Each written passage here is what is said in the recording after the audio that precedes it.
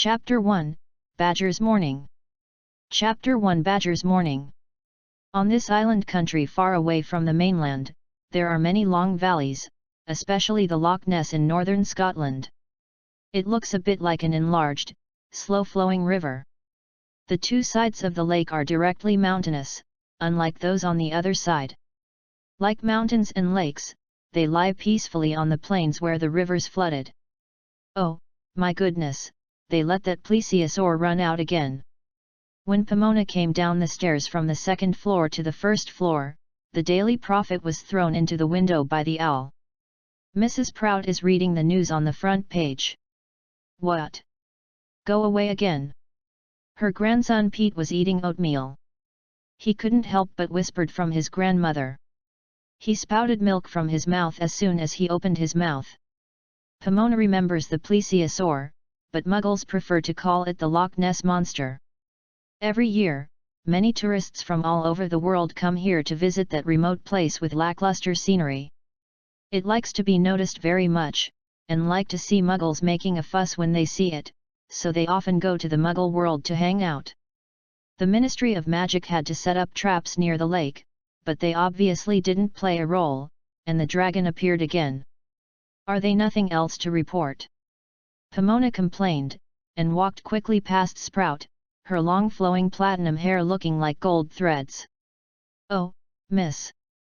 Mrs. Sprout screamed as soon as she saw her dress, are you going out like this? What's the problem? Pomona checked herself, because the blood of the wizard was withered, and now many Muggle-born wizards have entered the magic world, so many strangely dressed people appeared. She can be sure that she is not wearing Muggle pajamas, but the style of this witch robe shows her calf, which is definitely not acceptable to an elderly witch like Mrs. Sprout. Your face, you forgot to use a spell. Pomona suddenly felt that her good morning mood was gone. Humans have a sense of superiority to humanoids. House elves are a race that was conquered by wizards in ancient wars. Every elves must receive enslavement training at birth. Vivas are also a kind of elves, but they are big elves rather than little elves like house elves. Even though they are beautiful young women when they become humans, marrying elves will still make the tall wizards feel shameful. However, the beauty of Viva is unforgettable by the men who are obsessed with them, so there are many illegitimate children like her in the world. Why should I hide my face? Pomona doesn't want to cast magic on her face. She is 11 years old this year. Every girl at this age wants to dress up beautifully, and then she can talk about it. She was not the one who did the shameful thing. Why should she be punished for the consequences caused by her own mistake? Miss, please don't embarrass me. Mrs. Sprout's eyes were full of pleading as she looked at Pomona. I think you look good in such a dress. Pete chewed on the banana slices and said, are you going out on a date? No, I'm just going to Diagon Alley. Whether I go to Hogwarts or Booth Barton in the end, I need a magic wand. Pomona's biological father is French, but she has lived in England since she can remember, living with Mrs. Sprout. According to the logic, she should go to school in Booth Barton, but then she will be in the same school with many relatives, which will become very embarrassing for each other. Oh, I can't let you go to Diagon Alley alone. Mrs. Sprout exclaimed, the wizarding world is not suitable for an 11-year-old child to wander around. Didn't the war end early?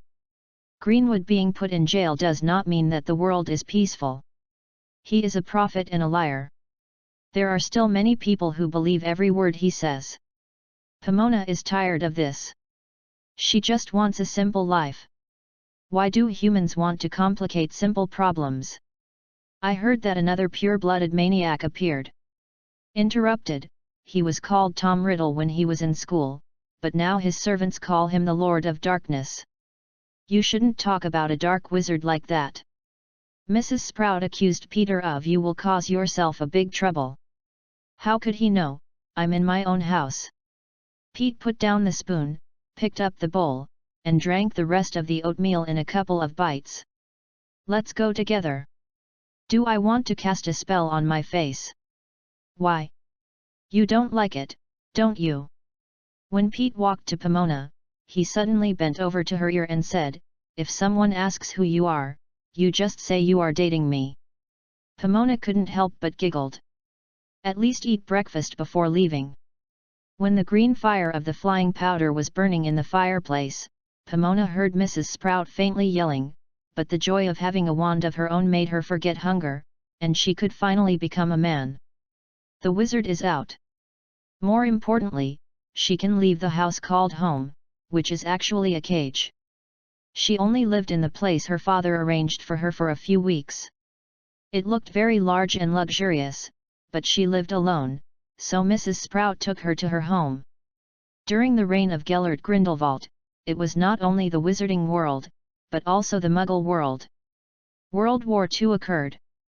Pete's father worked in the Ministry of Magic, and his mother died in an accident while his mother worked in St. Mungo.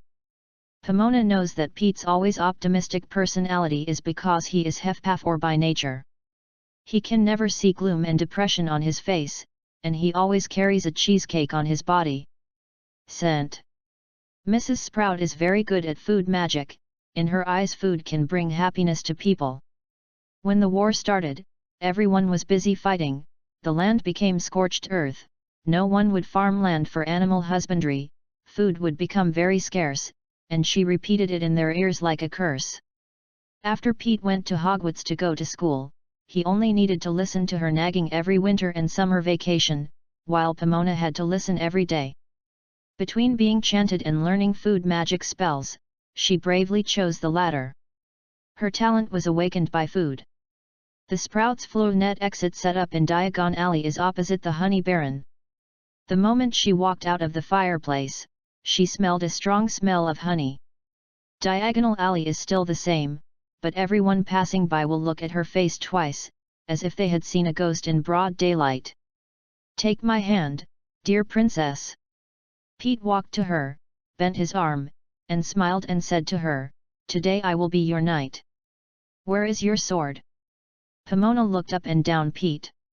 The boy changed rapidly after the age of 16. Pete was already much taller than her. "Here." Pete took out his wand. "Since it's all here, do you want to buy a flying broom? This is your purpose, right?" Pomona suddenly realized that Pete had been complaining that his flying broom was too slow, which caused him to perform abnormally in Quidditch matches. Unfortunately, the Sprouts weren't that way. A lot of money to buy him the latest broomstick. "I don't know what you are talking about," Pete said with a smile on his face, "I'm just a Hufflepuff." After speaking, Pete took Pomona's hand and blended into the bustling crowd. End of this chapter. Chapter 2, The Benefits of Being Rich. Chapter 2, The Benefits of Being Rich. The blood of wizards is dying, especially pure-blood wizards. Originally, the population of wizards is very sparse. Coupled with the low fertility rate and intermarriage between the nobles, there are fewer newborns. In order to pass on the magic, even mixed-blood wizards can enter Slytherin, a pure-blooded academy, so it is not surprising that a shop opened by a Muggle-born wizard appears in Diagon Alley. The shop opened by the nobles has the feeling of being tall and widowed. They are arrogant and reserved. The shop assistants inside will not smile as warmly as the Muggle shop assistants next door, and the business is naturally not as good as other shops. Some people's business is prosperous and others go bankrupt. This is the rule of elimination, but the nobles will not admit that they are the ones who made the mistake. They attribute the fault to the non-pure-blooded wizards. It is their invasion that makes the nobles. Business has become difficult to do, so that many shops that have been in business for centuries have to close down. Without income, you have to maintain the tasteful life of the nobles. You can imagine how difficult the lives of pure-blood wizards in the past were. However, poverty and pride will make them radical. The customers on the seemingly lively streets are all in a hurry. They seem to be reluctant to stay in Diagon Alley after buying things, just like Mrs. Sprout said. The current magical world is not suitable for an 11-year-old girl to hang out.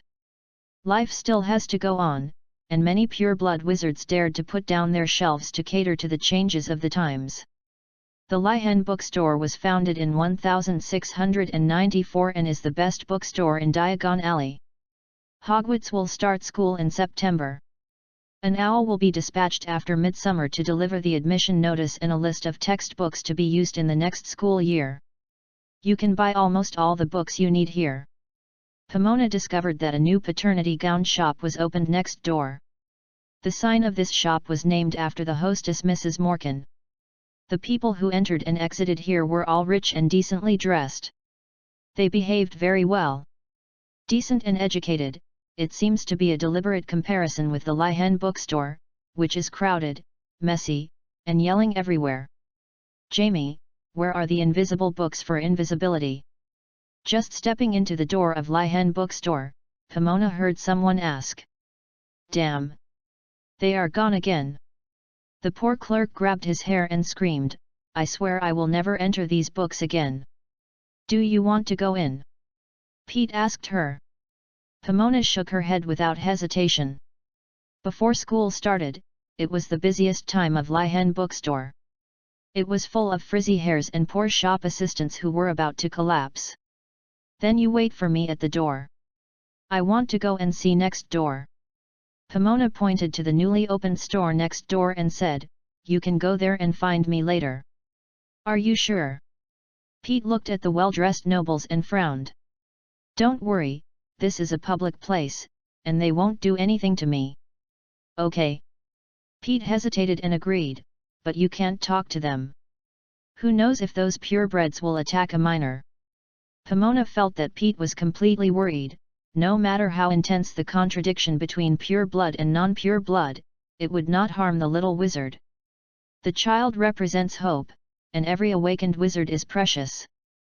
After the explanation, Pete took the magic wand and squeezed out a thoroughfare in the crowd like Moses separated from the Red Sea, and quickly disappeared from her vision, and Pomona immediately turned and went to the next door. Hey, James, which college do you think you will be assigned to? Of course it is Gryffindor, how about you? My mother wants me to enter Slytherin, but I would rather enter Hufflepuff, at least it must be mine first in the academy. As the jingle bell rang, the door of the robe shop was pushed open, and the loud conversation of two decently dressed little wizards attracted her attention. Pomona hated the latter's metaphor. It is often said that the students of Hufflepuff College are leftovers from other colleges. Hufflepuff's requirements are not required, but in her opinion, this spirit symbolizes tolerance, which is the quality that is most in short supply nowadays. Some people think that bravery is as precious as gold, but if they don't understand what is approachable, then he is just an arrogant and brash man. The earthy yellow soil can breed plants, wheat can make bread, grass can be eaten by cattle and sheep, and gold cannot fill the stomach. Human nature is diverse and ever-changing. At the last moment, brave people may become weak in a blink of an eye. Smart people will be stunned by ambition, loyalty can betray, and integrity can become evil. When the entire wizarding society does not treat house elves as one, it was Miss Hufflepuff who brought them into the kitchen at Hogwarts at the time and gave them work and shelter. Fortunately, remembering Pete's explanation, she didn't talk to anyone, and walked into the shop silently. There was the smell of high-end perfume everywhere.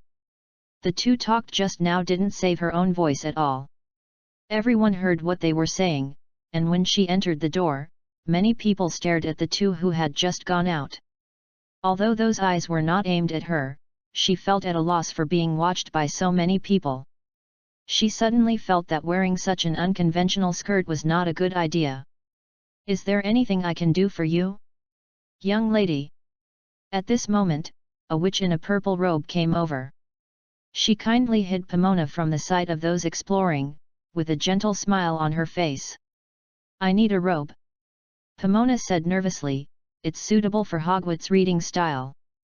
Her voice was not too loud, but it seemed abrupt in this quiet occasion, and someone snorted contemptuously from his nostrils. Would you like to buy Hogwarts uniforms, dear? I have a lot of uniform sizes here. It's custom made, of course. She deliberately said loudly, interrupting her with a voice with a little French accent, where do I measure the size? Then you have to wait, there is a young man in the back hall. The female clerk continued to smile and said, you can take a look at other clothes first. If you have a style you like, you can call me. Then she left. At this time, the nobles lowered their voices and talked in a low voice.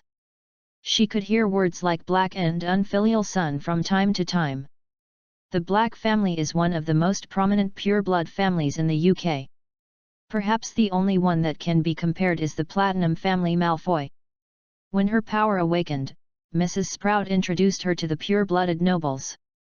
Most of the members of the Black family are studying in Slytherin. The two boys who just went out have black hair.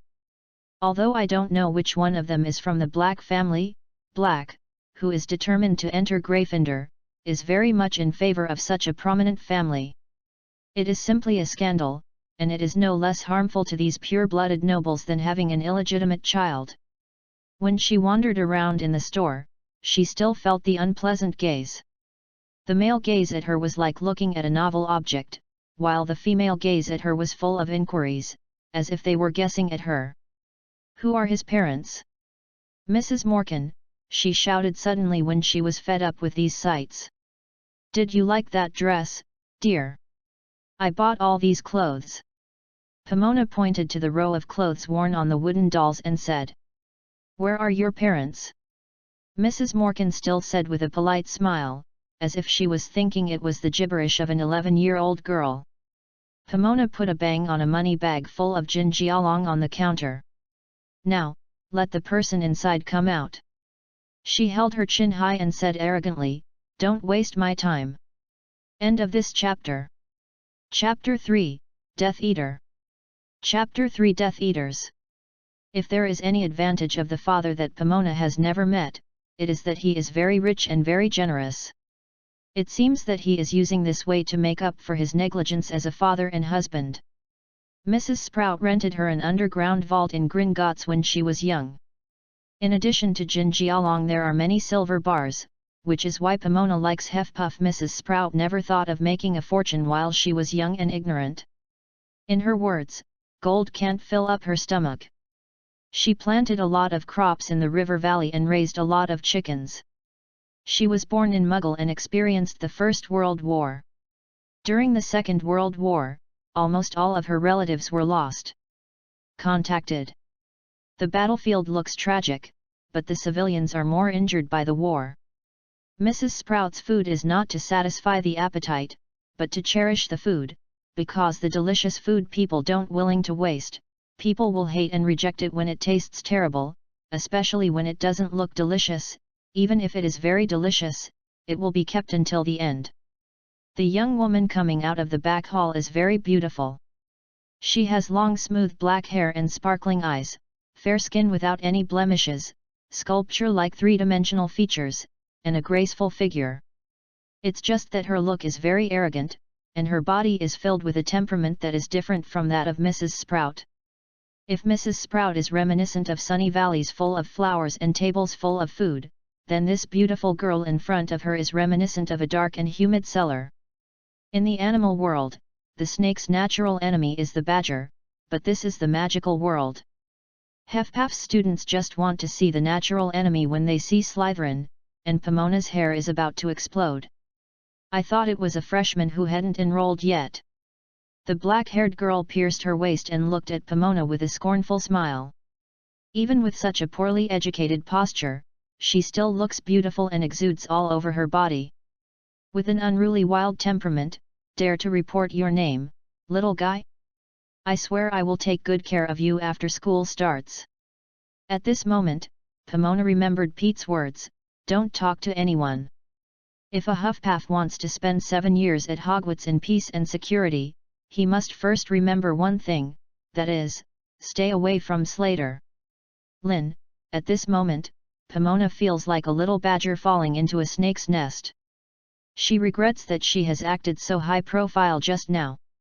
Just as Pomona was about to cry out in a hurry, the dark-haired girl seemed to realize something suddenly, scanned the store quickly, and then began to curse. Damn! Sirius Black! Where are you? He went out with the Potter boy. A kind man said, they just left. The black-haired girl was angry and rushed out like a black whirlwind, then turned into a cloud of black smoke and disappeared. Pomona knew that it was definitely not apparition, because she did not hear the explosion of Papa. After the girl disappeared, the discussion among customers became more enthusiastic, and because they lowered their voice, it sounded like mosquitoes in summer. "That's Bella from the Black family. I heard that she has become a Slytherin female prefect and a Death Eater this year. She is still a student." When the Dark Lord was studying, he had already swept a bunch of desperate obediencers in the castle. As long as he was loyal to him, age is not a problem. "Mom, what does Death Eater mean?" "Stop talking, my dear." A pair of young mothers and sons who didn't want to get into trouble left the robe shop, and then several others left one after another. Mrs. Morkan looked gloomy, but she still took Pomona to the back hall to measure her size. In order to block the sight of others, a thick curtain was drawn in the back hall, and because there were no windows, the taste left by a guest in front was completely preserved. In addition to the perfume smell on Bella's body just now, Pomona also smelled a rotten smell, which was different from the smell of rotting leaves in the forest, and more like dead mice and rotten flesh. "Did you smell that smell?" Pomona asked Mrs. Morkan, covering her nose. "What smell?" "It seems, something is dead inside." "My dear lady, my shop has only been open for a week." "How can you say that?" The kind Mrs. Morkan looked like she was going to lose her temper. "Maybe our taste in England is not suitable for fashionable French people like you. There is also a robe shop opened by a French wizard in Corner Alley. You can go there and see." Mrs. Morkan pushed her out as she spoke, seemingly unwilling to serve her. "Viva bastard!" When the clinking door closed behind her, she heard someone say. Only then did she remember what Mrs. Sprout said before she left. She really should have done something on her face. A little magic. She was so bored that she returned to the door of Lihen bookstore. Shopping was a pleasant experience, but now she is in a terrible mood, and I don't know if this will affect her choice of magic wand. "Hey, dear, do you want to divination?" At this moment, a slumped witch approached, and she tried to show a friendly smile to Pomona, but it made it even more unkind. "No need," she said warily. "Then, buy an amulet. It's just a small amount of money for you, but it can keep you safe."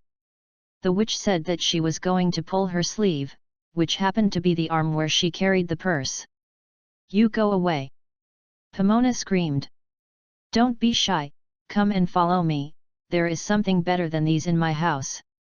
Seeing that someone around was starting to look at this side, the witch simply grabbed Pomona's wrist and tried to drag her into the little girl behind the bookstore. "Allie! No!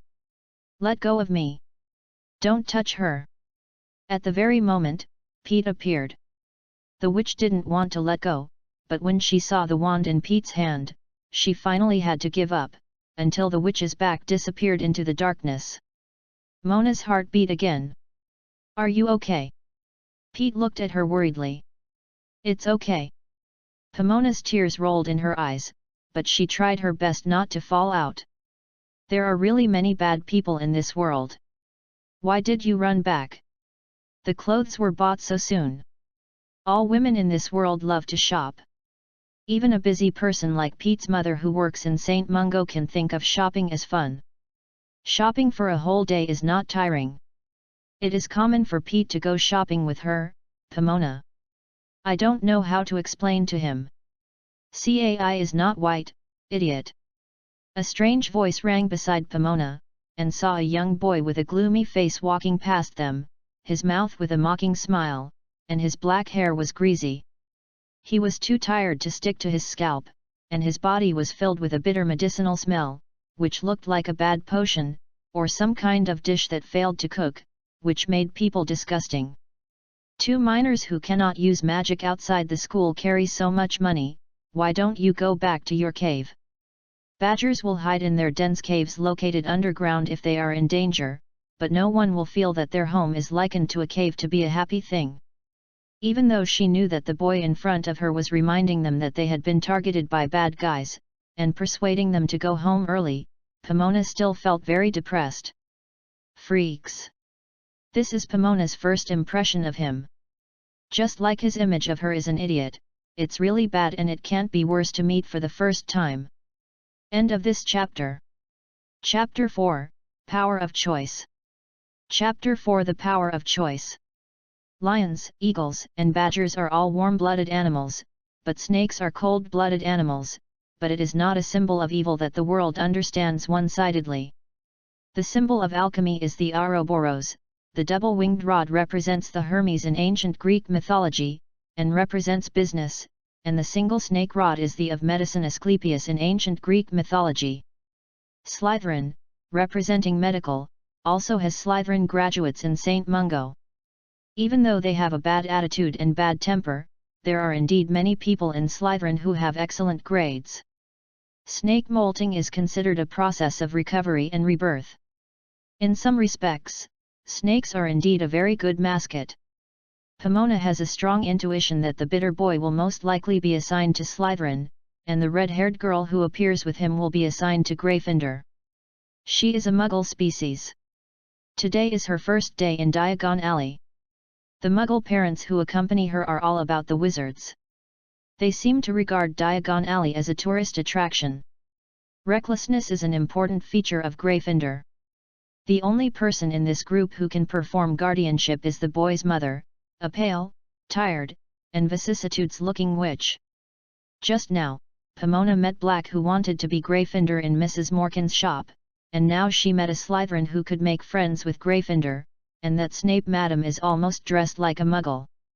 In the time of Greenwood, he advocated that wizards were born to rule Muggles, but the witch could not forget her identity as a wizard. She couldn't find other words to describe the people she met today except weird.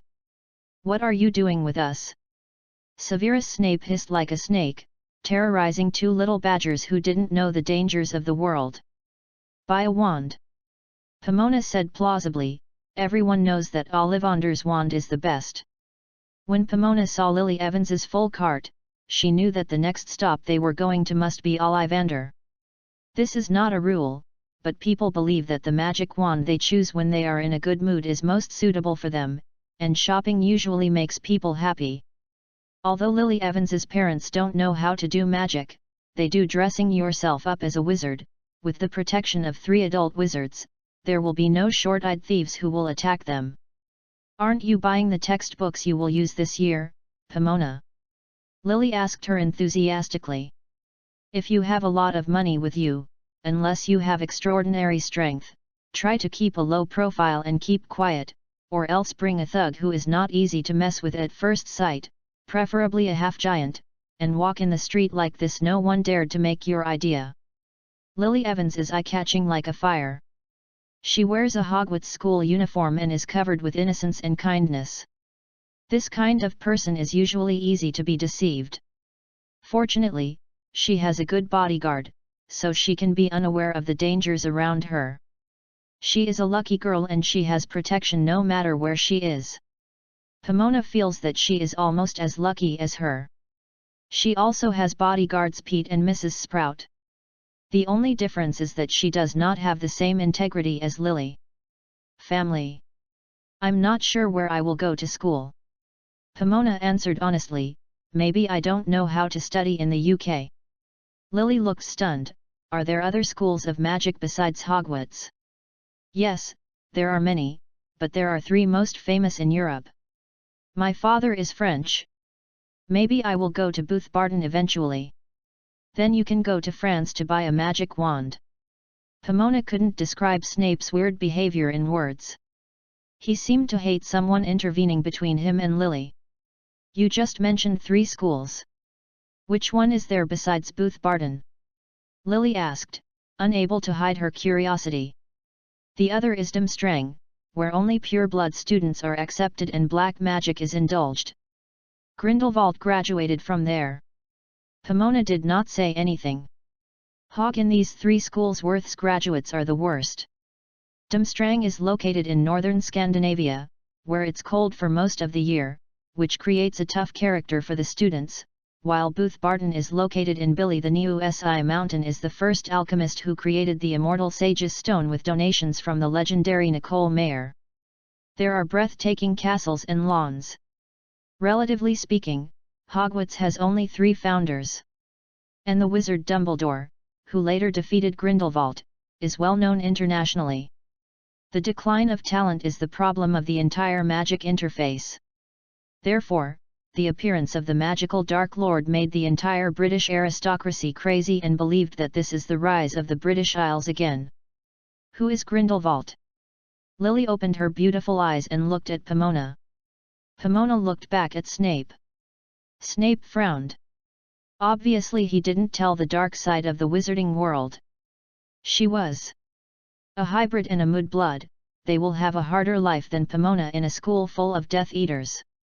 Every Hufflepuff must remember to do the right thing, because it is the right thing, and choice is more important than effort. Pomona felt that Lily Evans had the right to choose. When an ordinary person may be mediocre, he can be happy and even live a long life. Snape did not tell her the potential dangers of the magical world, and let her rush into one for her. Life in an unknown world is extremely irresponsible, even selfish behavior. He must have no friends with such a strange temper. If Lily also left, he would have to study at Hogwarts alone, and he would be alone everywhere. But it is extremely unfair for an ordinary girl who does not belong to this world to adapt to an unfamiliar environment and become a wizard. She may even lose her life due to unintentional small mistakes, especially now that there are Death Eaters everywhere in the castle. He is a dark wizard. Pomona said, he has ruled the wizarding world for 20 years and is active all over the world. He hates muggles and thinks that all muggles should be eliminated. Lily was obviously stunned by what she heard. Why does he think so? I mean, why? Because he thinks that if magic is seen again, wizards will inevitably be persecuted by muggles, so we must live in darkness. Do you remember the medieval witch hunt? You and I are the kind of witches to be hunted by the church. Lily covered her mouth in surprise. Enough! Snape roared, shielding Lily behind him. Pomona turned her attention to Lily's parents. I think you need to know this. The wizarding world is very new, but Lily is not here to play. She will study, live, and even get married and have children here in the future. She will meet with you in the future. Less and less, and the help you can provide her is limited. There have been many years of grievances between muggles and wizards. It can't be resolved by enthusiasm and kindness alone. No girly wizard is by ordinary people like you.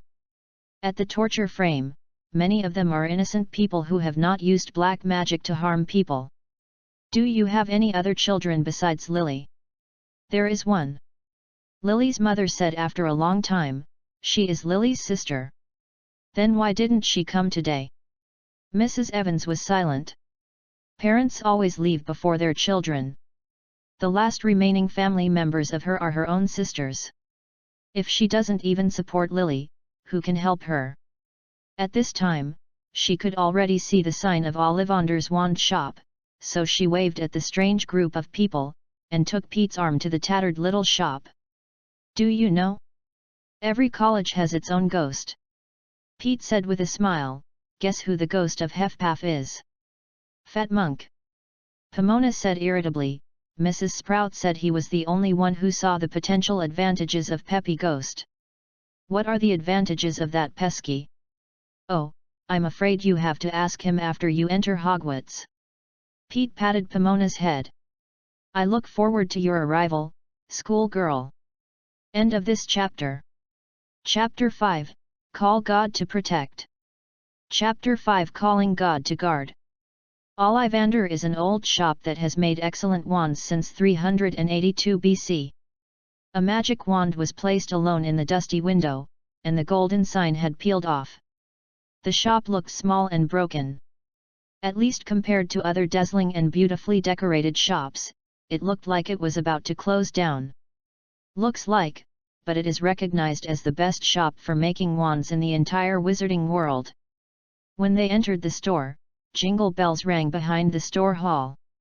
There was nothing but a bench. Behind the counter was a large cabinet. Thousands of long and narrow paper boxes almost lay on the ceiling, all covered with it.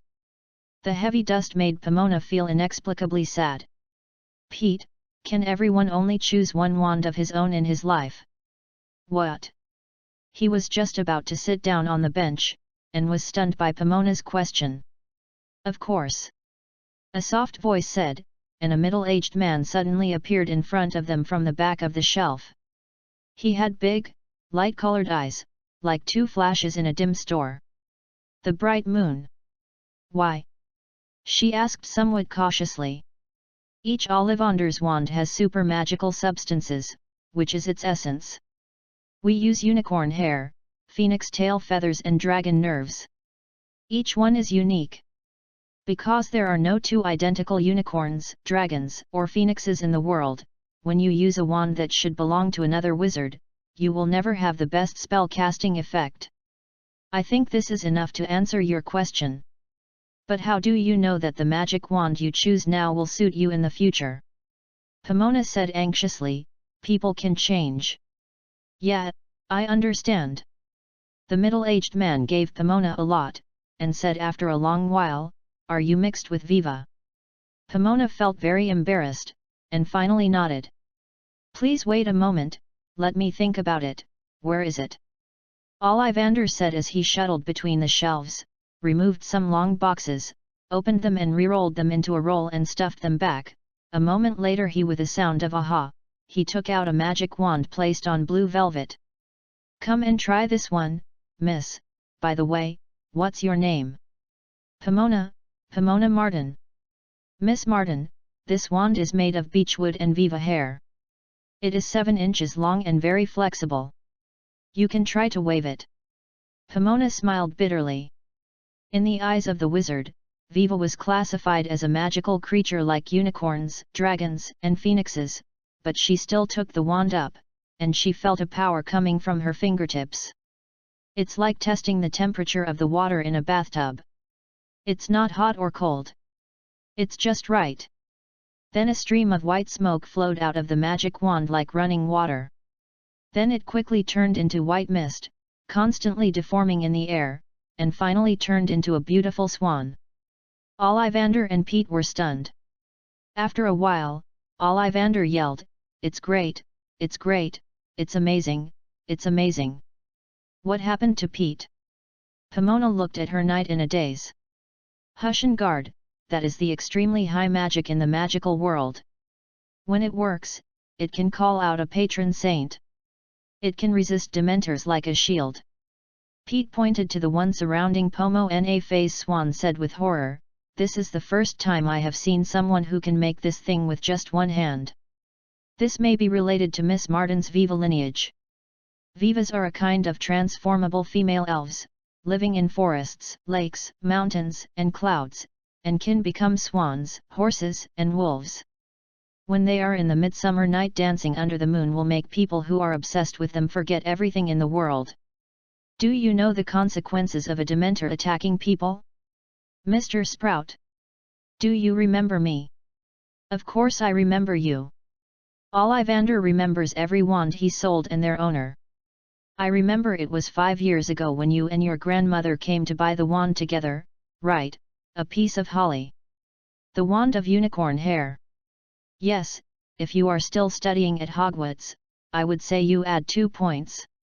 Pete smiled and said, when the dementors appear, it makes people feel cold, and people seem to lose all their enthusiasm and courage, only the most painful memories in my heart are left.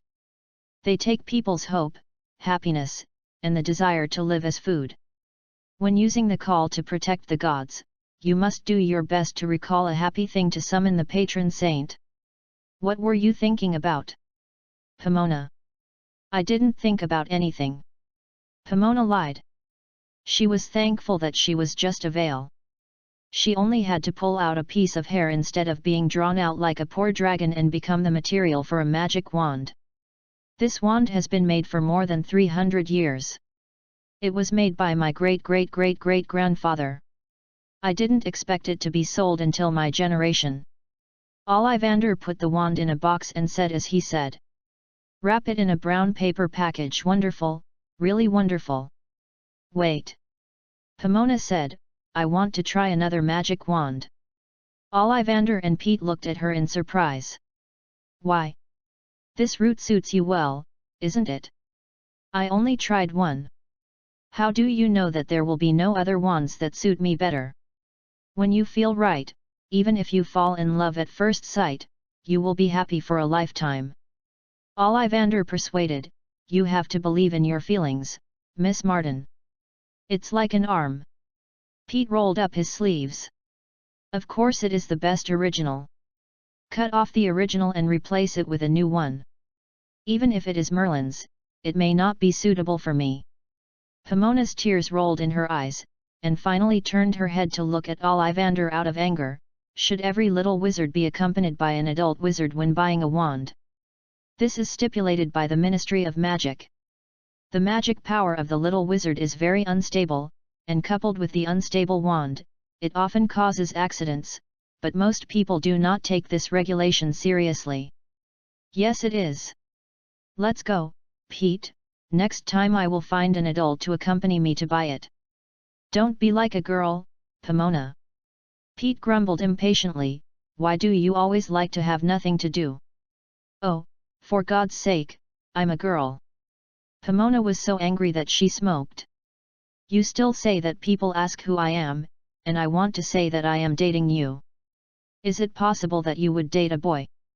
Both Pete and Ollivander were stunned. After a while, Pete cursed and left with Pomona unwillingly. Wait. Just when Pete's hand touched the doorknob, Ollivander handed the packed wand over. Take it away. Since the 3rd century BC, no one has left Ollivander. When I left empty-handed. Thank you. Pete took it without waiting for Pomona to speak. How much should I pay you? No need. Ollivander said with a relieved smile, you have helped me a lot. Either Pomona or Pete thought Ollivander's words were strange, but neither of them was too concerned. After all, there are weird people everywhere in the wizarding world. I won't use it. Pomona warned Pete, next time your mother is on vacation, I will come with her again. Come on, who knows when she will have time to rest. Pete said as he opened the door, and a group of people stood outside Ollivander's shop. It was Lily Evans and the Snape family. Hi, Pomona. Lily waved at her with excitement, while Snape turned his gaze away arrogantly. Actually, Pomona knew in her heart that her warning was of no use to a brave Gryffindor girl. They were so brave and reckless that they would not be deterred even if they had to face unknown dangers. In contrast, the girls in the Badger Academy are much more sensitive and timid, which is why other colleges look down on Hufflepuff. Gryffindor seeks courage, Ravenclaw seeks knowledge, Slytherin seeks ambition, and Hufflepuff seeks family and love. Mediocre people are not worthy of being with outstanding people. Pomona felt inexplicably frustrated. What made her even more puzzled was why she insisted on finding a second wand that belonged to her. In fact, she knew that the original one was very suitable for her, but she was stubbornly obsessed with fate.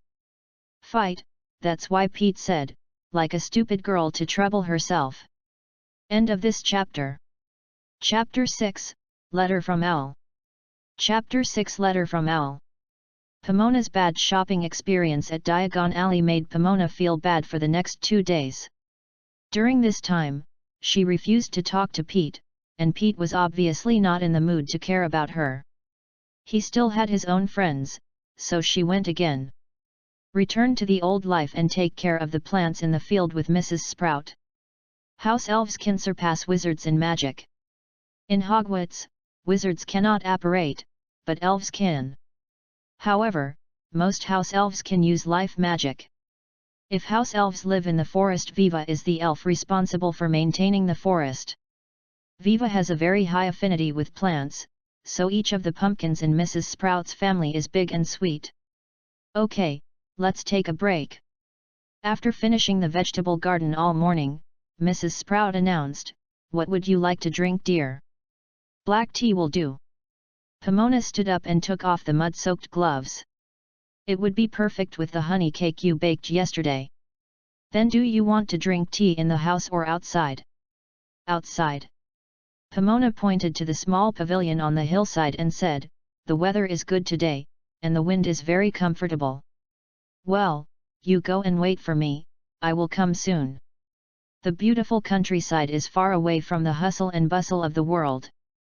There will always be one or two places that can be isolated from the world as long as you deliberately look for it in the whole of England. When Pomona carried her skirt to the pavilion, the desolate scenery in the distance did not make her feel lonely. It was as vibrant as the city.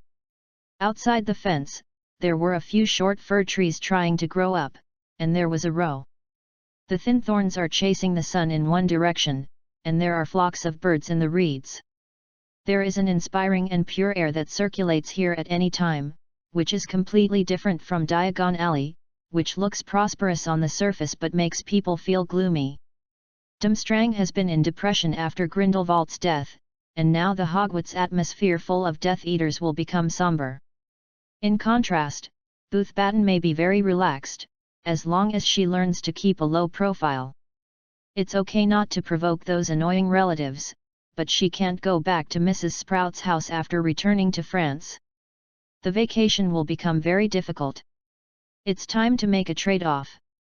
Pomona has never heard of transfers between the three major magic schools. Students graduating from Hogwarts generally stay in the UK for employment.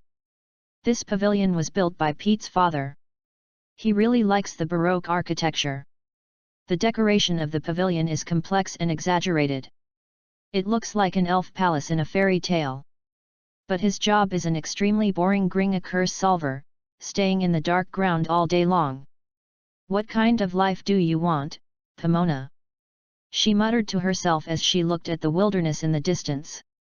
She didn't like the current wizarding world, but it was impossible to return to the Viva Society. After the war, Muggles kept going. Expanding the city and destroying the forest, they are now very difficult to find. Some kind of change is imminent, she feels at a loss, and don't know what to do. She wants to grasp intuition, but intuition is not always accurate, just like in Ollivander that day, no one understands the wand made of Viva hair is still in her bedroom. It didn't take long for Mrs. Sprout to come to the pavilion. She hobbled over with a basket. She rarely used magic other than making food. In her words, this was the weird persistence of her old lady. I heard Pete say that the first time you picked up the wand, you learned how to call the guardian, and you also called on the patron saint. Mrs. Sprout said while making tea. The fascinating fragrance of tea permeated, and she felt this when talking about this topic. The mood has been calm. Yes, ma'am. Pomona took out the cut honey cake from the basket. Then why don't you use that magic wand? It suits you well, isn't it? Mrs. Sprout, how did you and Mr. Sprout meet? She raised her eyebrows, took a sip of the black tea that was still smoking, and then placed it on the cup and saucer so gracefully, the porcelain collided with a sweet sound, and then whispered, "We met in school. Almost a dumb gun, the sorting hat assigned me to Hefpaf. I have to say that it is really a smart hat. If I were assigned to other schools, I might not know him." How many people got married after graduation? Mrs. Sprout laughed. Oh, dear, you went to Hogwarts to study, not to fall in love. Although I don't think Dumbledore will punish students who fall in love while studying, I think you should focus on reading. Pomona could not describe her feelings in words, she felt that no one would understand her. You are worried because of your mother, right? Mrs. Sprout patted Pomona's hand. Worried about making the wrong choice like her.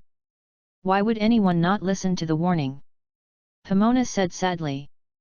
The day we bought a magic wand, I met a Muggle girl who knew she might be in danger at school or she wanted to be a wizard. Pomona believes that someone must have warned her mother not to combine with humans, but she still obeyed her heart, and finally turned her life into a tragedy. I don't know, Pomona, but I know that there may be a 50% chance of success in trying, but if you don't even have the courage to try, then you will fail 100%. Mrs. Sprout said softly, ours. In times, wizards were not allowed to marry muggles and wizards who came from muggle families, but Henry was sentenced to leave the family for me and settled here. Love will give people the courage to overcome all obstacles, but he decided to love one. Before a person, you must learn how to distinguish a person. Some people's hearts are not the same as they show. This is why I hope you can learn from the fat monk. He has a pair of eyes that are good at distinguishing. What are the advantages of Pippi? Who knows, you can only ask him after enrolling. Mrs. Sprout held up the teacup again. Rather than worrying about the future, you should decide what kind of person you are. I believe a friendly and compassionate person will live very happy. What do you think, dear? As soon as Mrs. Sprout's words fell, she seemed to see something fixed in one place. Pomona followed her gaze and saw a dark figure slowly flying in from a distance. It grew bigger and bigger, and finally showed its original shape. It was an owl with an envelope on its paws. When the fate was judged, Pomona stood up and walked to the entrance of the pavilion. The owl flew straight to her when she saw her, and suddenly let go of her paw when she thought it would hit her. Threw the 2 letters at her feet, and immediately flapped her wings with agility, flew around the pavilion, and finally landed on the table in the middle, as if she were the owner, pecking at the sweet honey cake. Could it be said that both schools sent notices? Pomona felt inexplicably surprised, so she crouched down and picked up the 2 letters. One of them was painted with the Hogwarts badge, and the lion, badger, snake, and eagle representing the 4 colleges had a capital letter in front of it. H. The other letter contained nothing, and there was no sign on the envelope, only the line Pomona's Chi was written in the very corner. This is your father's handwriting. Mrs. Sprout took a sip of tea. You are his daughter anyway, and he will not ignore you. End of this chapter. Chapter 7, Hogwarts Express, Part 1. Chapter 7, Hogwarts Express, Part 1. According to the tradition of Hogwarts, every student, whether he is a muggle or a pure-blooded wizard, must take a train to the school, but wizards living in the wizarding world will apparate directly to the platform, only living in muggles. The wizards of the world struggled to reach the platform through King's Cross Station. Seniors will go to the carriages of each college, and only freshmen will sit with each other regardless of college. While passing by the Slytherin carriage, Pomona saw Bella Black again. Although the last time we met was half a month ago, she lowered her head when she passed by her, using the steam train. Smoke covered her figure and pushed her cart to the newborn carriage. The shopping list sent by Hogwarts stated that she would bring a pet, so when she walked to the carriage, cats of various colors and breeds wore around under people's feet, and many were allergic to cats. People keep sneezing. The first few boxes of the carriage were already full of students. These people seemed to know each other and kept throwing things to play around. She had to squeeze past the crowd and found an empty compartment near the back of the car. After the door closed, she finally got clean for a moment. Severus is coming, there is still room here. Not long after she was cleaned up, she heard someone shouting. She followed the voice and looked at it. It was actually Lily Evans, who had met in Diagon Alley last time. With her yelling, a few seconds later the gloomy, greasy Snape appeared. When Pomona's eyes swept past her, she felt as though she was suffocating. But he obviously didn't recognize her, and he opened his mouth slowly and said, "Is anyone sitting here?" "No. No one." Pomona stammered. Then she remembered. When she went out today, she remembered using magic. No one except her hair could see her veil blood. Her wand seemed to have a character, no matter how she tried to cover her hair to make it look less flowing, it wouldn't work. Who would call her wand's core be Viva's hair? "Go in, Lily," Snape said. After they were all seated, Snape closed the box door. The other people who were looking for a place turned and left as soon as they saw the situation inside. It was finally completely quiet. "Hello, this is Lily Evans, you are..." Lily, who was sitting across from her, stretched out her hand first. Pomona Martin. She also reached out and shook Lily back. Pomona! Lily exclaimed. Yeah, what's the matter? She deliberately pretended to be stupid, because Snape's face became more gloomy the moment she heard the name. Nothing. Lily stuck out her tongue. It's just that you have the same name as a friend I know. Pomona didn't think that people with only one side could be called friends. She glanced at Snape secretly again. He obviously didn't intend to introduce himself or shake hands. The sunlight dimmed when he passed by. His name is Severus Snape. Hello. Pomona greeted her with a voice not much louder than a mosquito, but Snape put his hands around his chest and looked at her with alert eyes. He's like this, he doesn't like to talk, don't mind. Lily was so happy that her eyes became two crescents. Why are you alone? My relative is in the front carriage. He is in 5th grade this year. Oh, then which college is he in? Hufflepuff. A bad expression flashed across Lily's face. Pomona looked at Snape with a sneer smile on his face. It was obvious that he was also a prejudice against Hufflepuff, and he instilled this prejudice into Lily. The food at the welcome party is traditional dishes provided by Hufflepuff, and you will have surprises at that time. It's amazing, is this what you expect from Hogwarts? As soon as Snape spoke, it made people feel depressed. What's wrong with liking to eat? You can't live without food, even Dementors need food. Dementor. Lily heard another new term. A terrible magical creature. They will all your happiness and hope away. That is their food. How come there are such terrible creatures? Why not destroy them? There must be a reason for existence. Hogwarts is the safest. They dare not attack anyone as long as they stay in school. You seem to like to scare people. Snape said triumphantly with I have insight into everything about you, others are more scared than you, so you feel safe, don't you? If you don't speak, I will be very grateful to you. Pomona said with no anger. She had never met such annoying people when she grew up. He was like a Dementor, which made people feel uncomfortable. To the slightest enthusiasm. I dare to say, I must be the worst student in the class. Lily worriedly said, I don't know a lot of what you said. No, Lily, there are a lot of students from Muggle families. As long as you work hard, you can learn faster than those pure-blood families. Pomona comforted her, but Snape seemed unaware of the worries of his companions. Same without saying a word.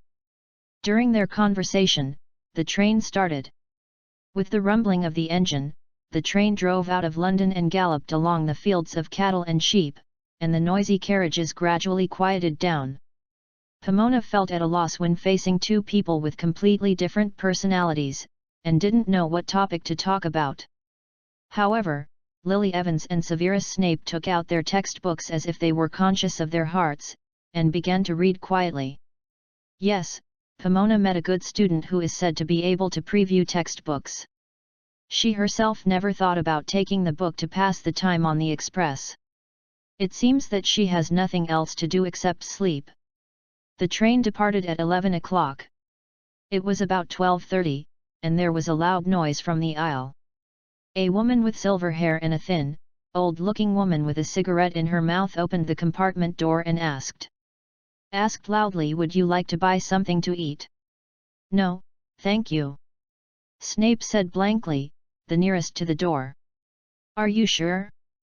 There are still 7 hours to school. My mother said, don't buy anything sold by suspicious people. Snape's tone became more sullen. Lily obviously wanted to say something. She was fidgeting in a hurry. Pomona understood her feelings because she heard Lily's belly screaming. No, we brought our own food. Pomona took out a picnic basket, and before the old woman could say anything, Snape slammed the door shut. Then, he continued to read the book as if nothing had happened. Pomona and Lily glanced at each other at the same time, just as Lily's stomach began to scream again. I'm so sorry, we set off in a hurry in the morning. I didn't eat anything. Don't worry, I made a lot of food, enough for us to eat together.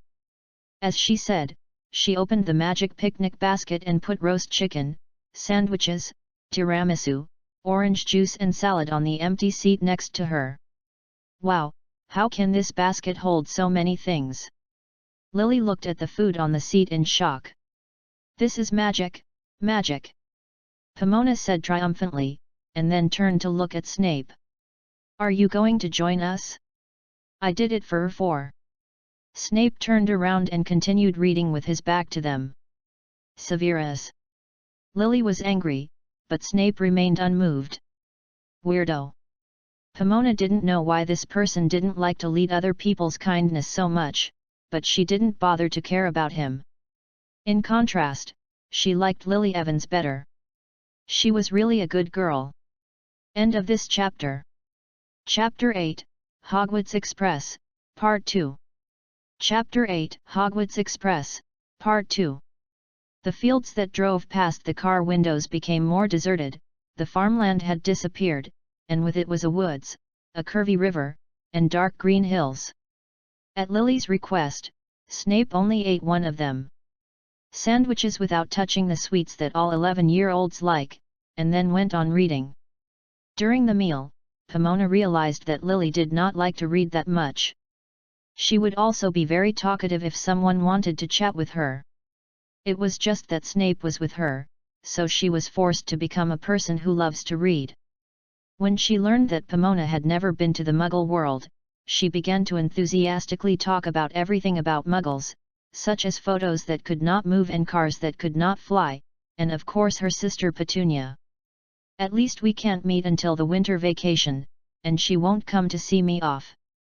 Lily looked depressed, as if she cared about her sister. Pomona didn't want to comment on people she hadn't met, so she stuffed a strawberry into her mouth. At this time, she accidentally discovered that the textbook Lily was reading was brand new, while the book Snape was reading was obviously second-hand. And then she began to observe carefully. Even his robes are second-hand. Generally speaking, everyone will change into school uniforms when they are near school, but he changed them early, as if to hide the old clothes under his school uniforms. Hey, Sirius, see whose picture I got, someone shouted in the quiet aisle. To be honest, he was really noisy. Snape had opened the box door to let the air circulate, but now he closed it again. Lily looked at Pomona and stopped talking. Want to try your luck? Pomona took out 4 chocolate frogs from the picnic basket. Which one do you pick? I'll pick this. Pomona gave her the chocolate frog that Lily had chosen. When she opened the carton, the frog immediately jumped out, and the 2 girls hurriedly caught it. What is this? Lily is very new, although her hair was messed up by the jokes just now. Like I said, chocolate frogs. Pomona panted. Each chocolate frog has pictures inside. You can collect them and see who you get. Lily opened the paper box and took out the picture inside. On it was a man's face, with a pair of half-moon glasses, and a long crooked nose. His grey hair and beard covered most of his face. The name written below is Albus Dumbledore. Who is he? Lily gave the picture to Pomona. You can look at the back of the picture. Pomona turned to look at Snape. Are you going to try it? Mr. Snape. Snape really ignored her. At this time, she turned her gaze to Lily again, the joy on her face had faded, and she looked a little sad. What's wrong with Lily? It says that he defeated the dark wizard Grindelwald in 1945. Lily said softly, someone told me that Grindelwald would destroy all Muggles.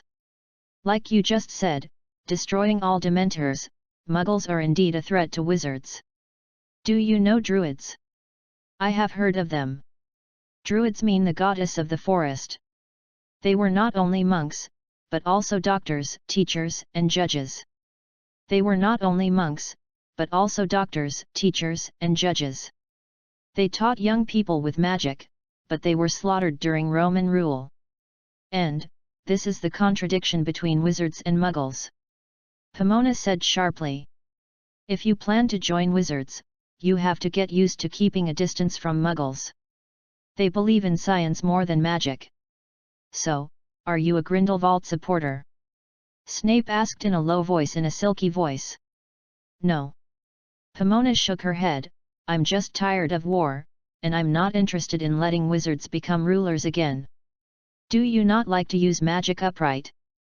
Could you not talk about such a dull topic? Pomona felt that this topic was too heavy, and she wanted to improve the formula of tiramisu more than talking about it. Then what do you want to talk about? Snape asked perfunctorily. Are you a couple? No, of course not. As soon as Pomona's voice fell, Lily immediately yelled, We are just friends. Pomona looked at Snape. His eyes were like the endless abyss without any mood swings, still looking at the book in his hand. Besides, we are only 11 years old. It's too early to talk about this. Lily said as if she was dead. She didn't know how much Snape could listen to. Perhaps in the hearts of Lily and Snape, they have defined themselves as a girl with only cakes and love in their heads, but Pomona doesn't care what they think. She clearly feels that she is not the same with them. Hufflepuff represents mediocre qualifications. Lily is very beautiful, she will be very eye-catching, and Snape is also very eye-catching from another aspect. Last time, she had suffered enough by acting high-profile. In the next few years, I plan to dispatch at the same low level, and it is a good idea to keep a distance from them. Pomona. Lily said at a loss, Why do you prepare lunch for 4? The banquets at Hogwarts are all prepared by Hufflepuff. We are used to sharing. Pomona smiled and said, Food makes people feel happy. No. Snape looked away from the book. Power can make people feel happy. Pomona felt that she would never understand Slytherin. Isn't it more important to learn how to get along with others than to conquer and rule? The next journey became dull again. Lily took out the book and began to read again. Pomona was no longer in the mood to chat. She looked at the scenery flying outside the window and watched the sky gradually turn from bright to dark. It was the letter from her father. Pomona, my dearest, forgive me for not seeing you for so many years. I'm inconvenient to say more in the letter, but I hope you can know that I love you and your mother very much. I have never abandoned you. This year you are 11 years old. The British style is not good. Maybe you want to go back to France and go to Buzzbarton to study, but I must tell you, even if you go to Scandinavia, don't go there, Hogwarts. Zi is the best choice. Love your dad. Pomona didn't know why Buzzbarton became dangerous, but she still chose to trust her father, a person she had always hated. Many people think that a beautiful girl shouldn't be wise. It's very good to deceive, but she would rather believe that her mother really fell in love with her father and gave birth to her. Mrs. Sprout's home is far away from human society. This may be to protect her, or some secret, and to protect their safety, her father must leave her. She has a little excitement about the next life, but she must learn to keep secrets before she can enjoy life, because this is the world of wizards. End of this chapter. Chapter 9, Sorting Ceremony. Chapter 9 Sorting Ceremony. It was getting dark, the train slowed down, and finally stopped. The passengers ate out of the boxes, shoved and rushed towards the door. Through the window, you could see a dark and small platform. A man mentioned it. With a lamp on the platform, shouting, "First-year freshmen come here! First-year freshmen come here, don't care about your luggage, we will send them to school for you later." He didn't say anything funny, but the senior students snickered, and deliberately laughed at his accent. The dog at the lantern man's feet kept barking at the students. Pomona, Lily, and Snape rushed forward following the flow of people in the aisle. When she walked out of the car door, the cold wind blowing in her face shivered. She couldn't help but sneezed, causing a beautiful boy's attention. "Oh, damn, you sprayed my nose on my robe." He complained loudly and attracted the attention of many people, and Pomona flushed. "My name is Apollon Pringle, and I am your housekeeper, and this is Mr. Prutoy." The lantern man pointed to his dog and said to the little wizards, "You will soon become students of Hogwarts." "Yes, but I want to remind you that there are many dangerous places in this castle. If you say that you are caught by me, you will be deducted or expelled, but if you are caught by them, you will lose your life. Now I go to the castle, pay attention to your feet, don't fall behind." Sniffing. When the crowd began to move again, the grey-eyed boy yelled at Pomona, and everyone around snickered. "You are so rude," Lily said to the boy, "you are such a mean." Perhaps because Lily is so beautiful, the boy snorted and ignored it. They followed Pringle, stumbling all the way down a steep path through a dense forest. After turning a bend, everyone couldn't help but exclaimed, and saw that the end of the path was dark. On the big lake, there is a towering castle on the hillside on the other side of the lake. There are many spires on the castle, and there are orange lights behind each window. The castle and the reflection of the light on the calm and waveless lake look beautiful, growing so big. Mona had never seen such a magnificent building, and couldn't help but exclaim like everyone else. Everyone gets on the boat, no more than 4 people in each boat. Pringle pointed to the row of boats on the shore and said, "So Pomona, Lily, Snape, and a boy who didn't know where to fight shared a boat." The boat, but after waiting for the boat, Pomona searched for a long time but couldn't find where the oars were. After everyone was seated, Pringle took a boat alone, and then all the boats moved on their own. They silently scratched the surface of the lake, crushed the floating light and glimpses on it, and slowly sailed towards the towering clouds. "Huge castle! Head down!" Pringle shouted as he passed an ivy curtain. Everyone bowed their heads, avoided the rocks hidden behind the vines, and came to a secret entrance. They walked along a dark tunnel came to the underground of the castle, and finally came to a place similar to an underground pier. At the end of the steps paved with rubble, a witch in an emerald robe stood waiting for them in front of the gate. "Disembark, come one by one, don't fall into the water." After landing, Pringle took the lead on the shore, but had no intention of helping. Snape jumped onto the shore first, and then helped Lily to the shore. Pomona wanted to come by herself, but she didn't expect the boat to sway so much, and the boy behind her could not stand on his own. She felt like she was about to fall. "Went to the lake. Grab my hand," Snape said impatiently, and Pomona grabbed him like a straw. His hands were not as cold as she thought, but they didn't feel warm. After Pomona came ashore, he ignored the boy. In the end, Pomona looked at him as pitiful and stretched out her hand. "Thank you," the little man said humbly. He had protruding teeth, which looked like some kind of rodent. "The first-year freshmen are here, Professor McGonagall." After everyone was ashore, Pringle led the freshmen up the stone steps. At this time, Pomona could see more clearly. "Honestly, Professor McGonagall, if it's not so serious, it's a beauty." "Thank you, Mr. Pringle."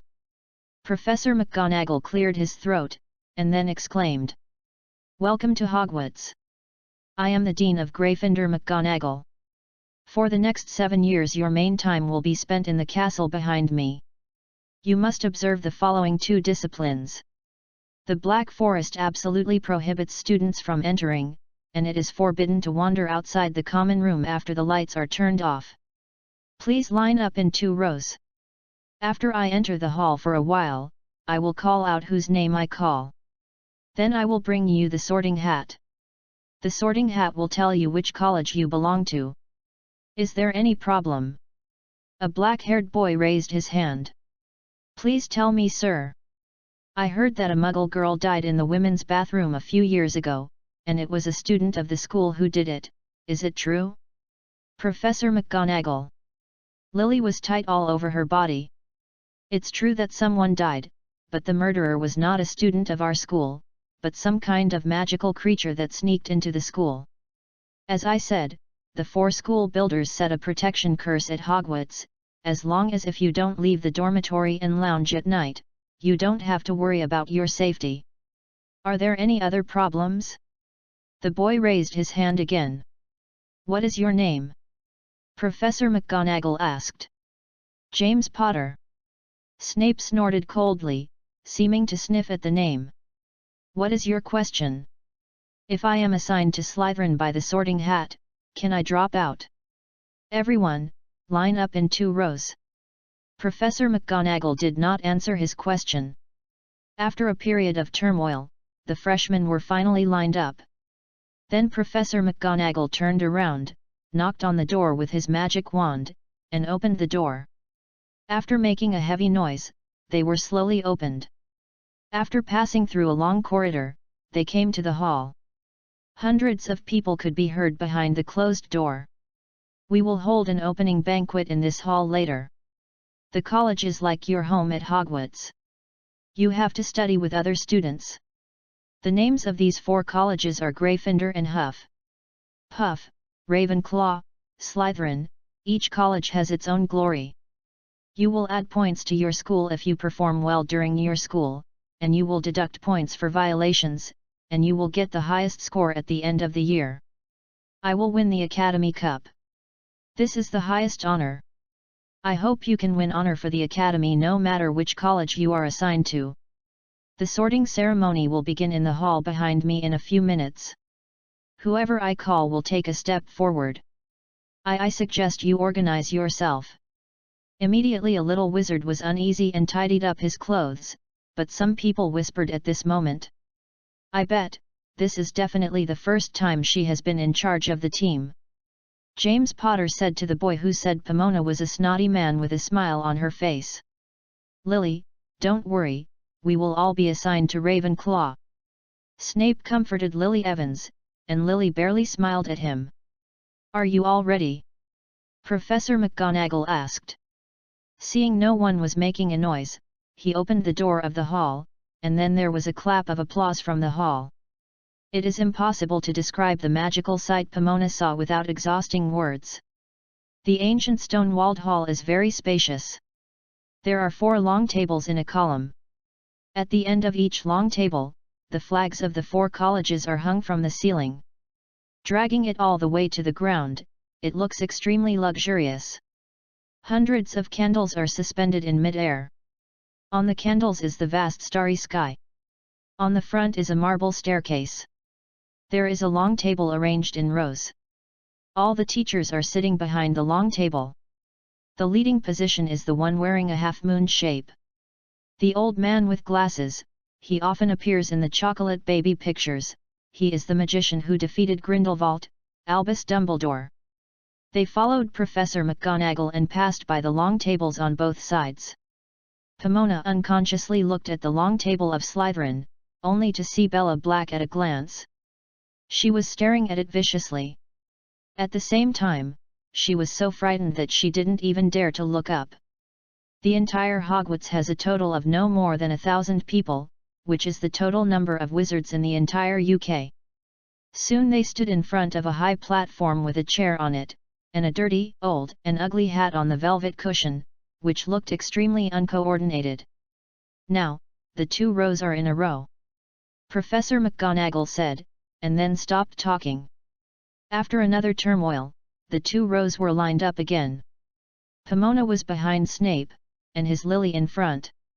When everyone stood up, the hall became silent again, and then the patched hat actually began to sing. You may think I am not amazing, but you can't judge people by appearance. If you can find a hat smarter than me, I will eat myself.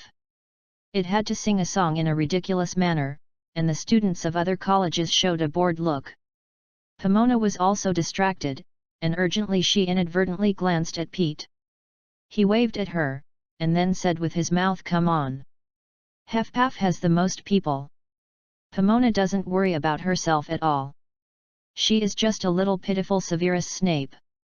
He probably won't be able to enter Ravenclaw as usual. Professor McGonagall took out a piece of parchment, and then began to read the name. The team began to get shorter and shorter. Pomona also knew many people. Among them, the boy who called her snotty was Sirius Black, who was in the branch. When Cap assigned him to Gryffindor, Bella Black drew his wand on the spot. If Slytherin's dean, Professor Slughorn, hadn't stopped her, Pomona had no doubt that she would tell Silas. Unleash Ilavada's soul's life spell. Pomona Martin. Although was ranked behind Snape, the initials of Pomona's surname were in front of Snape and Evans, and she did not expect to score Hufflepuff. Where is the fat monk? After taking her seat, she asked a senior. Where is it? Next to Dumbledore. The senior said, pointing to a ghost exuding pearl white, he is trying to persuade the principal to invite Pepe Ghost to join the banquet again. Pomona looked at Dumbledore, and she didn't know if it was her illusion. She always felt that they were looking in her direction, but she didn't care too much, because soon Professor McGonagall began to read Lily's name. The red-haired girl took a deep breath and quickly sat down on the chair. As soon as Professor McGonagall put the sorting cap on her head, it shouted Gryffindor. Gryffindor's long table immediately began to rejoice, in contrast to Snape's unabashed loss. Severus Snape. Soon Professor McGonagall called his name, the sorting hat stayed on his head for a while, and finally shouted Slytherin. Pomona was almost certain that she heard Snape's heartbreaking voice. He was not assigned to Ravenclaw, and he was also assigned to Slytherin College, which was hostile to Gryffindor. When the last student was assigned to Hufflepuff, Professor McGonagall rolled the parchment, and then took the sorting cap away. Urgently Dumbledore knocked on the crystal cup and slowly stood up. Just when Pomona thought he was going to make a long talk, he only said, "Welcome to Hogwarts. Before the banquet, what I want to say is broom, cake, crying nose, thank you everyone." Then he sat down. After that, everyone began to applaud enthusiastically, and then suddenly there was a lot of delicious food on the empty long table, which seemed to mark the beginning of the banquet. Pomona couldn't help looking at Gryffindor and Slytherin. Lily Evans looked a little nervous, but was still communicating with other people, while Snape was immersed in the food on the plate. No one can see his expression. You need your own life, Pomona. She thought to herself that she picked up a knife and fork and placed a steak on her plate. It was as good as chewing wax. If the house elf at Hogwarts knew what she was thinking, she would cry. End of this chapter. Chapter 10, Cursed Post. Chapter 10 The Cursed Position. Excuse me, let me give you a hand. In the middle of the banquet, Pete moved over from the upper grade side with the plate. This situation is not uncommon at Hufflepuff's table, relatively speaking in the high levels. Lettering would never happen. I can't believe it. As soon as Pete sat down, Pomona complained, "You didn't even come to see me." Pomona herself almost forgot about the dispute half a month ago, but Pete was so stingy that she was unwilling to send her to the station, and even after getting on the train, he did not come to visit. The other people's brothers and sisters would at least be able to come in person. Ask the prefect to express condolences, but Pete treats her as if she disappeared. Don't be like a child, Pomona. Pete Slinger said politely. It's just a train to Hogwarts. I believe you can do it. She used a fork to stab the pie on the plate as if it were Pete's face.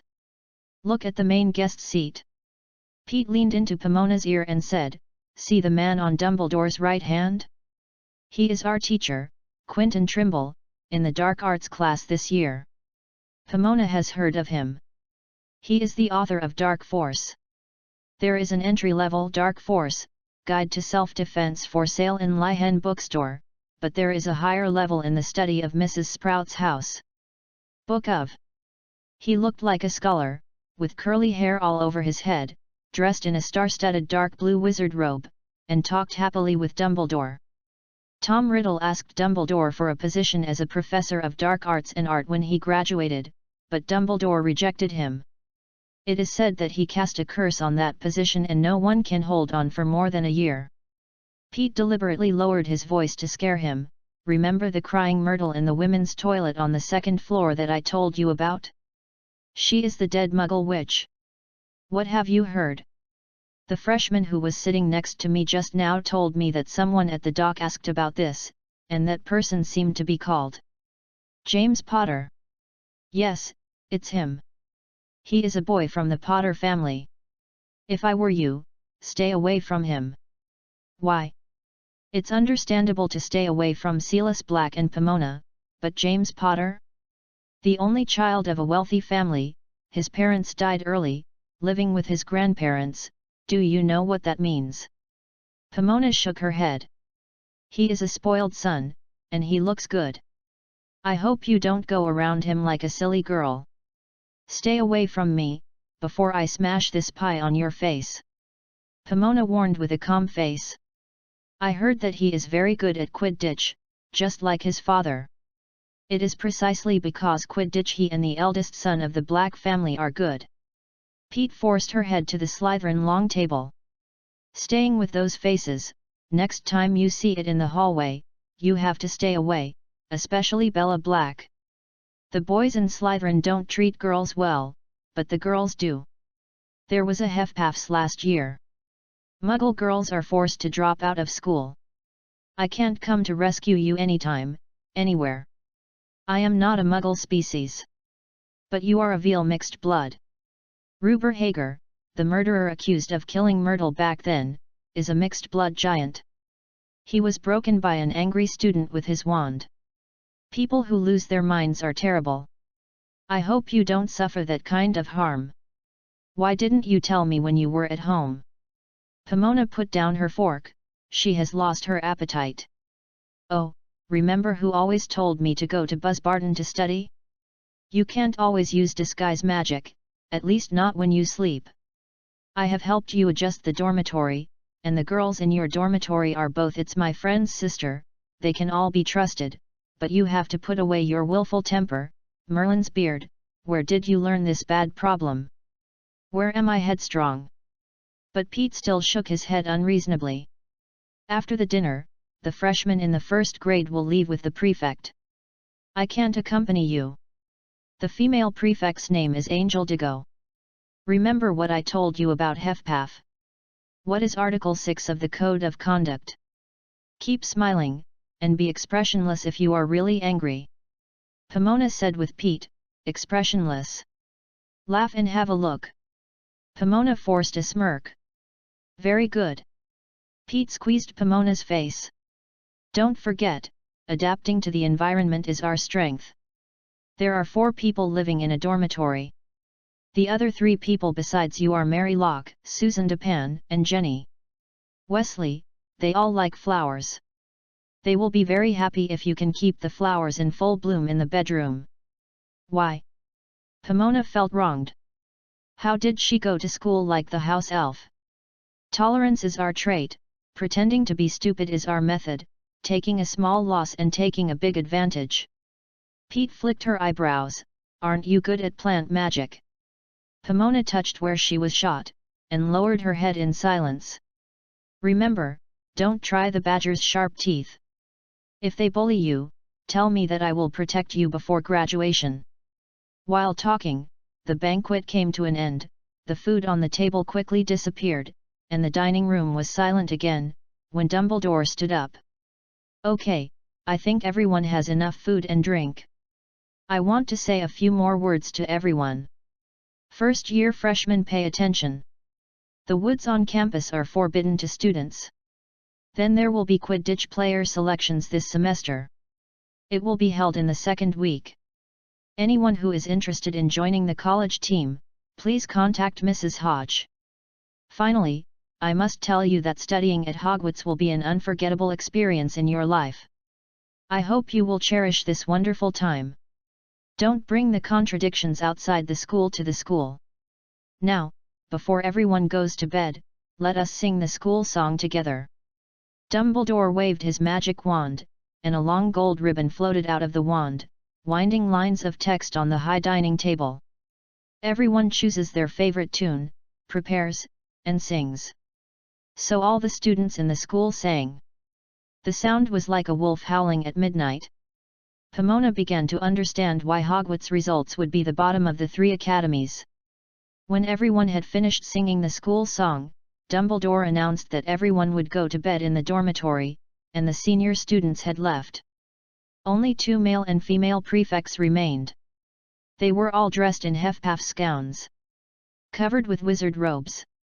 Pomona watched Angie de go carefully. She was a tall girl with a ruddy complexion, and her straight brown hair was very smoothly managed. Although she was not as beautiful as Slytherin's female senior Bella Black, she did not feel so beautiful. Very gentle. Are you full? This was the first sentence she said. The freshmen looked at each other, and many people chose to shake their heads. Then let's go to the kitchen for a round before returning to the lounge, George. She said to the male prefect, anyway, let's drop in. I listen to you. The male prefect has a good temper and agrees. Through their interaction, Pomona suddenly understood that Hefpaf's real power is women. What is the saying? A happy wife, a happy life, and it is clearly stated in the college code to love women. Ah, I'm so lucky to be a Hefpaf girl. She sighed from the bottom of her heart. End of this chapter. Chapter 11, Hefpaf Lounge. Chapter 11 Hefpaf Lounge. Gryffindor's lounge is a tower and it is said that there are many rotating stairs. Slytherin's lounge is at the bottom of the lake. In order to avoid dampness, a large fire is burning in the fireplace all year round. Ravencrow's lounge is located in one place. On the top of the tower, stars are painted on the ceiling. In the lounge, you can not only look at the scenery of the surrounding mountains, but also observe the starry sky. You don't have to go to the observatory. Hefpaf's lounge is right next to Hogwarts kitchen. Badger like to make holes. The lounge is located in the basement of the castle like the kitchen. As the night darkens, the castle begins to become quiet, but the kitchen is still a busy scene. At least hundreds of house elves are busy. A good house elves should not be seen. They will use invisibility in front of wizards, but when they arrive in the kitchen, they all show their body shape. When the little wizards appear at the kitchen door, countless pairs of watery big the Muggle wizard, who had never seen them, opened his mouth in shock. After a brief silence, they were treated like a king, and all kinds of exquisite food were lifted above their heads, presented in front of the little wizards. How to deal with the leftovers? Pomona smiled and asked a house elf who served her. She was taken aback, and then hugged a pole to punish herself as if she had done something wrong. Bad, naughty, so naughty, I actually made the lady think that she was treating her with leftovers. Pomona just doesn't like waste. After all, there are many poor people who can't eat enough in this world, but she didn't bother to talk about it when she saw Nini. She only brought a plate of cookies and left the kitchen. The prefect didn't directly take them back to the lounge, but also took them to the classroom tomorrow. The structure in the castle is very complicated, but the miraculous thing is that most Hefpaf freshmen remember the way. Live, yes, the stairs are very complicated, but how can forests make people get lost more easily? This is Hefpaf's talent, although most people don't want to believe it. The entrance of the lounge and the kitchen are in the same corridor. As long as you don't leave the corridor, no one will take care of you. Hefpaf often hosts partying parties. The seniors continue to get together after the freshman banquet. From time to time, people can see people shuttle between the lounge and the kitchen. The Little Badger's lounge is the only thing in Hogwarts that does not exclude infiltration. It's magical, without a password, and a complicated labyrinth. After the huge portrait depicting the banquet at the entrance of the kitchen, there are a lot of cylinders in the dark stone on the right-hand side of the corridor. Just knock on the door of the Melody Lounge. It will be opened, and even if you knock it wrong, you will only be drenched in vinegar. Pomona really doubts whether such a defensive facility can really protect the students inside. Because people often come and go, the door of the lounge is almost open, and Pomona followed a senior student into the lounge. The symbolic element of Hefpaf is soil. The first thing you see after entering from the entrance is a large hanging tree. It grows through the ceiling to the second floor. The first floor only has its roots and trunk. The crown seems to be upstairs. The stairs leading to the girls' dormitory are on the left and the stairs leading to the boys' dormitory are on the right. HFPAF pays attention to equality. The lounge is a perfect symmetrical structure, but the study area for girls is tropical vegetation and parasitic plants, while for boys, it is a snow-capped mountain. It is not candles and torches that provide lighting for the interior, but thousands of fireflies, which are arranged as wild as possible. Generally speaking, Gryffindor is good at morphology, Slytherin is good at potions, and HFPAF is good at herbalism. Sooner or later, they will go to the forests off the beaten path to find herbs that have not been discovered, so they learn the ability to survive in the wild as soon as possible. Very important to HFPAF. The plants in the HFPAF lounge range from a palm-sized flower to a seed-sized mushroom. Each bedroom is cut into a semicircular small bucket like a honeycomb. Inside, there is a bird's nest-shaped comfortable small bucket. The bed. When Pomona returned to the dormitory, her roommates had already returned, and their luggage was left at the door, but no one was in a hurry to pack, instead sitting on their suitcases and chatting. "Hello," Pomona said cautiously. "Are you that mixed blood Viva?" said a girl with long curly hair and a shawl. Pomona doesn't know what language to use to describe her feelings. "You don't look as beautiful as in the legend," another girl with a shrill voice said softly. "My brother said you used magic on yourself." Another short-haired girl sat cross-legged on the ground. "You didn't make any mistakes. Why do you want to cover your face? Save some trouble." Pomona divided the cookies she brought to them. "Especially Slytherin, have you heard of what they did to Ruberhog? They broke his wand," the girls exclaimed. "I heard that he is still at Hogwarts."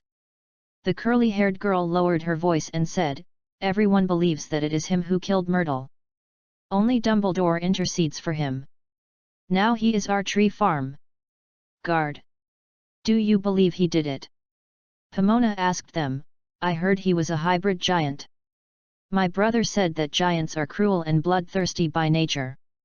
The short-haired girl hugged the pillow and said, "But Hagrid is a soft-hearted fool." Except for her, everyone laughed. "Hello Pomona, this is Mary Locke." The curly-haired girl stretched out her hand. "Susan Duping." The short-haired girl stretched out her hand. "Jenny Wesley." The girl with a shrill voice also stretched out her hand. "Can you dance like in a fairy tale book?" "Since there are giants who are not cruel, there are Vivas who can't dance." Pomona said blankly, "My talent is more plant magic. Facts have proved that as long as there is no prejudice, HFPAF's people are easy to get along with, or the roommate that Pete finds for her is easy to get along with." Article 61 of the HFPAF Code of Conduct, "When others believe you are strict, then forget what he said." The three girls really forgot her identity as a mixed-blood Viva, and communicated as if she were an ordinary girl. They talked until late at night, and the prefect warned them that if they didn't go to bed, they would not get up tomorrow morning and then return to their bed. In order to take care of everyone's privacy, this bird's nest-shaped bed actually has a bed curtain, which really helped her. After putting down the curtain, Pomona released the curse on her face, and then sent it through the fireflies above her head. The light, she looked at her face in the mirror. What changed? She actually started to care about her appearance. She took out the letter her father had written to her again. Is someone else's 11-year-old the same as her? End of this chapter. Chapter 12, Early Morning Walk. Chapter 12, Early Morning Walk. In the densely foggy forest, a man was rushing for his life. Behind him were many masked people, who waved their wands and pointed green lights at him. "Hand it over!" one of them shouted. "Where did you hide it?" The person being chased sneered coldly, and then he didn't know what he did, and suddenly disappeared. Those chasing him cursed and cast spells indiscriminately in all directions. A green light unfortunately hit her, so she woke up. She opened the curtain of the bed and found that the sky had begun to turn white and the others were still sleeping. In order to avoid unnecessary trouble, she started washing up early, and then used magic such as haggard face and dark complexion on her face, waiting for her after making sure that she was as inconspicuous as yesterday. she left the bedroom. The lounge on the second floor has no canopy, but the ceiling is very low. There is a bookshelf that leads to the ceiling. Early in the morning, a boy was sitting by the window reading a yellow book. He was still wearing pajamas. When he noticed someone when he appeared, he was a little panicked. The eyes he looked at Pomona were hazy, as if he was watching an unreal dream. "Good morning," Pomona said to him, and then looked at the class schedule posted in the rest area. The first lesson in the morning was the transformation class, with Ravenclaw. "Are you real?" the boy asked. "Why do you ask?" "My mother said I fell from the second floor, maybe I broke my brain." The boy looked at the ceiling and said, "How can there be magic in this world?" Pomona knows, this is a freshman born in a Muggle family, and he may think he is dreaming now. "You can pinch yourself," Pomona urged, "the more painful, the more real it is." Then she ignored him, turned back to the dormitory and took out the books for today, waking up the others in the dormitory, and then left the lounge. Although there is never a shortage of food in the lounge, Pomona still wants to eat breakfast in the hall. The Hefpaf lounge is actually not far from the hall. It's just that the prefect took her in circles last night and returned so late. When she entered the hall, she realized that she was not the first person. Many seniors and teachers were already eating. "Oh, I'm sorry." When she heard someone behind her, she turned her head and found that the person was actually the Principal Dumbledore. After all, even the principal needs to eat. It's not unusual to meet him in the restaurant, but Pomona has a kind. The strange feeling of discomfort all over. "Good morning, Principal." "Good morning, Miss Martin."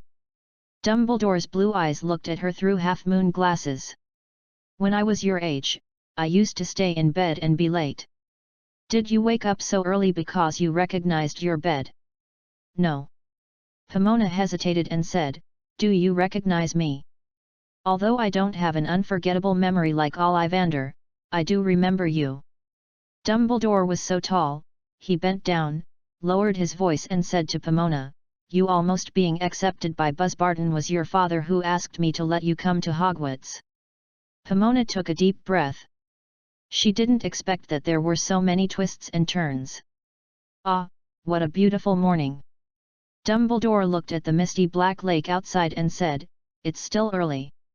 I wonder if I have the honor to invite you to take a walk with me." Pomona agreed without much thought. She did have a lot of questions that needed someone to answer her. They left the castle and paced along the Black Lake. The seemingly calm bottom of the lake seemed to have other magical creatures. They sang soft songs under the water, and the singing reached the surface of the water. The thick lawn stepped on like a carpet. Deng Boulet and Leto held her hand like a gentleman. "What happened?" After being sure there was no one around, Pomona asked Dumbledore. "What do you want to know?" Dumbledore asked rhetorically. "Buzzbarton, why can't I read it?" Dumbledore organized the language, and then said, "Have you heard of the legend of the three brothers in the story of the poet Padu?" Pomona: "Of course. This is what every little wizard has heard from childhood, and of course Pomona knows it. Old magic wand, resurrection stone, invisibility cloak. Some people seem to have some kind of misunderstanding, confuse the magic stone made by Nicole with the resurrection stone." Dumbledore said, "The Philosopher's Stone is called the Magic Stone, the elixir, it's amazing, but it doesn't have the power to resurrect the dead. The Resurrection Stone is a deathly sacred instrument. It does not exist in the world. However, some people believe that the Philosopher's Stone is the Resurrection Stone. So some people believe that there are resurrection stones hidden in that school, and there are more dark wizards around the school than Dems Trang. Your father was worried about your safety and let you go to Hogwarts to study. What are they doing with the Resurrection Stone?" "I don't know," Dumbledore said briskly. "Maybe they had some misunderstanding again and thought I killed Grindelwald." "Is he still alive?" "Although he has lost his freedom, he is still alive. When I was young, I made a blood oath with him and never hurt each other. If I break that oath, I will die too. Look, I am not alive. Is it so good? Pomona knew that Dumbledore was making her happy, but there was still a trace of anxiety in her heart, so she narrowed her smile and said, "My father, how is he? Physically, fortunately, mentally, he misses you very much, but he can't see you." "Why? Maybe you can ask him after you meet. Some things are not suitable for outsiders to talk about, even if I am the principal." Dumbledore looked at the sky and said, "The clouds have become thicker and the weather in the mountains has changed. We took advantage of the fact that it didn't rain. Go back now." "Dumbledore, they said you and Grindelwald were friends.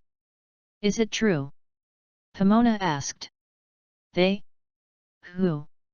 Dumbledore asked rhetorically. "Everyone," Pomona said. "My dear, it depends on how you define a friend." Dumbledore looked at the castle and said, "I think someone should have told you that all my family members were killed by him. I turned against him for revenge." Pomona didn't know how to answer for a while. Ordinary friends will not hurt each other, but there is a kind of friend who will do certain behaviors that ordinary people cannot understand for a common goal. "If I tell you, I don't hate Grindelwald, do you believe it?" Pomona felt a moment of confusion in her mind. HFPAF Code Rule 84, endure, and then get revenge afterwards, but I believe you have forgotten by then. Dumbledore patted Pomona on the shoulder.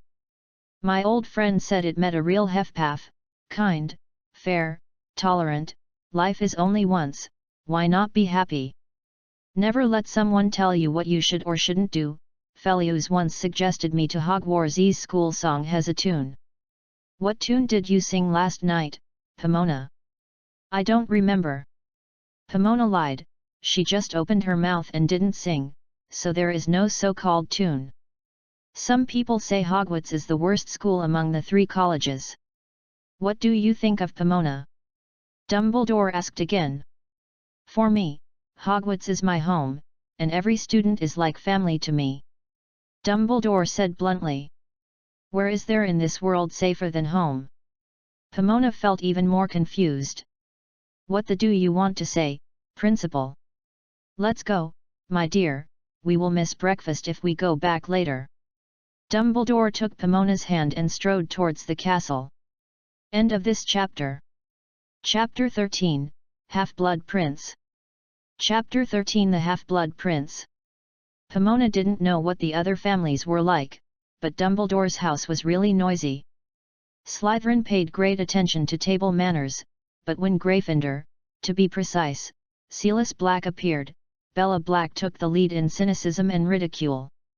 It can be the bankruptcy of the parents, the small it can be the bedwetting when I was young, and Gryffindor certainly will not show weakness.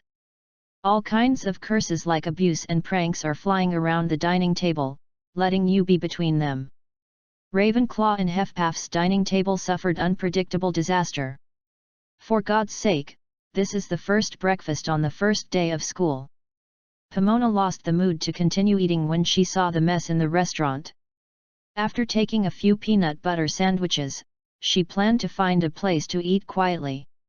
There were others who had the same plan as her. Lily Evans and Snape were talking and eating breakfast on the other side of the corridor. A Slytherin and Gryffindor living together in peace makes Pomona feel that the melee she just saw in the restaurant is like a lifetime. Lily and Snape from the Muggle world don't take the sorting seriously, but Gryffindor and Slytherin are a tradition, and she doesn't know how long their friendship will last. "Look, a little hamster standing alone," she heard someone say behind her, and when she turned her head, she discovered that the person was a group of senior girls from Ravenclaw, who made no secret of their contempt. Everyone has his own enemy. The righteous opponent is evil, and the smart opponent is ignorance. Ravenclaw has a high self-esteem like an eagle, and they will never look down on the students of HFPAF. These passing Ravenclaw students regarded Pomona as a little hamster, apparently thinking they were wise owls. They circled Pomona, looked up and down, and then left with a scornful smile. Pomona couldn't help but breathe a sigh of relief. "Pomona! Lily waved to her far away, seeming to be inviting her to have breakfast. She didn't think it was a good idea to be with this combination that would fall apart at any time. The most sensible choice is to go back to the restaurant now and be with other Huffpuffs, but it seemed impolite to go directly, so she took her own. The peanut butter sandwich is gone. Snape obviously didn't want anyone to disturb him and Lily alone. His eyes poked Pomona's face like a sharp sword, and when she shifted her gaze, she inadvertently found a broom beside Lily. Your first lesson was flying lessons. How do you know? Lily was surprised. Honestly, anyone who sees a flying broom will not think that someone will ride it around the potions classroom. Pomona turned her gaze to Snape. Slytherin will not go with you.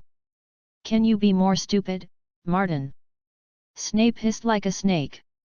Snape looked very skinny and pale. At first glance, it was not a sport. Pomona estimated that he would definitely make a big deal if he went to flight lessons. For this person with high self-esteem, it would definitely be a big deal. The stain of a lifetime. You don't want to skip class, the first class, right? Lily and Snape opened their eyes wide at the same time. Of course not.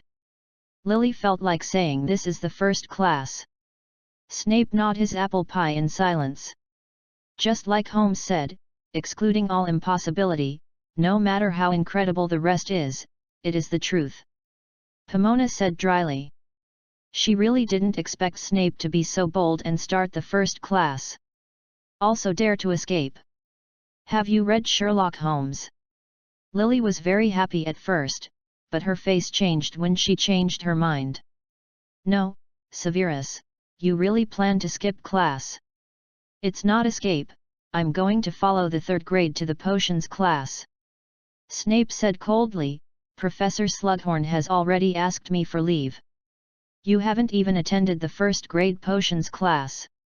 Lily was even more angry, obviously she thought it was Snape who was cheating on her. Are you pure blood or mixed blood? Pomona asked straightforwardly. She heard a little about Professor Slughorn. He is a standard Slytherin, with the highest interests, and likes to be with celebrities, successful people, and important people. In addition, he always noticed those students with special talents, so he founded a club called Slug Club. Of course, the mediocre Pete was never invited, but it did not prevent him from inquiring about this news. Mixed blood. Snape answered Pomona's question, but his eyes looked at Lily. My mother is a wizard. What's her last name? Prince. Everything has been explained. The Prince family is a very famous potion family. However, this surname has no meaning to Lily. Pomona is a bit pitiful for Snape, because Lily does not understand the boy in front of him. What are you doing? Why did you take a walk with Dumbledore on the lake, Martin?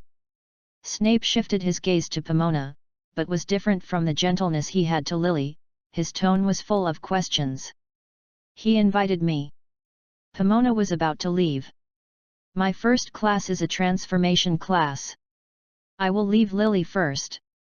Why did the principal invite a freshman?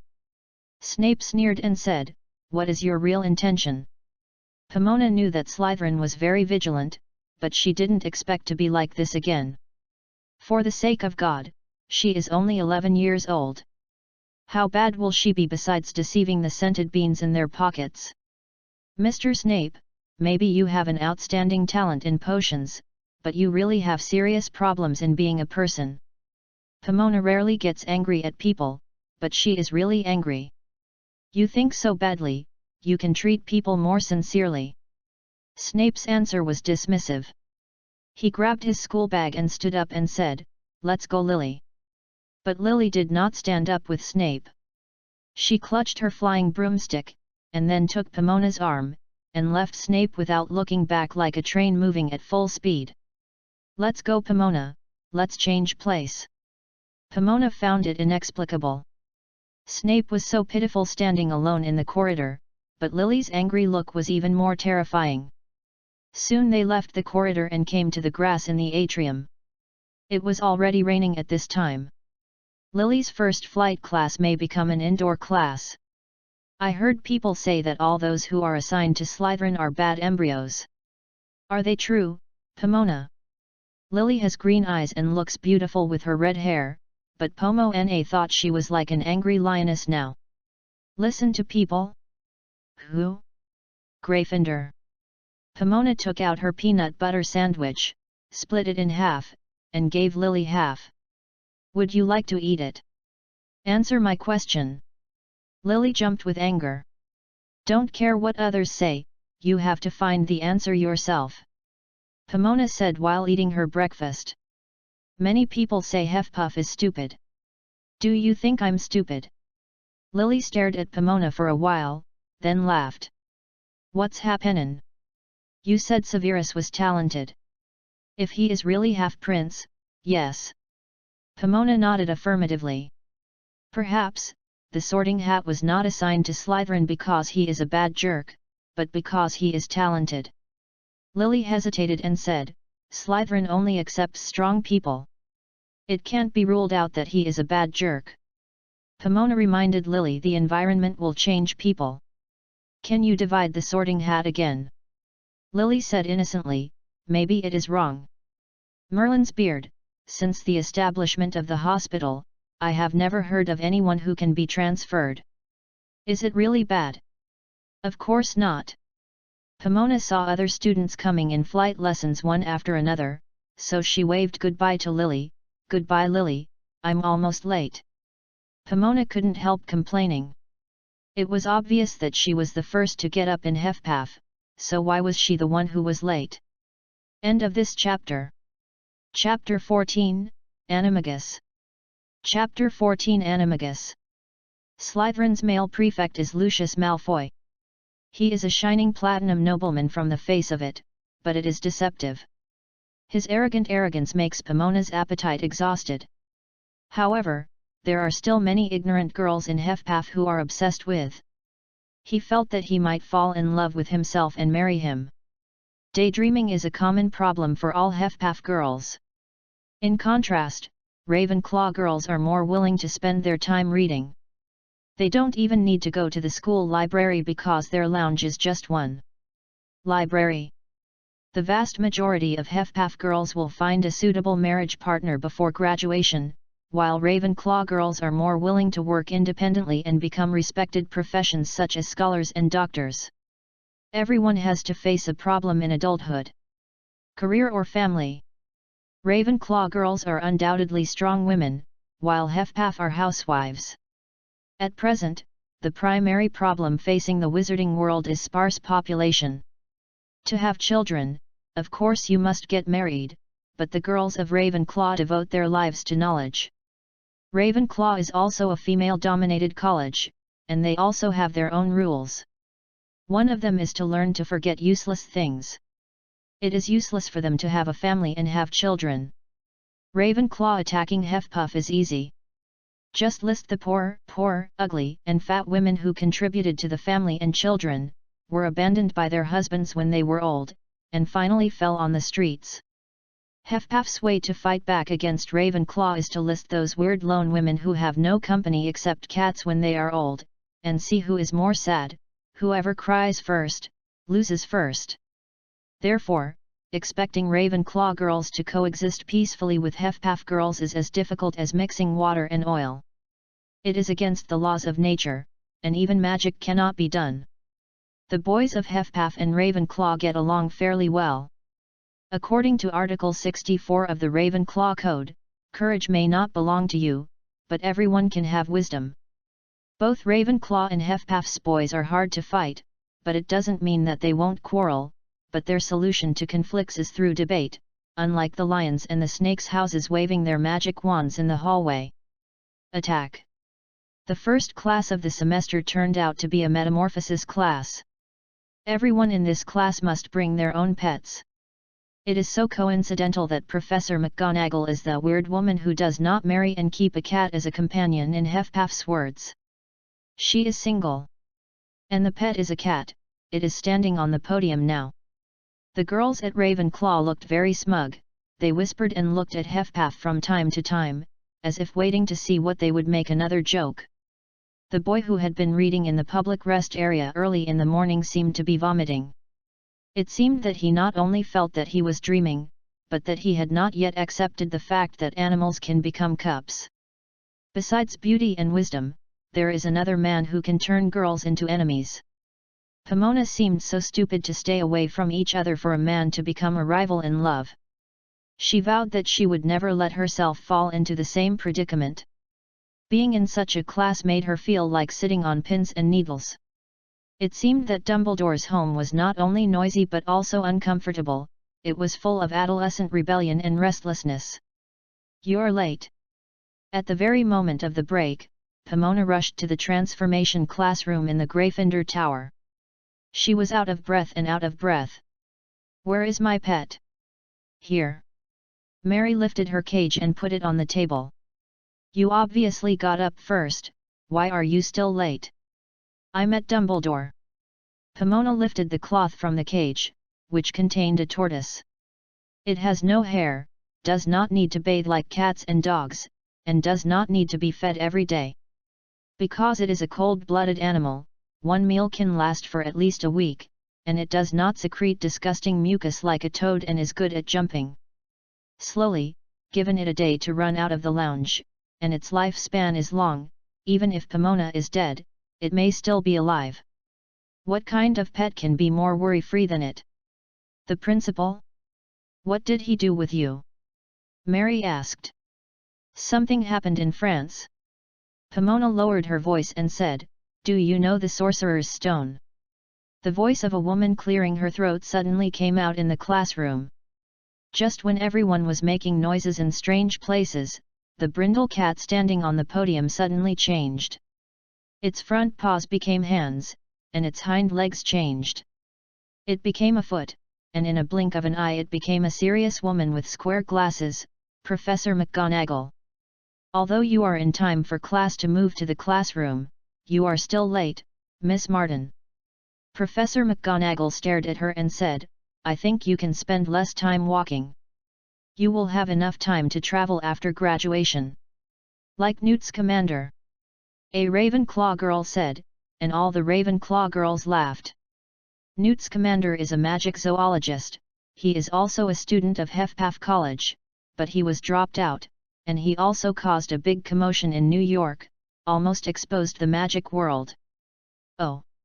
The Muggle boy," Eddie Water eventually vomited, which caused quite a stir. "Yes, the boys in Slytherin and Gryffindor are very annoying, but girls are always attracted by them unconsciously. Boys like Eddie are usually ignored by girls. This is still the first school lessons. I have a hunch." Mary propped her head with her hands and looked at the chaos behind. "It will be a long day."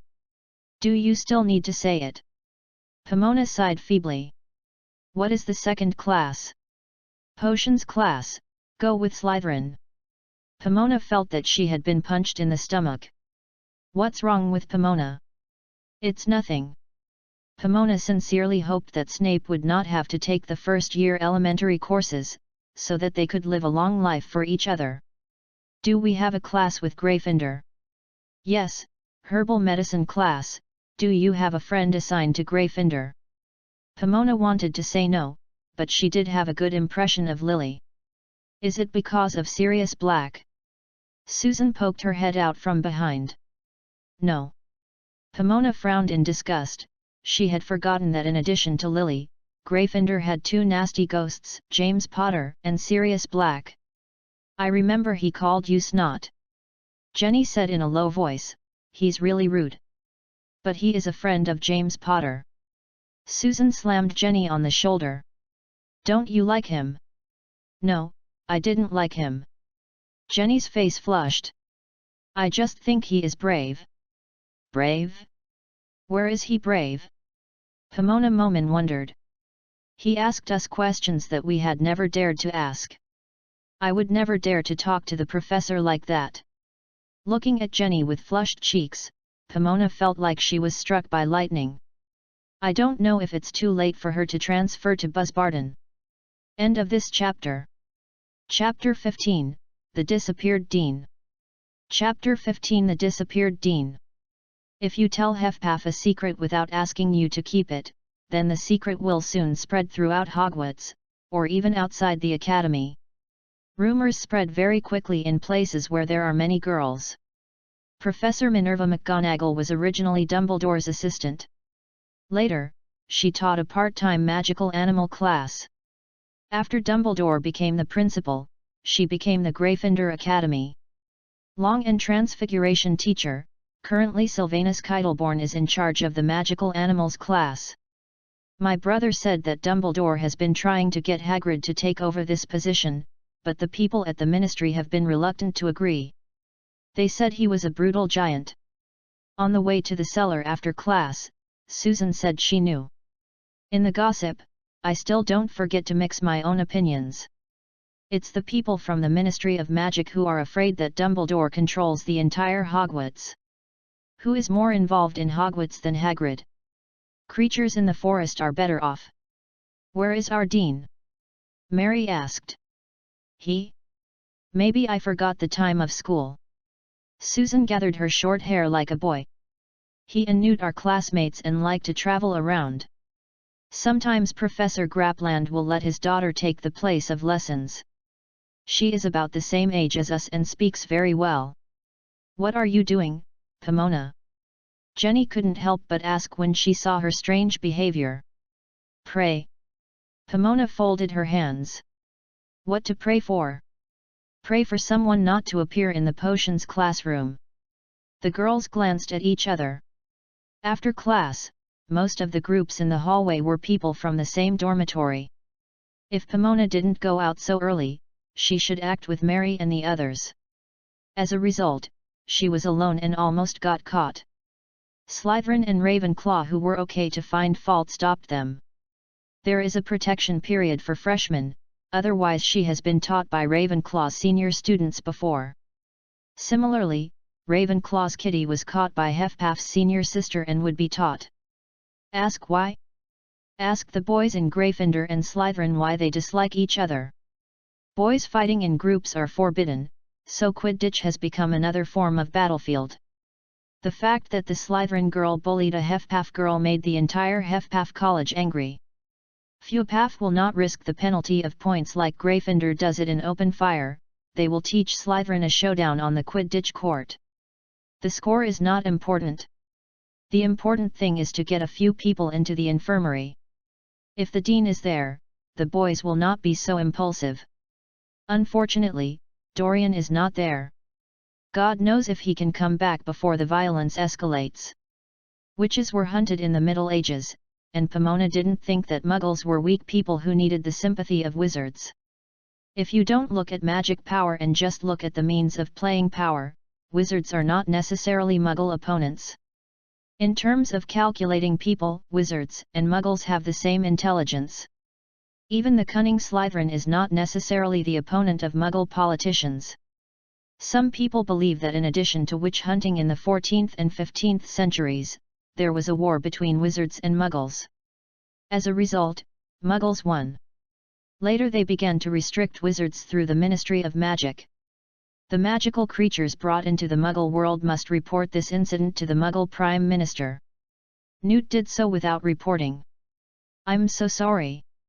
Eddie Water flushed, and was so embarrassed that he walked down the Gryffindor Tower surrounded by the boys in the same dormitory.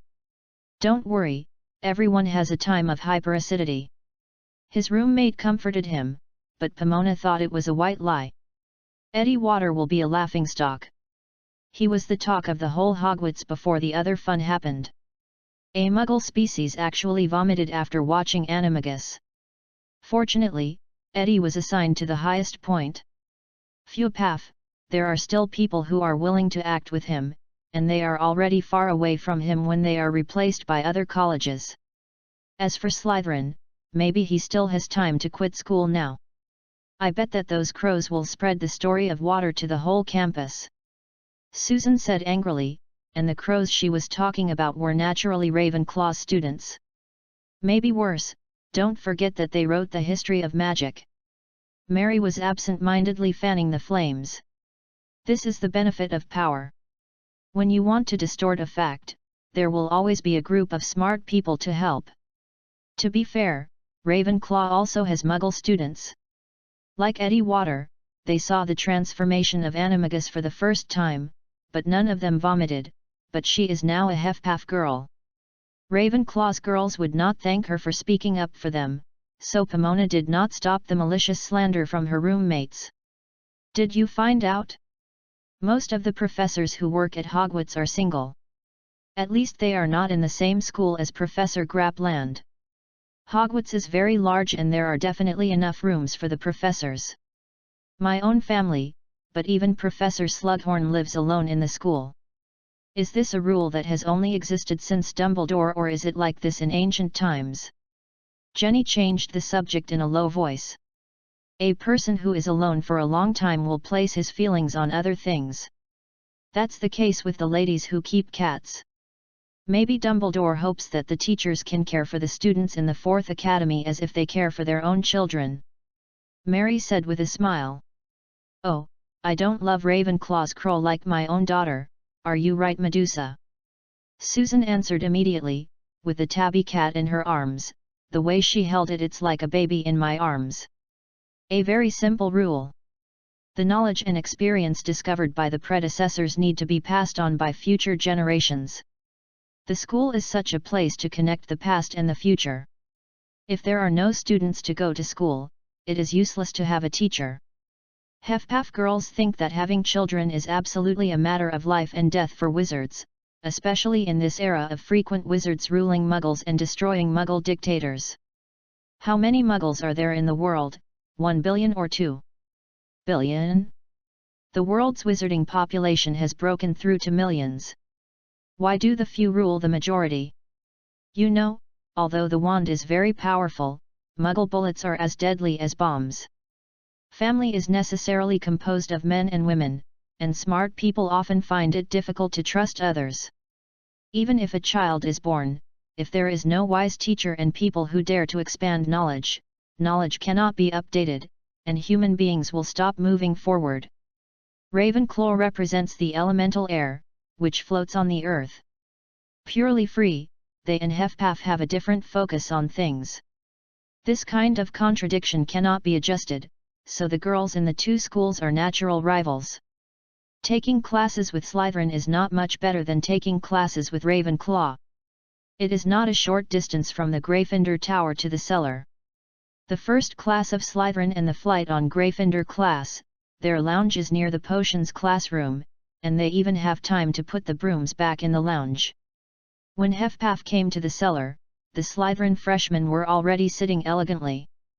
What kind of adjective to describe the situation at this moment? It's like a badger broke into a snake's den. Either you die or I live. Come on to your place. A senior Slytherin student yelled at the Hufflepuffs from the podium holding a book. Where is the professor? Mary hurriedly found a place to sit down, and Pomona looked around. She didn't notice Severus Snape. The prayer did not make her happy. She put magic potion and a feather pen on the desk with no expression. Did you see? He is our teacher. Pomona motioned to Mary to look at the senior Slytherin student with an impatient face.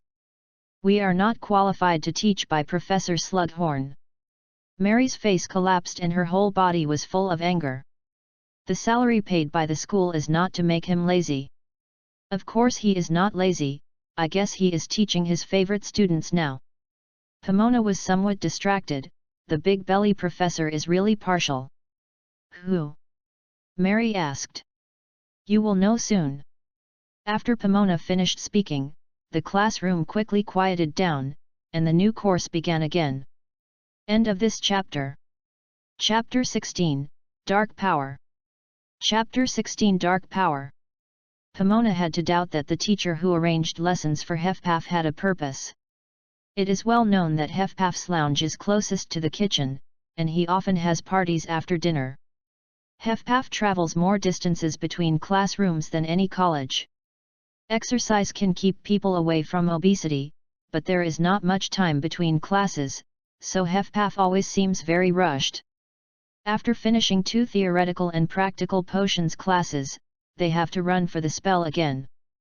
Class, thank goodness this is the last class in the morning, and the afternoon class is in the greenhouse and the forbidden forest, provided that the rain can stop. The girls are supportive of the boys' plan to compete with Slytherin in the Quidditch match. No matter how charming the Slytherin boys are, it is too much to force a girl out of school. In this special period, even inter-academic couples will try to minimize meeting. Article 49 of the HFPAF Code of Conduct, violence cannot solve all problems, but sometimes you will need it. From the Curse classroom on the Ravenclaw Spire, you can see the Quidditch stadium. It rained so heavily and everyone else was resting. Only HFPAF's players were still practicing. Pomona remembered that she was right before. Pete promised that she would buy a new flying broom and give it to him as a gift in return for helping her find a good roommate. Good morning, gentlemen and ladies. Ravenclaw's dean, Professor Felvey, is very short, and many people suspect that he is a half-elf. There is a rumor in the wizarding world. In order to solve the problem of the sparse population of wizards, Grindelwald once sent someone to take charge of a project, that is, to let wizards and women of other magic races combine to see if they can give birth to children. Father like Pomona's combination with Viva is pretty good. She really can't imagine how a wizard can be with a giant and an elf, and then give birth to Professor Hagrid and Felvey. The picture is too bad, and it feels disgusting to think about it, but there is no way, because the wizard population is really too small. Please raise your hand, how many people have not been exposed to magic before entering the Hogwarts notice? Although Ravenclaw's girls are not liked, Professor Fairy is very gentle. He speaks with a sense of rhythm and has a smile on his face. Many Muggle wizards hesitate to lift up hand. 1, 2, 3, 4, oh, it seems there are quite a few. After finishing counting, Feliz pushed his glasses. The Curse class and the Black Magic Art class are the most important courses at Hogwarts. As you can see, there is only one college student in my class. It's not like two colleges together like other classes. Spells are compulsory subjects for ordinary wizard and advanced wizard rank exams. The two exams are different. In the quiz, they will determine your future employment issues. The ordinary wizard rank exam is at the end of the 4th grade, and the advanced wizard rank exam is at the end of the 7th grade. So there is not much time left for you. I hope you will be in class. Keep your energy concentrated, and don't neglect to practice after class. Spells are the foundation of magic. If you don't know how to wield a magic wand and chant it, you will not be able to continue the next study, and what I want to repeat again is that magic is not used to hurt people. Under any circumstances, I forbid you to use the magic that I teach you to hurt innocent people. The Dean of Crow Academy isn't that annoying, either. Mary whispered to Pomona. Beware of water, he seems to be vomiting again. Pomona whispered to Mary, and now she felt her stomach upset. The opposite concept of black magic is white magic, such as medical treatment, housework, and food magic, while black magic can achieve the purpose of murder, disease, confusion, and coercion. Parents in normal families will not teach their children how to murder. The pure-blood family didn't care about it. As everyone knows that the princes are good at potions, the blacks are very good at ancient black magic. Slytherin did not think that black magic was evil when the school established the Black Magic Art class, just like the name of that class. Black magic is an art. There is a shadow deep in her mind. He is hidden in the mist and covered in darkness. He looks lonely, but Pomona doesn't feel pitiful for him, because his back is always straight. He is a potion. No one knows what effect it will do before drinking it. It may be toxic or non-toxic, and the bad taste is not as memorable as good food, but the world still many people will drink with their eyes closed. Sometimes, Mrs. Sprout's radio would receive Muggle radio, and she remembered a song that was sung like this. The wise man says that only fools are eager to fall in love, but I can't help but fall in love with you. Can I stay? Is this a sin? If I can't help but fall in love with you, it's as inevitable as a trickling river flows into the ocean, My dear, that's it, it's destined in the future. So, take my hand and take my life away, because I can't help but fall in love with you. Miss Martin. Professor Falvey's voice awakened Pomona. She felt extremely embarrassed, and her cheeks were hot and painful, but Professor Falvey smiled at her. It's nice to meet you, Pomona Martin. Just when Pomona was stunned, Professor Falvey continued to roll the name with the sheepskin scroll in his hand, and all the students who were named yelled here. What were you thinking just now? Mary looked at her with concern. I'm thinking of a song, she said insincerely. What song is it? A Muggle song, I heard it accidentally on the radio. I don't know what its name is. Pomona pressed her lips tightly.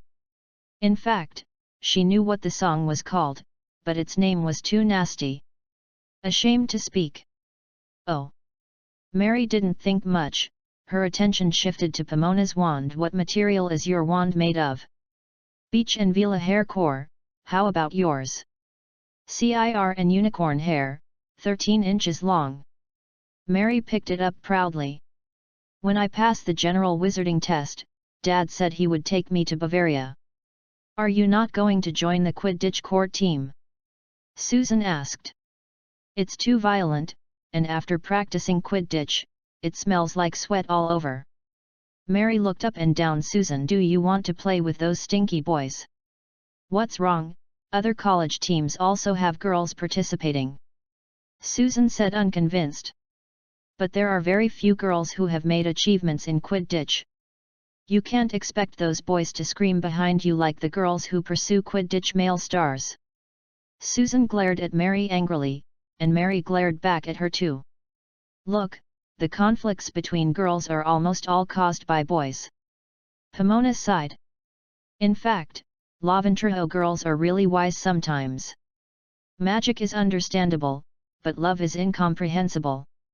I can't find the reason to love you, but because you can't fall in love with other people, this kind of feeling is loyalty. It is too difficult to be a loyal person, so they would rather not trust anyone. As long as you don't believe, you won't be hurt. Knowledge can't hurt people, but people can use knowledge to hurt others. It seems really happy to be a powerful person. End of this chapter. Chapter 17, Beater Willow. Chapter 17, Beating Willow. In the afternoon, the rain did not stop. The original magical animal class and the history of magic in the outdoor were reversed. The person in the class was a ghost named Binns. Time has no meaning to the deceased. He has to talk about old things that have nothing to do with the living. Hefpaf, who ate too much for lunch, and Gryffindor, who consumed too much energy in flight lessons, both slept on the table. Only a few people really listened to the lecture, including Lily Evans and Bomo. Na noticed that she was not surrounded by the other three girls like herself, and thought of Snape, who was always clinging to her and her pretty face, and Pomona suddenly sympathized with her situation. Which is not a good vocabulary. Who knows if there will be a Muggle lunatic who suddenly can't think of it and tie her to the stake to drive away evil spirits. In the Middle Ages, due to the plague that swept across Europe several times and almost wiped out mankind, the power of the Church was unprecedentedly strong. They set up heretical courts to get rid of some dissidents and demons they believed to be legal. When Hogwarts was founded, the whole Europe hated wizards. In this case, the four wizards decided to open a school to train wizards away from Muggles. The four were Godric Gryffindor, Lorna Ravenclaw, Salazar Slytherin, and Helga Hegpuff. Muggle-born wizards whose parents, brothers, and sisters are ordinary people, they will inform the Church and people who are also unknown to magic for various reasons. The feeling of being betrayed by relatives is terrible, because they should be the most trustworthy people. On the train, Lily once mentioned that she has an older sister named Penny. If two people don't have sugar to eat, they can live in harmony, but if someone does, and someone doesn't, it's hard not to be jealous of the person who doesn't. If it's just candy, Hefpuff's method is to share, but the magic talent is not candy, it cannot be shared. Poor Lily. Pomona was very sad. Lily couldn't leave behind the annoying Snape, so she couldn't integrate into Gryffindor. If she didn't associate with Slytherin, the girls would pretend to be friendly with her in order to show their generosity and friendliness. This beauty has made friends, and now they have the right excuses, and they happen to be able to isolate her with integrity. Yes, this behavior is naive, but they are only 11 years old. Compared with some people who grow up in person, they are honest and cute. What do you see a girl doing? Susan leaned into Pomona's ear and said. Why did you change places with Mary? Pomona said listlessly, and she wanted to sleep in this sleepy class. Jenny has been watching James Potter. Susan said listlessly, Mary is watching Sirius Black. Now they are friends. Everyone knows how prominent the Black family is, but Pomona didn't expect Mary to be so whimsical. I want to join the Holyhead Hobby team, they only recruit witches. Susan said. I don't know, Susan, I have no interest in Quidditch. Pomona said listlessly, what's so fun about so many people chasing a golden flying ball on broomsticks? When we were in the 4th grade, the 708th Triwizard Tournament was about to be held, it was really not time for us to enter the school. Susan continued. The Triwizard Tournament is held every 5 years. For the 4th graders who are busy preparing for the ordinary wizard rank exam, it is indeed missed. Don't worry, you can come back to see you after you have a baby. Susan sighed and lay on the table, after we get married and have children, we can't play Quidditch. Do you know where this Triwizard Tournament will be held? Booth Barton. Susan said, don't you read the newspaper? Pomona's heart moved, she wanted to take this opportunity to visit Booth Barton. The situation in 4 years should be better than it is now. There are too many questions that bother her, but the premise is that she can cope with the ordinary wizard rank exam while participating in the Triwizard Tournament. Putting time and energy into school will reduce a lot of fun. She likes Hufflepuff's joyful atmosphere, but she wants to take a different path from ordinary people. Looking at the pearly white ghost on the podium, Pomona remembered what Mrs. Sprout had said to her. If you want to love a person, you must first determine whether that person is worthy of love and cannot be confused by appearances. She must master the skills of identifying people, which is exactly what Mrs. Sprout hopes Pomona will learn from the fat monk. A monk ran into a school full of wizards and became a ghost. What could be more weird than this? There are also the Barrow, Pippi, Madame Grey, and almost headless Nick. She has a hunch that a past has been sealed in the memory of ghosts. Since she was born a witch, she can no longer be like an ordinary girl. I'm all in love. Are you going to go back to the lounge for homework after class? Pomona asked Susan. No, can you lend me a copy after you finish it? Smiley face, then you have to come to the library. Pomona also laughed with Susan. In exchange, I want to ask you for help. You speak. Susan said boldly. What is the best flying broom right now? Can you ask your parents to buy it and send it to Hogwarts? Little things are on my body. Susan patted her chest to promise. Pomona couldn't help feeling full of emotions. Sure enough, just like Mrs. Sprout said, friendly and compassionate people can easily make friends. They are just friends. How much loyalty needs to be tested? Pomona looked at Gryffindor.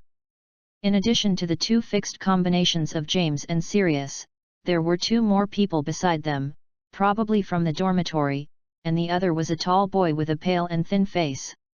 The other was a short boy who used to sit in a boat with Pomona. It was his instability that made her almost fall into the lake. Fortunately, Snipper gave her a hand, otherwise she would be there. Walter had previously become a joke throughout the school year. Are you watching James Potter too? Susan was displeased. The man next to James Potter, the one who looks tired on the table. Pomona asked Susan, do you know who he is? Who? Susan watched for a long time, and it was obvious that she was not suitable to be a seeker. Nothing. Pomona said absently. She had a weird feeling when she saw him. The bitterness in her mouth. The taste was not chocolate, but more like some kind of medicine. His body looks so bad, how could Dumbledore allow him to come to Hogwarts? Susan finally found out who Pomona was talking about. Maybe Professor Slughorn's potion can change his physique. I heard that many potions have magical effects. Pomona said nonsense. How is it possible? Susan stroked her chin, as if thinking about a bad idea. What are you thinking? I'm wondering, if I drink the compound decoction mixed with William Duncan's hair, will it become as powerful as him? Even a girl like Pomona who is not interested in sports knows who William Duncan is. He is the seeker of the oldest football team Puttermere. The most important thing is that he is a man. Hey, look, what's that? A Hufflepuff boy was looking out the window, and a witch was planting a tree on the campus ground. She used spawning magic, and the tree quickly grew from a small tree. The sapling became a big tree. Wow! The knowledgeable Hufflepuffs exclaimed. The awakened Gryffindor sneered and went back to sleep on the table. Binns didn't notice everything in front of him and continued to talk about what no one listened to. Class. It's a beating willow. Susan murmured, how come there are such dangerous plants in the school? Perhaps it is to strengthen the castle's defenses. Pomona also lost interest in it. As long as you don't get close to it, you don't have to worry about getting hurt. So Susan also lost interest in it. The two insisted on talking for a while, and finally couldn't bear the call of sleeping god, and fell asleep on the table like everyone else. End of this chapter. Chapter 18, Professor's Appreciation, Part 1. Chapter 18 Professor's Appreciation, Part 1. You can see living ghosts at Hogwarts, but what puzzles Pomona is why wizards are still afraid of ghosts. Oh! Damn it, it's Peppy. The history of magic is finally over. The first Gryffindor boy who stepped out of the classroom was attacked by Peppy's chalk. The Hufflepuff students consciously stepped back. Let this opportunity to show off to the students of the Lion Academy. Pomona. Lily spotted her at this time, so she ran over with a smile, her red hair swaying from side to side, looking very cute. Lily. Pomona greeted her, and then introduced her to her roommates. Susan was as indifferent as a boy, while the expressions of Mary and Jenny became very complicated. Beauty is the public enemy of girls, because boys always go around them.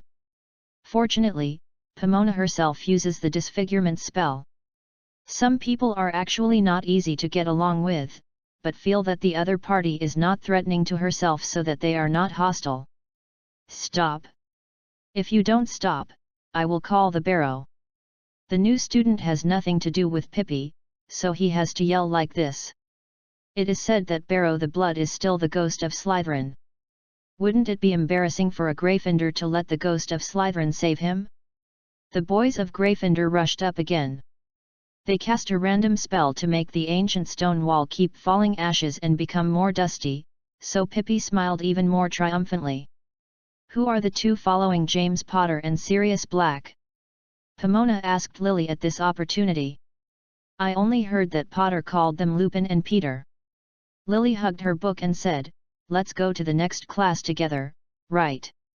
Herb's class, in the greenhouse of our college, the first class is transplanting mandrake. What do you plan to do after class? Eat, then go to the library to complete homework. That's great, how are we together? Pomona was about to ask Snape what to do when Pippi disappeared with a scream. Miss Martin. After avoiding the grey students, Professor McGonagall appeared at the door of the magic history classroom. What's the matter, Professor? There is an urgent matter. McGonagall beckoned to her quickly, follow me. Hold it for me. Pomona gave the book to Susan, and then left with Professor McGonagall. They walked through the corridor and came directly to the side of the wall. It was the place where the beating willow was planted just now. After using the spawning magic, it has grown into a big tree, but the worst is also true. Its roots are running along. Climbing between the brick gaps of the Hogwarts city wall, it seems that the entire wall is about to be knocked down. 3 adult wizards are waving their wands trying to calm it down, but this angers it, and the beater willow is waving its branches furiously. Let no one approach. Spring is suitable for planting, and autumn is suitable for harvest. Pomona originally thought that it would be dangerous to plant this kind of thing in a school full of students in September. Plants also have a temper. They must be planted in the seasons that are not suitable for their growth. This happens. I heard Dumbledore say that you are very good at plant magic, and, you know. Professor McGonagall did not finish, but Pomona knew what she meant. She was a hybrid of Viva, the hybrid giant of Hagrid and the Forbidden Forest. The magical creatures here have a good relationship, and they take it for granted that Pomona also has an affinity for magical plants, and they happen to be right. It is useless to continue to use the wizard's wand. Pomona lowered her head, searched around, and finally found a few stones on the ground that were still in hand, and then tried her best to throw it out. There are knots on the trunk of the beating willow. As long as you find a way to press it, it will be forbidden to move, but that is only temporary, and it must be really calmed down by other methods. Pomona's head is good. She almost hit the knot on the trunk twice, but it was swept away with branches. It was not until the stones in her hand ran out that she hit the knot of the beating willow. Scar! Ong ang! There was a loud voice from the trunk, like a person roaring. Pomona ran over when it was anchored, opened her hands and hugged the trunk, and the tyrannical mood from her palm frightened her. For a jump, she had never seen such a furious plant when she grew up. Bad temper is easy to infect people, but Pomona still tries her best not to let herself be disturbed by it.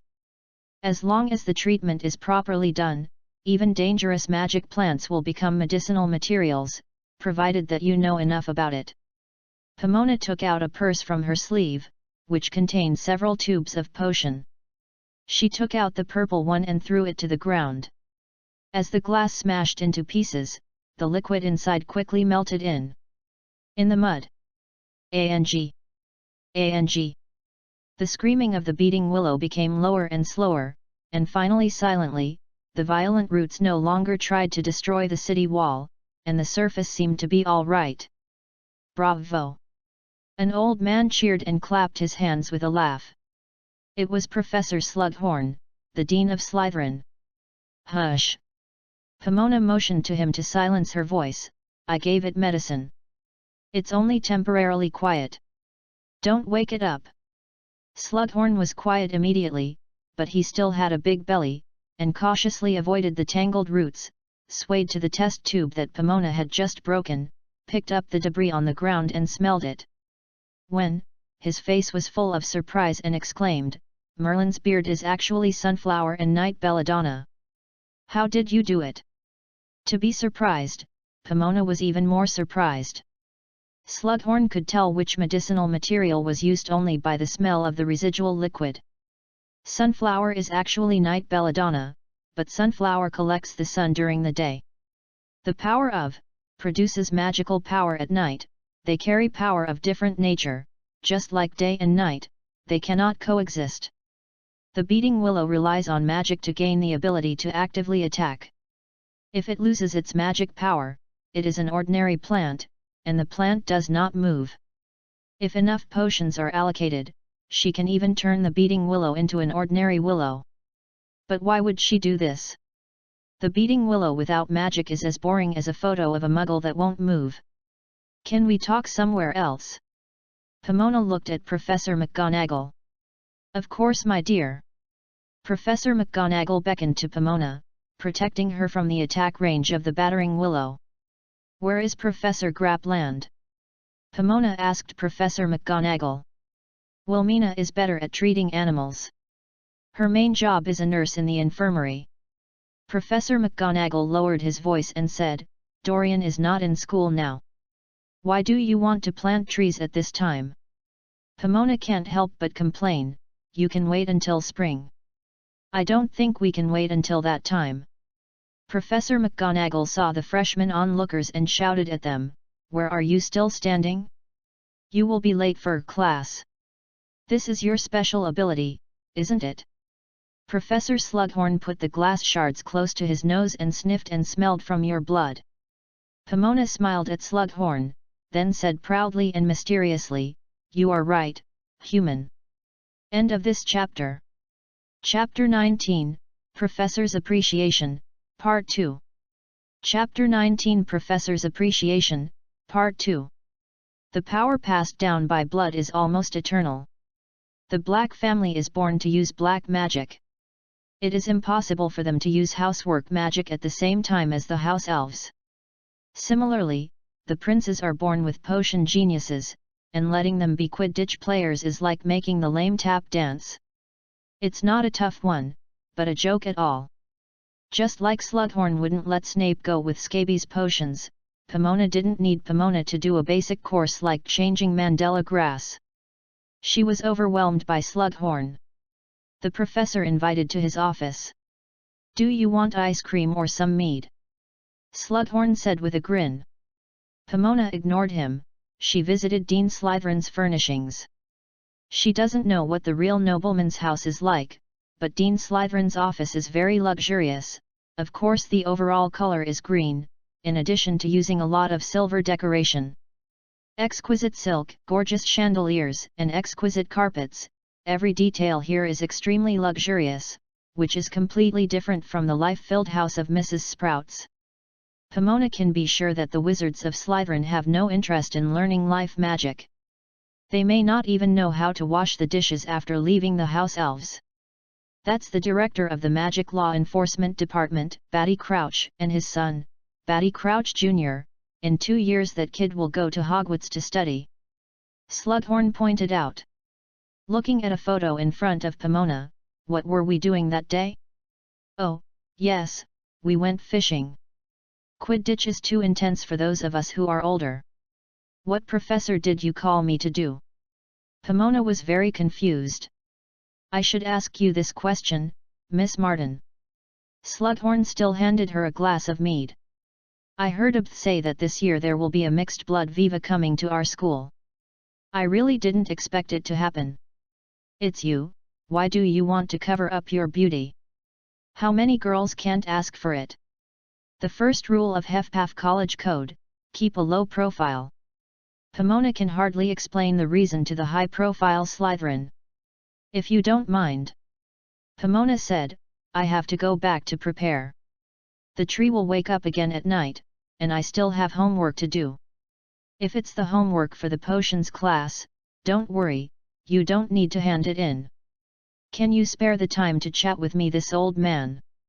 Pomona had to admit that Slytherin was really sleek sometimes, so Pomona sat down on the soft leather sofa. "If you have anything to say, please say it." Slughorn tried his best to control the smile at the corner of his mouth, but still couldn't hide the smile. He used the opportunity of sealing the mead to sort out the language, and then turned and said, "As you can see, I'm just a poor potions teacher. I have to take 7 grades with one person, and 2 of them have to prepare for the wizard rank exam, but every day the materials used in the potions class are I prepared it, so I have to need a lot of helpers, such as Lestrange, who is teaching you today. Without his help, I really don't know what to do. So, are you going to ask me to help you prepare the medicinal materials for the potions class?" "Oh, Pomona, my dear, do you have mind-reading skills?" Slughorn laughed. "Hogwarts has a large greenhouse, which has been almost vacant since Dorian became the dean. It's a pity that I watched so many magical plants gradually wither or lose their magical powers. It would be great if someone could take care of them." Pomona sneered in her heart. It turned out that Slughorn had this idea. "I heard that the school will allocate funds for the potions class to buy medicinal materials." "No, the quality of the medicinal materials outside is very poor, and there are also adulterations, many of which are not up to the requirements." Slughorn didn't wait for Pomona to finish and shook his hand. "In addition to teaching, I also have experiments. Only high-quality potions can achieve the curative effect I hope. This is just an old man's careful wish. Can't you realize it for me?" Pomona could feel how impatient Slughorn was, which made her feel that she had caught his handle. "What are you going to trade with me, Professor?" Pomona asked. "Anything is fine," Slughorn said boldly. He seemed to think that an 11-year-old child like Pomona would be easy to dispose of. "Okay, I'll go back and think about it." Pomona stood up and said, "How to use the greenhouse must be approved by our dean." Merlin's pants, who knows when Dorian will come back? Slughorn obviously couldn't wait, he almost jumped up excitedly. "Professor, today is my first day of school, and I am still a freshman in the first grade." Pomona reminded him, "Please be patient." Slughorn sighed, then forced a smile and said, "You're right, I was too anxious. Our top priority now is to calm down the mad-beating Willow. I need to check some information. Can you give me the permission to enter the restricted area?" "Why don't you ask Dumbledore directly?" Slughorn asked suddenly. "The principal? Why should I ask him?" Pomona was taken aback. It seemed that it was a better idea to directly ask the knowledgeable principal instead of looking up the book. "Nothing." Slughorn stared at her thoughtfully for a while, then said, "You can go now." "Yes, Professor." Pomona bowed to him, then got up and left Dean Slytherin's office. The moment she was about to close the office door, she accidentally saw Professor Slughorn's from behind. He looked tired, as if he was really old, as he said. "It's funny." When the office door closed, she heard someone in the dark saying, "Seeing former Gryffindor Dean in the morning, and now seeing Dean Slytherin, your day is really busy. Who is where?" Pomona raised her wand and pointed it at the darkness. Slowly, a boy came out. His hair was still greasy, and his body was full of a strong bitterness. The cellar of Slytherin was colder than the ghost classroom of Binns, and Pomona's heart was throbbing. Pounding, her fingertips couldn't help shaking. "What kind of magic are you going to use against me? Clean it up, or the unforgivable curse." Severus Snape said slowly in a silky voice. A dimple formed at the corner of his mouth, and his eyes were delighted. After squinting, the black robe and darkness on his body were almost perfectly blended together, exuding a breath of suffocating danger. The person in front of him is completely different from the clumsy and lonely performance in front of Lily Evans. His essence is no different from Lucius Malfoy, and he is good at covering up his true self with disguise. Now think about it, how cute is Eddie Water, who vomited when he saw Professor McGonagall animagus? "Stay away from me, Snape. Accept your weapon." Snape suddenly raised his wand, and the wand in Pomona's hand fell to the ground. "Don't use your magic wand at me, unless you really want to fight me," Snape said word by word. "Next time you dare to do this again, I will make you suffer, Hufflepuff." Pomona looked at Snape in horror. He seemed to enjoy the feeling of being feared, and flung his cloak and left like a bat in a cave.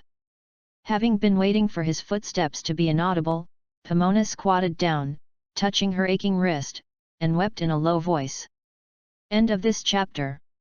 Chapter 20, Poor Hogwarts. Chapter 20, The Poor Hogwarts. Dumbledore is not there. He is still eating in the school lobby in the morning, but he ran away in the afternoon and didn't know where he was. Now Pomona is trying to find a way to get the approval note for reading in the restricted area. Her own dean is not there. Who else can she find besides Professor McGonagall? She didn't know what intrigue the adults were playing, she only knew that it was irresponsible to involve an ignorant child in it, and it happened that the ignorant child was herself, so this anger was even more unforgettable. For God's sake, today is her first day of school. It is notorious for her to regain silence under the full view of the Beeterloo. The sight from the corridor makes her uncomfortable. She is a low-key Hufflepuff, not Slytherin and Gryffindor. As if the feeling of floating in the clouds made her very restless, she wanted to go home, just like those Muggle newborns crying in the hallway. Love is like lightning, it is so unexpected.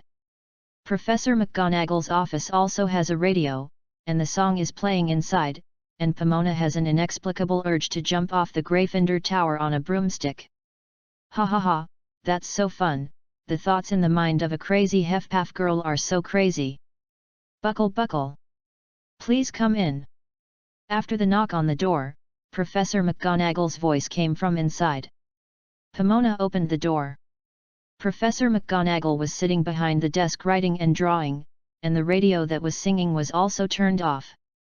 Professor, I have a question for you. Pomona said as she closed the door. Of course, just ask if you have any questions. McGonagall put down the quill and looked at her expectantly. Can I transfer? Pomona said seriously, I think I have the right to drop out, right? Many freshmen are as maladapted as you are, Miss Martin, but as long as you try to blend in, you will find that school life is very interesting. Pomona sat slumped in the chair opposite to Professor McGonagall. Her life has undergone drastic changes since she got the first wand. She felt that she was about to lose control like the beating willow. What is bothering you, Miss Martin? Professor McGonagall asked in a low voice. I think something must be wrong with me. Pomona stared at Professor McGonagall and said. Why do you say that? Sometimes I can see some illusions. To be precise, it is not seeing, but appears in the depths of my mind, a dark shadow in a thick fog, and I have always had a bad premonition. I think, this is normal. Professor McGonagall got up and poured Pomona a glass of water. Little wizards of your age have very unstable magic powers. That's why you must learn to use magic.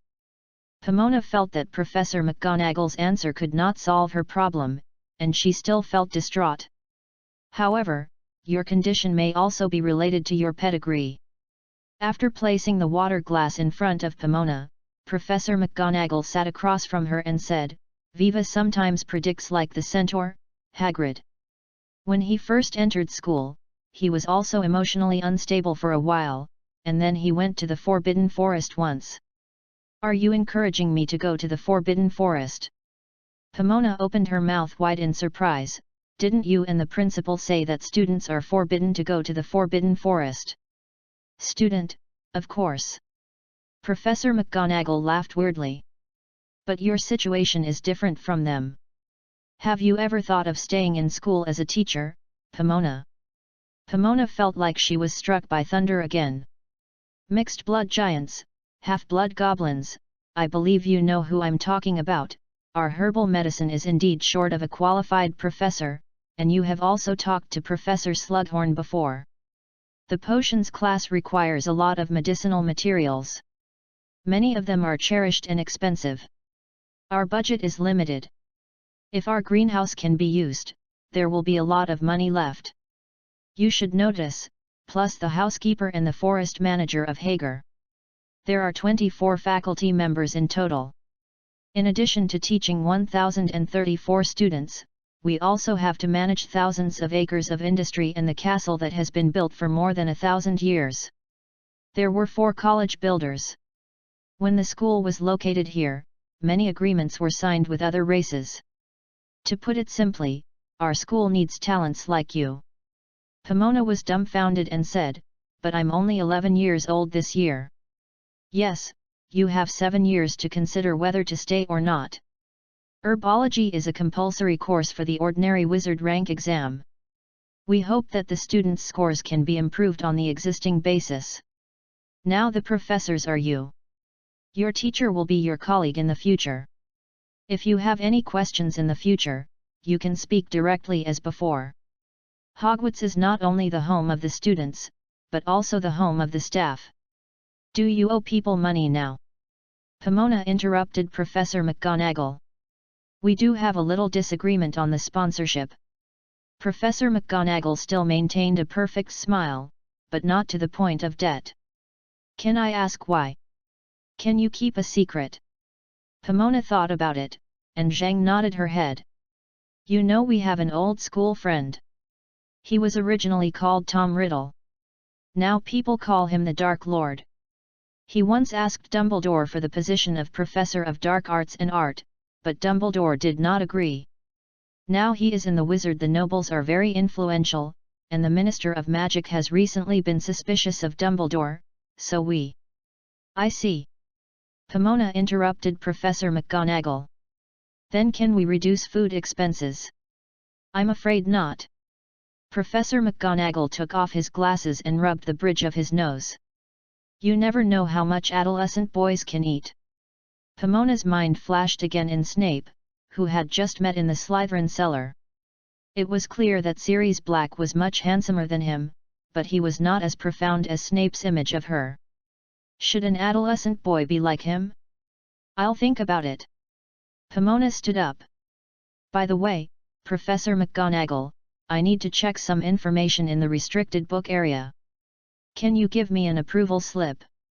How do you know that the content you want to check is in the restricted area? Trust me, there is absolutely no relevant knowledge in the 7th grade herbal medicine textbook. But you are still a freshman, I can't give you a special case. Pomona couldn't help but sink her face. If you can transplant the beating willow in less anxiously, there won't be so many things, and I don't want to sacrifice my rest time to deal with a problem that a student shouldn't handle. Don't be angry with Pomona, this is Hogwarts. Books are not only available in the library. Professor McGonagall smiled and said, you can ask Nick, who is almost headless. He usually floats near the tapestry where the giant stick and silly Barnabas are on the 8th floor of the castle. Maybe you will find something unexpected. Has a problem. Pomona instinctively told her that Professor McGonagall had something to say, but she was only Dumbledore's assistant, and the real problem was the amiable-looking Mr. Principal. Any other questions? Miss Martin? No more. Good luck, then. Professor McGonagall said, and then she lowered her head and began to write, not paying attention to her anymore. End of this chapter. Chapter 21, I'm Too Hard. Chapter 21 I Am Too Hard. For teachers at Hogwarts in the first season, generally speaking, they will experience the following two situations. First, there are no new students who are lost everywhere in the classroom. Second, crying heartbreaking, clamoring for the new students who are going home. Professor McGonagall has been teaching at Hogwarts for several years, and Pomona's complaint she did not pay attention to.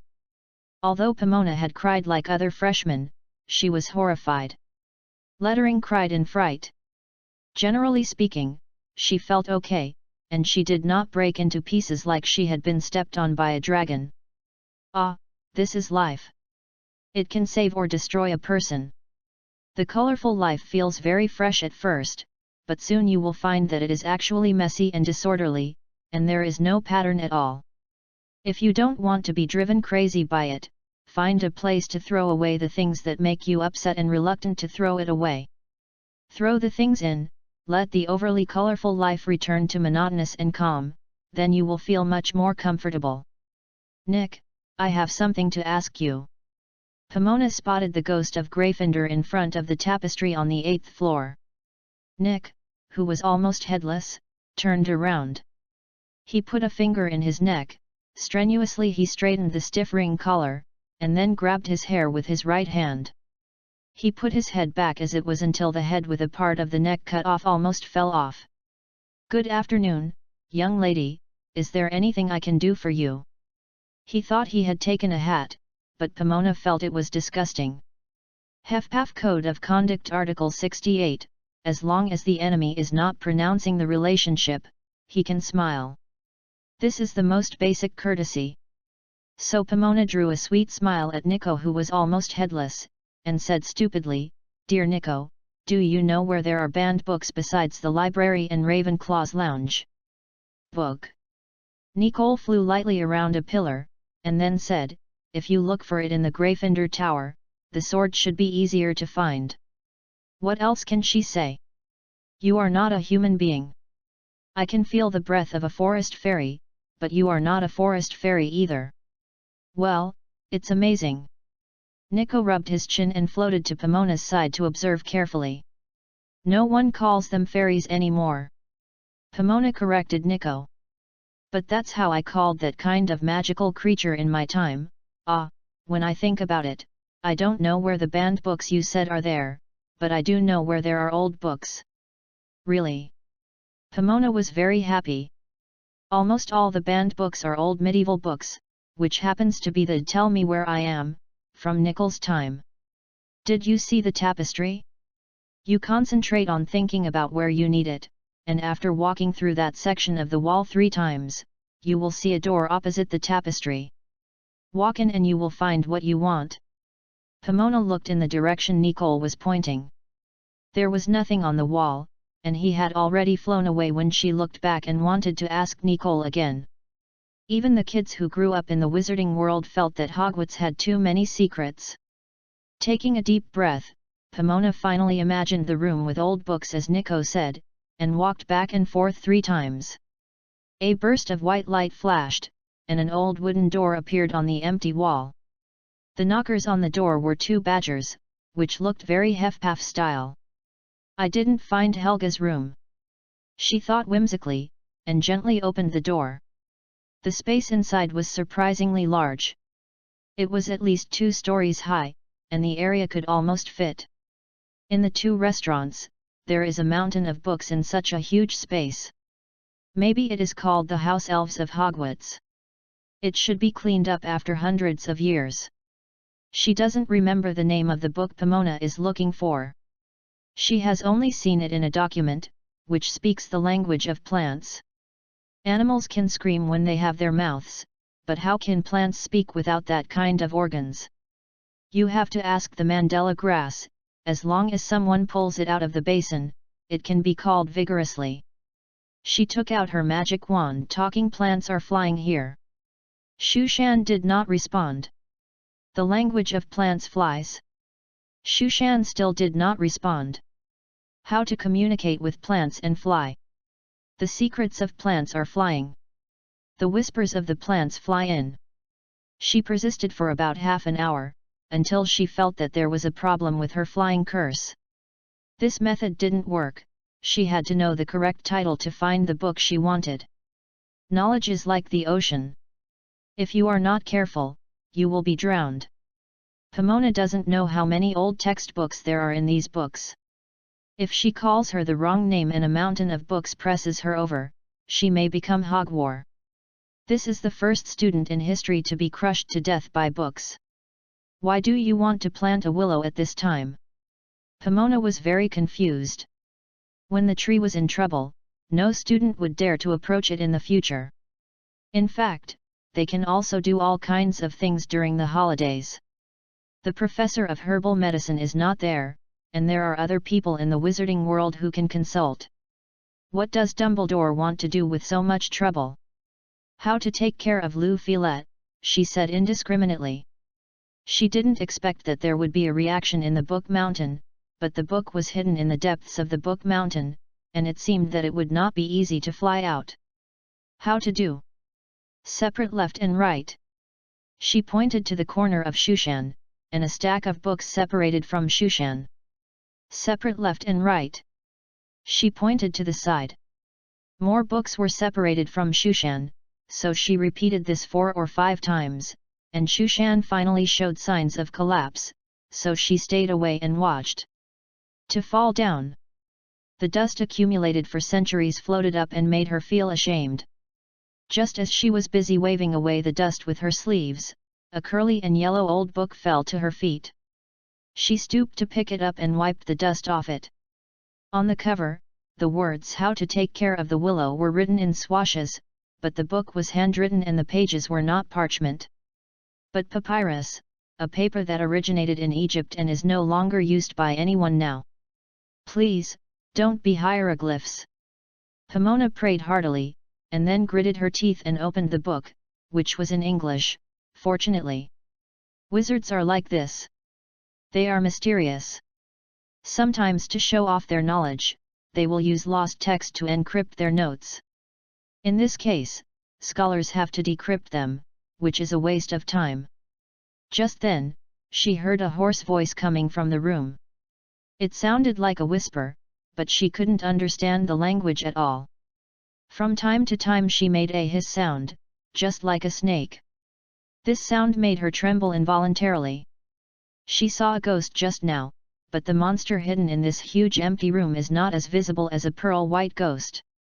People may not be afraid of ghosts but the unknown. Even wizards have encountered unexplainable things. Strange phenomenon.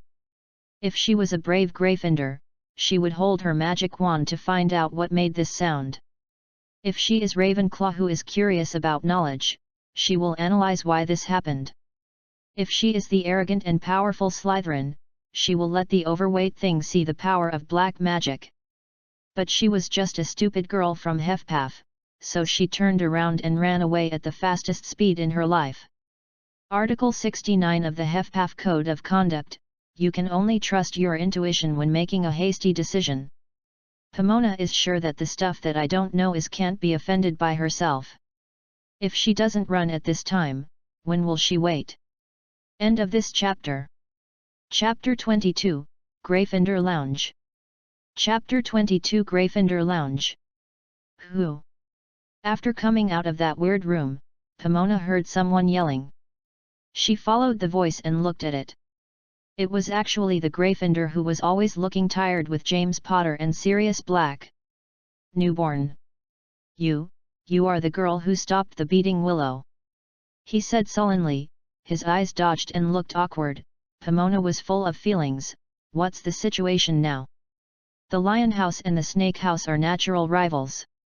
In addition to the dispute between justice and evil, Slytherin is also good at lying. They can tell lies just like facts, so that people can't find any flaws. Fender is not good at this. He was lying. Although Pomona didn't know why, the feeling of being pointed with a magic wand was really uncomfortable, so she asked, "Who are you? Why are you here during class time?" My name is Remus Lupin." The freshman stammered. "Who are you?"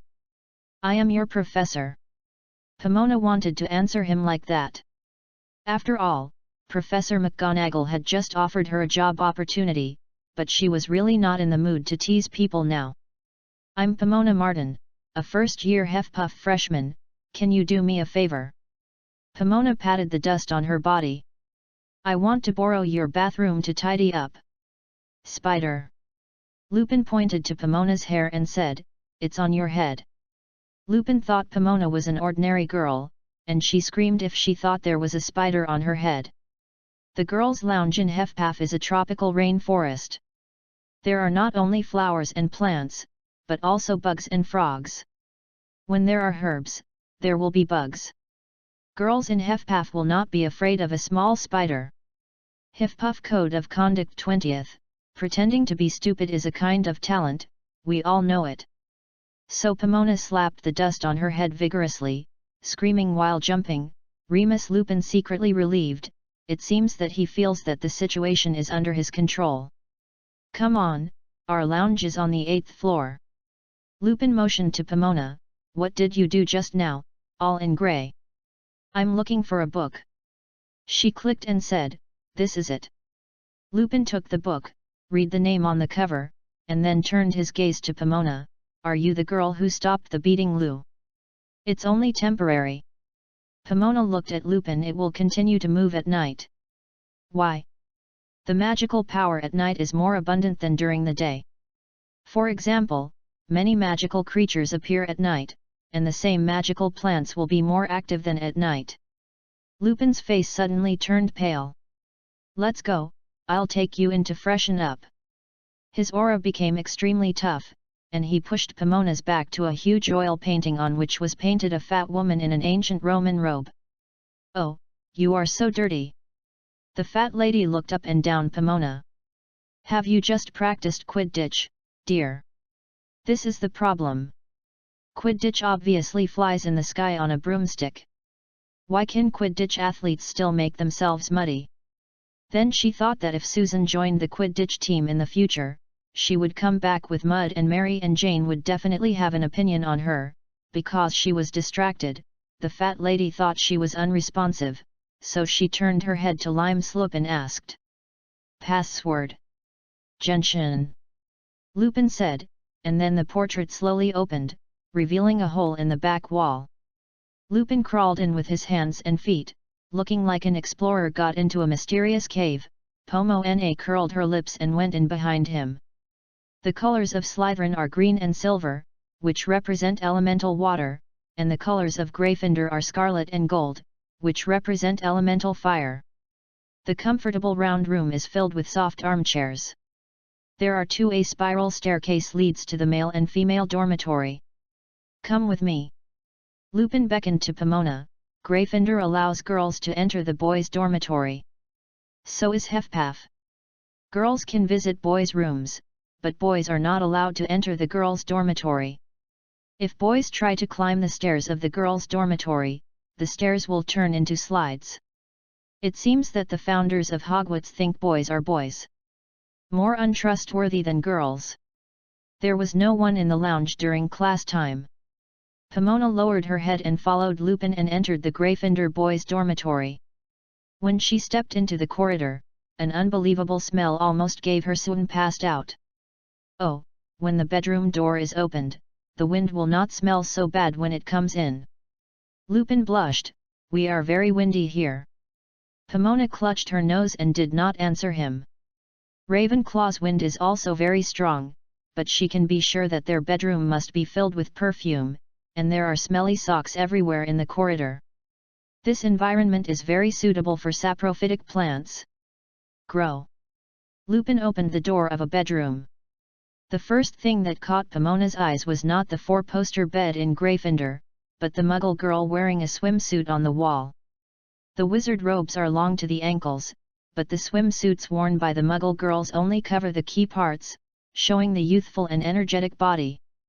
It's not surprising to see these in the boys' room, but Pomona can't help but wonder, who put these posters on the wall? Please wait. Lu Ping blushed and strode to open the bathroom door, and then disappeared. Pomona wandered to the window. Through the glass window, you could see the mirror-like Black Lake and the vast expanse of the Forbidden Forest. Suddenly, she felt that if she could see such beautiful scenery every day, it would be a good choice to become a Gryffindor. Avada Kedavra. Pomona was agitated and turned her gaze to the direction where the sound was made. There was the observatory. There was no one on it. Dumbledore's office was right next to it. The stained glass windows were open at the moment, except that there was nothing to see inside. Okay, you can go in, Martin. Lupin opened the door again and came out of the bathroom. Did you know? Lupin. Pomona looked at the office and said, Hogwarts is actually a flower name. Flower. Lupin looked inexplicable. A lily that grows in mountains and valleys. Pomona said the word lily bitterly. Martin, you seem to be very good at plant magic. Lupin put his hand in his pocket and walked to her side. Are you pure blood? Pomona frowned. When Lupin approached, she smelled the scent from his breath. Ruxiang Camisa Paris, a very beautiful little pink flower. The fragrance of the flower smells very similar to that of lily, but it grows in cold Siberia. Wherever it grows, it must be desertified and no grass will grow.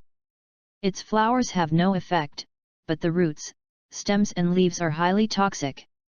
They can be made into medicines for external application, or used as pesticides to prevent pests. What does Lupin drink for? It's not how good at it. Pomona became suspicious and became more alert when talking to Lupin. It's Wednesday today. Do you think the school will be closed this Saturday? Lupin walked to another window and looked out. Everyone was looking forward to the holiday, but Lupin's expression was not happy. He looked calm. There is a kind of precocity different from his age. Maybe, she said absently, and turned to the bathroom. Did you know? The wizard in the East uses the fullness of the moon to record the date. The 15th of each month is the day of the full moon. It seems that Pomona has taught him something, and Lupin will give her back R9. The fourth day of the month is the 15th of the 7th month of the monthly calendar. That day is their Zhongyuan festival and Obon festival. These two festivals are very similar to our Halloween. Both are days when ghosts and monsters appear. There are many ghosts in the academy. I don't think ghosts are scary. No, there are monsters more terrifying than ghosts in this world. Lupin turned his back to Pomona, and whispered, "If I were you, I wouldn't be wandering around that day. Go back to the bedroom and rest early."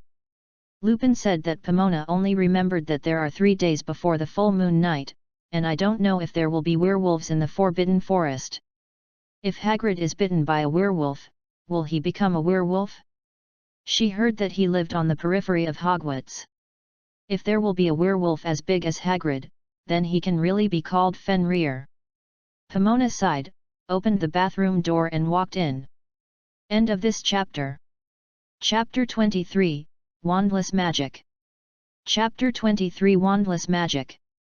Gryffindor is notoriously nosy, but Remus Lupin volunteered to help Pomona solve the mad-beating Willow, but she felt a little too enthusiastic, let alone a freshman in the first grade. Lou was too risky to deal with the beating, but Pomona's worries disappeared when he showed his hand. "You can wandless magic." Although Lupin was only a feather floating up, Pomona couldn't help but marvel. Wandless and silent magic are very profound skills, and most wizards can't do it in their lifetime. By the time, and Lupin was only 11 years old, it's no wonder that a genius like this is so bad that Dumbledore still let him go to school. "If you have gains, you will lose." Lupin smiled and said, "I think you also used wandless magic today." "That's because I was busy throwing stones, and there was really no extra hand to hold a magic wand." Pomona sat on Lupin's bed and flipped through the old book. She felt that her behavior must be stupid and vulgar. "Don't say that to yourself, Martin. Do you remember what you did after the tree became quiet? You touched the tree with your hand, and it started to quiet. I think it was because of the effect of the medicine. Don't be so pessimistic, you should be more confident." Lupin sat on the bed opposite her and said, "How about you also try wandless magic? Don't say without a wand, even with a wand, I can't make the feathers fly." Pomona said frustratedly. In fact, Professor Felvey believed that this new Hufflepuff freshman does not have the ability to use spells at this stage. Before Halloween, their main homework is to practice wielding a magic wand. Lupin didn't know what to do. Although he matures prematurely, he is still an 11-year-old boy. However, Pomona still remembers his advice. Maybe she can try it if she finds a chance. "Do you still have that kind of medicine?" Lu Ping asked a long time later. "Maybe we can give it some more." "It doesn't work at night. It can draw magic power from other channels.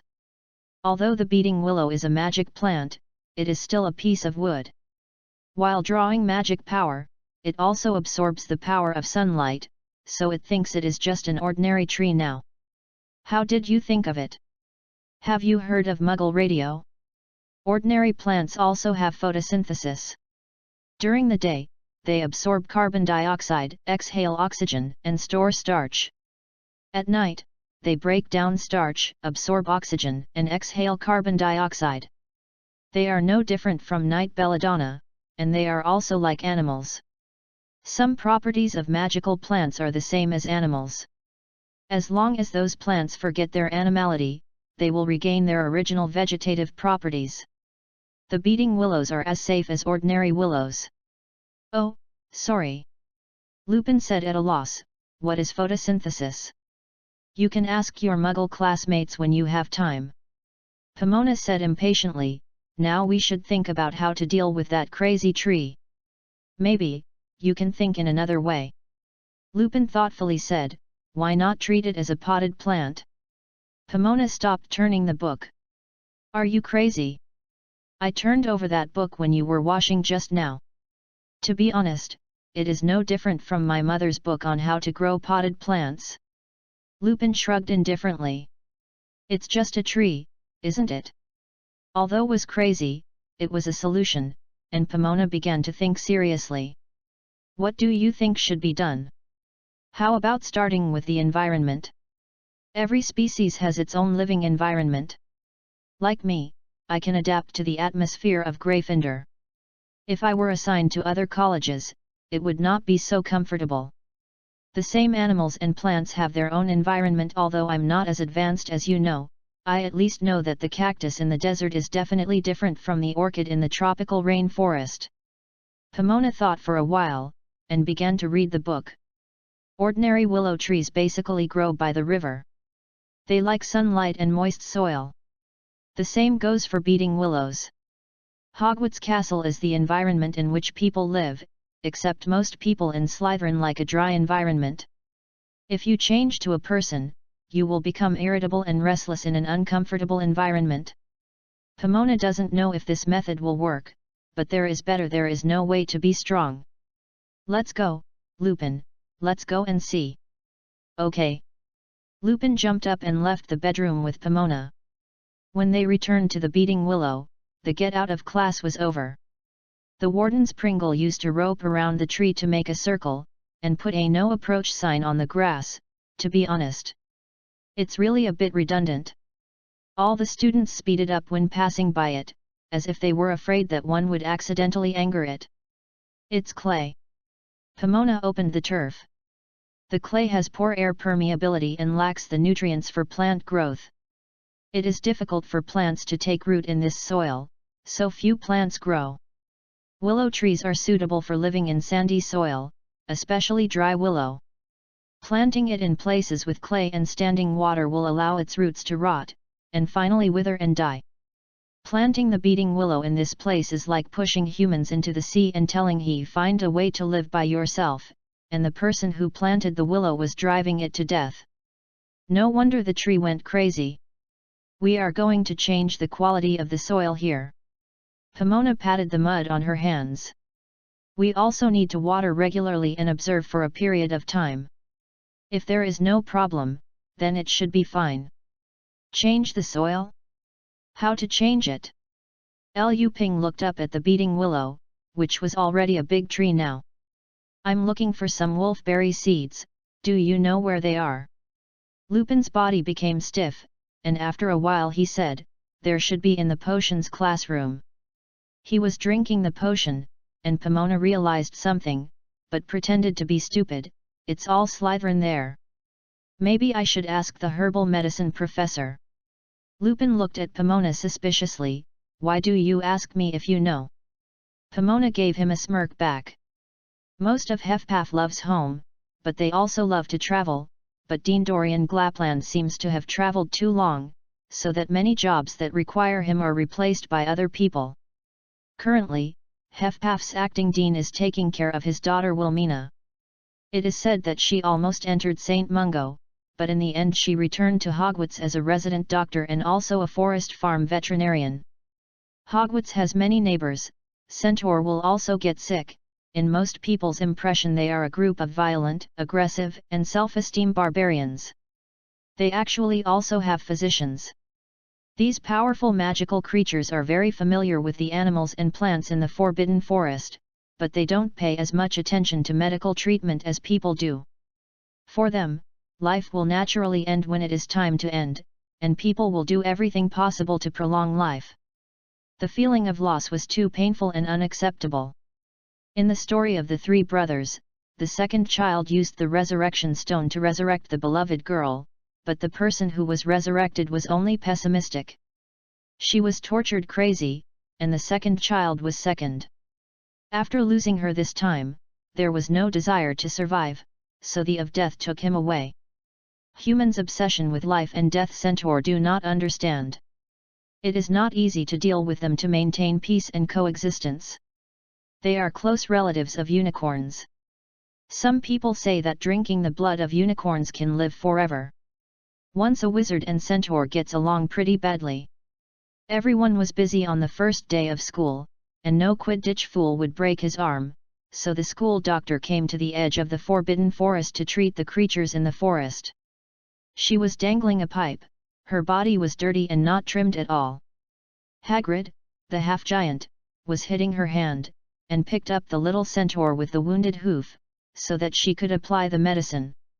Seeing the scenery in front of her, Pomona felt herself the girl was heartbroken. Even if he is not as elegant and sophisticated as Slytherin, he must at least be dressed up like Professor Felvey and Professor McGonagall. How come Hefpaf's acting Dean is in this style?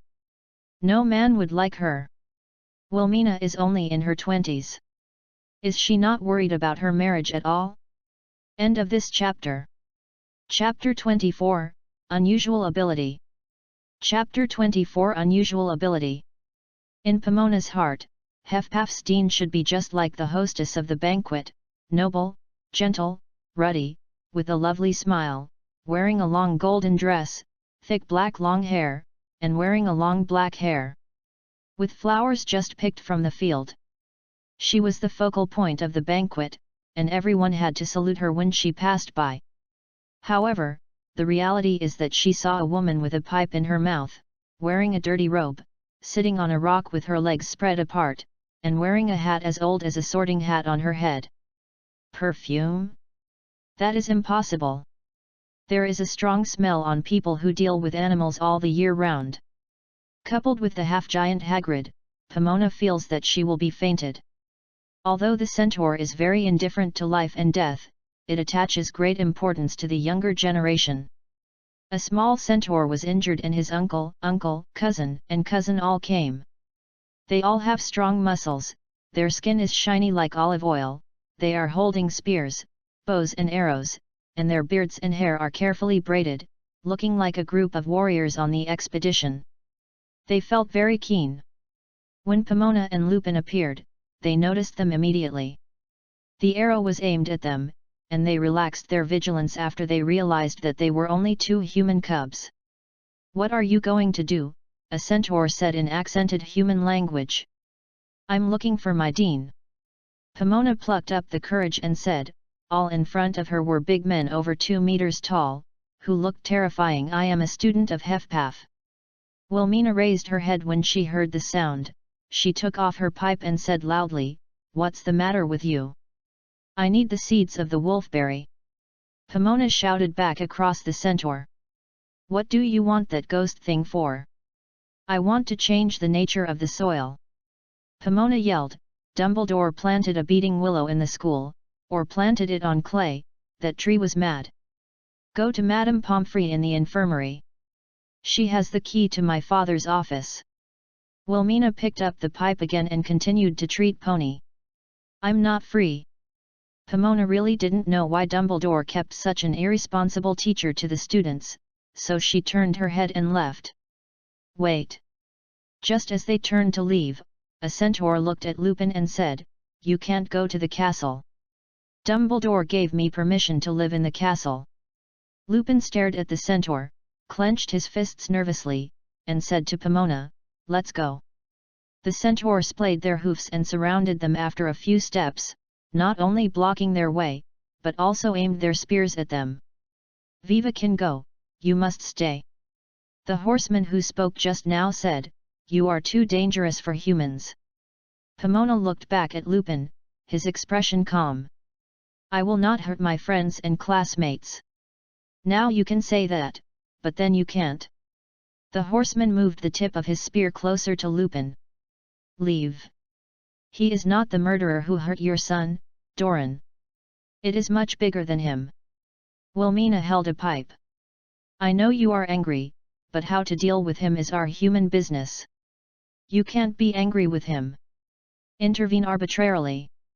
The half-horse known as Dualoon patrolled the two of them. His faces were full of anger and led the way, but Pomona and Lupin did not dare to move, because they could both feel the real thing. Anger. "It's getting dark, Hagrid, it's okay to have me here, you take them back to the castle." "As you wish, Professor." Hagrid handed the foal to a centaur, and then walked towards them both slowly. After he got closer to Pomona, he knew how tall he was. This is just a half-giant. God knows how tall the real giant is. "Let's go, little guys, you will miss dinner later." The legendary brutal and bloodthirsty giant is holding a pink umbrella covered with yellow dots, but Pomona really hopes that she is really crazy at this time. Knowing that she would go to the cellar of Slytherin to get the seeds of the wolfberry flower, why run so far from the castle to the Forbidden Forest? They left the attack range of the centaur as quickly as possible. At this time, the sky had already turned dark blue. When passing by Hagrid's hut in the wilderness, he said wait and waited to come out again. At that time, there was an extra lantern in his hand. The castle has an entrance guard at night. If you go back after that time, don't be caught by Pringle. He is sloppy, but he is merciless when he punishes people. Arthur Weasley was once slashed severely. However, it is said that there are scars left, even the potion can't be eliminated. It's just going back a while late, how could there be such a heavy punishment? Pomona exclaimed. In fact, he didn't come home late, but got up early. At 4 o'clock in the morning, he was walking with his girlfriend Molly by the Black Lake. Later, he was caught by Pringle. He was whipped instead of Molly. Hagrid said. He turned his attention to Lupin. If you were caught, would you be tortured instead of her? Although she is not my girlfriend, why not? Lupin smiled and said, it's terrible to have scars on girls.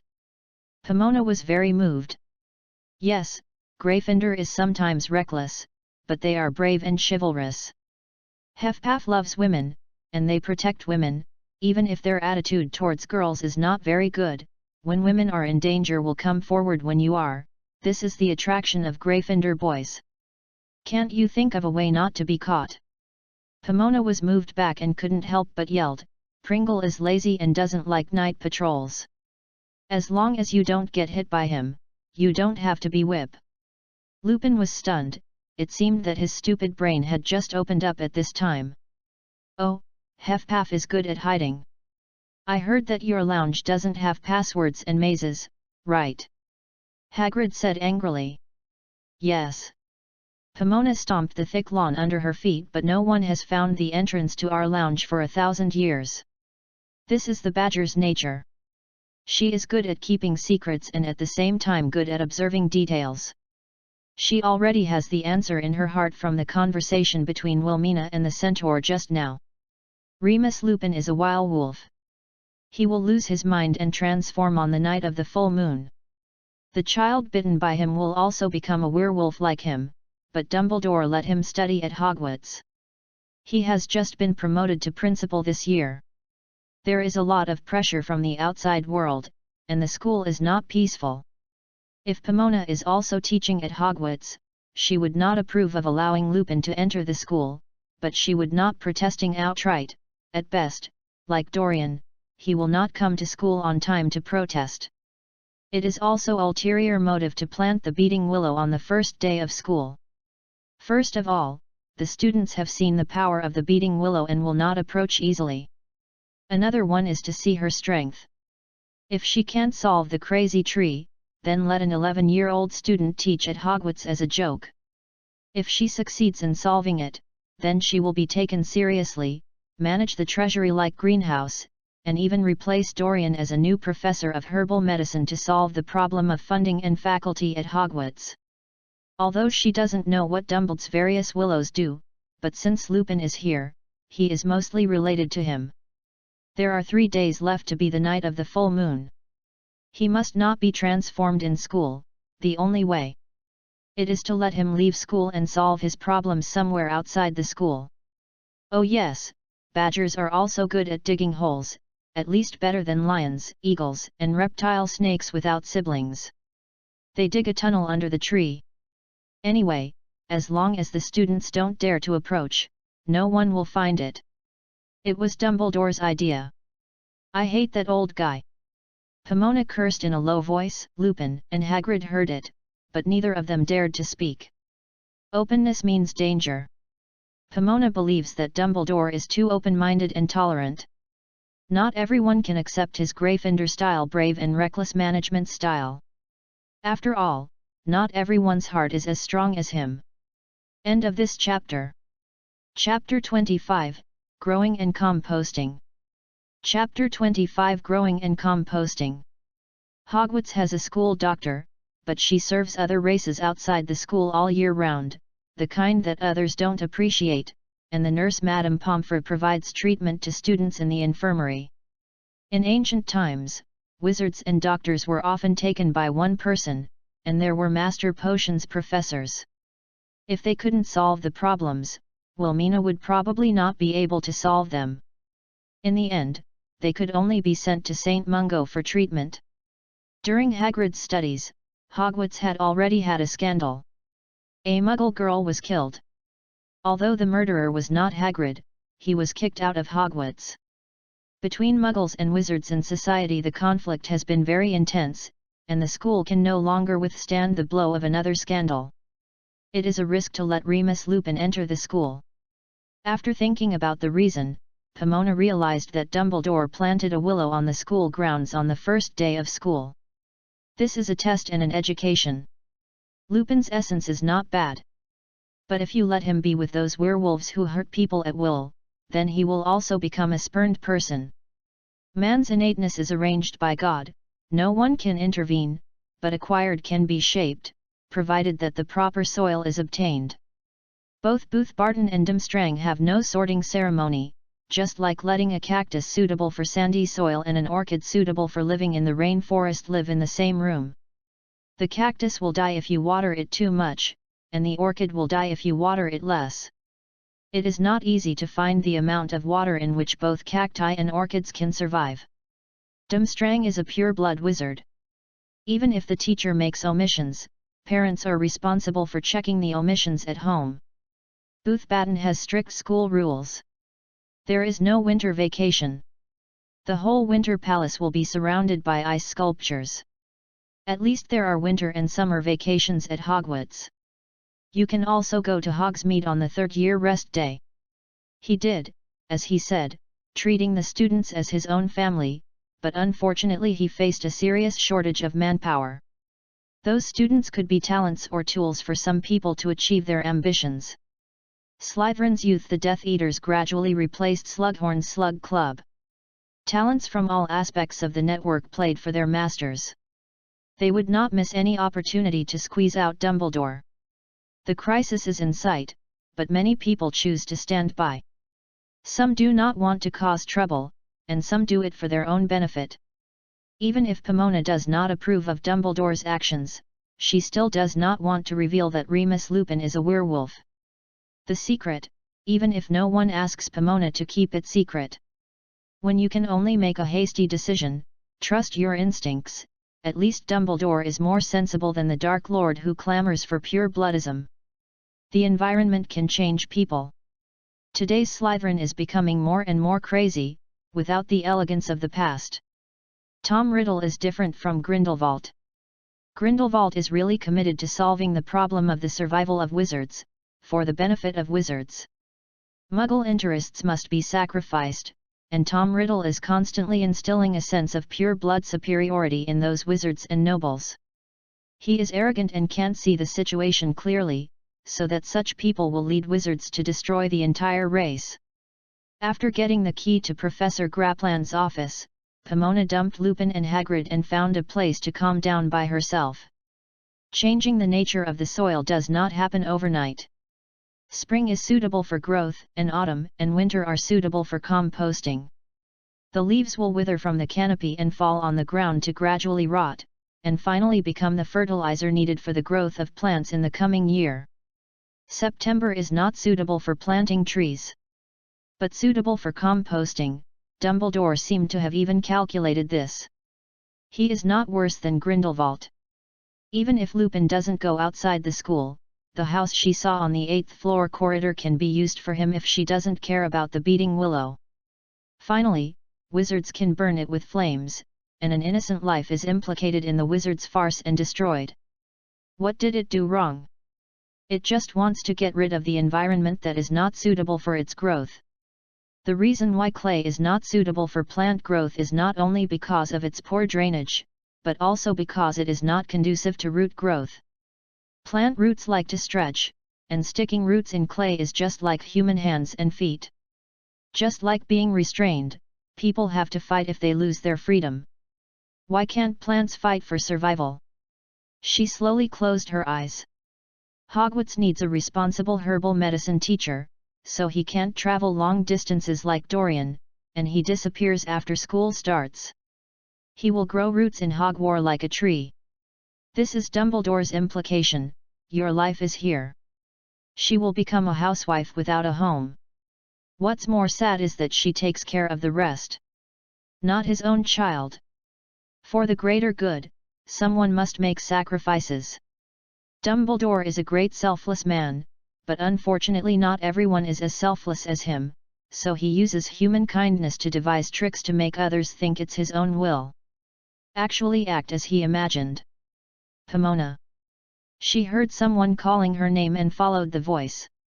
There was a tall man standing in the corridor not far away. She rubbed her eyes and found that Professor Slughorn was standing there. "Are you okay?" the professor asked. Now he is different from the appearance of eager for quick success in the office. He is an ordinary teacher who is caring for his students. "A long day, Professor," she said listlessly. "A long day. Why don't you go back to the dormitory?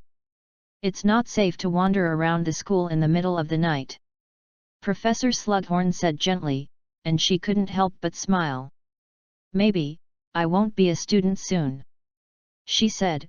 "Professor McGonagall offered me a position, Professor of Herbology." "Oh, you are still so young. Professor, you and Professor Dumbledore seem to be about the same age. What was he doing when he was the same age as me?" "I don't want to talk about him," Slughorn said in a cold and disgusting voice with a calm face. "I really don't know why Dippet recommended him to take over as the principal. Are there any other suitable candidates besides him?" Pomona casually perfunctory. "Of course, Batty Crouch, he's a very upright man," Slughorn answered immediately. "But who is Dumbledore?" "He is the hero who defeated Grindelwald. A little where is the Minister of Magic Execution Department his opponent?" Slughorn was actually angry. Maybe he thought he was also calculated by Dumbledore. Herbs are the basis of potions. What a temptation for a potion teacher, Aviva who is good at plant magic. "Professor, please help me." Pomona resisted her tears and kept herself from crying. "I don't know what to do." "Don't make that look, Pomona, I know you are from Dumbledore," Slughorn said grimly, before he pulled his robe and turned away and said again, wandering in the hallway after nightfall, "Hufflepuff deducted 2 points." "You can't." Lupin's voice suddenly sounded in the silent corridor, but it suddenly stopped, as if being covered by a hand. "Who's where?" Slughorn chased the voice away, and only Pomona was left in the long, dark corridor. Article 72 of the Hufflepuff Code of Conduct: if you force yourself appropriately, you will make a choice. Although it was not Pomona who was persecuting herself, she already knew how to make a choice. She took a long breath, straightened her back, and walked towards Hufflepuff's burrow. No wonder she was so scared before. It turns out that she faced the choice of fate. End of this chapter. Chapter 26, Change Basin. Chapter 26, Changing Pots. According to Professor Slughorn's performance just now, the plan to borrow plant seeds from Slytherin can almost be abandoned. Pomona is grateful that she has gone to the Forbidden Forest again. At least Wilmina knows that someone needs her. Maybe she would suddenly think of another student in her college who needs her help after reading the patients. The dean's office is usually near the college lounge, but Pomona gave Hagrid the job of opening the door. The reason why the professor is called a professor is that in addition to teaching, they will also conduct research in their respective areas of expertise. In order to prevent themselves from being disturbed or someone stealing their research results, they will set up a ban in their office. Giants, even half-giants, are more resistant to magic than an 11-year-old child. "Okay." After opening the door, Hagrid's hair stood up. "Go in, you two little guys." "Thank you." Pomona first wiped Hagrid's stomach and ran in.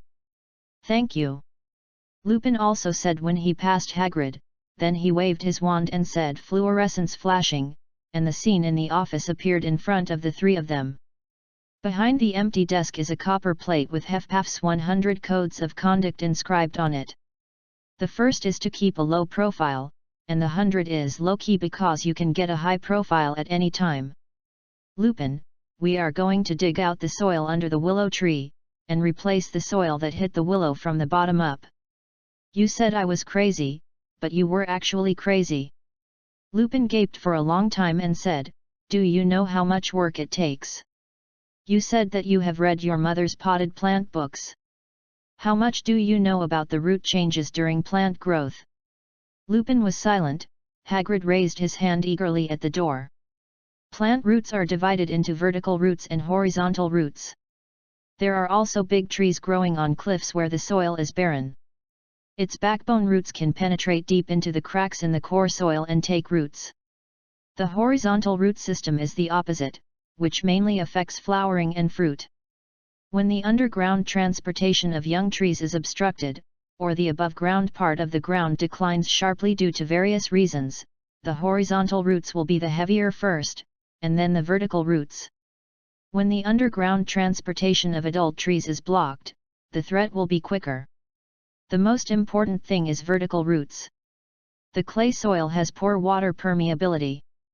It is neither drought-tolerant nor flood-proof. The root system is not easy to extend, but it retains water and fertility, and nutrients are not easy to lose. It is precisely because of the fertility in the soil that Professor McGonagall used them. The spawning magic turns a sapling into a big tree. After the soil fertility is exhausted, if the vertical roots cannot penetrate the soil and continue to grow, the horizontal roots will become vertical roots. Today, the horizontal roots that are trying to push down the wall are horizontal roots. If the vertical roots are not liberated roots, they will continue to try to tear down the city wall and turn it into vertical roots. After all, the beating willow is not a mandala grass. We can't uproot it and place it in another pot with loam prepared in advance, so we can only the soil was changed from below to upwards without damaging its vertical underground roots as much as possible. Then why did you look for the wolfberry flower in the first place? Lupin asked. I was wrong. I just thought about changing the nature of the soil. I forgot the problem that the beating willow also needs nutrients during its growth. Now it does not have enough nutrients. If there are other plants competing for nutrients, it will be even worse. Furious, clay and sand in a certain ratio are loam. Now the soil under the ground is either desertified or solidified. It is precisely because it threatens its life to beat people and will make it so violent. What do we need to do? Collect carbon residue and stones, as well as things like peels and egg shells. Peel and egg shells are available in the kitchen. Hagrid finally found a chance to speak and said excitedly. In addition to changing the soil, we also need to fertilize the beating willows. Those fertilizers must be fully fermented before they can be mixed into the soil. Otherwise, the temperature generated in the process of fertilizer corruption will burn the roots, and the process of boiling the fertilizer will be very smelly. You know, where can I get fat without affecting others, Hagrid? The forest farm is fine. It's too far. Pomona shook her head. Forget it, you go and prepare what I just said. Okay, Professor. Hagrid said naturally. Do you need me to be Professor McGonagall? Not for the time being. Pomona took out the how to take care of the willows. We are going to dig a tunnel under the tree. If you know what kind of magical creatures are good at digging holes in the Forbidden Forest. Even better, move faster. The potion can last until midnight at most. I don't know when it will wake up. Let's go, Remus. Pomona knows what she is doing. See you at Renlu later. Remus Lupin gave her a deep look, and finally left with Hagrid. Pomona still kept smiling on the surface, and she didn't shrink her smile until they had all gone. Judging from the performance of the centaur before, it is impossible to dig that tunnel into the Forbidden Forest. Lupin is very likely to be attacked as long as he enters their territory. Now the only option is Hogsmeade. If a werewolf loses control in the village, God knows how much chaos it will cause. She wants to find a place for Lupin to transform him without worrying about him running away. It's best to be outside the village, but where should he fix it? Is anyone here? Professor, are you back? Pomona was meditating, and suddenly heard Pete's voice. Pete? She threw herself into his arms like seeing a savior. "Pomona, why are you?" Pete was more surprised than her. "What did you run into Professor Grapland's office for?" For an 11-year-old child, it's really exciting to have this on the first day of school. It can even be said to be too exciting. Pomona is crying and crying like other first-year students. "Going home? Are you being bullied? Tell me, I'll teach him," Pete said swearingly. "I'm afraid you can't beat him," Pomona whispered. "Who?" Pete's aura was so powerful that Pomona would kill him if she said that name. "Professor Dumbledore." She paused and said, "And Professor Slughorn in Slytherin. I met him in the hall just now and he deducted 2 points from me. Will you tell him that you are lost?" Pete pointed to the HFPAF code on the wall. "What's the second?" "Fight back in the face of direct insults, but it is necessary to play dumb when necessary." Pomona wouldn't be so stupid to read it out, and instead said, "It's said that I was bullied. Do you think I told him that he would let me go? Damn Slytherin!" Pete gritted his teeth with hatred. "Let's go and see." Pomona pulled Lappet's sleeve. "What happened again?" "I have a small favor and want to ask you for help." "What are you doing again?" "It's nothing, just repot a plant." She smiled sweetly and said, "Can you call all your friends?" End of this chapter. Chapter 27, New Professor. Chapter 27, Freshman Professor. Wizards can invent new spells, but there is a great risk of doing so. The caster is very likely to be backlashed by the out-of-control magic power. Every year, wizards die from this. Even plant magic is the same. Although some plants are not as huge as the beating willow, they are highly poisonous. Even some non-toxic plants become dangerous after being enchanted. They will be completely unexpected. Attack. No one had seen the Voldibot animal before 1782, and it was only discovered after an attack. It looks like a black cloak, maybe only half an inch thick. If it has recently killed and digested a victim, it will be thicker. It slides against the ground at night, and it attacks when people are asleep. The face of the victim was sealed tightly. The victims rarely have the opportunity to use magic to deal with it. Dorian Grapland believes that it is not a naturally grown magical animal, but a man-made black magic product, because the only way to deal with it is to call God to protect it. In other words, Voldibots are very similar to Dementors, and monsters such as Dementors will only attack humans. They will not attack other creatures such as cats and dogs. They looked like humans, wore a cloak, and their whole bodies were soaked in water. They had crusted palms and looked like corpses summoned from a tomb. In tropical regions, there are often carnivorous plants such as pitcher plants and Venus flytraps. They do not have developed root systems, so they need to prey on insects to supplement their own nutrients. Professor Dorian Grapland believes that Volterra bats are a kind of plant black magic. Its body is a kind of moss. In order to prove his point, he intends to capture a Volterra bat and return it for research.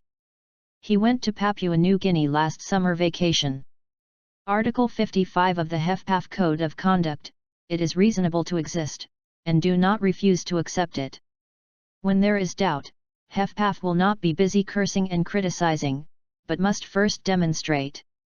Plants do not move, but magical plants have animal characteristics. Voldemort bats may seem harmless like ordinary moss during the day, and only attack other life forms at night, or they only attack like Dementors. People, HFPAF is an expert in magical animals and plants, just like Gryffindor is good at duels and Quidditch, Slytherin is good at potions and black magic, and Ravenclaw is good at theory and spells. The areas of expertise are different. It's just that Dorian is too bold to travel alone. After all, he is not going to the city, but the real tropical rainforest. He is dealing with species that are good at sneak attacks. Perhaps he has not returned until now because he resisted Dumbledore. Management method, but has been eaten by Voldibot. The first class tomorrow will be the black magic art class. Pomona is worried that she will fall asleep in class tomorrow, because tonight they are expected to stay up all night to work. Usually, casting magic is effective. For example, all petrification will last for a long time, but when the time is up, it will be automatically cancelled. The basilisk will really become petrified if you are staring at it. Mandela grass is needed to cancel the effect. It is temporary to change the soil quality by magic, and it will eventually return to its original state. Therefore, the transformation spell cannot be used to improve the soil. Hefpaf's seniors had to hit the land under the willows to release Bone and Bones time and time again, digging pits like Muggle mines. Hagrid found a group of mink from nowhere, and was digging at the other end. This magical creature lives underground and lives by hunting down goblins and moles. Their job is to find the vertical roots of the beating willow. After loosening the soil, the beating Lou was much more comfortable, and he made cat-like purrings from time to time. It seemed that they had indeed found the crux. "Why don't you help?" Lu Ping was sweating profusely, pushing a small cart with stones piled on it, and seeing Pomona standing by the hot construction site with arms folded, was very dissatisfied. Pomona took out her small bag, and showed him the liquid that emits purple fluorescence in the dark. "If it suddenly goes crazy and hurts people, I will be responsible for calming it down. Will you ride a broomstick? What are you going to do? Find a pair of scissors and pruning it." Pomona pointed to the beating willow and said to Lupin, "That's more useful than moving rocks." The new man's magical power is not enough. Even if Lupin will float the curse, he still can't move the stones. "Do you really treat it as a potted plant?"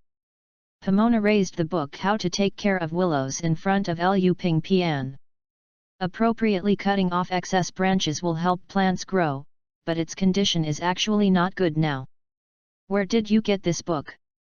Lu Ping put down the cart. It seemed that he had listened to Pomona's words. "Secret." Pomona smiled mysteriously. "Go ahead." Lupin whispered and walked towards Gryffindor. Flying spells are different from spells such as levitating curses. They use summoning, while levitating curses are cast by magic wands. Outside the school's courtyard, the house elves are fattening their faces with cloths. They don't need magic wands when they cast spells, nor do fairies. In addition to the werewolf Lupin, it seems that all magical creatures don't need magic wands to cast spells. In addition to the wood on the outside, the wand also has cores such as phoenix feathers and unicorn hair. When the wizard picks up the wand to resonate with it, the wizard has the ability to use magic power. When their skills are deep enough, it will no longer need a magic wand to cast spells like magical creatures. Viva's hair is essentially no different from phoenix feathers. This is her magic receptor, so she can't cast spells on her own hair and change its appearance. Susan's cat is called Medusa.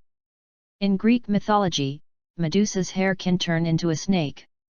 When Viva loses control, their hair will turn into the heads of the elders' sharp and big-mouthed birds, and a pair will grow on their shoulders. The wings covered with scales were absolutely terrifying, and Pomona didn't want to be like that. In fact, when I think about it now, when she used to help Mrs. Sprout to take care of the plants in the field, she always felt a strange fluctuation. Sometimes she wanted to eat eggs, and sometimes she wanted to eat fruits. Those eggshells and peels would be thrown into the ground. Go with. This may be her talent. She can detect what elements are lacking in plants without a magic wand, and the medium she feels is her hair.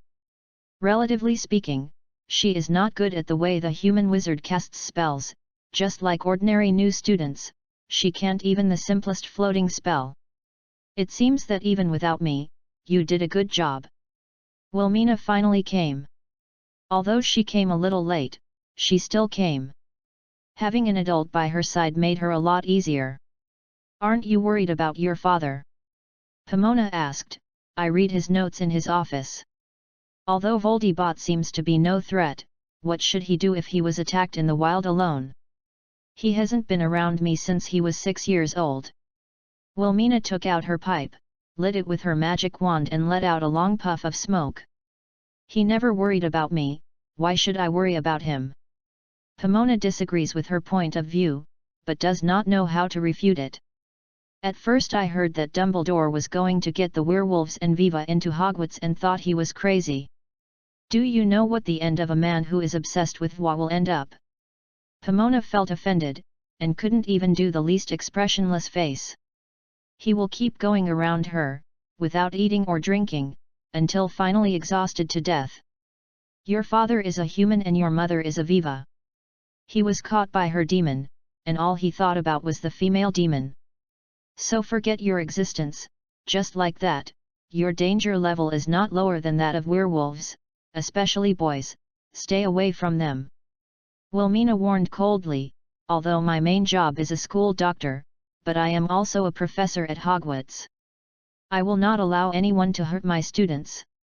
If you let me find anything unusual, I will send you to the Forbidden Forest.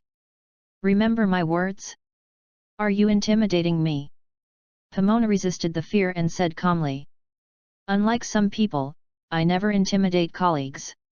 Wilmina smiled and said, You don't need to go to the first class tomorrow morning, Professor Martin, I wish you a good night's sleep and good night. After speaking, she smoked a pipe and walked slowly towards the castle. End of this chapter. Chapter 28, Screaming House, Part 1. Chapter 28 The Screaming House, Part 1. On the second day of the new school year, Pomona woke up early in the morning and everyone else in the dormitory had already gone to class. There was an extra plate beside her bed with soft bread and blueberry jam on it. Huffpuff never has to worry about not eating. Although I don't know who left it for her, Pomona is still grateful because she didn't eat dinner last night, and now she is hungry. There are still 2 days before the full moon night. She must find a way to dig the tunnel to the outside of the school. She must do it at night in order to conceal others. The lack of sleep may last until Sunday. She estimates that by that time she can even use it. Haggard face is bad enough.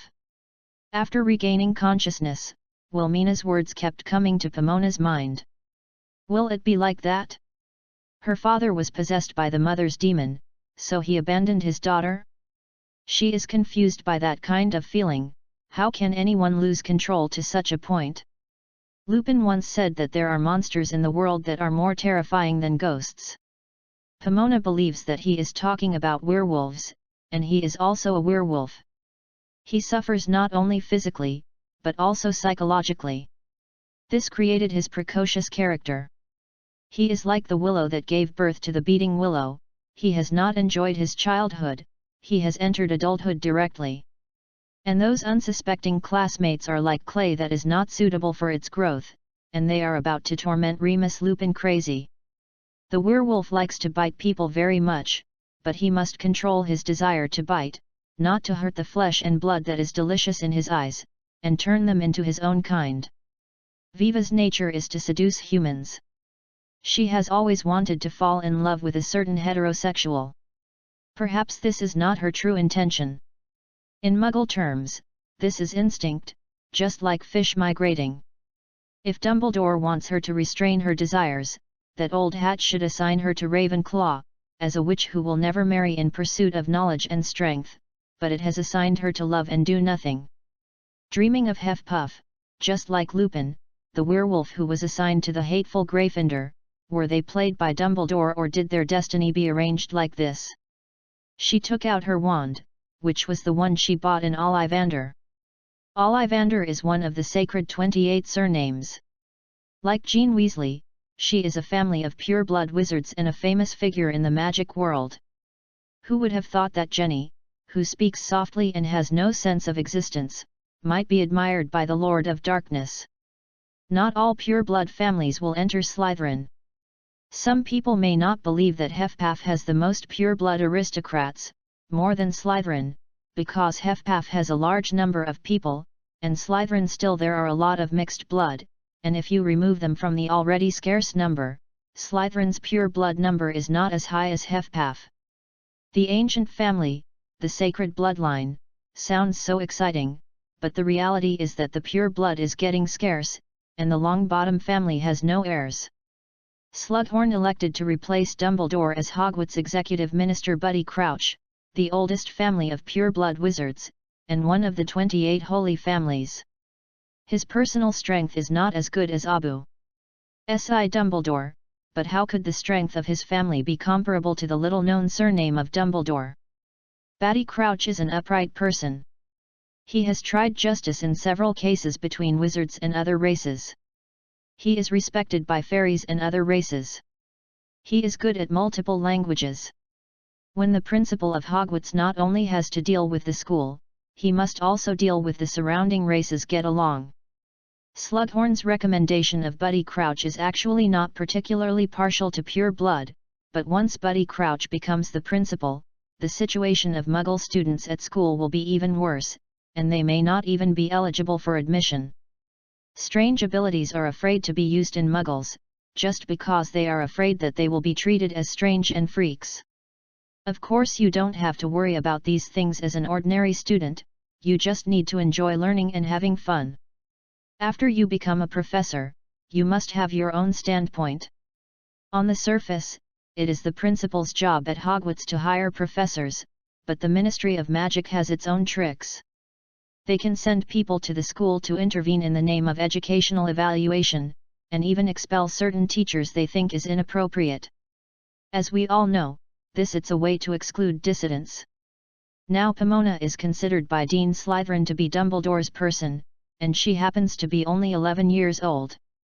Who would believe that an 11-year-old child can be a professor? She is under a lot of pressure. Believe it or not, pressure can make people grow, but excessive pressure can cause people to collapse. She finds a way to help her. She can't keep crying in Pete's arms. Can you hear me?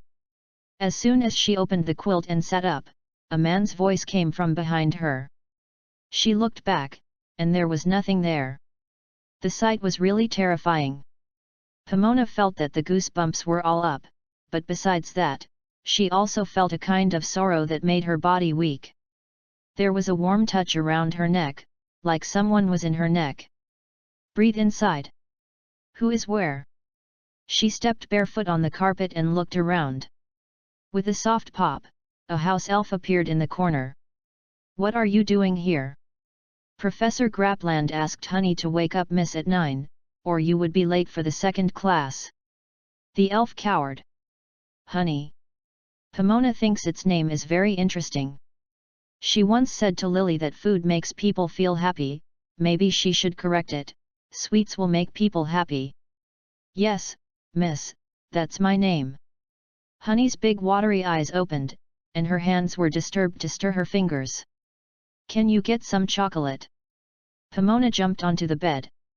If she was at home, Mrs. Sprout would not allow her to eat chocolate early in the morning, but she is now in Hogwarts, who can stop her from using chocolate for breakfast? Come soon, miss. Honey snapped her fingers and disappeared. Pomona took advantage of this time to wash herself. When she came out of the bathroom, there was not only bread jam but also a large plate of chocolate on the bedside. It's just that the honey is gone again. The habit of getting up early for a long time didn't make her really sleep until 9 o'clock. At this time, it was too late to go to the black magic art class, and it was a little earlier to go to the second divination class. She thought about it, anyway, she has to accept the greenhouse. So I plan to go there and have a look. When she stepped out of the cave, she found that the sun was shining outside the house, which was nothing like yesterday's rainy weather. It is a pity that there are no flying lessons in the 4 academies today. Such a good weather was wasted in vain. She chewed chocolate and walked leisurely between the winding corridors of Hogwarts.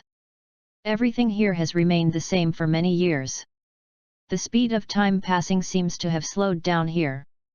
Only the occasional leaking water pipe keeps repeating the statement that it is already a very the old school. She had an inexplicable fear of the pool of water on the corridor, and carefully walked around with her feet on her feet. At this time, she heard the salsa sound like a snake. In fear, she closed her eyes and ran away.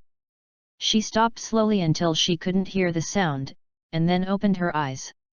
As a result, she actually ran to the greenhouse. She hadn't been here, but she felt that this place was as familiar as she had been here thousands of times, but it looked different from what she was familiar with, and it was too old. She opened the old door. The handle on it was still Hefpuff's badger, and the sight that appeared inside shocked her. I don't know how many years I haven't really taken care of it carefully.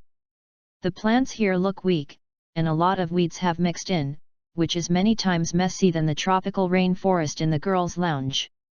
Oh, poor little guy. Pomona stroked the leaves on the mandela grass soil. It looked small and yellow, and it was malnourished. She quickly found the earmuffs from the preparation room and took it. After wearing it, the mandela grass was pulled out suddenly. Its human-shaped rhizome was just like a premature baby. It was small and thin, and it was weak and crying. The cry of the mandela grass can wake up people who have been petrified by the basilisk, and it can also kill people, but there is a premise that it must cry vigorously, and the mandela grass in her hand let alone the crying. Pomona doubted whether she needed earmuffs. She looked around this messy greenhouse again, and it seemed that she had a lot to do. End of this chapter. Chapter 29, Screaming House, Part 2. Chapter 29 The Screaming House, Part 2. Past. Just as Pomona put the mandela back in the flower pot and took off her earmuffs, she heard someone outside the greenhouse say that she looked out from the dusty window that hadn't been scrubbed for many years, and two adult wizards, carrying two Slytherin students, accompanied by a house elf, were walking here. After Hogwarts closed the school gate, outsiders were not allowed to enter without the permission of the principal, not to mention that the two adult wizards were not good at first sight. Out of Badger's instinct, Pomona believed that it was not a good thing to go out at this time. She hid in the preparation room in a hurry. The moment she closed the door of the greenhouse opened, and the house elf staggered. He was pushed in, and then the four wizards all came in. They closed the door tightly and closed all the windows. Pomona smelled the rancid smell again, just like she smelled in Mrs. Morgan's clothing store that day. She resisted the nausea and looked through the cracks in the door to see what the people inside were doing. After all the windows were closed, she was tall. The man walked in front of the two Slytherin boys and said with a sigh of relief, "Look, I'm satisfied, it's far from the castle, no one will hear it." The two Slytherin boys were still anxious. At this time, another shorter man said, "Don't worry, it's just a house elf. You won't get into trouble." "How is that possible?" the slightly fatter student said nervously. "If there is one less person, someone will find it." "Human? It's not human at all." The tall man was full of disgust. "The house-bred little ghost and elves are born inferior. Who will make the pure-blooded nobles liable for it? Take out the wand." The short man took out his wand and said to the two, "Hurry up." The two Slytherin boys hesitated and took out their wands. "Let these two little guys have a long experience, Evangelist." The tall man walked aside and sat on a table. The short one called Evan walked into the middle of the aisle, grinning and looking at the shivering housekeeper. "Elf. Heart-piercing." A green light flew out of his wand and directly hit the house elf, which immediately screamed in pain. "Look, that's how the unforgivable curse is used." Evan turned his head and said to the two Slytherin boys, "Which of you two will come first?"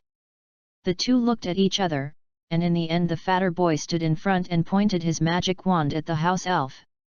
"Cut your heart!" he yelled, and the elf subconsciously stretched out his hand to block his face, but the Slytherin boy's wand did not emit a green light. "No!"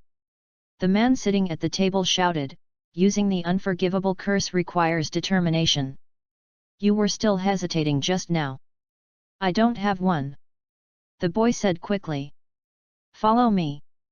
Evan walked up to the fat boy and raised his wand again. "Drill your heart." A green light hit the house elf again, and this time it rolled around with pain.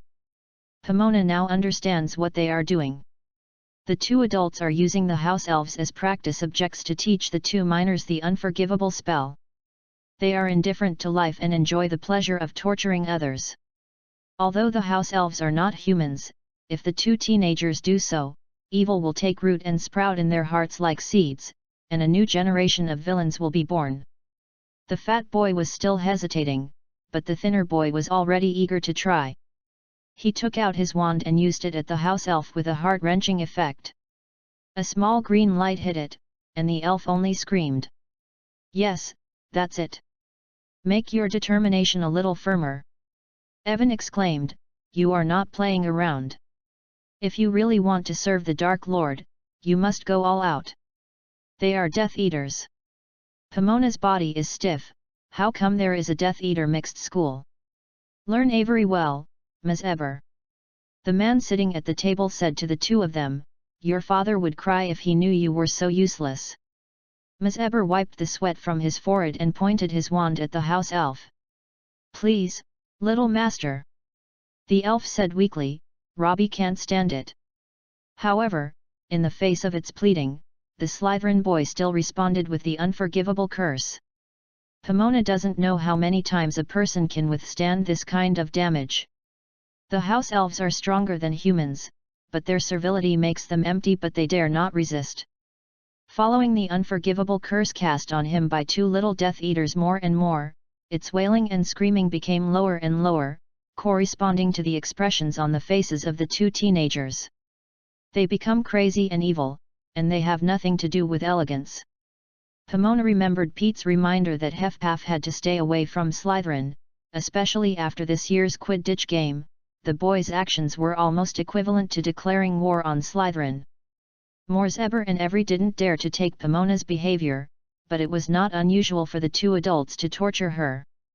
She bet they must have tortured Muggle adults.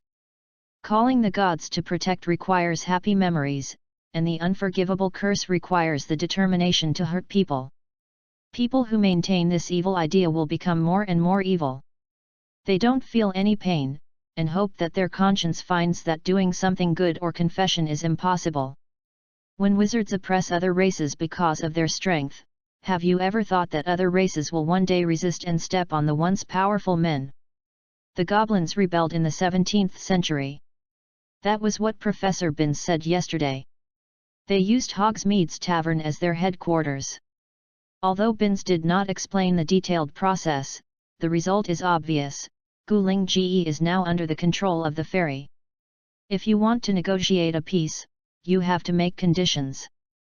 The wizards' money is now controlled by the elves. How can the wizards and nobles survive without money? You have to fight for power on your own. This is why the status of the fairies in the magical world is higher than that of other races. The horses are also the same. The wizards call them savages but dare not touch them. At least they will not keep up with the housekeeper on the ground. Like the elf.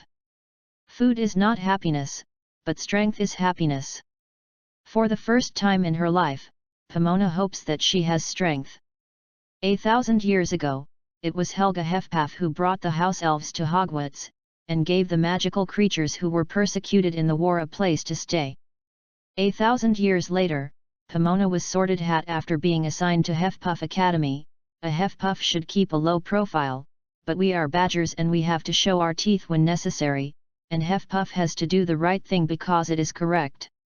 Pomona put on the earmuffs, took out the magic wand, and pointed it at the Mandela flower pot opposite. Professor Felivi told her that when she casts a spell, she must wield a magic wand, spell spells and focus, but now she is in a small space, can't wield a magic wand, and she doesn't dare to chant the spell loudly. There are 4 people on the other side. When exposed, not only can't save the house elf, but she will also suffer bad luck. The of magic, please let me succeed. Pomona prayed in her heart, and whispered the mantra that Hufflepuff seniors repeated countless times last night, frequent. She aimed at the flower pot, but in the end she missed it a bit and hit the table. With a crackling sound, one of the legs of the table broke. And the rotten wood could not bear the weight of an adult. It broke directly, and immediately after the flower pots on the table fell to the ground, a dozen pots of mandela grass began to cry together. "Oh, damn! Cover your ears!" the Death Eaters exclaimed. "If it is healthy mandela, one pot can kill them, but unfortunately they are malnourished now, and they cry together with a dozen pots. Can escape." After they all fled, Pomona ran out of her hiding place and picked up the house elf. It was extremely light and scrawny, but it was they who prepared the luxurious banquet at Hogwarts. "Wake up!" Pomona patted its face. The elf was still able to move, but it rolled its eyes and looked extremely weak. So Pomona hid it in her robe and rushed to the infirmary holding it. End of this chapter.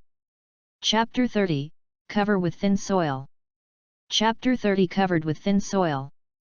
In the sunny morning, people's hearts are dark. Historians compare the Middle Ages to the Dark Age, not because it is covered with clouds all year round. When Mrs. Pomfrey found out what magic the house elf was holding, Professor McGonagall immediately notified Professor McGonagall, and it didn't take long for Professor Fairy and Slughorn to also come. The appearance of the unforgivable curse on campus is just like arson. It is a very vicious thing. Even if the injured is a house elf, it must not be ignored. "Oh my God, I will notify Dumbledore right away." Professor McGonagall said that Professor Fairy seemed to be calm, only Slughorn looked complicated, 3 points guilty, 3 points at a loss, and 4 points of fear. Obviously he didn't know what was happening in his academy. "How bad the situation is?" "Professor McGonagall, please don't worry, it's just a house elf, you don't need to disturb the principal." Pomona said softly, "The delay now is to strengthen patrols. It is possible that outsiders have slipped into the school." "Outsiders? Not from school?" Fairy frowned. "I believe this was not done by our school students." Pomona lied without conscience. "In fact, it was Slytherin's little snake who did this wicked thing. Yesterday I went to find Professor Grapland near the Forbidden Forest. The horseman was attacked by the werewolves. If our school has a defensive loophole, it would be a bad idea to be mixed in by those werewolves." Pomona observed the expressions of the professors. Professor McGonagall was obviously calm. She must have known about Remus Lupin. Felvy looked solemn and Slughorn was frightened. He obviously didn't know anything. He was almost emptied. Pomona looked down at the house elf. Neither the teacher nor the student trusted him. His so-called news channel had long existed in name only. "Did you see who did it, Miss Martin?" Professor McGonagall asked. "I didn't see anything," Pomona said coldly. "I went to the greenhouse and found it at the door, and then I took it to the infirmary." "What does a house elf go to the greenhouse for?" Slughorn asked. "I said last night to tidy up the greenhouse, maybe it was going to make preparations in advance." Pomona stroked its bald head. "It said it was called Robbie. It's wearing a Hogwarts pillowcase." Felvy pointed to the Hogwarts badge on Robbie's clothes and said, "It's our house elf. You go to class, Miss Martin, let us take care of it next." Professor McGonagall finally calmed down. What could be the worst? The Death Eaters came in, what else could be done besides facing it? "I want to see the beating Lou first." She stood up directly. "It hasn't been completely quiet yet, we will continue to work tonight." "Go ahead." Professor McGonagall's attention was already on the house elf, and Pomona quickly left the infirmary. "Pomona." After some distance from the infirmary, she heard Slughorn call her. She was not surprised at all. After all, the students in the 4 colleges who are most likely to cast the unforgivable curse are the students of his college. "What do you want to teach?" Slughorn ran out of breath with a big belly, and when he got a good breath, he asked, "You answer me honestly, did you really fail to see who did it?" "No." Pomona smiled and said, "I'm not Gryffindor, why should I slander Slytherin?" "Stop playing tricks, young lady," Slughorn said sternly. "Don't think that I will be grateful if you cover me." "Professor, I am Hufflepuff and I am still a freshman." What do you think will be good for me if I inform? It just so happened that the first get out of class was over, and the corridor was gradually filled with my cousin and my cousin. I said, he can't protect me anytime and anywhere, I really didn't see anything. Then Pomona turned around and merged into the crowd. Hefpaf was good at hiding. She didn't need to pay her life for the house elf. It wasn't until this moment that she truly felt what a real war was, that is, to achieve the goal by unscrupulous means. The Dark Lord has reached out to the younger generation of wizards. If all the wizards obey the orders of the madman, it will be a matter of time before they destroy themselves. Pomona. After going out for a while, someone called her again, this time the person who came was Lily. What's the matter, Evans? She said politely, and politely. Lily looked very surprised. She seemed to think they were already familiar enough to call each other's names. Why do you come from the infirmary? It has nothing to do with you. Pomona said coldly, you have been careful recently, don't get too close to Slytherin. She could feel Lily's enthusiasm getting colder, and it looked a little scary when she was angry. I don't think we are familiar enough to interfere with each other's friendship. Severus is my friend. We have known each other since childhood. I know his personality very well. Since you know it, why do you still ask me if all those who have been assigned to Slytherin are bad guys? That's because she didn't listen to the advice. When did Hefpaf ever have a smart person? A grotesque ridicule sounded around the corner. It was Severus Snape who was being talked about. You said what I said. Right, Lily. The children quarreled, and it was only one night and they were reconciled. Pomona didn't bother to pay attention to these two people, she still had a lot of things to do. Hi, Pomona. She did not expect to meet Lupin at the next corner, and yes, he and Lily are both freshmen in Gryffindor, and Slytherin and Gryffindor were in the last class together. To be honest, does the person who schedules the class really think that people from the two colleges can get to know each other and become best friends by taking classes together? Moonface, do you know her? Along with Lupin, there are James Potter, Sirius Black, and another Pete.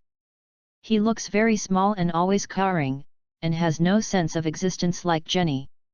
Pomona felt that the hat was crazy. Why was this kind of person classified into Gryffindor?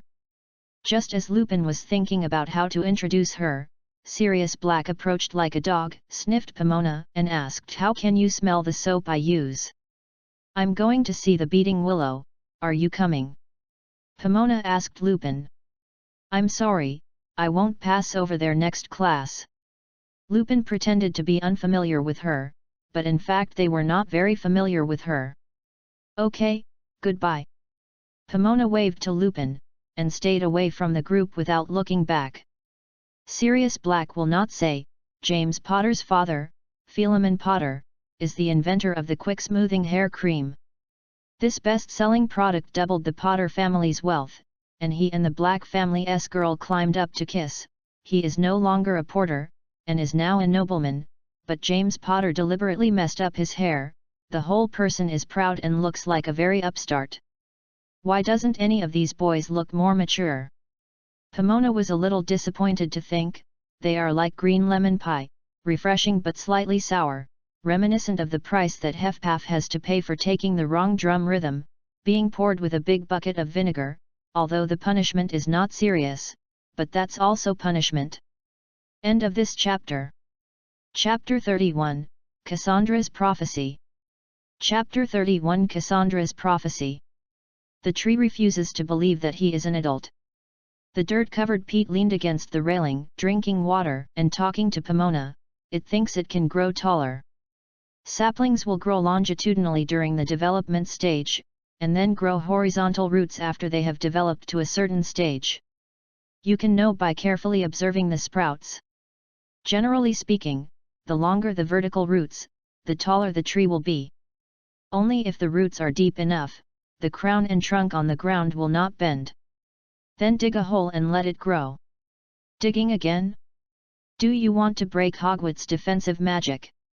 Pete knocked Pomona's forehead. What should I do? You teach me, Professor Martin. Oh, I almost forgot, Professor, what is the herbal medicine test for the 4th grade general wizarding test? Why don't you ask the 7th grade? I think you may not be able to make it through that time. I have a friend whose brother is going to take the exam this year. How about a favor? That's how your friends hand it over. Pomona hated this kind of cheating. Pete sneered, as if she thought she was naive. Do you still have a girlfriend? Pomona asked concerned. She could almost foresee Eddie Waters' future love life, and Pete didn't look like a loser like him. Pitt took out the cigarette, and Pomona's mouth widened in surprise. You actually smoke? I never smoke at home.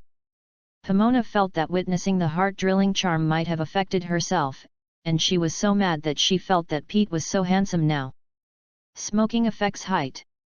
Pomona reminded Pete that she also found a solution to the problem, that is, to continue to prescribe the beating willow, but a new problem has come. How can she persuade Pete not to smoke? Where did you learn to smoke? How do you know I am smoking? Pomona curled her lips. Muggle stuff. How do you think we take this opportunity to build a tunnel and go out? Then I can take you to Hogsmeade, otherwise I will wait for you in the 3rd grade when I am in the 7th grade, and there will be no time to play with you. Are you inviting me on a date? If other people know that I am dating a freshman, then I will never ask Angie for the rest of my life. Pete smiled and said his crush. Pomona suddenly wanted to grow up quickly. You have been reading here for so many years, and you don't know the other way out. Pomona wanted to treat him. After all, Pete's friends helped her so much, but Hufflepuff held banquets every day. The food was very good. Plenty. It is estimated that Hogsmeade's food will be shabby. It's dangerous in school. Didn't Pringle talk about it on the first day of school? Pete vomited a smoke ring. Besides, I don't like night tours. Pomona thought for a while, and told Pete what she had encountered in the greenhouse before. Now Slytherin is very aggressive, with Death Eaters mixed in. It is irrational for you to declare war with them in Quidditch. Do you think I am a coward? Of course not. What's there to say?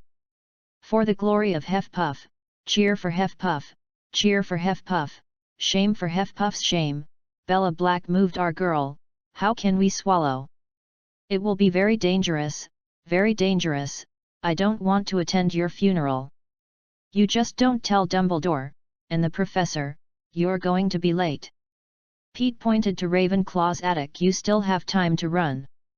Pomona thought that Pete was a pun and laughed at her for being a coward. Before leaving, he gave him a grimace. Pete was so childish that he made a grimace. She took back the forward that she thought he was handsome before. He is still the one who drinks oatmeal. The big boy who has to spit in the film. Cassandra Trelawney is a famous prophet. Unfortunately, after her, Trelawney rarely has anyone who can really predict. Her great-grandson even married a Muggle woman. Many people think that prophecy, divination has lost its effect, just like Muggles.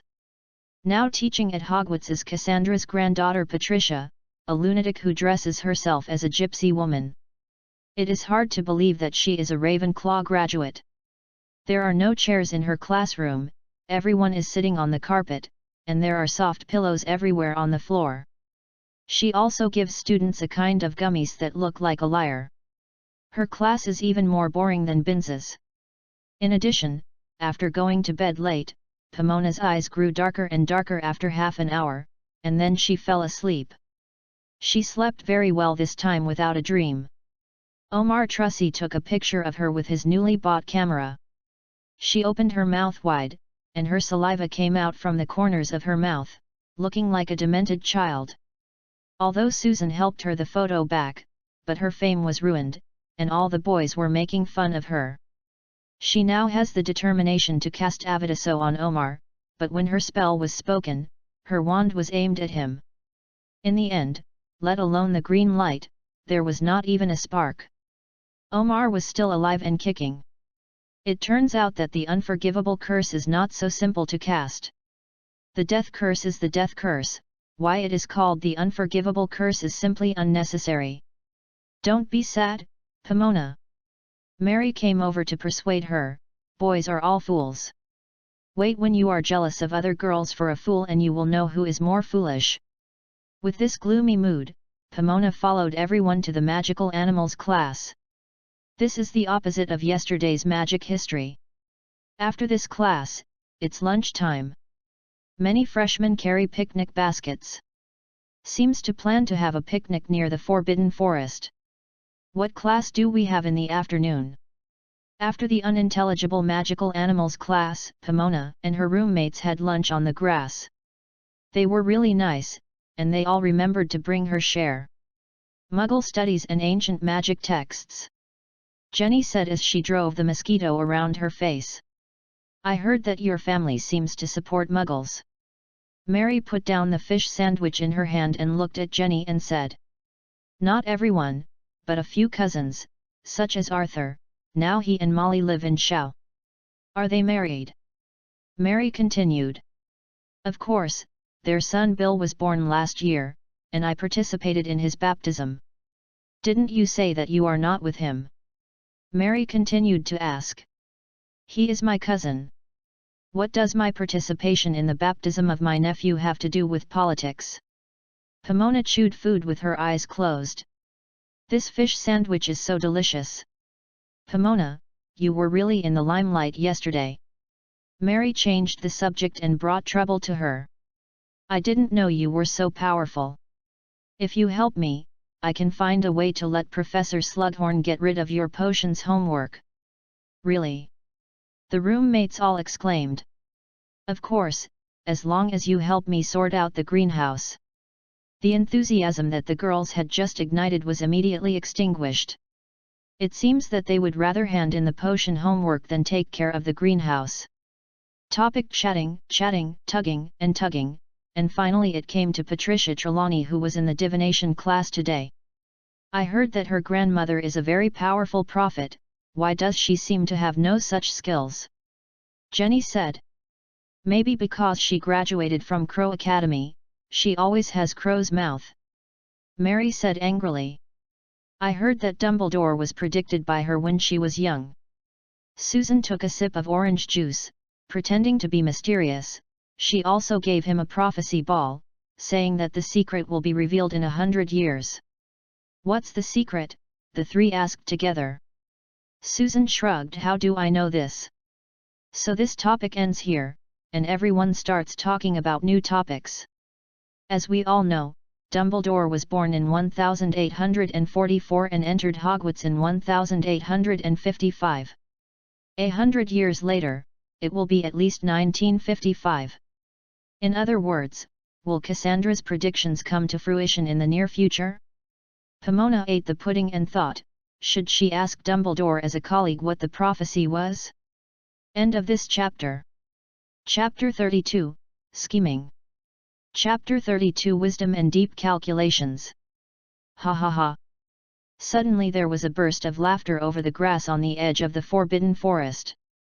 The Huffpuffs who were on the picnic looked up, and it was Gryffindor people flying around on broomsticks. Honestly, this kind of behavior is really stupid. Do they think it can attract the attention of girls? But this reminded Pomona of what she had asked Susan to do. Did you buy the broom I asked you to buy? I have already written to my elder brother, and he will send it back in 2 days. Susan snorted after she finished speaking. How much should I pay you? No, he is fighting for Huffpuff. How can I collect your money? 1 yard goes to 1 yard, I don't want to owe you. There is no you or me in this matter. If I change to me, I will be the same as them. Susan was very annoyed, and her black hair turned red. Are you talking about the war with Slytherin? Mary was worried. Are you scared? Susan asked hard. Unexpectedly, Mary nodded. I heard that Death Eaters are now collecting a list of pure-blood wizards who support Muggles. I don't want to be included on that list. Just as Susan wanted to say something, Pomona held her hand. Do you want to drop out? Pomona asked her. I don't have this plan for the time being, but if the situation continues to get serious, I may suspend school. Mary said softly, and Pomona understood that this may be the idea of most Hufflepuff freshmen, and they are not deeply attached to this school. They didn't have much feelings for this college. They thought this situation was temporary. As long as the new principal Dumbledore could sit down, or change to a principal appreciated by the Dark Lord, the turbulence would disappear. Then they can come back to study again. Not everyone is as brave as Gryffindor. Dumbledore should not use his adventurous spirit in school management. Today is the second day of school. You think too much. Pomona pretended to say lightly, right, Jenny? Unexpectedly, Jenny's face looked pale. What's wrong with you? Mary asked. Jenny bit her lip and shook her head. This dull atmosphere was not suitable for a picnic. The girls had to lift the picnic basket and walk to the castle. The preciousness of peace needs to be supported by war, just as the sweetness of chocolate needs bitterness to complement it. Chocolate without sugar is bitter, and that kind of dark chocolate is only liked by adults. Hufflepuff Article 74, you can give up anything, but some people can't. Even if it would cost a lot of money to administer the beating willow, Pomona recognized that the money earned was originally spent. It's been more than half of today. Once tomorrow is over, the day after tomorrow will be the day after Lupin's transformation. Now it's just hollowed out under the beating willow. The tunnel to Hogsmeade hasn't been dug yet, she remembered. I saw the kind of burrowing mink that was good at digging holes last night, so after saying goodbye to her roommates, she ran to Hagrid's cabin. Why are you so busy? It's not like a new student. Mary whispered behind her. It's just a few days, I'll be busy. Pomona turned back and said to them as she ran, hoping that after this level is over, she will be able to grow flowers and plants and make a lot of money. It is best to find a handsome boyfriend. Clean days. Hagrid knocked on the door for a long time without answering it. Just when Pomona thought he was not at home and ready to go back, Hagrid opened the door. Oh, hello Professor, what's the matter with you? Hagrid said loudly, with a little guilty conscience that he didn't notice. Can I come in, Hagrid? Pomona asked deliberately, pretending not to pay attention. Let's talk about something here. Hagrid squeezed through the crack of the door and closed the door under cover, obviously not wanting Pomona to see what was in the room. The mink you found last night, can you let them continue to help us? Pomona still pretended to know nothing and asked, Of course I will pay. What do you want them to do? Dig a tunnel to Hogsmeade. She hesitated for a while and said, Do you know any place outside Hogsmeade Village where dangerous magical animals can be kept in captivity? Hagrid widened his small eyes. You want to raise dangerous animals? Accurately speaking, it is a 5-star dangerous animal in the magic part. Oh, my god, what do you want to raise? 5-legged monster or cystic leopard? Hagrid is talking about animals classified as extremely dangerous by the Ministry of Magic, and at the same level as werewolves. Pomona maintained this beautiful misunderstanding and smiled. Do you know any place suitable for raising these animals? Hagrid did not pursue those trivial details, in line with his love for magical animals, said first of all, you have to have a separate place like me. Those friends who are used to life in the wild are not very good to everyone. Friendly, used to, ahem, I remember there was a hut outside Hogsmeade. He used to belong to Newt Scamander. He liked to raise magical animals as much as I did when he was in school, but he was not the same as me and very rich. So you built a house far away from the village, and you can dig a tunnel there so you can visit them often. Is it currently occupied? He has a son who lived at Hogwarts. He is now idle. Dumbledore originally planned to buy it, but he donated the house to the school. Hagrid bent down and the food scraps got off his beard. You'd better go to Dumbledore if you want to use that house. I knew it. Pomona gritted her teeth secretly, the old wizard had already calculated it. Thank you, Hagrid. Pomona turned around and pretended to leave. "You are polite, Professor." Hagrid also planned to return to the cabin. "What is the magic creature you raised before?" Pomona asked, seemingly unintentional. "Eight-eyed spider." Hagrid, who said that she was leaking, quickly covered her mouth, and Pomona felt her head turned big. "Ah, the eight-eyed spider, although it is not as powerful as a dragon, and it has not been classified by the Ministry of Magic, but everyone knows how terrifying it is. It is a huge man-eating spider that can grow to the size of a wagon wheel, and it can reproduce in groups. It has a very strong ability to multiply. Muggles are a dead end when they encounter it. Therefore, the Ministry of Magic strictly prohibits breeding. Dangerous animal to exterminate it. Not all wizards have irreconcilable contradictions with Muggles. Sometimes wizards will protect Muggles. In primitive tribes, wizards want to expel monsters that Muggles can't deal with. So wizards were very respected at first. Later someone began to abuse magic, which eventually led to an increase in the conflict between wizards and Muggles. In the Ministry of Magic there is an office for prohibition of abuse of magic. The main task of this department is to prohibit magicians from casting magic in front of Muggles, and to reverse magic, such as modifying Muggles' memories and warning wizards who violate the regulations. These people must block those who want to do it at will on the way of the caster. The person in charge will be warmly taken care of by the Death Eaters. According to a newspaper report, that person happened to be called Arthur Weasley. There are many people with the same name and surname in this world, but according to Jenny's performance, the office director is most likely her cousin. What kind of roommate did Pete find for her? Pomona wanted to cry. The two adult Death Eaters who sneaked into the school this time didn't come for her. "Hagrid, what are you hiding in the house?" Pomona directly pointed out that the situation was so bad, and then continued to pretend to be stupid to harm others. "Nothing." Hagrid still blocked the door. "Do you remember how you were kicked out of Hogwarts the last time? This time Dumbledore cannot protect himself. If you raise creatures that shouldn't be raised around the school, you will be caught in Azkaban. No one can save you." Pomona scared him. Although Hagrid is an adult, his intelligence is still like a child. The giant has a burly stature, high magic resistance but low intelligence. It is already very remarkable to grow into Hagrid.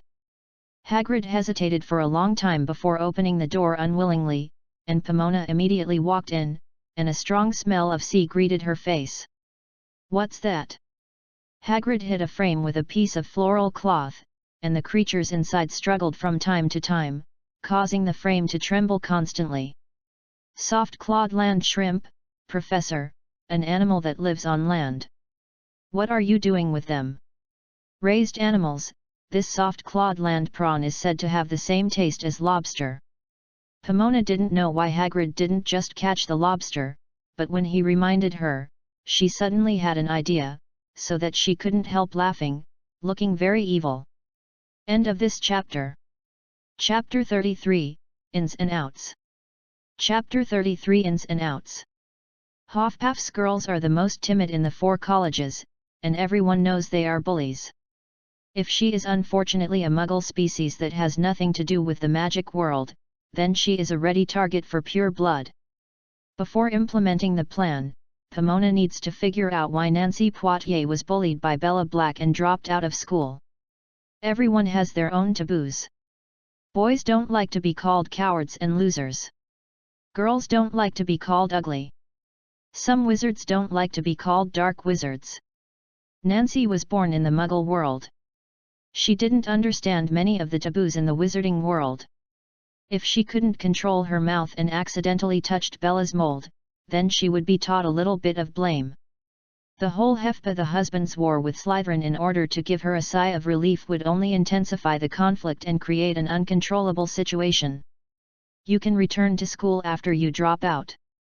Pomona can also ask Dumbledore to allow her to come back and continue to study, but if Bella bullies her, they will retaliate. Patience is for revenge. Rabbits will bite people even if they are anxious, let alone people. Angie. At the entrance of the potions classroom, Pomona found the female prefect of FANFIC. It was already time for dinner and the lunch break was almost over. The more advanced potions, the longer it will take to make them. This is also a potion. The reason why the two sessions are connected. Oh, Professor Martin, what can you do? Angie is also making fun of her. FANFIC is well informed, and the news that Pomona will become a professor at the age of 11 has spread. I have something to ask you. She pulled Angela aside. Can you tell me why Nancy dropped out? The smile on Angie's face faded. This is not what you should know. Why? Because I am a professor. No, how old do you think you are? You are only 11. The female prefect rarely put on a stern face. Now that the dean and principal are not there, who do you think can protect your safety? The law does not blame the public. As long as we are united, no one dares to provoke us. Besides, don't you feel ashamed to let boys handle the conflicts between girls? Then what are your plans? Pomona lifted a wicker cage and opened the lid on it. Do you know what this is? Soft claw shrimp. Angie looked up at Pomona weirdly. That's right. Pomona closed the lid again. FANFIC plus 2 points. Angie laughed. Do you want to use it to retaliate against Slytherin? It is only 3-star dangerous, and any magic can repel them. Today, 2 Slytherin students tortured a house elf with an unforgivable curse. Pomona said coldly, I believe they will cooperate with us to complete this plan. The smile on Angie's face diminished, and after a long while, he solemnly lowered his voice and said, You mean? They can't slander the person who cooked for them while eating the food prepared by others. Pomona said coldly. Some people are unwelcome guests. They will be unable to do so until they remember the etiquette again. Enjoy the food at Hogwarts in peace. This is my plan. Will you join Angie? Angie looked up and down Pomona, and suddenly he evoked a meaningful smile. Which capacity are you talking about now? Professor or student? FANFIC, I am honored for the honor of FANFIC, and I am ashamed of the shame of FANFIC. Oh, sweetheart, why doesn't Pete never introduce you to us? Angie held Pomona in her arms as if she had encountered some kind of plush mascot. Let go of me. Pomona broke free of her arm.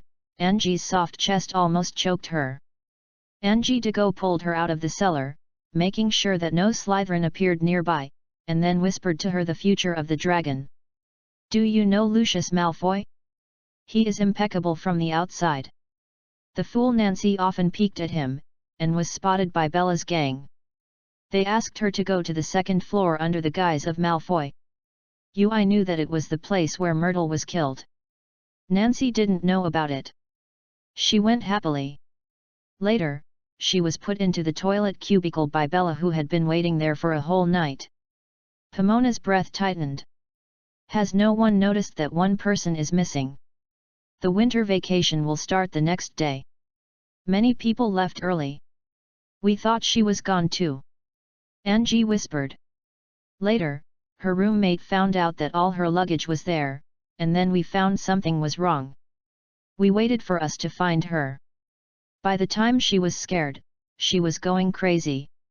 The magical world can subvert Muggles' existing common sense. Pomona believes that if she is suddenly in a Muggle school, her performance will not be much better than Eddie Water, not to mention the strange and terrifying death of Myrtle. She and Nancy is all Muggle species. Maybe Nancy thought she would be the next person to die in the washing room. Being for a night in a dark and damp cubicle where monsters will appear, the scene felt terrifying when you think about it. Did she not call for help? I called, but no one heard it. Angie was expressionless. Pringle rarely goes there to patrol. In Pomona's view, Bella Black's actions were really shameless, but the root cause was that Nancy was too stupid. She thought that a pure-blooded noble like Malfoy would like a Muggle girl like her. Muggles also have fairy tales.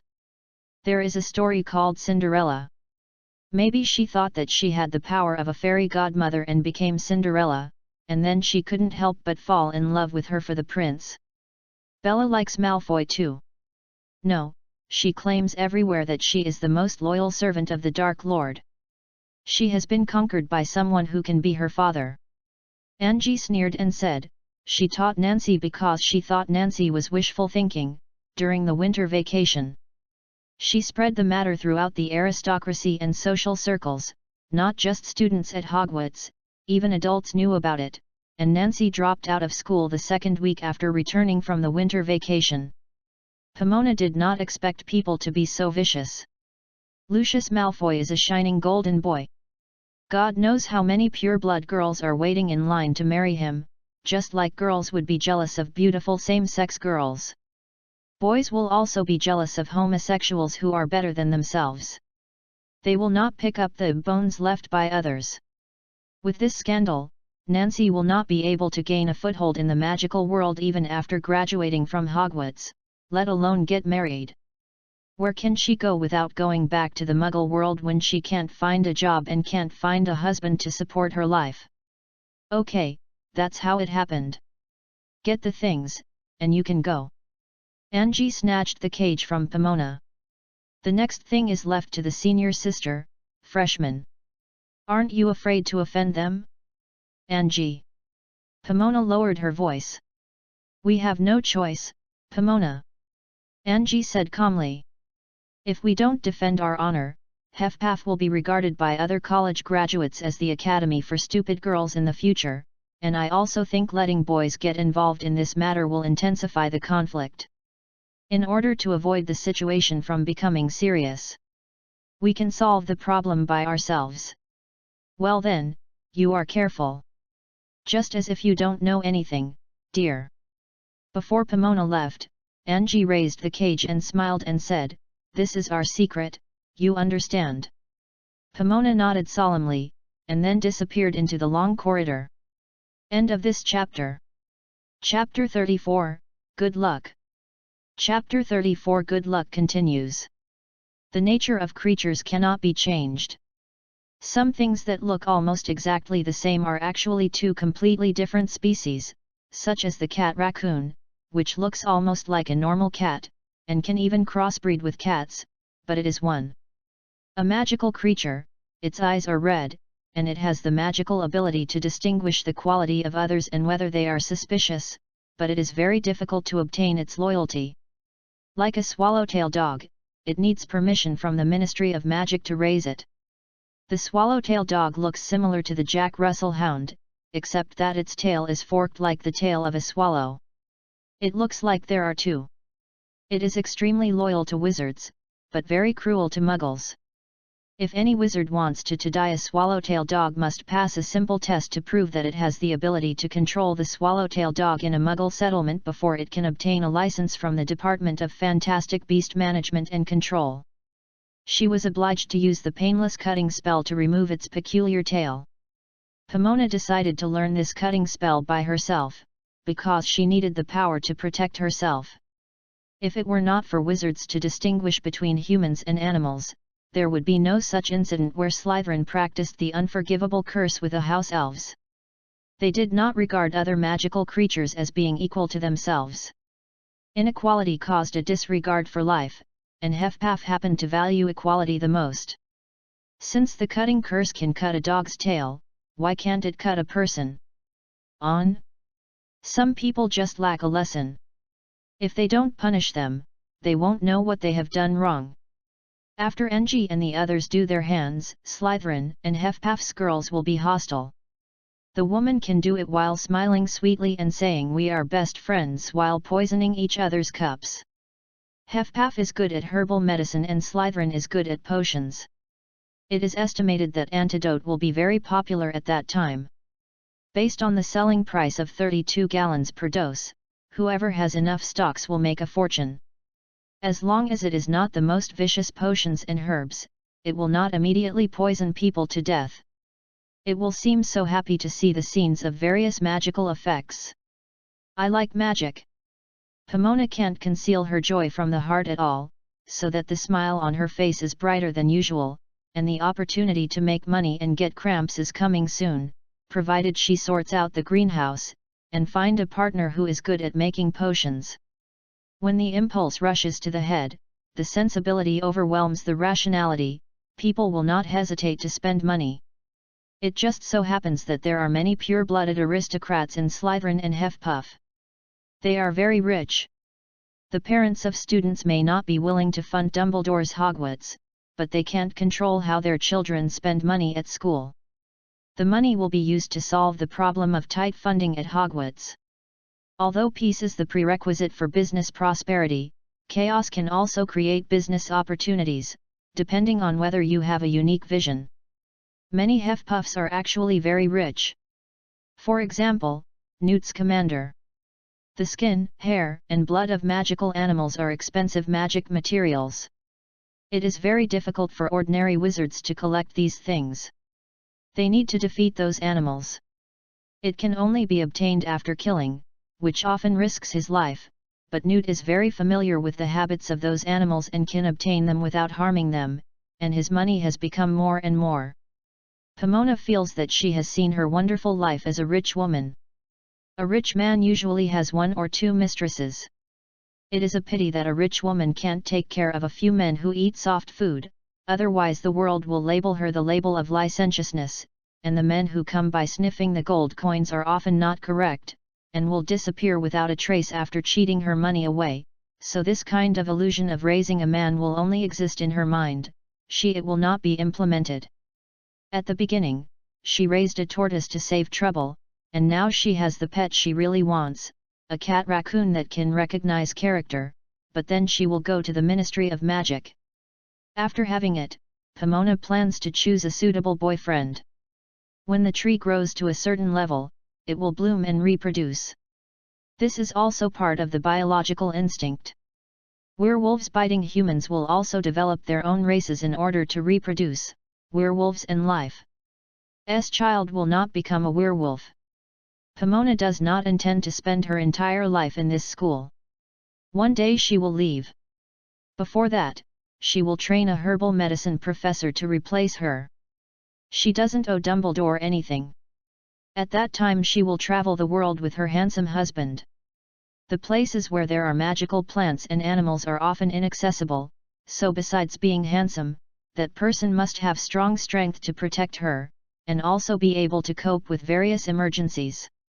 Actually, after Nancy's affairs, she doesn't really value her looks anymore. The most important thing is character and strength, but if some people choose 2 people with similar conditions, why not find a better-looking one? Being a beautiful and lovely rich woman is really distressing. Put away your stupid smile, Martin. Pomona was daydreaming about being happy, and an unpleasant voice suddenly sounded in a dark corner. She didn't need to look back to know who was talking. Don't talk to her like that, Severus. Lily walked out of the shadows, her eyes looking at Pomona with worry. I heard that you sent the house elf to the infirmary. Seeing the 2 people who appeared together, Pomona's good mood suddenly disappeared. She didn't understand what was wrong with herself. She liked Lily very much and hated that Snape who always had greasy hair. She was very happy to see Lily alone.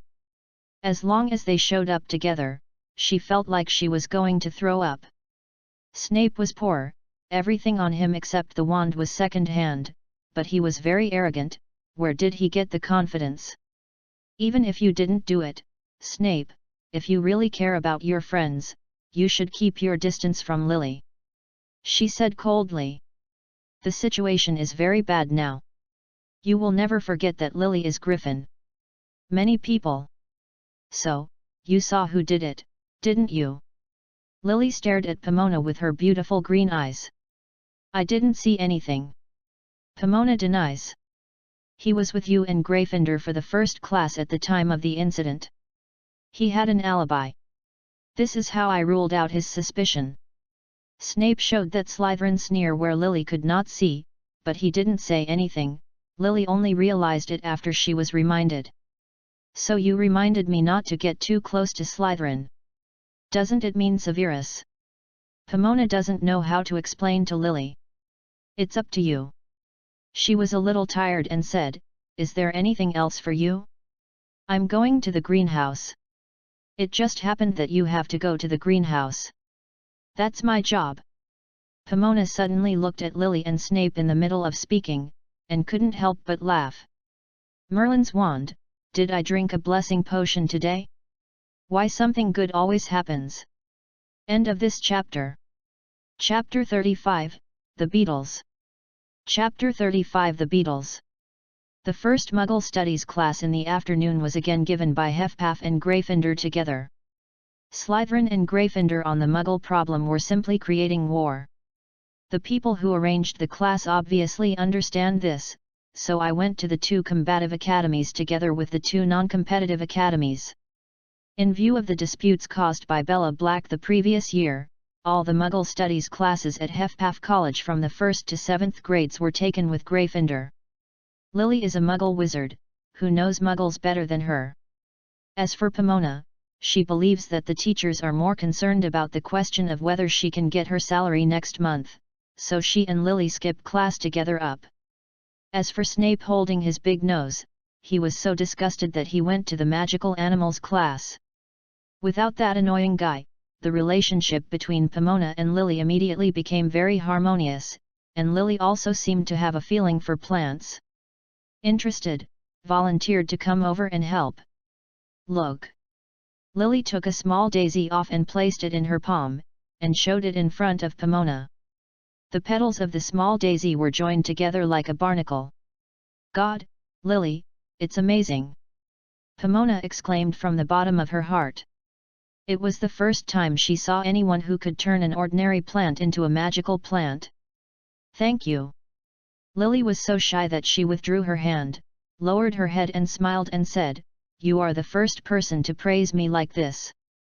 No, Lily, this is not a compliment. Pomona looked at her solemnly. You have a very good talent. At least no wizard I know can do it. Lily was a little frightened, and after a long time she said, "Can't even you do it?" I can't. Pomona nodded solemnly, I can't turn ordinary plants into magic plants. Have you ever seen a willow tree that can beat people in the Muggle world? Lily shook her head. That's right, your talent has touched my unknown territory. You should ask the principal or an older wizard like Professor Slughorn. Pomona sighed inwardly. Fortunately, Lily was not scared by her, she was brave enough to become a witch, otherwise she would waste such precious talent. Penny said I was a freak. Lily said listlessly, she always tells me not to do this. You can leave her alone, she will never understand it. Pomona put on the deerskin gloves. Are you going to stand there and continue playing or help me? Help. Lily lost the little daisy in her palm, turned around and ran to the preparation room to get spare gloves. Pomona's tears almost flowed out. The little daisies usually grow in the weeds, and magic plants should have been planted. The little daisies found in my greenhouse are not wonderful. Why don't you use a magic wand to clean them? Lily asked in the preparation room. Because I am a new student. Pomona took the sickle and cut off a large bundle of dry reeds and dodder together. I don't know how to use the magic wand. The split spell in the morning was pure luck, and Pomona didn't know if she could use it next time. Then why did Professor Dumbledore ask you to take care of the greenhouse? This is my talent. Pomona drove away Humiiza, who was hiding in the weeds, with her hands. I can take care of the plants very healthy. Oh. Lily casually perfunctory, she didn't know what it meant. The leaves of Mandela grass can be sold at different prices according to the color. When buying necessities according to the shopping list that day, she saw it in the shop selling potions. A normal color Mandela leaf can be sold 6 jinjialong, if it is of high quality, you can sell 10 jinjialong, the leaves can grow longer, but gold is not so easy to find. Mandela grass is one of the materials of ecstasy. The effects of the leaves and rhizomes of Mandela grass are completely different. The rhizomes can treat petrification, while the leaves have aphrodisiac effects. In order to improve it and obtain a stronger ecstasy effect, the witches went crazy for it, because overpicking wild Mandela grass is hard to find. The potion planted in the general greenhouse is far less effective than the wild one, because it is carefully cared for and has not gone through nature. Eliminating the selection, transplanting the plants in the greenhouse into the wild will not survive, and the flowers in the greenhouse cannot withstand wind and rain. Hey, there is a radio here! Lily said excitedly. It turned out that she was not looking for gloves for so long in the preparation room, but because of her Gryffindor's nature and curiosity. Can it still be used? Let me try. Strange, where is the plug? What plug? Electricity. Forget it, I'll find it myself. Lily seemed to feel that she was struggling to explain to a wizard what electricity is, so she was busy in the preparation room. After a long time, there was a noise in the preparation room, and it seemed that the radio was still working. Pomona, have you heard Muggle radio? Occasionally. When Mrs. Sprout was disgusted with the clichés of the Ministry of Magic, she would switch to Muggle radio, but she was not interested in rock at all. Switch immediately like a cat. Then have you heard of the Beatles? What happened to the Beatle? It's not the Beatles, the Beatles is the name of a band. As Lily's voice just fell, rock sounded on the radio, and then Lily, wearing gloves, shook her head like a madman and jumped out with a smile. Very happy. Come on, dance with me. You said it was dancing. Pomona opened her eyes wide in disbelief. Of course. Lily said loudly while waving her hands in the loud music. Come on, Pomona, let go of your hands and feet. Let's dance together. Pomona wanted to dance a bit but didn't dare to dance. The legendary man who danced with Viva would fall into her magic power until she died of exhaustion. She wondered if this magic power would affect women. Don't be afraid, dance. Lily encouraged her. Such a happy mood is very contagious. In the end, Pomona couldn't resist the temptation to dance with her in the greenhouse. In the morning where they had stood, a house elf was tortured by the unforgivable curse, a sadness that made her feel suffocated, haunting her, or since the day she bought the magic wand, a feeling that made her feel uncomfortable. She was disturbed, and now with Lily, she felt the kind of long-lost happiness again. She danced like Lily, and all her troubles disappeared. She wanted to keep jumping like this without feeling the slightest pain anymore. Let go a little more, Pomona. You are as stiff as a potted plant, let go of your hands and feet. Lily said with a laugh.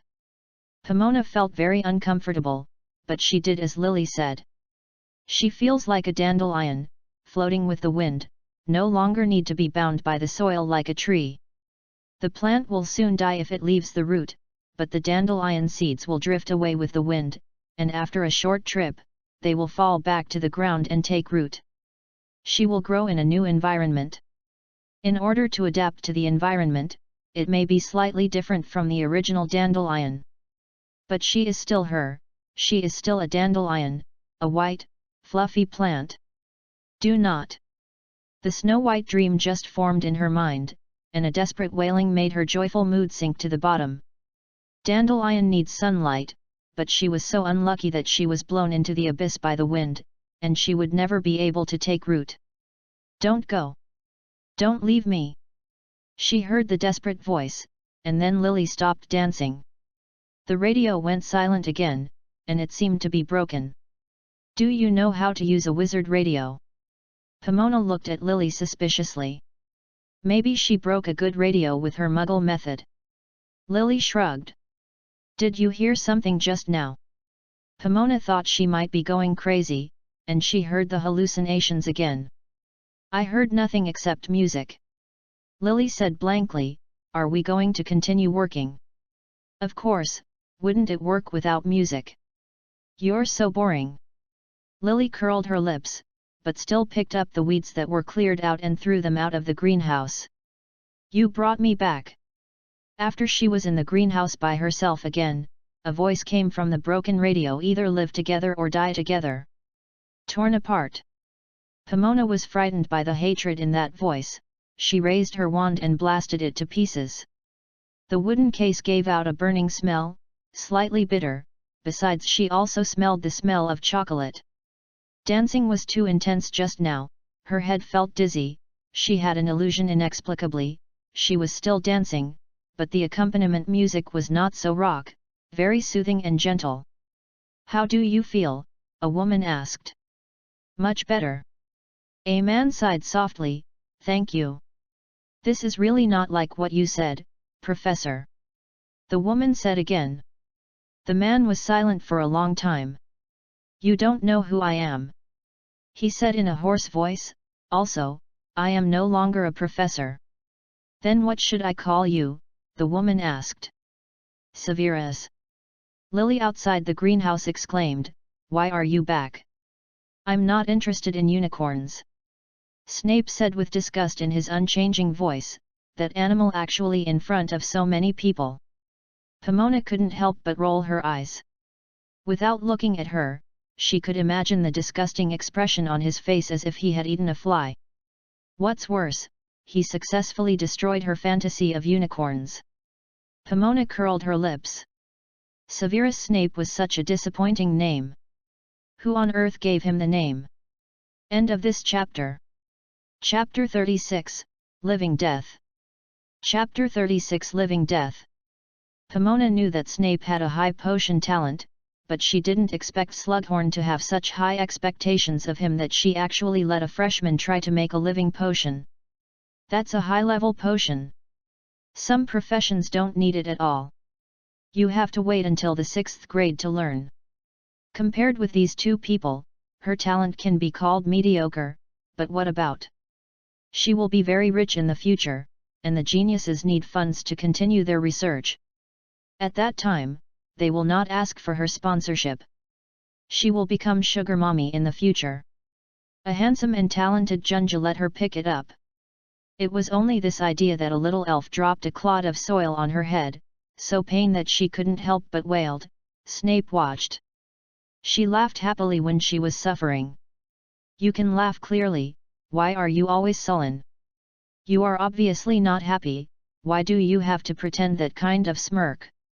This kind of controversy that appeared in Pomona's mind may not stop until the end of the world. How could people from two different worlds live together?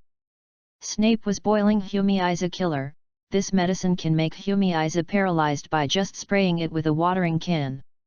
It's just that this medicine is harmful to the human body, but he doesn't seem to care about his body at all. She finally understands that his head is greasy. How did her hair and terrible face come about? "You'll die early, Snape." Pomona wanted to remind him kindly, but a person with a weird temper like him would probably put his kindness on the ears, so it's better to just ridicule him and make him remember it. "You will live 100 years, Martin," Snape said in a slow voice while stirring the potion in the cauldron, "with such a stupid head, giggling all day. When will you start to make a living soup?" Before Pomona became angry, Lily quickly changed the subject. "Before Halloween at the latest."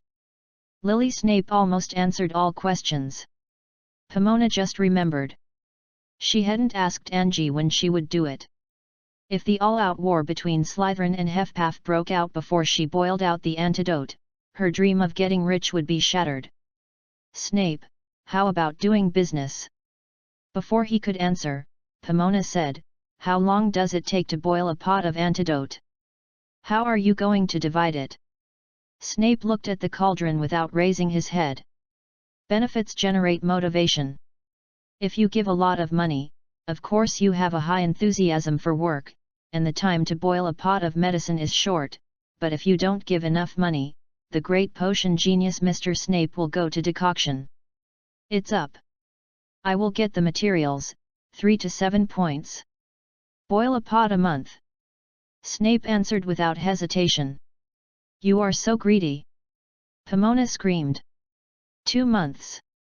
Snape said coldly again. "Then how do you divide it?" "Counting Lily, we are 30% each, and you alone get 40%. It sounds so cost-effective."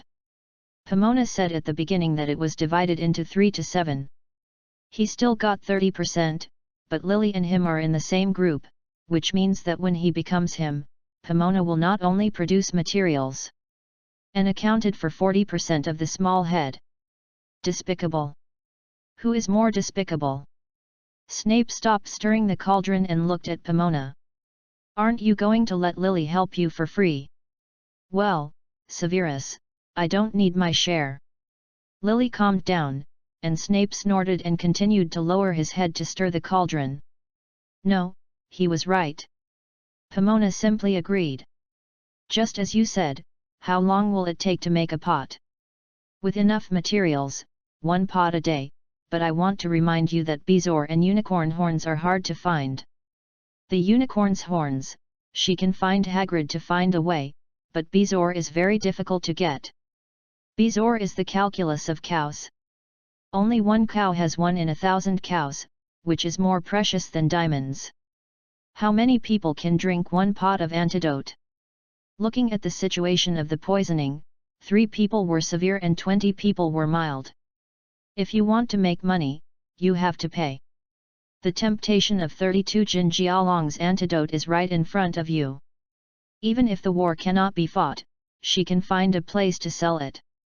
The money invested in buying materials will not lose too much, but the time promised to Snape and Lily will be delayed for a long time. Deal. Pomona reached out to Snape and deliberately did not mention the division of time for them. Snape scorned her and continued to observe the color of the potion in the cauldron. Pomona, why did you think of selling antidote? Lily looked at her worriedly. Perhaps soon, Slytherin and Hufflepuff will go to war. Pomona put her hands back, her hands wrapped around her chest, with a high-pitched look. It seems that you are a partner. Come on, Snape, I kindly remind you to be careful of the food on your table. Lily took a breath. Just because you want to poison us? Snape sneered and fixed his sight on her for the first time. If you don't believe me, just wait and see. It's illegal to poison people, you can't do that. Lily persuaded the two of them, what if someone dies? So I want to make an antidote. Pomona looked at Snape provocatively. The premise is that the antidote he made can really detoxify. The antidote is not omnipotent. It only covers most of the poisons. Some poisons are not detoxable. The pot of Humiiza killer seems to have been boiled, and several flying Humiiza are smelling it.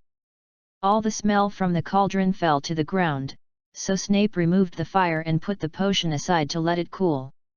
Are you making excuses for yourself now? I just remind you to know how to behave and don't do stupid things that you will regret later. Snape also followed her appearance with his arms around his chest. Don't think that Azkaban does not accept juvenile wizards. Pomona stared into his eyes. At such a young age, his eyes were apathetic, and they looked like 2 dark tunnels. Why are you following him? She heard another woman ask. I thought he could teach me something. A man replied with exhaustion, he used to be a great teacher. Then have you learned what you want to learn? The woman asked again. Maybe there. The man hesitated for a long time and replied, but I think she taught me more. Why don't you always take the lesson, Hufflepuff? Young Snape curled up his mouth with triumph. You always mess with the wrong people. And you always choose the wrong allies. Pomona also replied quietly, isn't the Slytherin wizards who followed Grindelwald the most in Britain? Snape's face immediately became gloomy. That was 25 years ago. Some things cannot be forgotten over time. Pomona's tone also became blunt, there are many war victims still alive. They are like house elves, still suffering the consequences of war. Those who die may be happy, while those who are alive continue to live in hell. They have nothing to do with me. Severus Snape said coldly. No, Snape, they are related to you. Pomona sneered and said, because they are humans just like you. Snape squinted like the last time he caught her out of Professor Slughorn's office in the cellar, as if he had grasped her handle. This act reminded her of a snake, just a snake. The pupils are constricted longitudinally. Human? Why do you use this term? Are you not a human? Of course I am a human. Pomona said, but she is a mixed race. There should be the materials you need in the greenhouse, bezoar and unicorn horns. I will find a way and start working. Snape glanced at the malnourished plants and sniffed. Let's get to work, Martin. I hope this greenhouse looks better when I come next time. Aren't you here to help? Seeing him about to leave, Pomona yelled out quickly. I'm done with you. The potion is on the table. I don't need me here anymore. Snape said without looking back, I will stay here for nothing but sitting in a daze. Where are you going? Lily asked. Library. Snape said, I'm still where I was yesterday, Lily. Are you doing homework with us today? Lily turned to ask Pomona. No. Pomona took the dirty watering can out of the bucket and threw it on the table. I have other things to do. Okay, then. Lily shrugged again, what are we going to do next? When this potion is cold, use it to spray the entire greenhouse. It's easy. Lily took out her wand, cleared her throat, then waved it and said, quick cooling. No. Lily. Unfortunately, Pomona shouted too late. After experiencing a sharp increase in temperature and a sharp drop in temperature, the poor crucible was shattered, and the potion that had been boiled in it was spilled out. Some things can't be done too hastily, and we can only wait slowly. Unfortunately, people are impatient now, so in the end they became self-defeating, just like the pot of potion, they failed in the last step. Oh, it! Lily jumped with her wand, and Pomona felt that she must want to take the regret medicine now, but unfortunately it was not sold. Even if it had, it was a magical tool, and most people couldn't get it. It's not so easy to want to do it again, so every time you make a choice, don't act impulsively, because choice is more important than hard work. Unfortunately, there are many people in this world who believe that hard work is more important than choice, and they do not learn from the experience of the predecessors at all. They always make wrong choices, and finally live their lives with others into a tragedy. End of this chapter. Chapter 37, Necessity.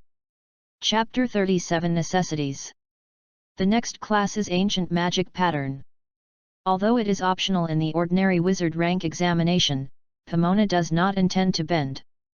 It is not necessarily that ancient things are better than current ones, but Pomona has an intuition, this stuff it's useful to learn.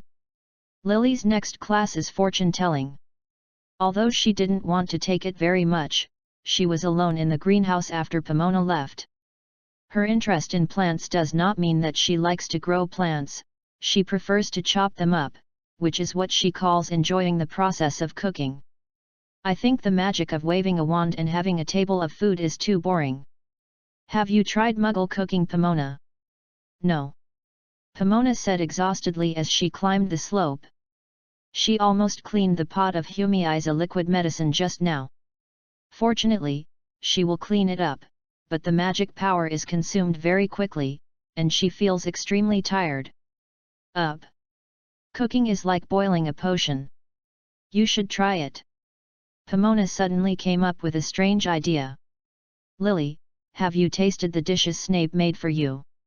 Lily was stunned, her green eyes opened wide. I dare say that the dishes he cooks are the same as the recipe. Pomona laughed and said, maybe he still weighs the salt with a balance. But in that case, the dishes will not taste like home. Lily lowered her head. My dad always complains that Mom's dishes are too light, but I think it's because she wants him to be healthy. Salt is a very small but indispensable substance in the body. Without it, people can't live. Plants also need various trace elements just like people. This is her talent. She and Mrs. Sprout have lived together for 11 years. They have no friends of the same age except Pete, so she has never realized how old-fashioned she is. Now she and Lily feel how lifeless she is. Do you like the Beetle? It was popular when I was in elementary school, and everyone liked to listen. Lily sighed with frustration, unfortunately, it's hard to see my former friends after I went to boarding school. Don't worry, you will meet a lot of new friends soon. Lily's personality is not like the gloomy Snape, and Pomona believes she will make new friends soon. The girls in the same dormitory with me keep their distance from me. Lily complained, but you have a picnic with them on the grass. Our situation is different, remember what I told you? Keep your distance from Slytherin, because you are Gryffindor. It's so stupid. Lily curled her lips, why are we being fiddled with by a hat? This is a tradition. It has been for 1,000 years. Pomona got tired from crawling, and stopped to rest. What tradition do you think can be passed on for more than 1,000 years? Christmas, it has been passed on for almost 2,000 years. Christmas is a business lie. You won't believe that there really is Santa Claus in this world. Of course. Lily flushed, I don't believe in Santa Claus at the age of 4. Pomona doesn't know why she's so excited. Is it a good thing for Muggles not to believe in Santa Claus? No matter how ridiculous you think some behavior is, but since it has been passed down for so long, then you shouldn't underestimate it. Pomona looked at her seriously. Slytherin and Gryffindor are feuds, even after graduation, everyone will let go of a bit of prejudice, but things are different now. Have you heard of Death Eaters? Lily shook her head. They did it. Pomona motioned to Lily to look at the greenhouse. 2 adult Death Eaters took 2 students from the Snake Academy, Avery and Miss Eber, and together they tortured the housekeeper with an unforgivable curse. Elf. Lily was not surprised. Why didn't you tell the professors? Because I want to live, and also want to stay in the wizarding world. The sun was blocked by clouds, the temperature began to drop sharply, and the wind started to rise. This time we are fighting Slytherin because of a Muggle girl, she is just like you. Both parents are Muggles and their name is Nancy Poitier. The day before last winter vacation, Bella Black's group locked her in the women's bathroom on the 2nd floor all night. They almost frightened her crazy. The Hufflepuff boys plan to teach the Slytherin boys a lesson in this year's Quidditch competition. We girls only took action in order to avoid escalation of the situation. You see that everyone is not serious about poisoning, this is the way society is, strength is supreme, and it is different from the environment you were in before. Just being locked in the bathroom for one night. Remember what James Potter said on the dock? There was a girl from Ravenclaw who died there. She was a Muggle just like you. Pomona avoided referring to the insulting one. Say the words if you don't want to be the next girl to be taught by Bella, keep your distance from Slytherin and get along with people in Gryffindor. It took Lily a long time to accept the fact that she was discriminated against. She is a beautiful girl with a likable personality. It is estimated that she was very popular in Muggle schools before. She was protecting the weak, just as Sirius just got off the train that day. Black called her a snot, and she immediately maintained it for Pomona, and now she fell from the top to the bottom. You and James Potter, Sirius Black in Academy, what do you think of them? I'm not familiar with them. Lily said coldly, but they and Muggles, no, it's a virtue of the rich in private schools. They are the top level, especially Sirius Black. They are one of the sacred 28 families.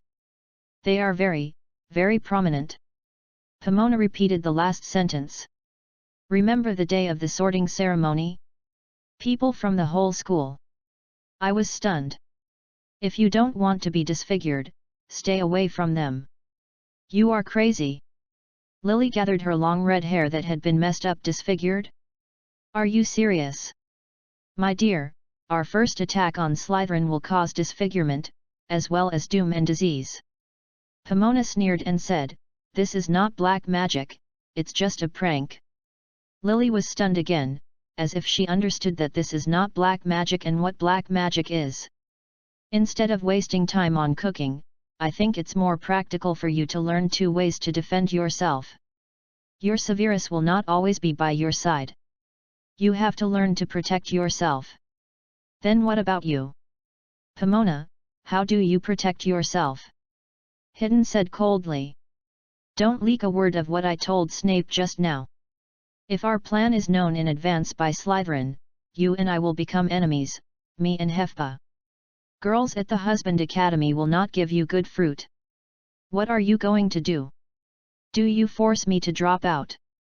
I am not threatening you, I just tell you some knowledge necessary to live in this world. Snape will not tell you this. Lily looked at the castle, and a moment later said, You kept me tight-lipped, but told Severus the plan? A Slytherin. He won't say it. Pomona sneered. Why? Slytherin's interests are paramount. Do you know the market price of an antidote? 32 gold gallons. The school does not allow outsiders to come and go freely. Hogsmeade does not have such things to sell. When the war officially begins, the antidote will be sold. The price will be higher. He can make a lot of money. I think he doesn't wear very well. His family situation shouldn't be very good, right? I don't want to discuss this topic. Lily, people have to ask for money if they want to live in human society. Don't say that you don't want to be divided next time. After enough rest, Pomona began to continue climbing. You are not a saint, and you don't need to sacrifice your own interests. Fles Snape is protecting you. I don't need his protection. Lily put her hands around her, like giving herself a hug. I can take care of myself. So now I start to think, are you going to stay in the wizarding world or the muggle world? Pomona said coldly with her back to her.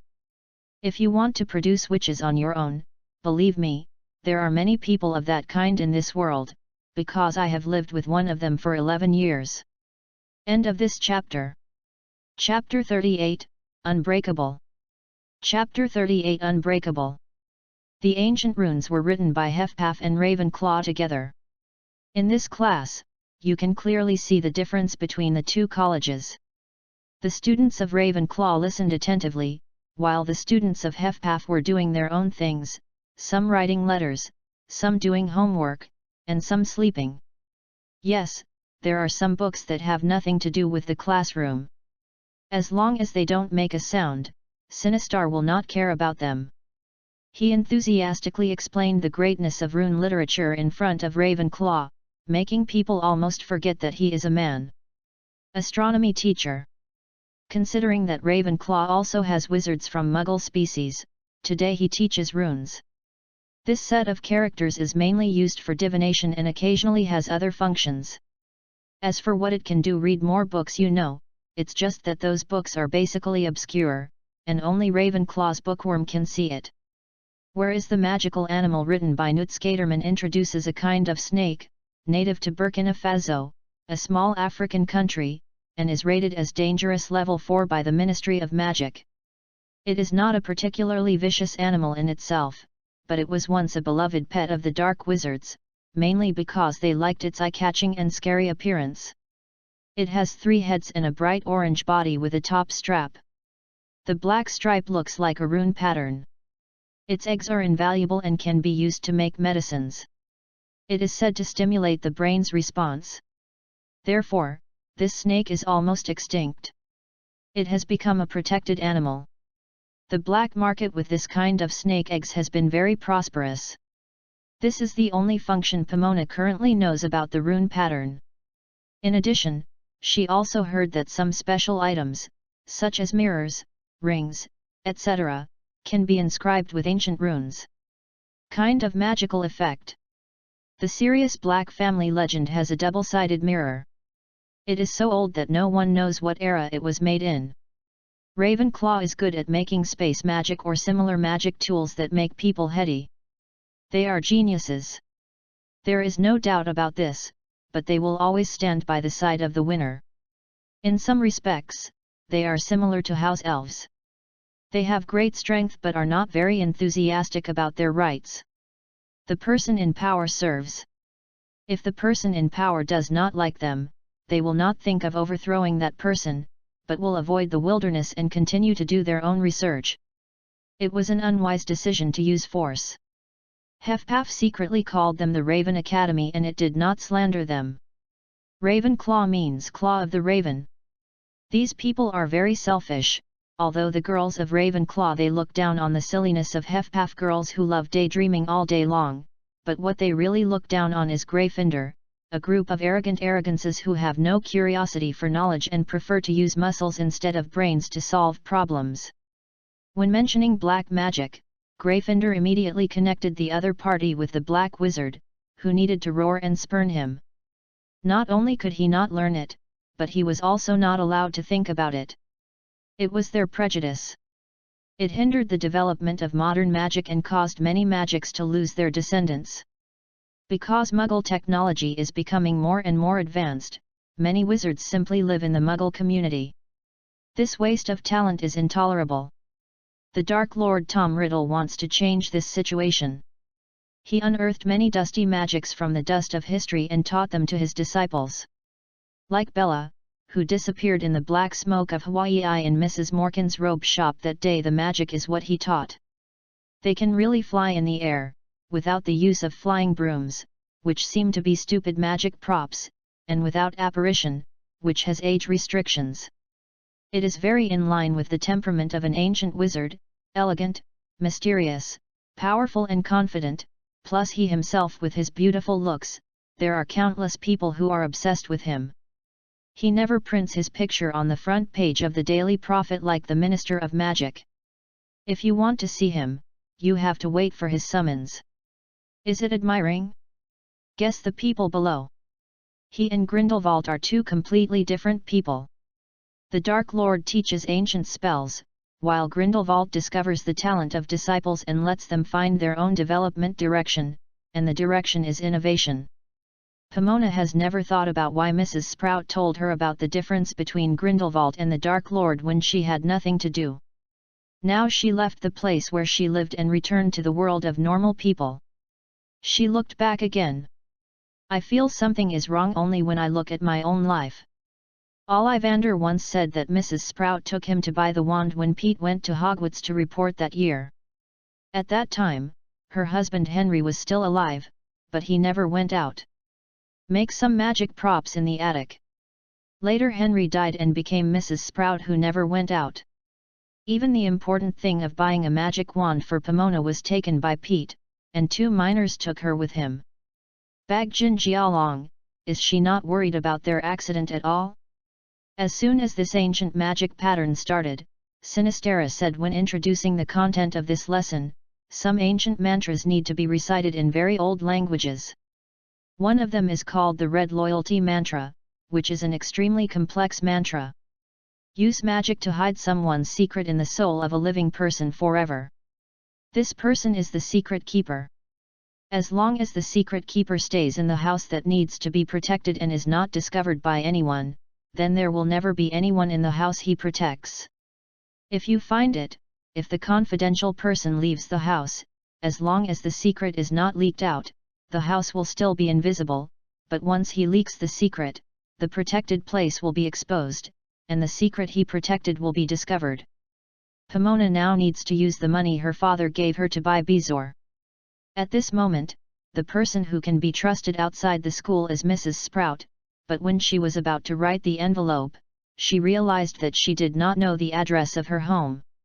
She has always been to Diagon Alley and Hogwarts through the Flow network. Anyway, there are wilderness everywhere near her home, and the bus can't come to them. They usually have no guests, but occasionally Mrs. Sprout will receive a letter from the owl. Every time she reads the letter, she will lock herself in the room for a period of time, and always talk about Grindelwald when she comes out. Who knows who Grindelwald is in the magic world, but Mrs. Sprout is better than a dumb gun.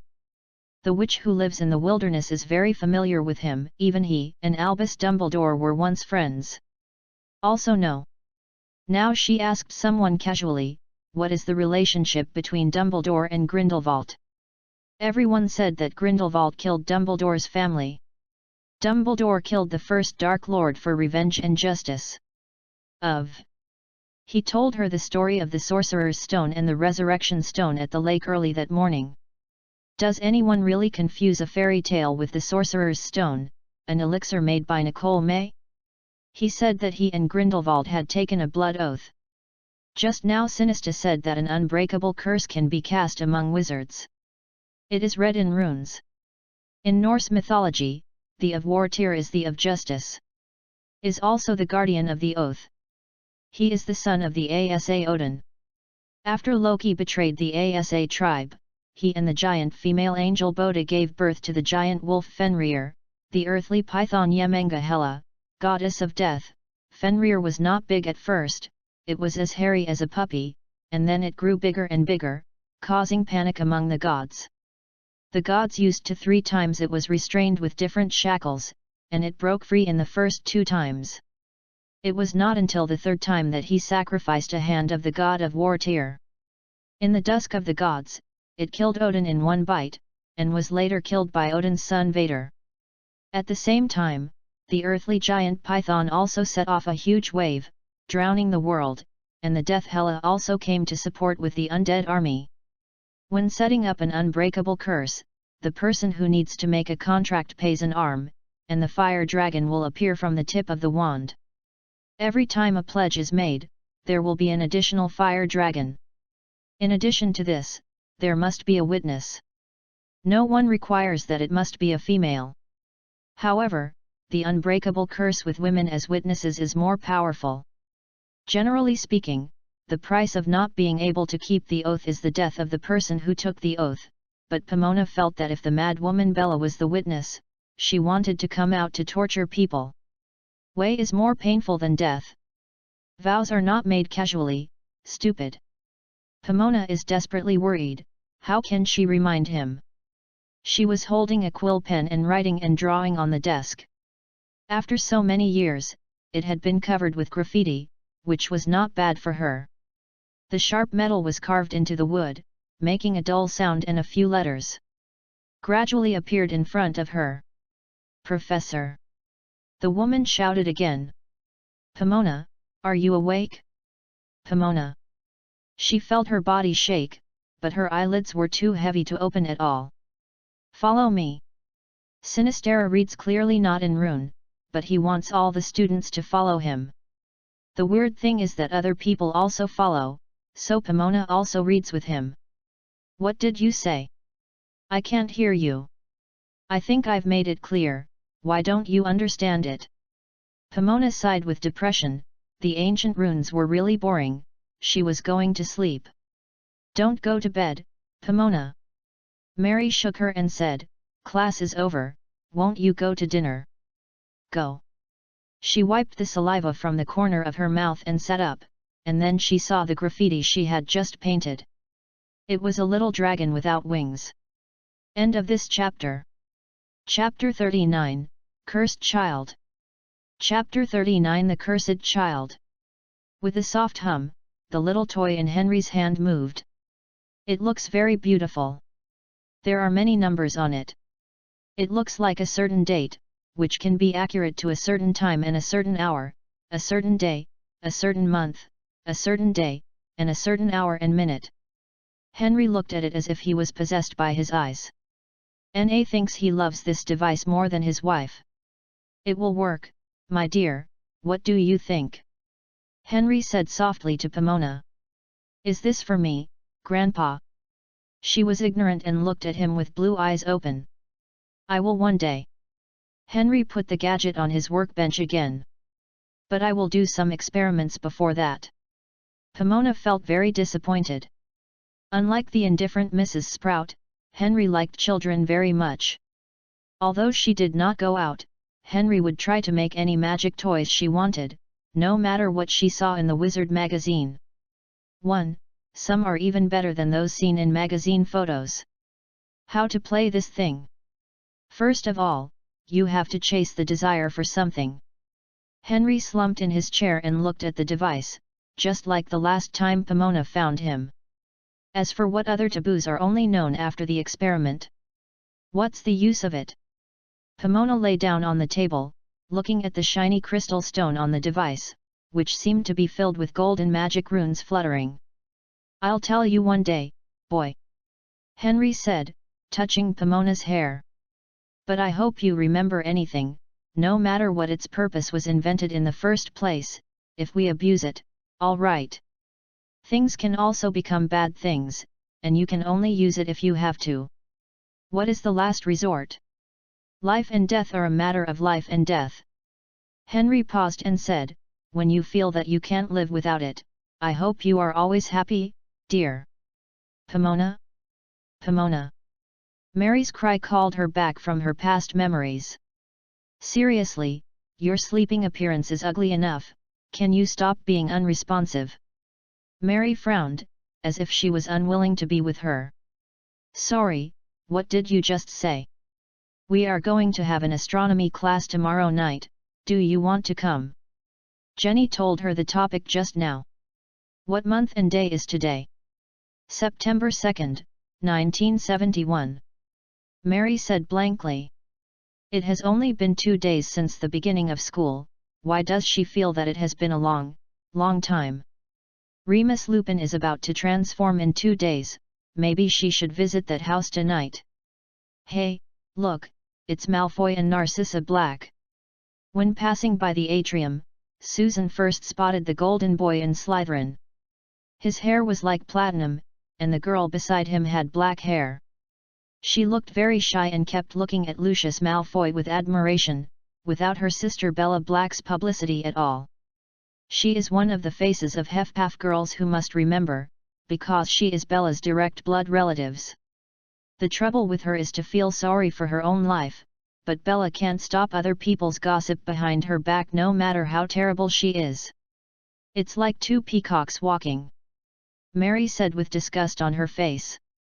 The peacock is very beautiful, but it's a pity that that kind of bird is silly. It happens to be about someone like Malfoy. It's just that no one smiles in Mary's metaphor. The handsome and rich boy is very attractive to young girls who are not even more troublesome. Who doesn't want such a capable girl? The enviable boyfriend. Miss Pomona Martin. She heard someone call her name, so she followed her gaze. An unknown man was coming with Professor McGonagall. I think you're busy again. Mary said sarcastically. She is actually not bad in nature, just a bit outspoken, and she really likes to be the center of attention, but Pomona always seems to be robbing her limelight. He is Auror. Jenny recognized the face of the strange man. I saw him at Bill's baptism. Why did the Auror appear at Hogwarts? Mary asked puzzled. Obviously, isn't it? Susan grumbled. Pomona saved a house elf, who was almost tortured to death by the unforgivable curse. Now even Mary doesn't gossip anymore. Let's go to the restaurant for dinner first. Jenny whispered, see you tonight. It seemed that she had expected that Pomona would not have dinner with them. Looking at the back of them away, Pomona felt that she and Lily were in the same situation. She only hoped that she would have something to do with Lily. Change. This gentleman is the Auror of the Ministry of Magic, Mr. Longbottom. Professor McGonagall introduced to the two of them, this is Miss Martin who discovered the house elf. Nice to meet you. Pomona thought he would shake hands. Unexpectedly, Longbottom held her hand and kissed the back of her hand in aristocratic manner. Professor McGonagall looked at him with admiration. Don't worry, Pomona, he is one of us. Professor McGonagall said, you can rest assured to tell her what you saw today. Pomona didn't know what Professor McGonagall meant by one of us, but she still didn't plan to tell him all the truth. I saw 2 adults mixed into the school. She whispered, one of them is Evangelist. Professor McGonagall and Mr. Longbottom did not have any surprises on their faces, as if they already knew it. Torturing a house elf is not going to be judged. Longbottom said, he only needs to pay a fine to go. Taking advantage of this opportunity to arrest him is not a good idea, and it will even bring danger to Miss Martin. This is not the purpose of my inviting you to school. Professor McGonagall turned his gaze to Pomona again. You can go now, Miss Martin, your friends have not gone far. Minerva, I remember that you only offered me the opportunity to work at Hogwarts yesterday. Pomona said coldly, or is my performance not enough to satisfy you and Dumbledore? Professor McGonagall looked down at her again and then smiled. Sorry Professor Martin, but your appearance makes me think of those students who are studying easily. I am glad you can put into work so early, thanks to your help Robbie. It's not a big problem, and it only takes a period of training to continue working. It's just a matter of hand. She said coldly, can I stay in and listen to why you invited the Auror to come to school? I heard Wilmina say that there were werewolves in the Forbidden Forest recently. Professor McGonagall was worried. It injured a horseman cub. I am worried that the students will be attacked by it when they move around the Forbidden Forest. Please Longbottom to assist. Is it possible that it is Fenrir? Pomona asked, and Professor McGonagall and Longbottom both focused their attention on her. Why do you have this guess, Pomona? Longbottom also referred to her by name. Ordinary werewolves will only transform on the night of the full moon, but they have not yet reached the full moon. Although there are still 2 days before the full moon, the days before the full moon have not arrived. The werewolf Greebok who calls himself Fenrir is a famous lunatic. He likes to bite people, but when did he like to bite children? Professor McGonagall, I remember that house elves can't leave the house at will, unless there is an order from the owner. Why would Robbie leave Hogwarts Castle? I think you are responsible for investigating this, Professor. Minerva lowered the brim of the witch hat and signaled to her, at 8 o'clock tonight, I will have a meeting in my office. I hope you will be there by then. Okay. Pomona's heart is beating fiercely. Whose school life is more exciting than her? She became a teacher just after studying. She did not go to the restaurant and turn to the kitchen. Just now Longbottom asked her that she remembered that when Robbie was picked up because of the rush, the Mandela grasses were not transplanted back into the pots, even if the magical plants left the soil. Damn it for so long, but when she and Lily went to the greenhouse in the afternoon, they were so well planted back. If it weren't for someone to help, she hadn't made money for the school, and instead caused the school to suffer a considerable loss. They said, sometimes you can hear a little sound. On the long and dark hallway at Hogwarts, she heard the tired man say again. Now, can you hear me? She felt a warm force surrounding herself, even though the torch on the stone wall was swayed by the mountain breeze passing through the corridor at this time, she still could not feel the slightest chill. I think that snake egg is working, do you want to see him? If it is, give me some reaction, just like before. Fortunately, Sinistera is a tolerant teacher. If you change to a strict old bat, you will stay with me. She whispered, and then she heard the man's laughter. Great Professor! It's still the woman's voice, but her voice is choked, there is nothing to cry. Why should I stay in your hall? He continued. Sleep in class. She said vaguely, don't miss me touching those leeches. How did Slughorn collect leeches' mucus before? Are you at Hogwarts? First year of freshman. She answered honestly. Today is what month and day? September 2nd, 1971, 2 days before Remus' transformation. She fumbled around like a blind eye, and finally touched a hand. She felt that she was less afraid of what happened next. Why did you choose that day? Lily is still alive. She whispered, she danced with me in the greenhouse. The man stopped talking. Do you want to see her?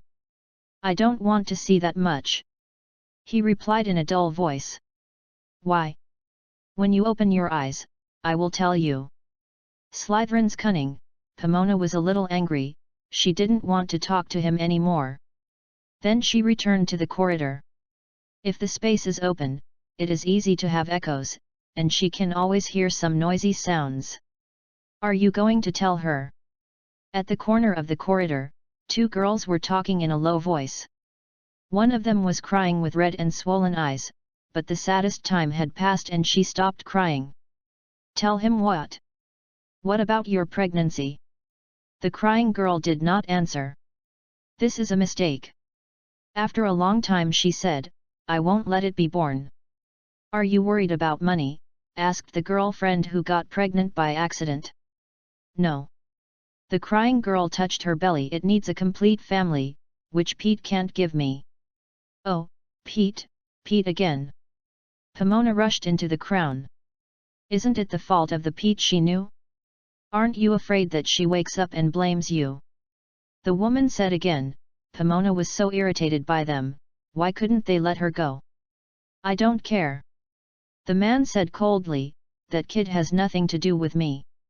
You mean? The woman hesitated for a long time and said. Oh, of course he is my child.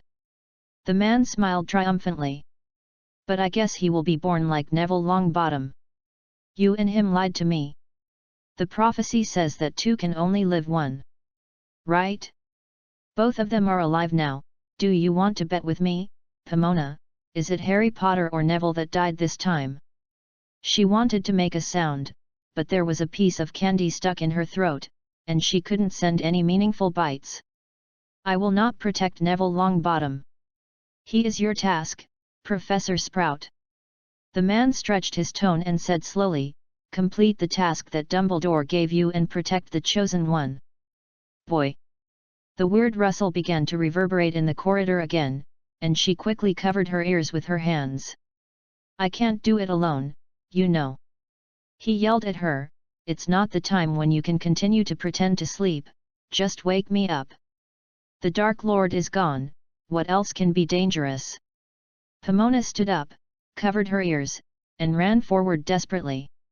As for where she went, she just wanted to escape this school. End of this chapter.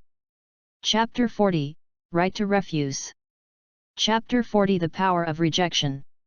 If you are unfortunate enough to be a child who grew up in a special family, then you will never be as careless as an ordinary child, just like some people like to eat candy and knead it into a ball after peeling the sugar paper, some people will be careful to unfold and collect it.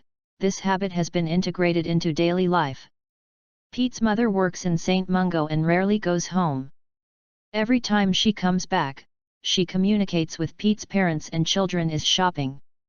She buys a lot of clothes, but there are not a few clothes she keeps at home. Where are those clothes going? Up? Only people who need multiple identities need to pretend. Susan once said that she wanted to drink compound soup to become a boy playing Quidditch. If Pete's mother drank compound soup like her, she could act as tall, short, fat and thin. Women, and these women all need clothes.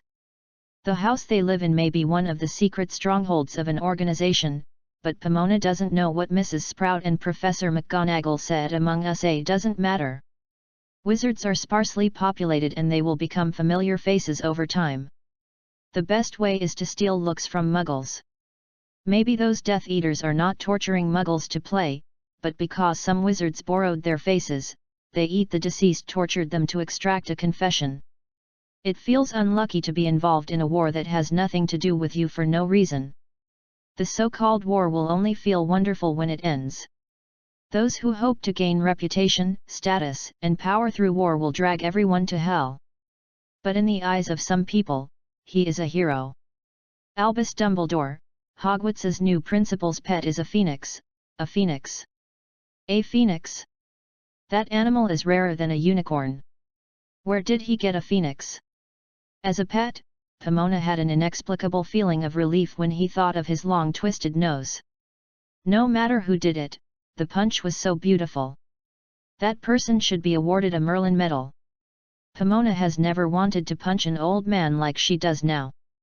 Generally speaking, old people represent the weak, and bullying an old man is really disgraceful, but unlike a Muggle, the older a wizard is, the stronger his power, so this idea of beating Dumbledore is the same as her wanting to be kept in captivity. Like many talented and handsome young talents, they can only exist in fantasy. If she has the courage to implement it, she will definitely ask for trouble. The phoenix is also known as the phoenix. The bird will rebirth after death, and then make reptiles hateful calls again and again. It is a natural rival to the basilisk. The basilisk did not form naturally. The first recorded basilisk was bred by Despicable Helbo, a Greek black wizard who knew the vibes. Snake Lao Kiang is not an ancient language, but a language invented by Helbo in order to control it. Since the Middle Ages, the creation of basilisk has been regarded as an illegal act, but this behavior is easy to hide. There is such a monster. A pet can be much more handsome than a 6-inch rune snake. Lily said that she and Petunia tried to raise a kitten in the closet together, but their mother found out that her father was allergic to cat fur and eventually did not develop it. Many children have the habit of keeping pets secretly. Who knows if Tom Riddle secretly created a basilisk as a pet while studying at school? Unicorns also shit, and basilisks also have to eat.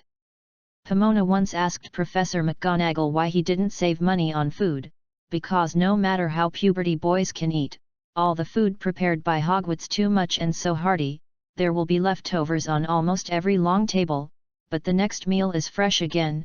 She has been curious how to solve the leftovers, and now she figured it out, someone is feeding one with leftovers basilisk. Roosters can lay eggs. What else can't happen? She keeps hearing a snake-like rustling sound.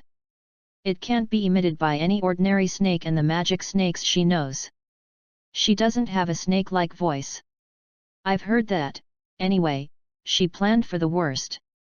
The Hogwarts kitchen is still as lively as it used to be, but the house elves don't look happy, they are worried. After all, one of their kind has been attacked, and any one of them will become the next. When Pomona came in, they did not treat her as warmly as they saw the king. They put down their hands and worked one after another, with watery eyes open, as if they were looking at the savior. Pomona was seen by them all over her body. I have a question to ask you. Pomona barely kept her composure, and asked loudly, who will step forward? The house elves looked around, but no one stood up. Don't worry, I won't hurt you. Pomona held back her anger and continued, you should stay in the castle. I want to know why Robbie will leave and go to the greenhouse. A wizard said that if Robbie does not obey their orders, he will be given a piece of clothing. A house elf said in the crowd. How did you know? Have you visited it? I was with it at the time. The elf finally came out. It looked just like other house elf. The wizard said that if I dare to tell others, he would give me a piece of clothing. Oh, Professor, Spark doesn't know what to do. Spark held her face and cried bitterly, and the ears of the other elves fell down, all looking depressed. Did he wear Hogwarts uniform? Yes, Professor, Ms. Rowena Ravenclaw told us that only Hogwarts can order us. Then I tell you now, if another student threatens you with clothes next time, you can ignore him. Pomona pressed her forehead with anger. I will tell Principal Dumbledore, except before you have to do it. If you need to do extra work, you must get the approval of the Dean and Principal. You belong to Hogwarts, understand? The elves whispered in their own words for a while, and finally returned to silence. Pomona doesn't expect the little elves to launch a rebellion like elves to seek their own power. They are such a character, she just doesn't want to see similar things happen again. Your name is Spark, right? Come with me. Pomona called the elf just now, and the other elf looked at it with weird eyes, as if they were looking at an alien. Well, tell me, is there a basilisk in Hogwarts? Pomona said directly to the public, and the elves took a breath of air conditioning. Where did you hear about it, Professor? Asked an older-looking elf. I heard the sound it made in the hallway. She wanted to learn how to choke the snake, but the sound was so weird that she couldn't make it. Are you feeding it with leftovers? No. The older elf said, it still maintains the habit of a snake. It only eats mice. We only give it food when he is not full. It is omnivorous. When is it hungry? Before winter, it needs to hibernate like snakes. Generally speaking, snakes will be more active in hot summer, but in order to store hibernating fat, snakes will come out to forage when the weather is warmer in autumn. Pomona thinks of the fresh flesh and blood just seen in the corridor. My stomach hurts, Merlin's wand, this school needs to strengthen its guards. But we gave the mermaids in the lake with leftovers, they like human food very much. Pomona screamed. This can't be blamed on her. She was in a boat 2 days ago and paddled across the Black Lake. She also knew that magical creatures lived at the bottom of the lake, but she didn't know that it was a mermaid. Basilisk is classified as 5-star by magic, and mermaid is classified as 4-star. She said why the boats can row by themselves without oars. It turns out that it was not Pringle who used magic, or those boats were magic items like flying broomsticks, but the mermaid at the bottom of the lake supported them to slide on the lake. She said why there is a dock in Hogwarts, but no dating couple thought about using a boat to go boating on the lake. It was for this reason. If the mermaid is in a bad mood, they will overturn the boat, and then drag the pesky to her house as a guest. They can't beat them without a silent spell in the water. The most important thing is that she can't swim. How lucky it was to live till now. No wonder the freshmen arrived in the hall. The seniors would applaud so enthusiastically. Welcome to Hogwarts. This school is full of crazy things, just like the Muggle mental hospital. She wants to train to replace herself. Professor of herbal medicine left this school afterwards. She has the right to resign. End of this chapter. Chapter 41, Cryptography. Chapter 41 Code. Who is she? Pomona Sprout. She, how does she look different? Compound decoction, Neville. A slick voice said, didn't Harry Potter drink that thing often? If you can think of a way to improve its taste, I will be very grateful to you. The thought of the creamy taste of the potion made her nauseous. She wanted to open her eyes, but she could only feel a burst of white light, and then a personal probe came over to block the light. He's here, don't you want to see him? Open your eyes. She felt like water had entered her ears in the shower. She didn't really hear anything, but she still grasped a piece of clothing by feeling. It was a sweater. A wizard wouldn't wear this Muggle dress, but she knew who was here, so she relaxed. Her mouth was as sweet as sugar. How did she become like this? Same as your mother. The man said coldly, you are really brave because of you, 2 women, Longbottom. Don't hurt him, he hasn't experienced enough. Pomona wanted to punch the man, but she felt extremely painful, like a huge force tearing her body apart, making her wailing. Cut your heart. She heard a man shout, and a green light shot from the wand and hit her. All she saw was evil and madness in the face of that man. Why are you doing this? Pomona shed tears, and the irrational person seemed to have realized something when she was about to pass out, and threw away his wand. You shouldn't open the door to him. A devilish voice whispered in her ear, goodwill will not always be rewarded. Remember the story of the farmer and the snake. In a cold winter, the farmer returning home from the market found a frozen snake on the side of the road. He was very sorry for the snake, so he put it in his arms. When the heat on his body warmed the snake quickly woke up, revealing its cruel nature, causing fatal injuries to the farmer and biting the farmer. Before he died, the farmer said, I should have received this kind of retribution for saving a poor poisonous snake. You deserve it. The voice said, stupid woman. Is that why you hate your mother? Pomona severely slapped the inhumane thing, and then the pain began to sweep through her body again, and she began to scream again. Go away. She heard the man say in disgust, don't be like a block of wood. Why are you alive? Neville said cryingly, I attended your funeral. Are you crying, Longbottom? The man looked back at Neville. Don't stand there, go call the doctor. Why don't you wash your hair, it is always so greasy. She fainted in the severe pain, and when she woke up again, she had left Hogwarts and came to a house that looked dilapidated. That's it. Professor McGonagall walked to the door of the house with his skirt hem, and pointed his wand at the door lock. A laho hole opens. The door lock is easy to open, not like the legendary house where you can close the magical animal. Are you okay? Francon Barton bent down and looked at Pomona with concern. Your face doesn't look good. I have bad feelings.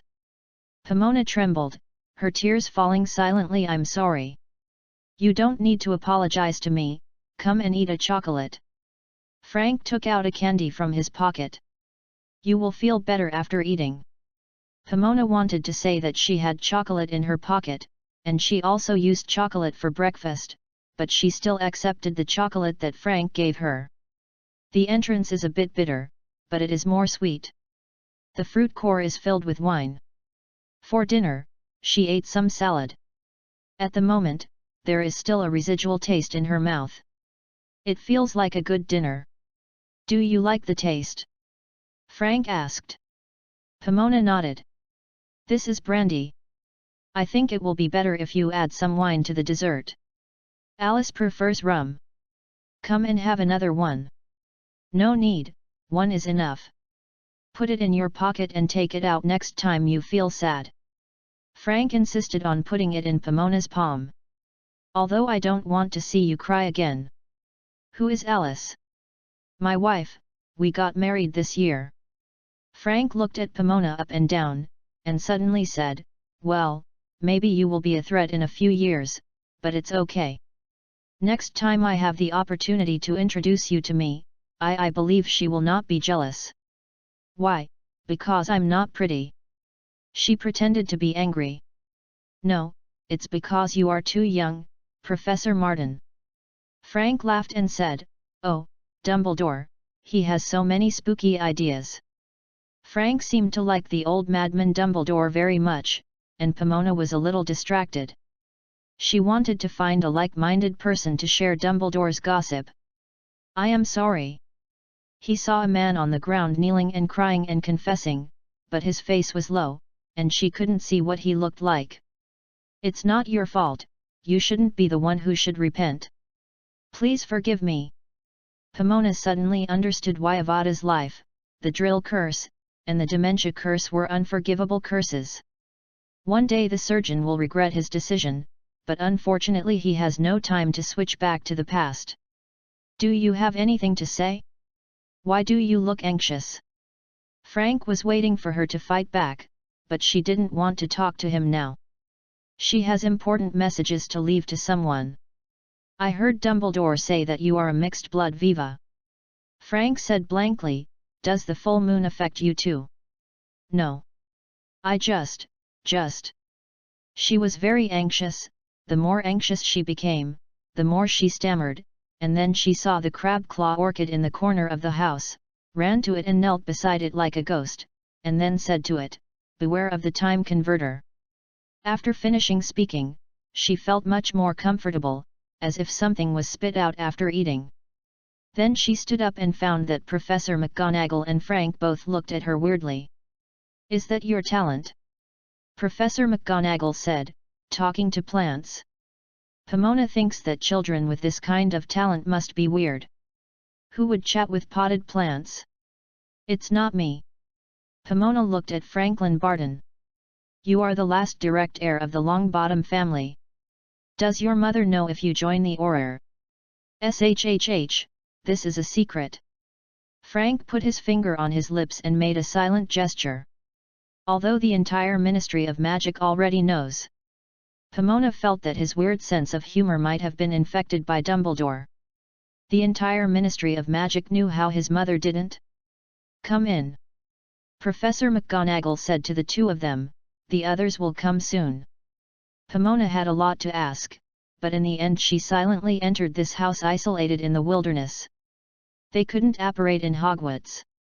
They came riding on a flying broomstick in the dark. Although the full moon in the sky is not as round and bright as the full moon, it is still very dazzling. She hopes that no one will find them here. The sound is going on. Frank flicked his hat. Don't worry, someone is covering us. What does this mean? Pomona noticed, and Professor McGonagall used the brim of his hat to signal. Let me wear a hat? You are so funny.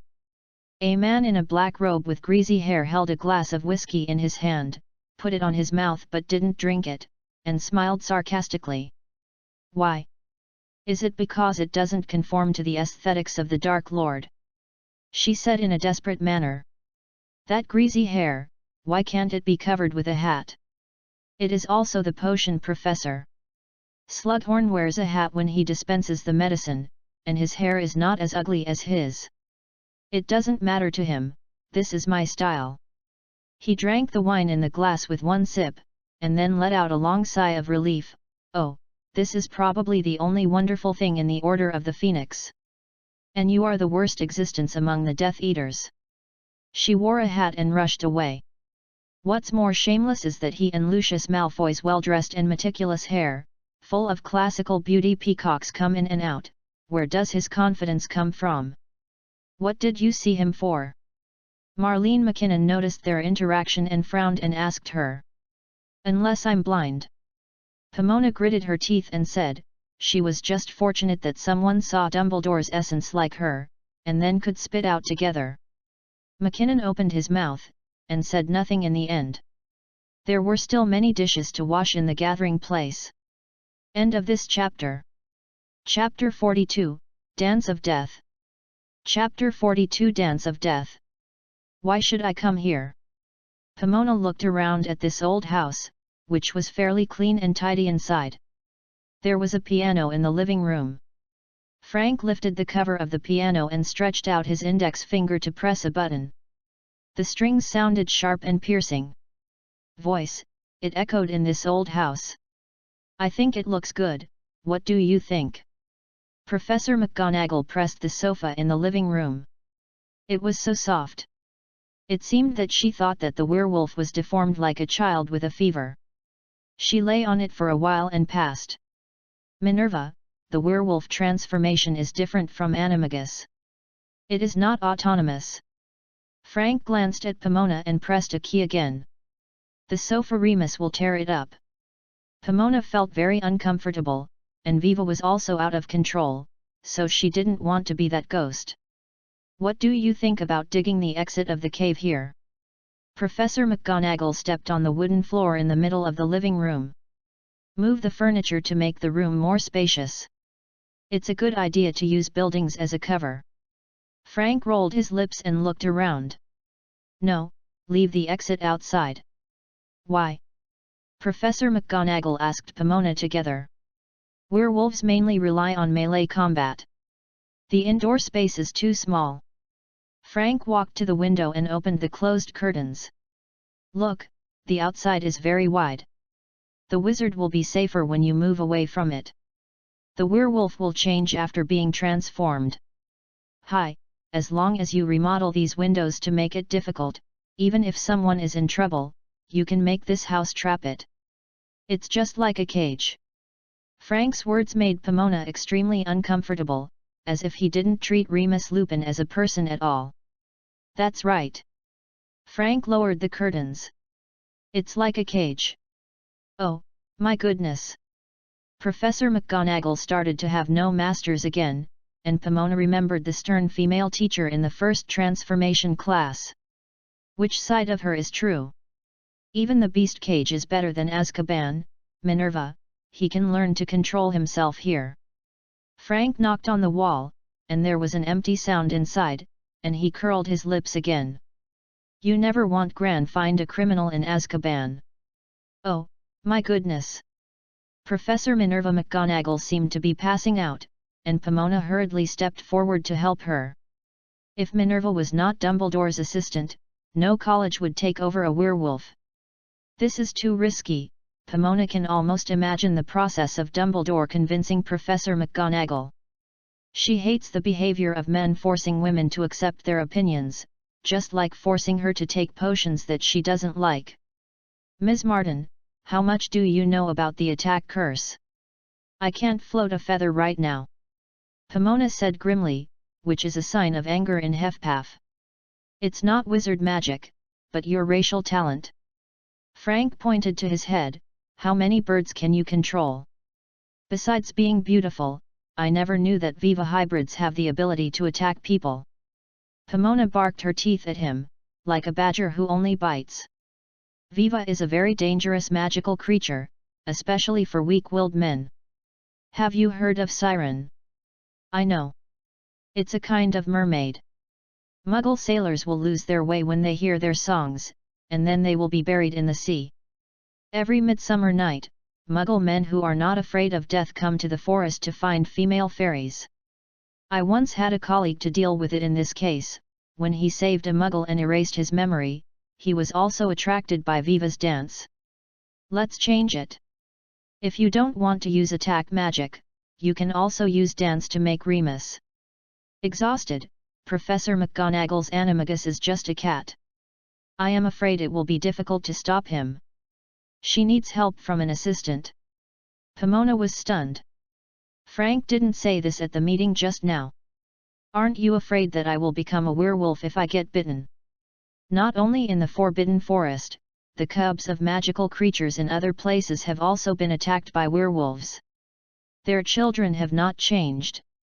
Only when people are bitten will they become werewolves. They are also caught and bitten by werewolves in the state of animagus. Don't worry. But I'm only half-blood. Pomona interrupted him. How do you think we know that we won't become a werewolf if we are bitten by a werewolf in the state of animagus? Frank put away his sense of humor and said indifferently. This is an experiment, and Pomona finally understands that she and Lupin are both experimental subjects, and Albus Dumbledore still did not regard them as people after all. You have never really used your talents except for caring for plants. Frank carried his back and said like a true pure-blooded noble, you are really a waste of your talents. You do not know who I am. Pomona looked at this human wizard indifferently. She wanted to be a sweetheart full of love and sweets, but these people forced her to the battlefield. Learn to dance, Pomona, I will teach you. Professor McGonagall stopped her shoulder. I know you don't like hurting people. Professor McGonagall, I want to learn the cutting spell. Pomona looked at Frank with a sneer. Professor McGonagall stiffened all over, and his hands gradually loosened from her shoulders. It felt so cool to say that she was going to learn black magic in front of an Auror. She wanted to do it again, but if she didn't give him a reason, God knew what these gentle gentlemen would do. Mr. Frank, have you ever been to the Muggle circus? She wandered about in the living room, but Frank was guarded to keep a certain distance from her. They started to circle around the living room as if they had made an appointment in advance. In the circus, there is a kind of animal tamer performance. A trainer holds a whip and directs lions, tigers, elephants, bears and many animals that are stronger than Muggles to perform. They are not born to get into the fire ring. But the trainer taught them through training from an early age, just like Pringle punishes students with a whip. She arouses a graceful smile. Ask your colleague Arthur Weasley, I heard that he was a daughter the friend took on the whip, leaving a scar in the end. Do you want to domesticate Lupin as an animal? Frank's glasses reflected the moonlight, blocking his eyes. Aren't you not treating him as a human? Pomona smiled evilly. Pain can teach people to remember. Although those whips are not on themselves, the students at Hogwarts remember that getting up too early is not good thing. I can't deal with monsters by cleaning up. Then you don't think you are a monster too? Frank continued. If I'm a monster, why are there so many Muggles looking for Vivas regardless of the danger of their lives? She clung to her hair and wrapped it around her fingers. She deliberately dissipated the masking magic that she had cast on her face. Revealing his true face, a nice nose, snow-white skin, lips as soft as cherries, and a pair of blue eyes like a dream, a midsummer night's dream, the most dreamy dream, the most beautiful love. Only fools don't want you said Alice wouldn't be jealous of me, what about now? Frank sighed, stopped, bent over, and saluted her. I confess to you for my offense just now. Before I learn how to use that spell, you will help Professor McGonagall control Lupin at the full moon every month. He is just a little werewolf. You don't even have this ability, human Auror. Pomona also stopped walking and stood in the middle of the living room. Yes, ma'am. Frank said humbly. Is there anything else that needs me here? Minerva. No more. Professor McGonagall grabbed the clothes on his chest, but didn't look at Pomona. Don't think I am Remus Lupin. Pomona finally warned the two humans in the room, and then walked out of the cage. The moonlight felt great. This feeling of regaining freedom made she is full of energy. When she heard the music from Hogsmeade, she had an urge to find a man who looked good, dance with him, and then his soul like a dementor. Go. It's just at the last moment. She thinks that she should be more cautious the first time. If some food tastes not delicious in the first bite, then she won't like it again. So, she finds a delicious soul and starts her new journey. Before changing her mind, she turned her head and walked towards the forbidden forest. The more forbidden, the more you want to try. Human beings are such amazing animals. End of this chapter. Chapter 43, Sneak Attack. Chapter 43 Sneak Attack. Regarding the understanding of the wizarding world, Muggles are still at the level of children's books. They seem to think that flying on a broom is a wizard. What a lovely misunderstanding. From the age of 17, you can learn phantom transformation as long as you pass the ordinary wizard rank test. In addition, the flow network and door keys can be used to travel, and there is no need to ride a broomstick. The wind discovered by Muggles flies slowly in the sky. Muggles are obsessed with wizards, but wizards look down on Muggles. Sometimes this is the case. The more arrogant, the more people are infatuated. Conquering is like breaking the wrist. Whoever gives up first loses first. If the opponent is too weak, even if he wins easily, it's not very interesting, but if it is evenly matched, this game will become very interesting.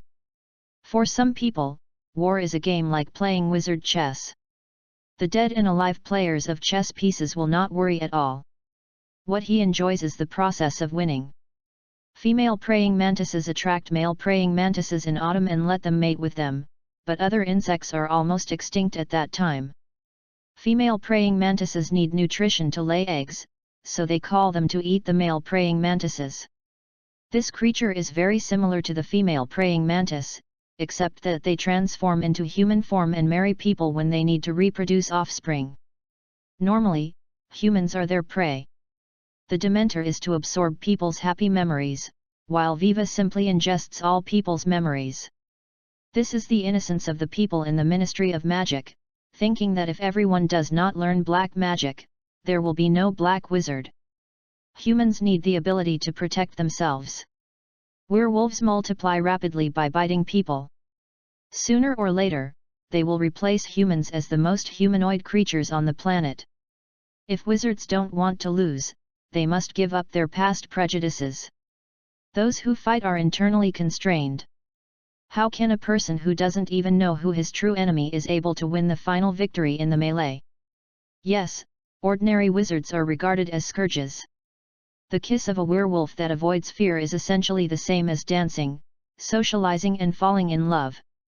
When they think that the goal is almost the same, they get married and have children. The purpose is to multiply, but people will praise love, but will the wolf bite is told to the children as a terrifying and eerie story, making them afraid of the darkness and the monsters hidden in it. The heart trembling because of fear and the heart trembling because of love sometimes make people confused. The poisonous snake is obviously deadly, but it has beautiful colors and patterns. It is obviously a warning, but it still stares at it. It looks and thinks it is beautiful. That's how people are stupid by themselves. The Sorting Hat once sang at the new birth ceremony, "You may think I am not pretty, but don't judge people by appearance. If you can find a hat that is more beautiful than me, I can eat myself." Ouroboros is a symbol of alchemy. It is a snake that eats itself. The broken hat that has been worn for 1,000 years is a product of alchemy like the basilisk. The person on the chessboard can't see where she is, so that cute sweetheart Pomona always cries.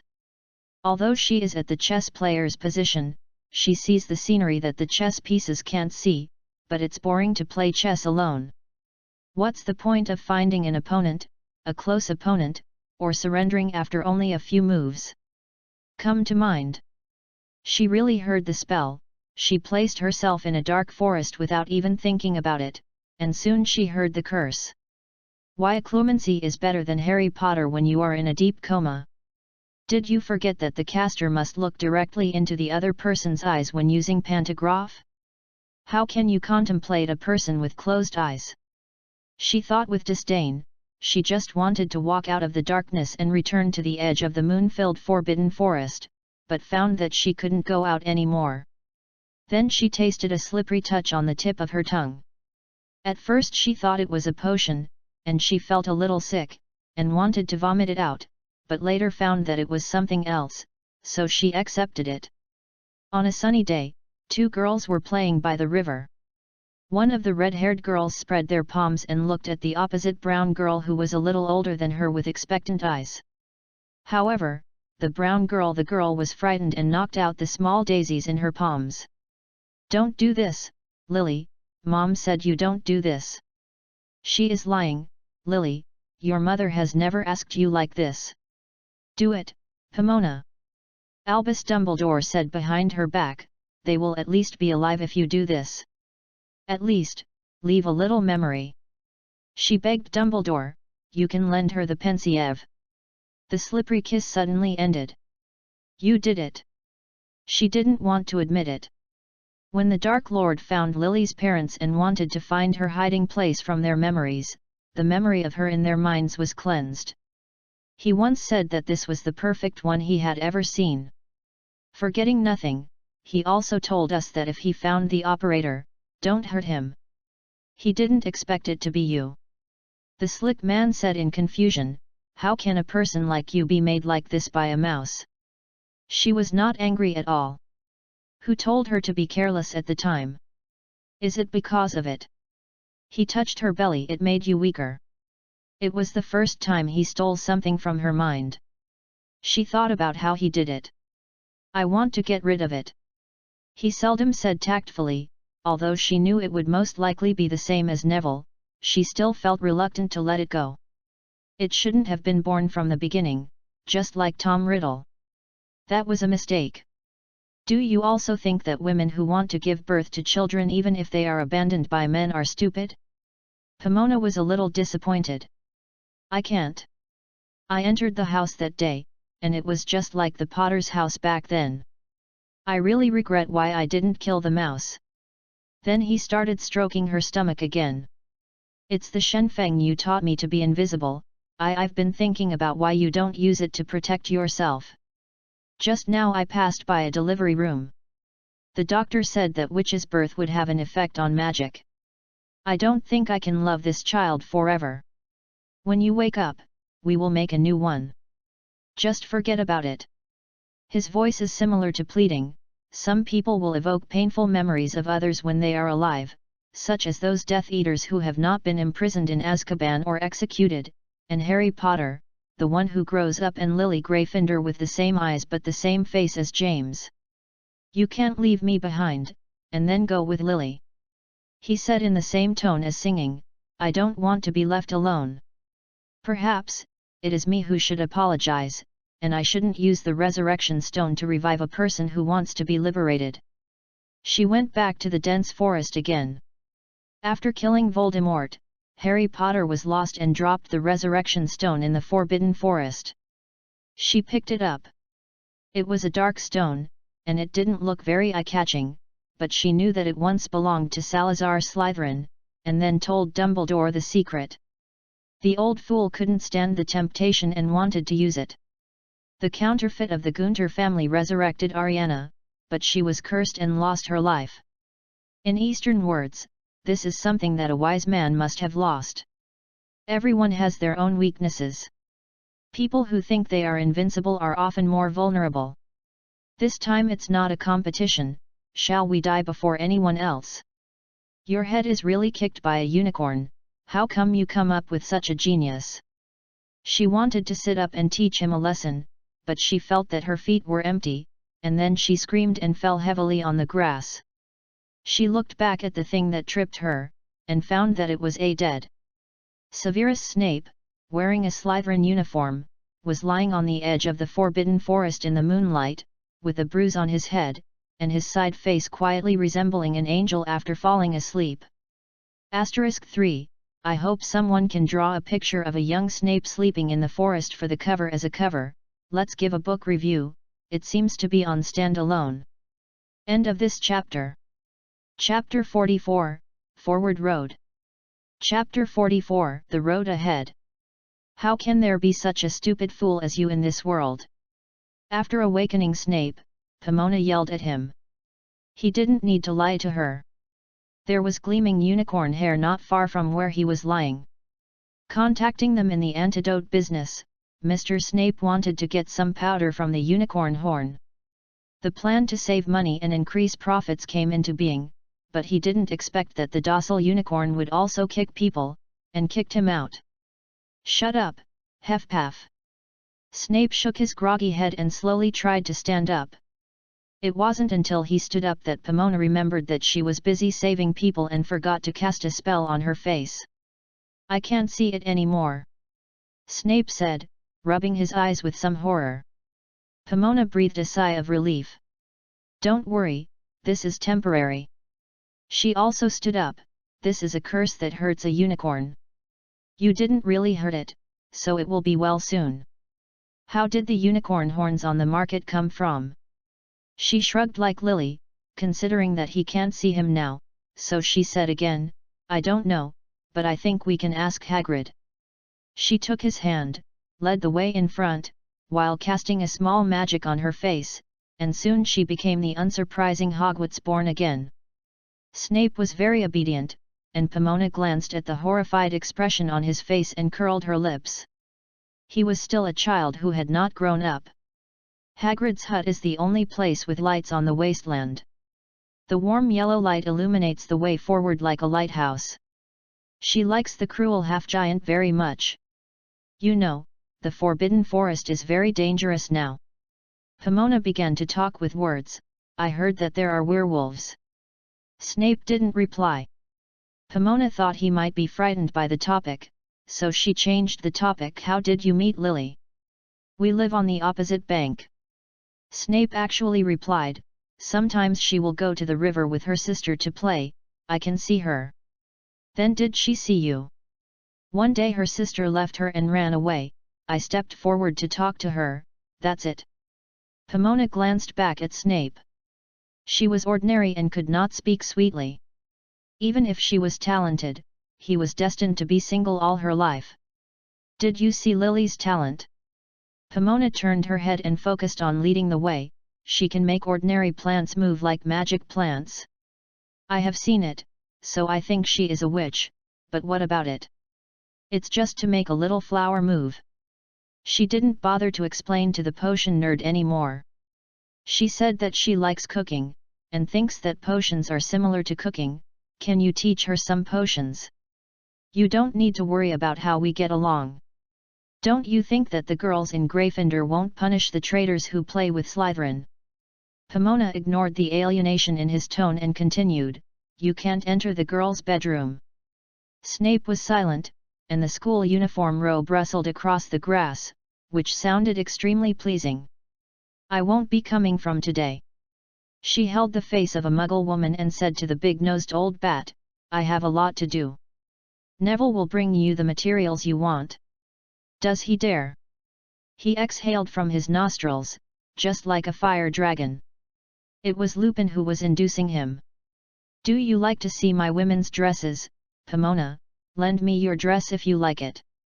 Speaking to this point, she knew he could not forgive Neville. I will isolate the students of Hufflepuff College to Harry. She whispered, he shouldn't have joined the Triwizard Tournament. The old bat finally showed a satisfied smile. He put down the quill in his hand, crossed his fingers, and looked like now we can continue talking. He looked at her up and down, is your hair still unable to deform? Mrs. Pomona Sprout has long flowing grey hair. This is the only thing that can be called the beauty of the short and chubby witch, but she is amiable and fair. She is a good but not very presence. Dean. I couldn't change it with a magic wand before, nor can potions. The magic wand made by Ollivander generally uses unicorn hair, and never uses unicorn horns. The horns are ground into powder, and other things, such as phoenix feathers, can also be used as cores. Why does he only use one material? He began to ponder this question. Do you think that everything can be mixed like your medicine? Don't think about it, think about how to make Harry breathe underwater for an hour. How does Cedric solve it? You will know then, this time I will definitely win. What did you win? That kid is in 6th grade, and Harry Potter is only in 4th grade. You are making excuses for yourself again. Change an appointment. The big-nosed old bat smiled coldly and said, let's see who can make an appointment to Chuzhong for the Christmas party first. It's up to you. Sputro stuck his waist up and looked up and down at someone sitting behind his desk. When you were studying, you didn't make an appointment for even a girl to participate in a Death Eater ball. That's because I never had an appointment. Snape smiled happily. This time I will be very happy whether I win or lose. What scene is more exciting than the great savior standing alone on the dance floor in a daze? Then what if he succeeds? I'll dance with you, he said disdainfully, then picked up the quill pen and started to correct the homework, marking one T after another on the parchment. You know you don't necessarily die if you dance with me, Pomona reminded him. Didn't Dumbledore always want to see the memory of the Dark Lord in my mind? You can continue to try to sedate me. He smiled with a triumphant smile of I'm holding your handle. The baby man will forget everything in the world, eat, drink or sleep, just like the Imperious Curse. The man who has been cursed will feel a blank in his mind, but he will feel extremely happy. The principle of dementia and Imperious. The same, thanks to you I became a master of occlumency. Yet, the little jokes made before turned out to help you a lot, didn't they, Severus? Pomona said coldly. If you don't become a Death Eater, you will never know how the Imperious Curse looks like. What does it look like? The smile on his face faded. Beware of Karkaroff. He teaches at Durmstrang. If the 2 generations of the Dark Lord join forces, who do you think will be their opponent? I have attended enough funerals, but I especially don't want to attend you. I really don't know where it went wrong. You will get mixed up with Miss Iber and the others. I knew I shouldn't have taught you the invisible, so that you wouldn't taste the dark magic. Get out, he roared. Don't make the same mistake, Severus. Sirius Black was not the murderer who killed Lily, you know. She lifted the empty basket and opened the door. You are not young anymore, don't be like a fool confused by the impulse. Harry is not your enemy, he is Lily's child. Pomona looked at the cowering boy behind her again. She felt that Tom Riddle really seemed to have taught him something, but what exactly was it? She really couldn't understand. End of this chapter. Chapter 45, Care is Chaos. Chapter 45 Care is Chaos. Muggle's soul is mostly aquamarine, with a soft silver light, like a firefly in a summer night. The wizard's soul is aqua blue with silver light. It looks so beautiful and can arouse her appetite. The little wizard behind her doesn't know what kind of danger she faces, she thinks eat him because he has a pure soul that is delicious and delicious. Don't waste your talents, Pomona. Frankel Barton from Gryffindor, with his hands behind his back, said to her like a pure-blooded wizard noble, don't just know how to take care of plants. Do you know how beautiful you are? The Slytherin, who has always had expressions of sarcasm, ridicule, disgust and indifference on his face, looked at her with the look of a lion seeing its prey. What a pity, it's not someone takes you to the dance party. Pomona felt that he might have seen the sensation caused by another mixed-blood Viva in the school, and then he was as stupid as a young man, thinking that he could date a mixed-blood Viva, and he happened to know another one, so he invite her in this awkward way. Men like to win, especially when it comes to women. The loser who has never won in this regard actually challenges this impossibility. Where does his fascinating self-confidence come from? Or is it arrogant to have a certain degree of inferiority? If she refuses, his poor self-esteem will be hurt. I won't go to the prom with you because of waste. She tried to get around him, but he blocked her in the middle of the corridor. Then another reason. Maybe. She said coldly, "I'll give you 3 chances." A dimple curled up at the corner of his mouth. It was a smile that was different from the innocent and kind smile when he was with Lily. She felt a little disgusted. At this moment, he was like a thief who succeeded in pickpocketing. "No one asks you except me, right? If you are talking about school, yes." She tried to get around him again, but it wouldn't be if Sirius could appear in public. Now he was completely annoyed, and when he tried to continue pestering her, her savior appeared, and he drove away the little hooligan from Spider's End Alley. "Professor?"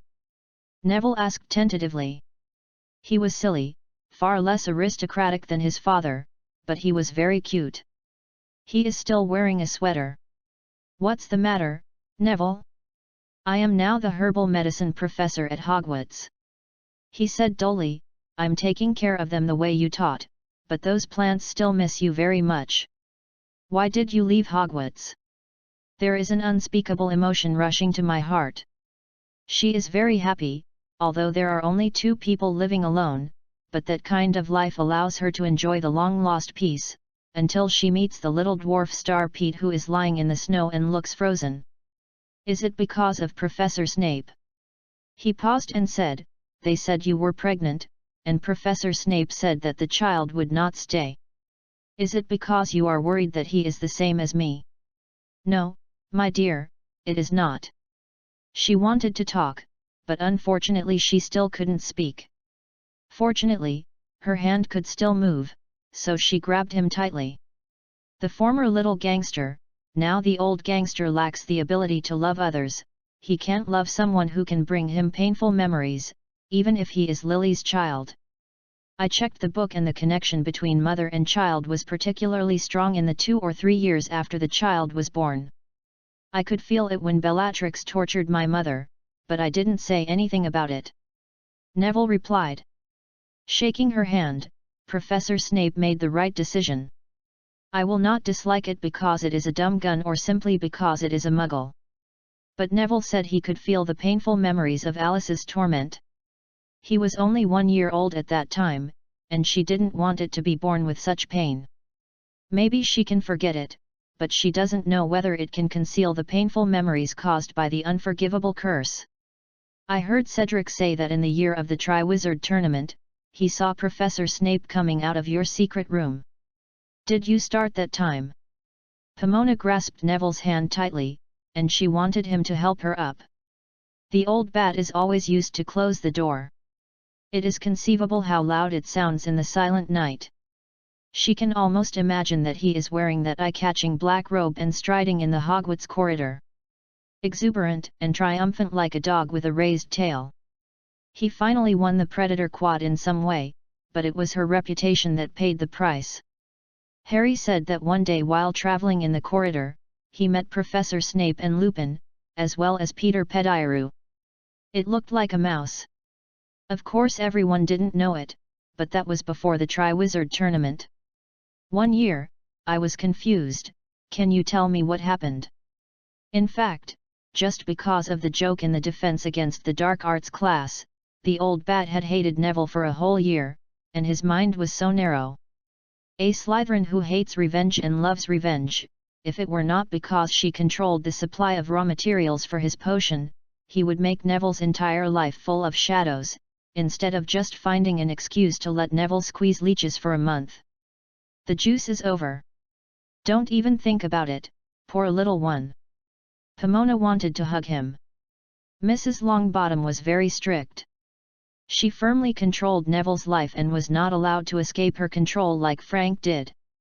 She had almost lost her son, not even her grandson. "Navi, is she the female teacher who takes good care of you in school?" she heard an old woman say. "Grandma." Neville immediately became nervous. Then she smelled a high-end perfume, reminding her of a certain flower blooming in the Forbidden Forest. It was not a potion, so that she never wanted to pay attention to its name in the past. "Neville, let Professor Sprout and I be alone for a while." Navi hesitated and left. As he walked away, he closed the door of the room, and then she heard the loud sound of the chair legs rubbing the floor from the right. "I can see that you are a decent person," the old lady whispered. "But I don't want Neville to see you again. Being a Harry Potter classmate is enough to scare me, and then I heard that he still killed the mysterious man's pet with a sword. He told me what Horcrux was it. I'm very old, and I don't have the power to protect him before letting him teach at Hogwarts, and he is not married yet. Longbottom, the blood of the family cannot be cut off here. I am sorry that you have become like this, but I must not let that child have any accidents. If you really care about Neville, you should understand why I say that. He is not Harry Potter. Oh, I heard that he is an Auror now. Go find him if you have anything to do. Don't let Neville get involved in your business." Pomona opened her eyes as hard as she could. It was a noble woman with a face full of vicissitudes. She wore a green hat and an owl on her head, but she was not from the Order of the Phoenix. "You swear to me, Pomona, you will keep Harry alive?" A red-haired woman looked at her with open green eyes, begging in her eyes. "I swear, Lily, I will do my best to protect him," she said softly, but she almost broke her promise. At the end of July, the 2 children born in the family that had repelled the Dark Lord 3 times could only live one, and Dumbledore made a choice. "Harry has died once, is he going to die a second time?" The old reptile said he wouldn't protect Neville, and he didn't even bother to protect Harry. Why didn't men use them at all when they were critical? She remembered. But she really didn't have the strength anymore. She was really heavy, she almost couldn't bear it. End of this chapter. Chapter 46, Bloodletting. Chapter 46, Bloodletting. "Quick, James!" When Pomona brought the temporarily blind Snape to the vicinity of Hagrid's cabin, she heard a voice coming from the Forbidden Forest. Through the moonlight she saw 2 figures, one of them was Sirius Black. The Black's hair was pure black, but his skin was as pale as a vampire. The moonlight radiated pearl white on his face, just like the castle. He looked back at another figure with his back facing her from time to time. Even if she couldn't see his face, she knew it was James Potter. Stupid Gryffindor! Snape suddenly felt energetic at this time. He closed his eyes and straightened his back. His mouth was laughing tauntingly, not as fearful as he was just now. "What happens?" Pomona did not understand what was happening before her eyes. "You said there are werewolves in the forest. There are many James in this world, how do you know he must be Gryffindor? I will always remember his voice. Isn't it just that he raised his hand on the dock and asked those 2 impressive questions? The first one is whether someone died at Hogwarts. The second one is whether he can be dropped out of Slytherin, Merlin's beard. Why is James Potter so good at causing trouble? They dare to go to the Forbidden Forest for a night tour. I want to tell the teacher to go. Tomorrow they can go home as they wish. How do you explain that you found them rushing to the Forbidden Forest night tour?" Pomona reminded him. Snape swallowed as if choking. "Why are there only 2 of them? How about his roommate?" Pomona looked around, and she didn't find Lupin or Pete Pettigrew. "You can have a lot of friends, but maybe only 1 or 2 are the closest," Snape said with disgust, "especially the pushy kind. How many classes did you have with Gryffindor? What are you asking about this? I'm just curious," Pomona said.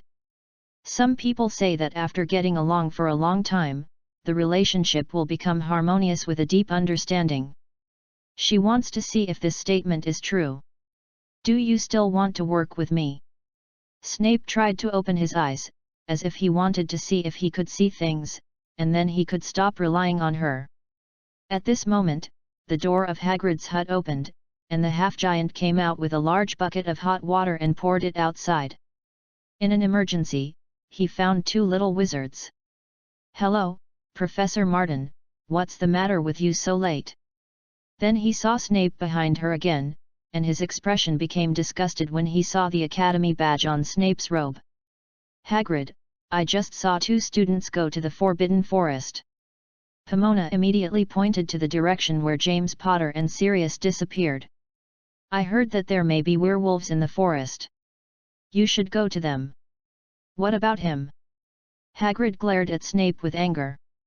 His facial features were wrinkled, and with his beard all over his face, he looked as cruel as a giant. I will take him back to the castle. Pomona said.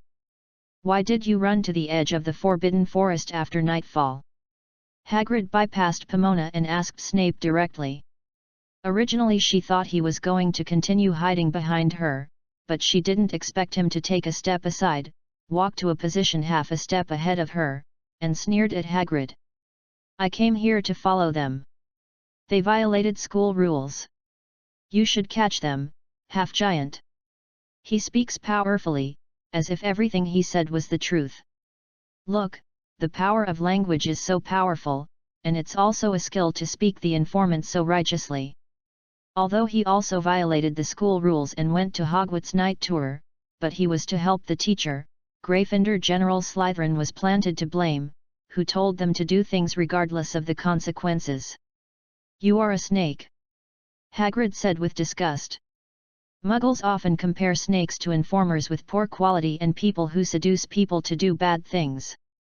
Thank you for your compliment. Snape smiled and touched the silver-white snake on his academy badge. This is my glory. The sharp pain from the back of her neck made her open her eyes. She left the forest hut full of soft lights and came to a quiet and deserted room. The middle-aged Severus Snape still hadn't gotten rid of the greasy hair. The enlarged face was close at hand, and behind him was a pot of crab-claw orchids that were about to wither. Sometimes, I'm really grateful to meet him. Snape whispered, he taught me a lot of things that you in Hogwarts couldn't learn. What did you do to me? She could feel a sharp pain spreading from her neck down the spine, but after the pain she did not feel tired, but an unspeakable pain, and she still had the strength to open her eyes and stare at him. Do you remember the wolf-binding potion I gave Lupin? After drinking it, even if he transforms into shape, he can stay sane and won't bite people everywhere like a mad dog. He tidied her sleepy hair for her, then moved the position, leaned against the bed, and put Pomona's head on her chest. Dumbledore hoped that I could make the formula public or sell it to the Ministry of Magic. I didn't agree. When he died, I gave it to the Auror. One of the medicinal materials is very precious. The way it is extracted, that's it. In the middle of speaking, he suddenly stopped and took a couple of breaths, as if he was very tired. Compared with that, Pomona felt much better. Fenrir Greyback is the leader of the werewolves. On the surface, he is loyal to the Dark Lord, but he is actually planning for his own race.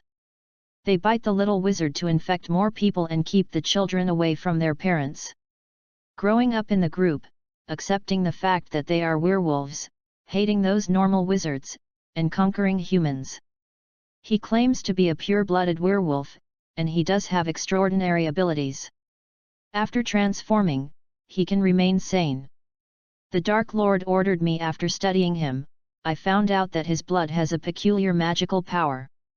The potion I gave Lupin mainly works on his blood, but it does not exist for a long time and will disappear soon, and special tools are needed. For extraction, the potion must be finished and drunk as soon as possible after extraction. I handed him the boiled potion that day. On the way back to the cellar, I found someone wandering in the corridor. Later I found it was Harry Potter. I guess at that time, Lupin didn't go far. He heard the voice and rushed over, did a favor to the savior and returned him the magic props made by James Potter. Harry's father's name seemed to follow him.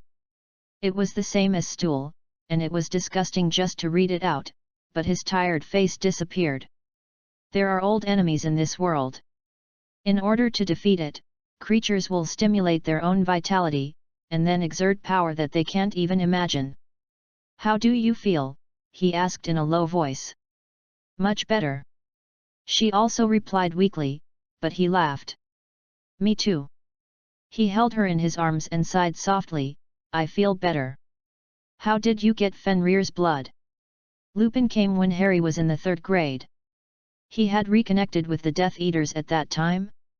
He is in Azkaban now, and he was taken blood by the aura like a leech. He evasively said. They won't let him run away. Cirrus has run away, how do you know he can't run? What do you want to eat later? He changed the subject again. Honey cake and chocolate. Okay, I get it. The thing stuck in her neck was removed, and the force that had been continuously entering her body disappeared, and she felt extremely sleepy again, and her eyelids became heavier and heavier. See you tomorrow, Pomona. She listened to him before falling back into the dream. See you tomorrow, Severus. She said vaguely, not knowing he couldn't hear him clearly, and then in the dream she really tasted honey cake and chocolate. End of this chapter. Chapter 47, Conspiracy of the Honey Badger. Chapter 47 Honey Badger's Conspiracy. Get out of my sight, don't let me see you again. Was awakened by such an angry voice early in the morning. She has a strong intuition that today will be a very bad day.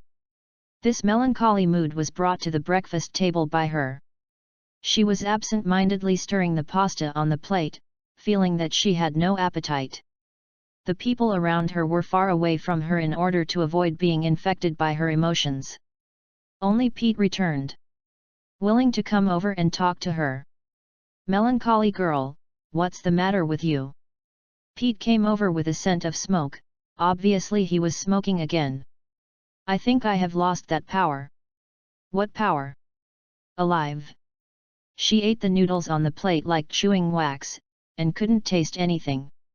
Pete patted her the back of the head, and she screamed with pain. Tomorrow is Saturday, do you want to go to Hogsmeade with me? The course of Hogwarts is not very tight, but the first week of school is very busy in order to get everyone from the vacation state to the state of study, and the freshmen must know as many teachers as possible, so everyone is non-stop. 2 days off on Saturday and Sunday, the second week will become 2 classes in the morning. As long as the afternoon is not a potion class, everyone can have more time to do what they like. Love is also a matter of business. Get married and have children as soon as you graduate. This will increase the population of wizards. People who don't want to do this can participate in various clubs, including Quidditch, Death Eaters, and Slug clubs. Remember to go back to the bedroom at the specified time. We have an astronomy class tonight, maybe it will be very late. She said exhaustedly. After pretending to be separated from Snape and returning to their respective colleges, she went to check the construction of the secret road under the Beating Willow, a phoenix.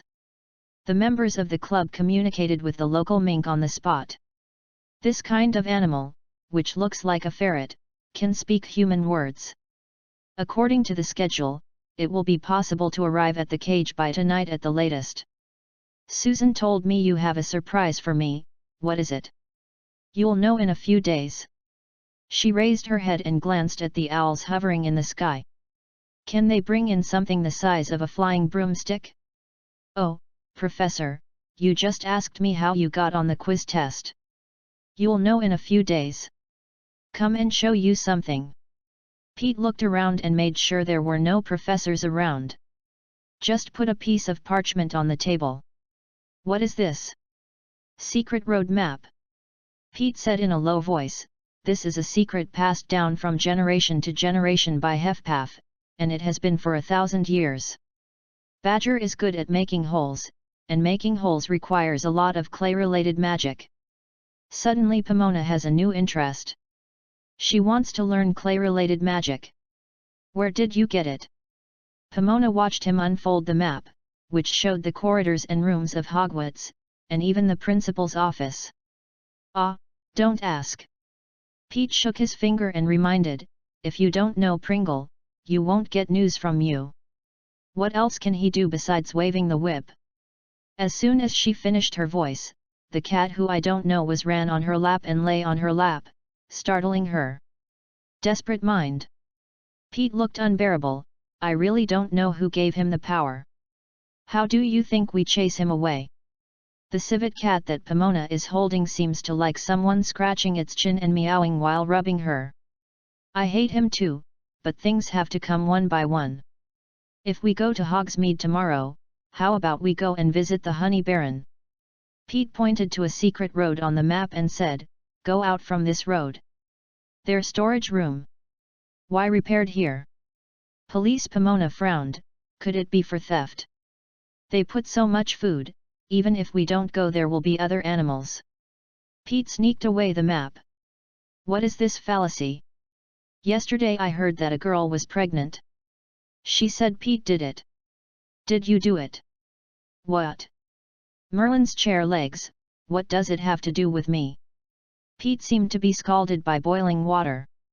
Speaking of so many Pete, how do you know she is talking about me? Who told you to do this kind of hiding thing? You don't know that I like Angie. Come on, Pete, I asked others, you and many girls are playing very well, you can't be like this. She hates his game world style, she hopes he can be more dedicated. You are so funny, why do you control my life? Pete smiled weirdly, as if he thought it would be a waste of time to continue talking with her, and left without even having breakfast. Pomona didn't know if it was a breakup. The hot water was squeezed out of the towel and flowed down the back into the bathtub again. She looked at the two familiar and unfamiliar reflections in the mirror and felt confused. Who are they? Time passed in silence. They didn't have any conversation, or there was nothing to talk about, only a desk clock made a regular sound to record the time. There is no school bustle here, and there are no students who are constantly making trouble. It feels like something is missing, or as the Weasley brothers said, there is no fun. Dorian Grapland believes that the Dementor is a resurrected dead person, so his emotions are chaotic, only interested in human emotions, and she resurrected one with the resurrection stone. The girl who was resurrected in that fairy tale was very confused, and finally died in melancholy. Is she a wizard or a muggle? Sometimes she felt that the monster in the cloak looked a lot like Death. Is it really that fun to play with Lily? He suddenly asked, she still insists on cooking in that muggle way. You don't know, as long as she makes a decision, she can't get her back. The petite woman is more stubborn than anyone else. Professor Sprout, who is good at food magic. Even Carlos' brothers and sisters were fooled by you. He laughed weirdly, they call you sweetheart. That's because they graduated in 1970 and just missed that great show.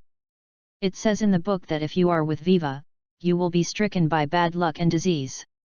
Maybe just like you said, I will die early. He put down the towel and began to slowly stroke the skin of her back with the back of his hand and middle finger. The Lord of Darkness once said that if you don't want to live, you can eat oatmeal to live 100 years, but that's not a real Slytherin. If the price of surrender is mediocrity, then it will be as glorious as a nobleman. I thought I could do it, but I begged for mercy when Dumbledore raised his wand. The hands that often fiddled with caterpillars, toads, and snakes began to cruise around her, and then he stuck them up and whispered like a snake in her ears from behind, I want to live very much, but not the one in Spider's End Alley. This way of living, I want to have a beautiful wife like Lucius, and everyone can be educated to sit at the table and eat. My mother used to cook at home without a magic wand because my father didn't like it and they often quarrel. As if food can't make them shut up. He whispered on one side, then switched to whisper on the other side, magic changed my life.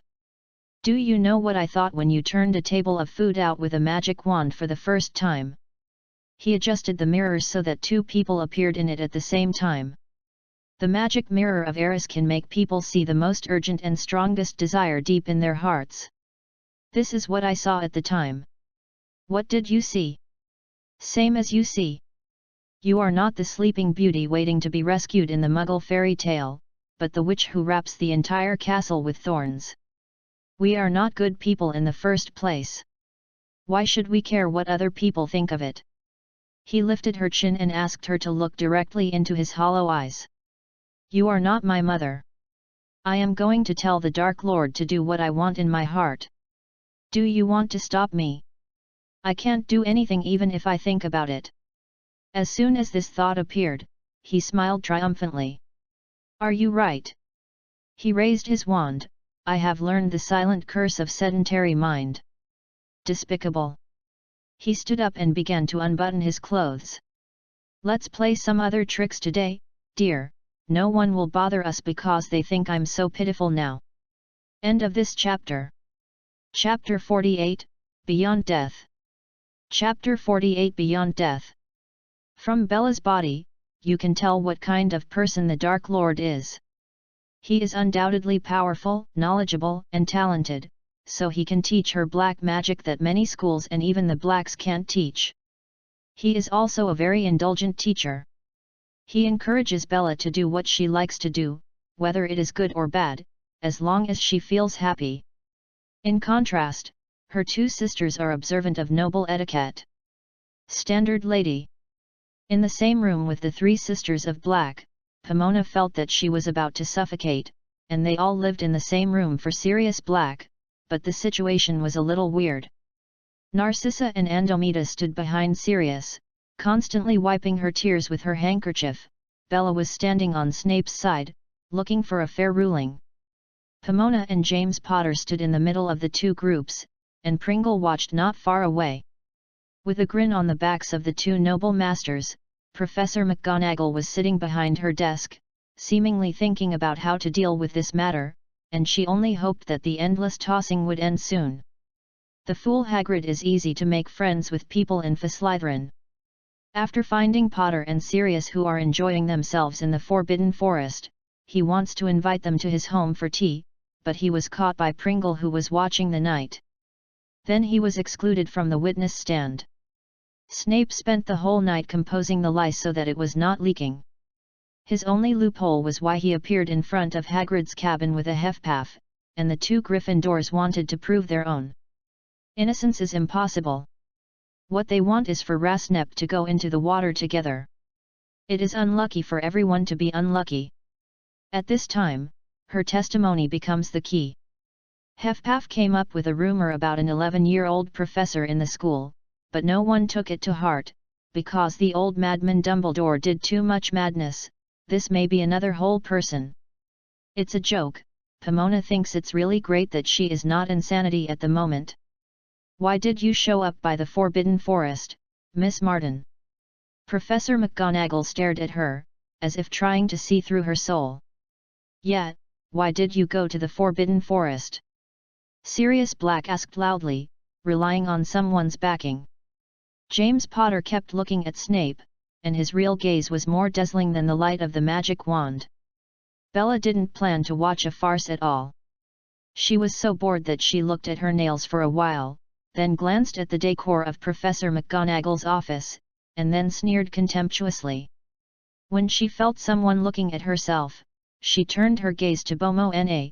The latter immediately retracted his gaze, and lowered his head, trying to hide his sense of existence. That's why Hufflepuff wants to keep a low profile. How lucky it is to be a silly Hufflepuff girl.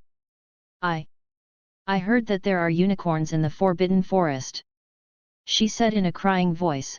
She really shed 2 tears and moistened the ground under her feet. I want to touch it. I lost my way in the forest and I met him in the end. She pointed to the bruised Slytherin who had been kicked in the head by the unicorn, and the latter sneered triumphantly. Like I said. He deliberately said slowly in a prolonged tone. I am innocent in this incident, Professor McGonagall. You should be punished by Gryffindor College. Student. Seriously, she doubted that an 11-year-old boy would really talk to Professor McGonagall in this tone. As this suspicion expanded in her heart, the 11-year-old boy was gradually deforming. He suddenly became a lot taller, and his robe also changed. At first it was dark green, and finally turned black. Like the midnight sky. Then with a pop, his clothes were gone, and Pomona quickly covered her face. How could she have such an unhealthy imagination? He looks like a vampire. Because of his pale complexion, all the students in the school say so, but he is really not a vampire. The real vampire he saw at the party at Raghorn, the name is Shwenai, an ordinary man who doesn't look amazing. He is harmless to wizards, and he knows the magic that only a wizard who knows a little bit of occlumency can resist, but this magic has become quite remote now, and only most pure-blood families are still passing it on. If you can't get rid of your thoughts and emotions, just imagine yourself in a safe empty house with nothing but the wall around. Any magical energy that wants to invade must first break the outer barrier, the strength of the vampire's spiritism. It's just to the point of breaking the glass window, and it's far from the real master of Pantheon. In addition to appearance and size, the racial talent also has magic immunity. The giants are immune to almost all magical attacks, including the Avada spell. Perhaps only Tom Riddle can raise the wand at will and use the spell to kill giants. Viva is born a master of spiritual magic. As for the wizard to cast magic on the goblin, it is like a giant holding a wooden staff. Severus Snape had a lot of things useful to the Dark Lord in his mind. The wolf pill was only one of them. Dumbledore wanted to know more. To use the mind of the gods, he had to be close. It was because of the Death Eaters. After experiencing that, he was on guard for everyone, except for the herbal teacher who gave him potion materials every day, who had a more upright excuse. When reading a book, the dementia and Tom used are not the same concept. Others are at most a brick house, and his brain is an infinitely extending maze. Pomona used to be able to succeed only by occasional sneak attacks. Now it's time for her to suffer the consequences. He is progressing. Now he has learned the silence of desire, and there will be no rod skills in the future. At that time, genius will know whether the racial talent will work anymore. What's worse is that Dumbledore is dead. Who can control him? By the way, there is also Lily, the eternal lily in his heart, representing the kind, pure, and harmless part of his soul. As long as he is alive, he will not become the second Tom Riddle. Where is the old magic wand? He knows how to become its owner. He knows that, coupled with the invisible cloak, he will become the owner of the three hallows of death, realize Tom's unfulfilled dream, and conquer death. In front of desire, all morals and laws are useless, Pomona. At that time people will become beasts, just like Sphinx. In Ravenclaw's attic, Patricia is using tarot cards for divination again. She is still wearing gypsy clothes. What is this card? She pointed to the card that was turned over, and then found something was wrong. Her hand was no longer the child's hand. This brand is called a chariot. Patricia said, the prince who combines pride and dignity will drive it to conquer the world. The city behind him is his trophy, one white and one black, two sphinxes. Representing life and death, this is what the prince wants to control and conquer, and it is also his forward strength. Stop, Patricia. She saw that Snape in black was standing in her soft pillow classroom, which was not what he was supposed to wear in 5th grade. How can I restrain him? She heard the young woman ask. Patricia turned over a card. It was a queen. You know who I am. The naked Snape appeared. He was as naked as the Dark Lord summoned by Pete in the Triwizard Tournament, except that he was warm, not like the mysterious man is as cold as the snake. Why are you resurrecting me? What task did Dumbledore give you?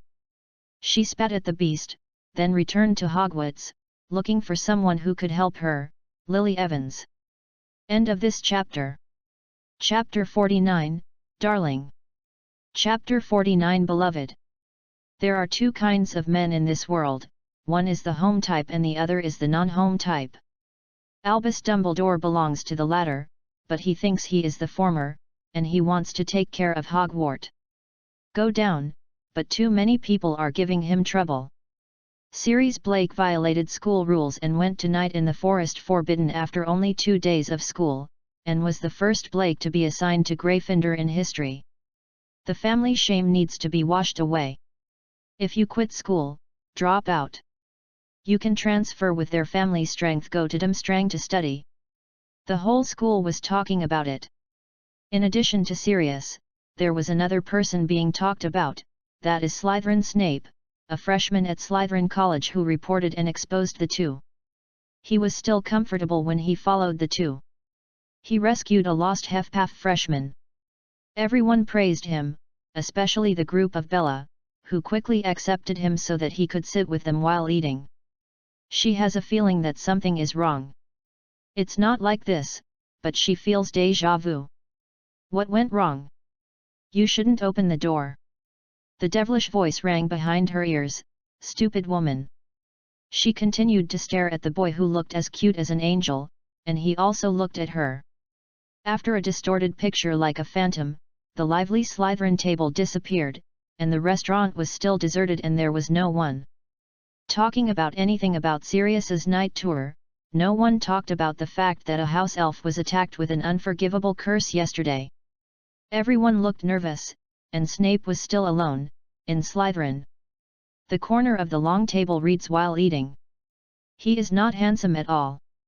Pomona rubbed her aching head, the honey cake smell in her mouth was gone, and it was full of bitterness again, and there were many miscellaneous strange smells, just like some kind of punishment.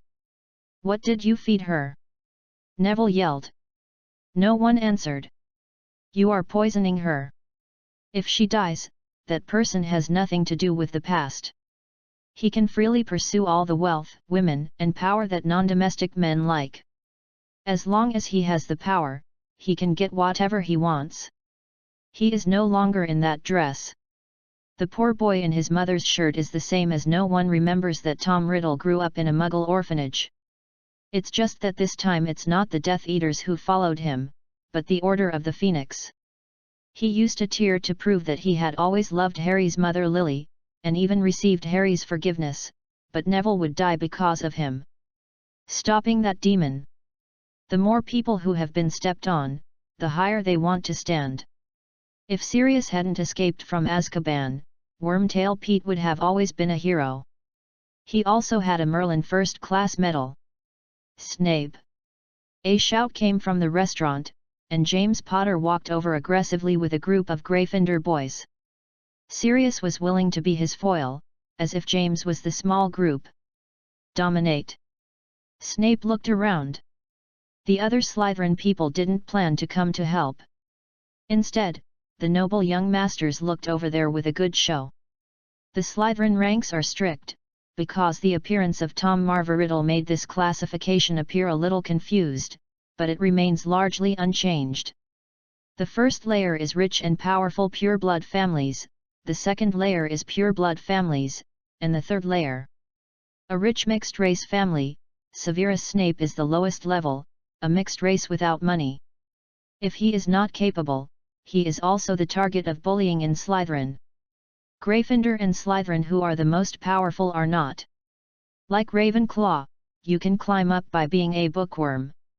Pomona couldn't bear to watch what happened next. The consequences of boys' hands were completely different from girls', and James Potter's personality was too bold and strong. Don't pester Lily Evans. Although they didn't look at it, their conversation drifted over. Why should I listen to you? What's your name, Severus? I think it's a snotty man. Sirius Blake said to the side, don't you think you look disgusting? I think it's just as sticky as a nose. Another Gryffindor who didn't know laughed loudly and said, Lily Evans can't get rid of you at all. Shut up, Potter. Lily, who came from nowhere, hurried into the restaurant. You don't need to worry about who I make friends with. Say something, Snape, don't hide behind the girl. James Potter didn't care what Lily said, but yelled at Snape. This is the third day of school. Ravenclaw and HFPAF, who didn't want to get involved, left the table one after another. Some were watching good shows. Everyone was waiting for Snape to speak, but he didn't say anything, because there is no teacher in the restaurant now. Gryffindor is so crowded, where is the Pringle? Wimp! Sirius Black said coldly, come on, James, it's just a snot. Shut up, Black, you are so naive. The boys smirked, shouted the word snot, cheered and left the restaurant, as if they had taken away the college cup. Wait, when they walked away, Lily was called Severus. Stay away from me. Snape stood up and quickly walked away from Lily. Lily looked very sad. Is this your idea, Dumbledore? If I said no, would you believe it? Pomona. She turned around and found herself in the principal's room, where there were clinking silverware, and his pet phoenix was still dozing off in her den. When did you come back? I never left. The old naughty boy picked one out of the candy bowl on the table. Here you are, this is your favorite. She didn't take the candy, but ate the chocolate in her pocket that Frank gave her, which was rum-flavored. How is it, do you feel better? What should I do? Principal. I prefer you to call me the professor, Pomona. If you can be born earlier, I might still be your transformation teacher. Dumbledore pointed to his nose. You always like to ask me why my nose is crooked, and don't you think that even me can't come up with the idea of letting an 11-year-old child be a professor? Then how old should I be? You are older than him, Pomona. I know you want to participate in his growth process, but you were not there at that time. Dumbledore sighed. Did the time converter rescue Sirius? We all thought that fate might have changed, but Sirius was still dead. You mean, he will die even if I use the resurrection stone? Oh, did you really use it? Dumbledore looked at her through half-moon glasses. Do you remember where Severus Snape died in the last battle? Shipyard. Then. Dumbledore continued. I don't know what professor you want to ask. Have you never thought about why first-year freshmen must come to Hogwarts by boat? Dumbledore stroked her hair. You should spend more energy on your friends, don't spend all my energy is devoted to him. You have always been my favorite student. Where is that Minerva? Dumbledore thought for a long time, and finally said, she is my most trusted friend. End of this chapter. Chapter 50, Gift. Chapter 50 Gift. This is a dream, no wonder Eddie Water will ask her if you are real. She saw the glowing meditation basin and walked over without hesitation. I want to leave that home. After coming out of the restaurant, she found the Slytherin freshman who was publicly humiliated on a small near the greenhouse. Why? Hufflepuff's senior sister asked. My mother used to be a member of the JC team when she was young. He lost a stone and stunned a bird away. I really don't know where she fell in love with him. Who is he? Your father. Tobias Snape, a muggle. He threw another stone out. He doesn't allow my mother to use a magic wand, but he always treats her with rough hands. Do you hate your dad? No. Snape picked up a snail shell and threw it out. I just can't figure out why she didn't fight back. Unless she uses a magic wand, otherwise a woman cannot be a man's opponent, and Pomona herself does not understand what kind of relationship makes a witch would rather endure muggle domestic violence than resist. Perhaps because she didn't want to hurt him. This was the only reasonable reason Pomona could think of. Snape raised a sneer, seeming not to believe that his muggle dad would be hurt. He betrayed her. After a long time, Snape said in a low tone, I saw him dating a muggle woman. Maybe they will divorce soon. I need money. Can you help me? Poor child. She opened her arms, but found that there were two people on the opposite side. The adult one squeezed the young one aside mercilessly, like a nestling fighting for food. She is mine, get out. The younger one took up the wand without showing any weakness and wanted to fight back. He has never liked anything seriously, never.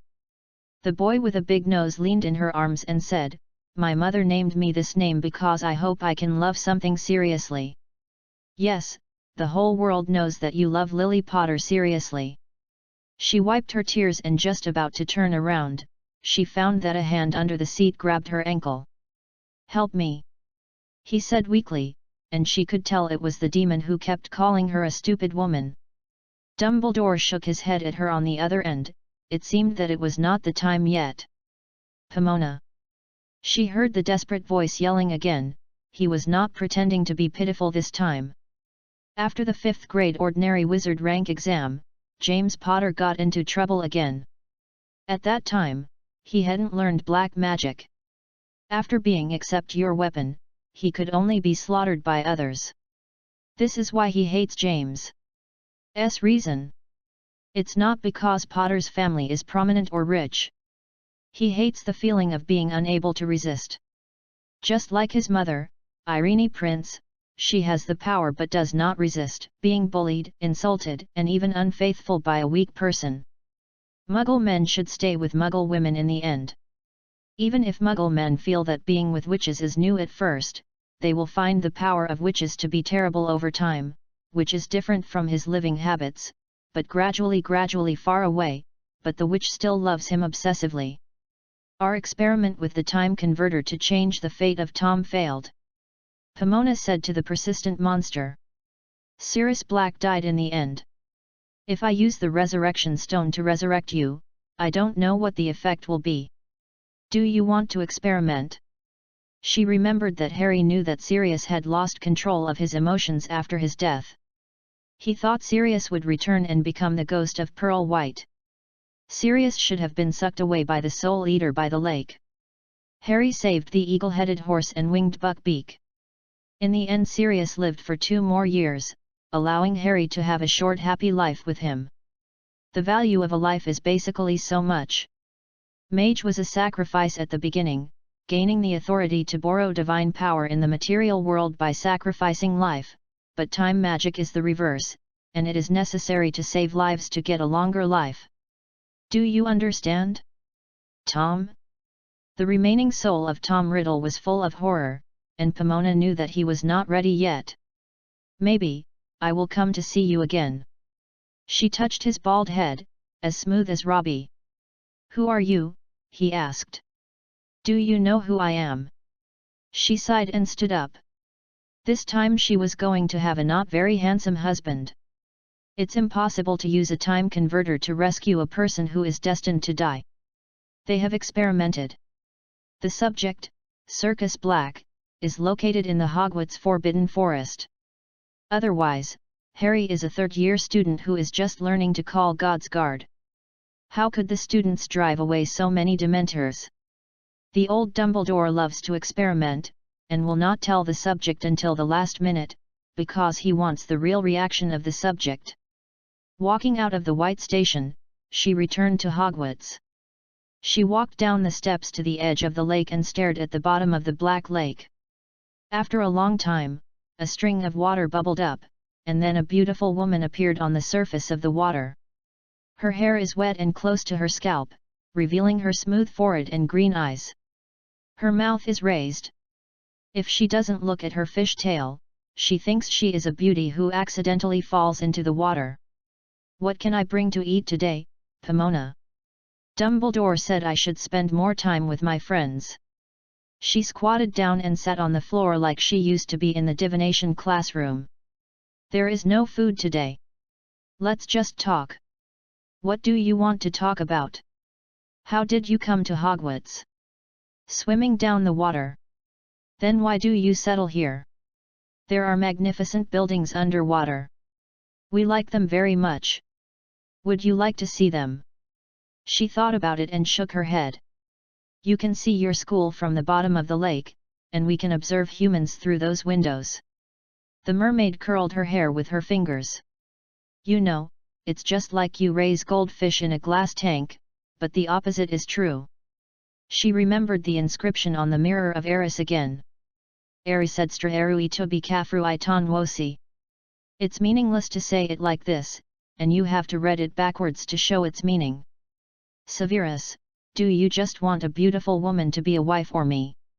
You, of course it is you, he said cryingly.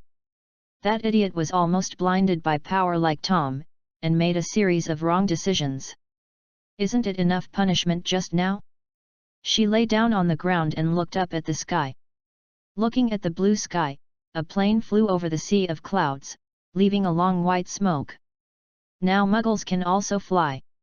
So is it that the wizards are becoming more and more Muggles, or are the Muggles becoming more and more wizards? Why do I want to grow flowers and plants to make a lot of money? It is so difficult to fall in love occasionally. The mermaid did not understand the complaint of the human girl lying on the ground. Seeing that she had nothing to eat, she turned over and returned to the water again, rolled up a small spray, and disappeared. End of this chapter. Chapter 51, Godfather. Chapter 51 The Godfather. Harry said that he will use your name as his given name when he has a child. Neville said nervously, full name Albus Severus Potter. No one answered him. Shouldn't the normal reaction at this time mean that you don't want your name to be put together with Dumbledore's and James Potter's surnames? Professor. I'm listening. He said impatiently. When was the last time you slept in bed? Take care of your own business, Longbottom. Professor Sprout said, let me take care of the plants in the greenhouse. I think I should take care of you. Neville mustered up the courage and said, otherwise, she will say that I am irresponsible when she wakes up. Thank you. He said wearily, but I don't need it. I heard Charlotte say that you used forbidden spells. Are you still using black magic?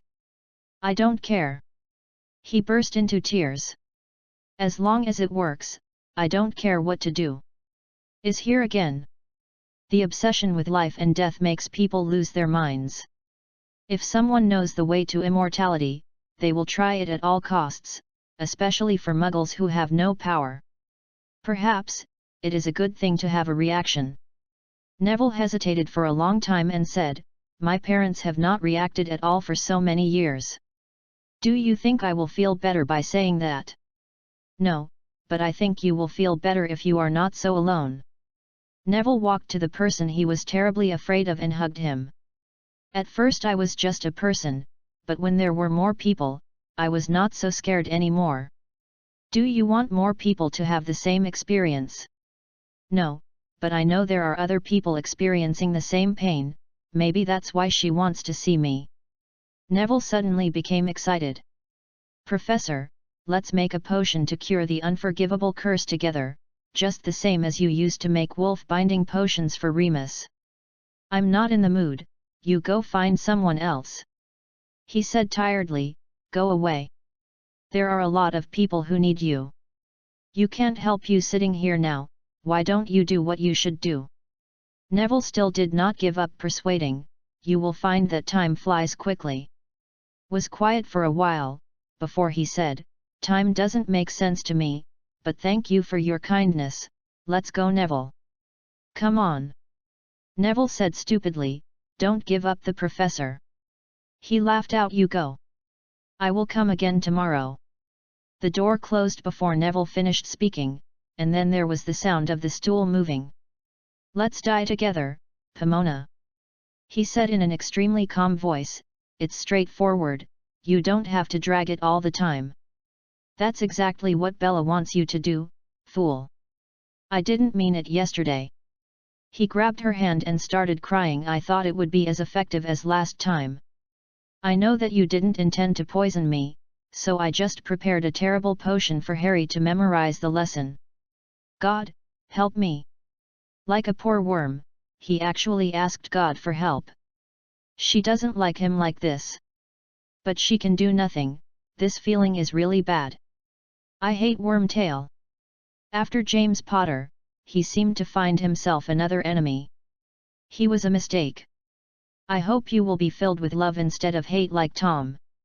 Next time I see him, I must cut him into pieces, and then take it to feed the corpse. Can you be more bloody? Remus Lupin, James Potter, and Sirius Black are all dead. It doesn't make sense that he can live alone. I believe Sirius Black doesn't mind if I help him. Look, with a common enemy, the enemy's enemy is a friend, and men's game rules are easy to understand. I think, I know why you like him.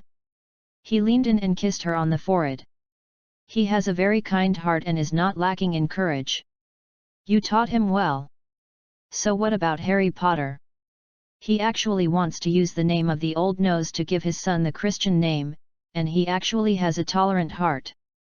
I wasn't there when Bella tortured Frank. He rubbed her hands. But I don't think it's my business. She was trying to avenge the Dark Lord. I knew killing Wormtail would not change anything. But that makes me feel better. Do you think I should do it? Leave him alone. Pomona was a little disappointed to think that when she rescued Pete from the snow, he was desperate, and who would help him now? Compared to the unrelated person, Draco is what you should care about. Lucius Malfoy reached out to help when you needed it most, and now you shouldn't ignore him. You never asked, which one is more important, you or Lily? When he mentioned the sad name, Pomona felt sad. Although James did not cheat like Tobia, from a certain angle, he also abandoned her. I will not die for her, but I will die for you. Do you think I am satisfied with my answer? He kissed her lips, and she tasted the salty taste. You opened the door for me. He choked and said, Lily shut me out.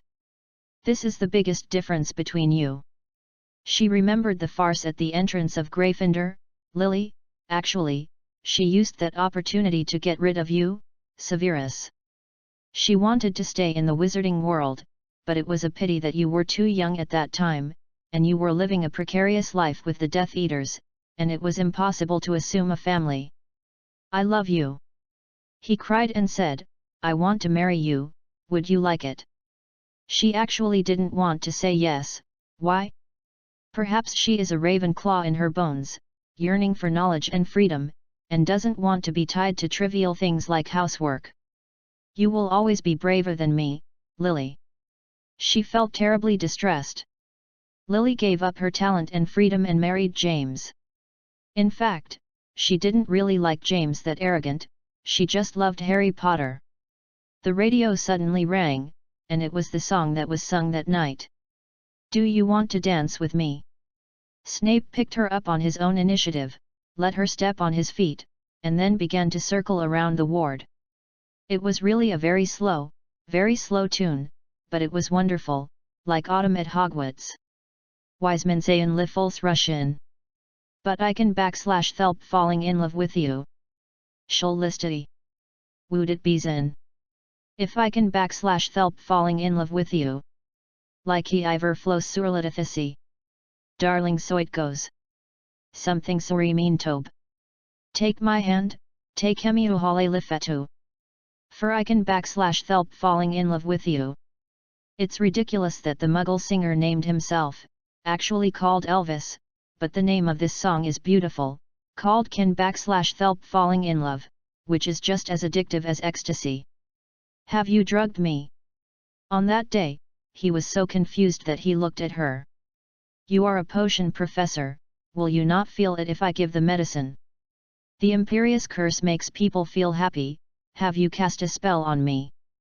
That is an unforgivable curse, do you think it is possible? If you don't believe me, check my wand. You are a Viva, you don't need a wand to use that spell. He cursed repeatedly, as if it never happened. I am as you wished, why are you knocking on my door?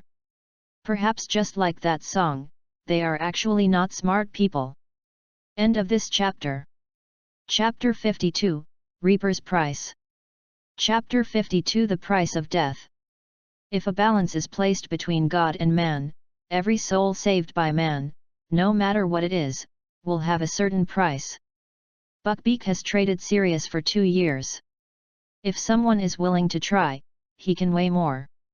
Living creatures, such as rescuing a rune snake, can extend its lifespan, but only if someone is willing to do the business.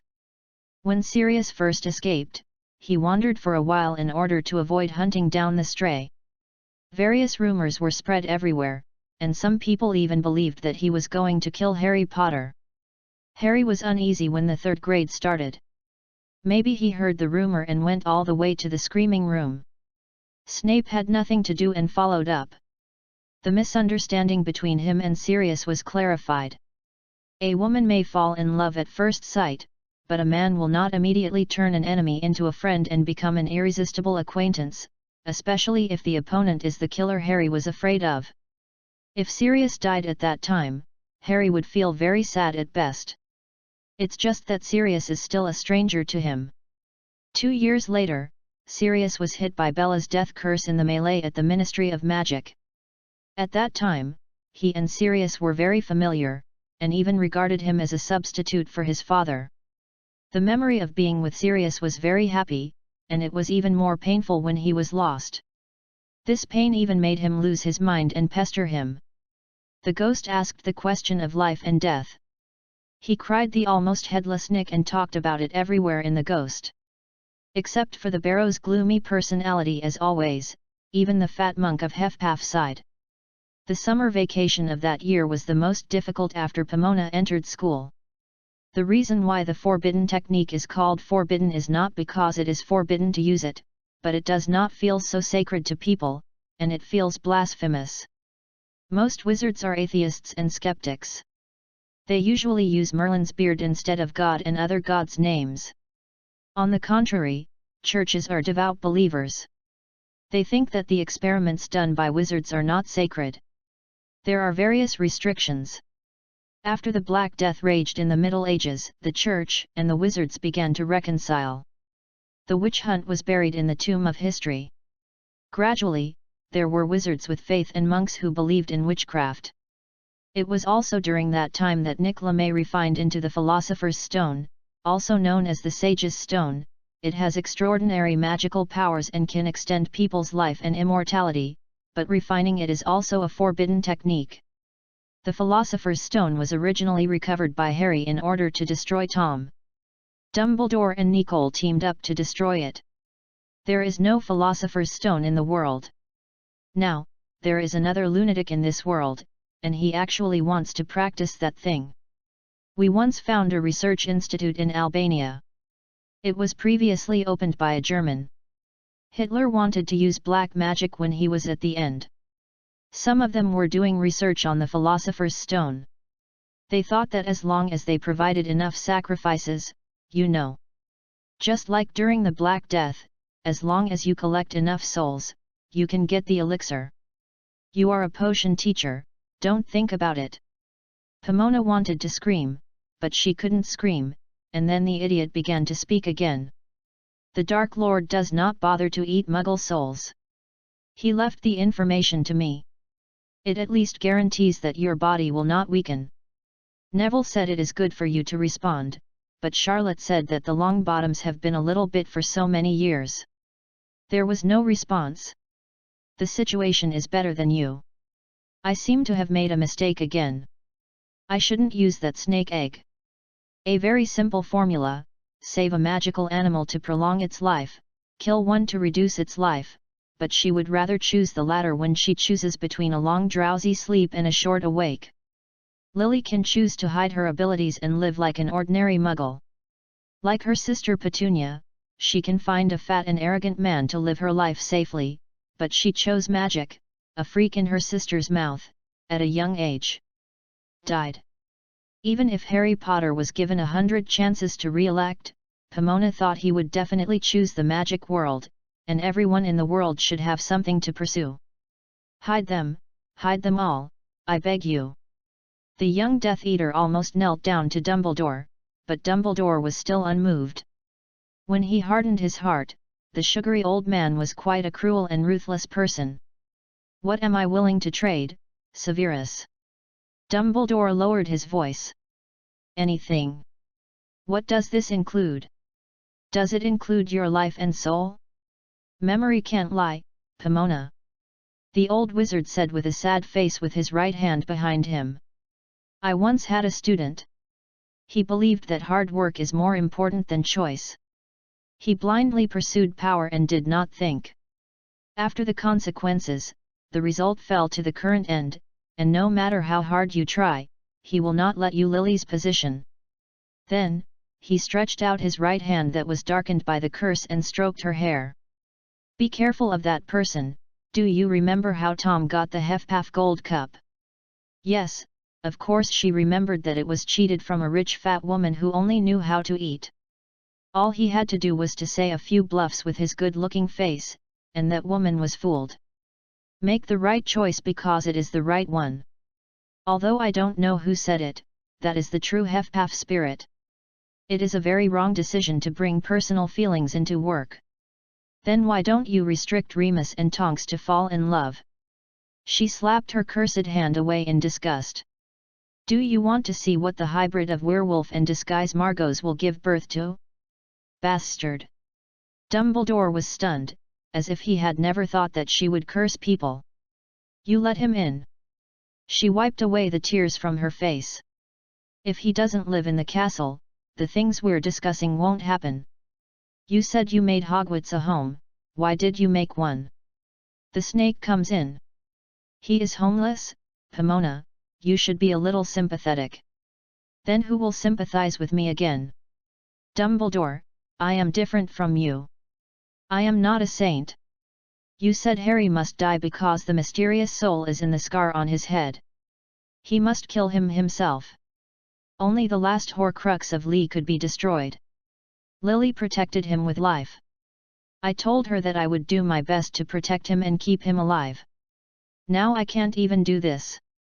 Have you ever thought about how I feel? She stood where she was crying, her long grey hair began to deform. Severus will be here soon, do you want him to see your deformed look? Dumbledore suddenly said, his expression is very serious and serious, just like when he acted that night. You never regarded Lupin and me as human beings. In your eyes, we are all bastards. She controlled her emotions at the last moment of loss of control, but she felt that there was a part in her heart broken. I was never you. The most beloved student, I am just your test subject, you hypocrite. Get out!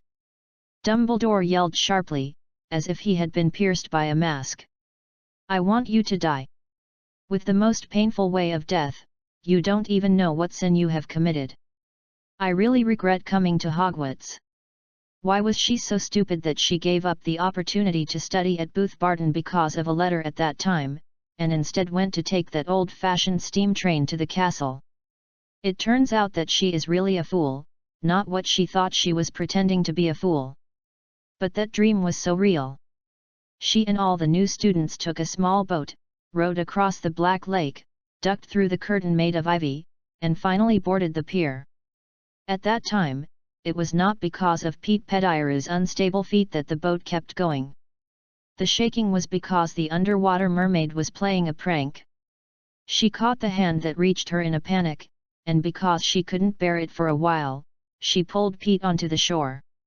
The mermaid is also predictable, maybe because the story I saw was too sad, so I wanted to kill the two culprits and let the two people who came ashore live a different life. As someone said, it was a mistake for Pete to live, so why not? Pomona, it's just that you try your best to prove that you are not, you shouldn't exist from the beginning. Do not. That voice was really far away from her, just like across the river bank, but she felt that the whole person was relaxed. She became fog, and soon followed the little mermaid on the shore, and soon became the sea. The bubble disappeared completely. Some people feel sad, but it is a relief for Ariel, because being a person is really tired. The curse stops, a witch yelled. The moment she was hit by the curse, she felt the heavy body again and fell back on the bed. Then she saw a pair of blood-red eyes, and his eyes reflected the light of a silver-white knife. Accept your weapons. Fainted to the ground. McGonagall and Neville yelled at the same time, and with a clang, a dagger fell to the ground. Seriously, why does a wizard carry such a weapon with him? Pomona had no choice but to think that the lives of the two of them were placed in front of the of death to claim that they are not necessarily equal, and the one lying on the ground unconscious is a human being. End of this chapter. Chapter 53, Return of the God of War. Chapter 53 Return of the God of War. 6 years gone, Severus, I couldn't believe it when Neville told me you were alive. No one answered her. How many people know you are here? McGonagall continued. I know Charlotte. Can she be trusted? I think it can. Neville said cautiously. Go and ask her if the patient can be transferred. It is not safe for the two of them to stay here. Okay. Navi has become a professor of herbal medicine, how can he still obey the same as when he was studying? I need your help, Severus. Professor McGonagall said.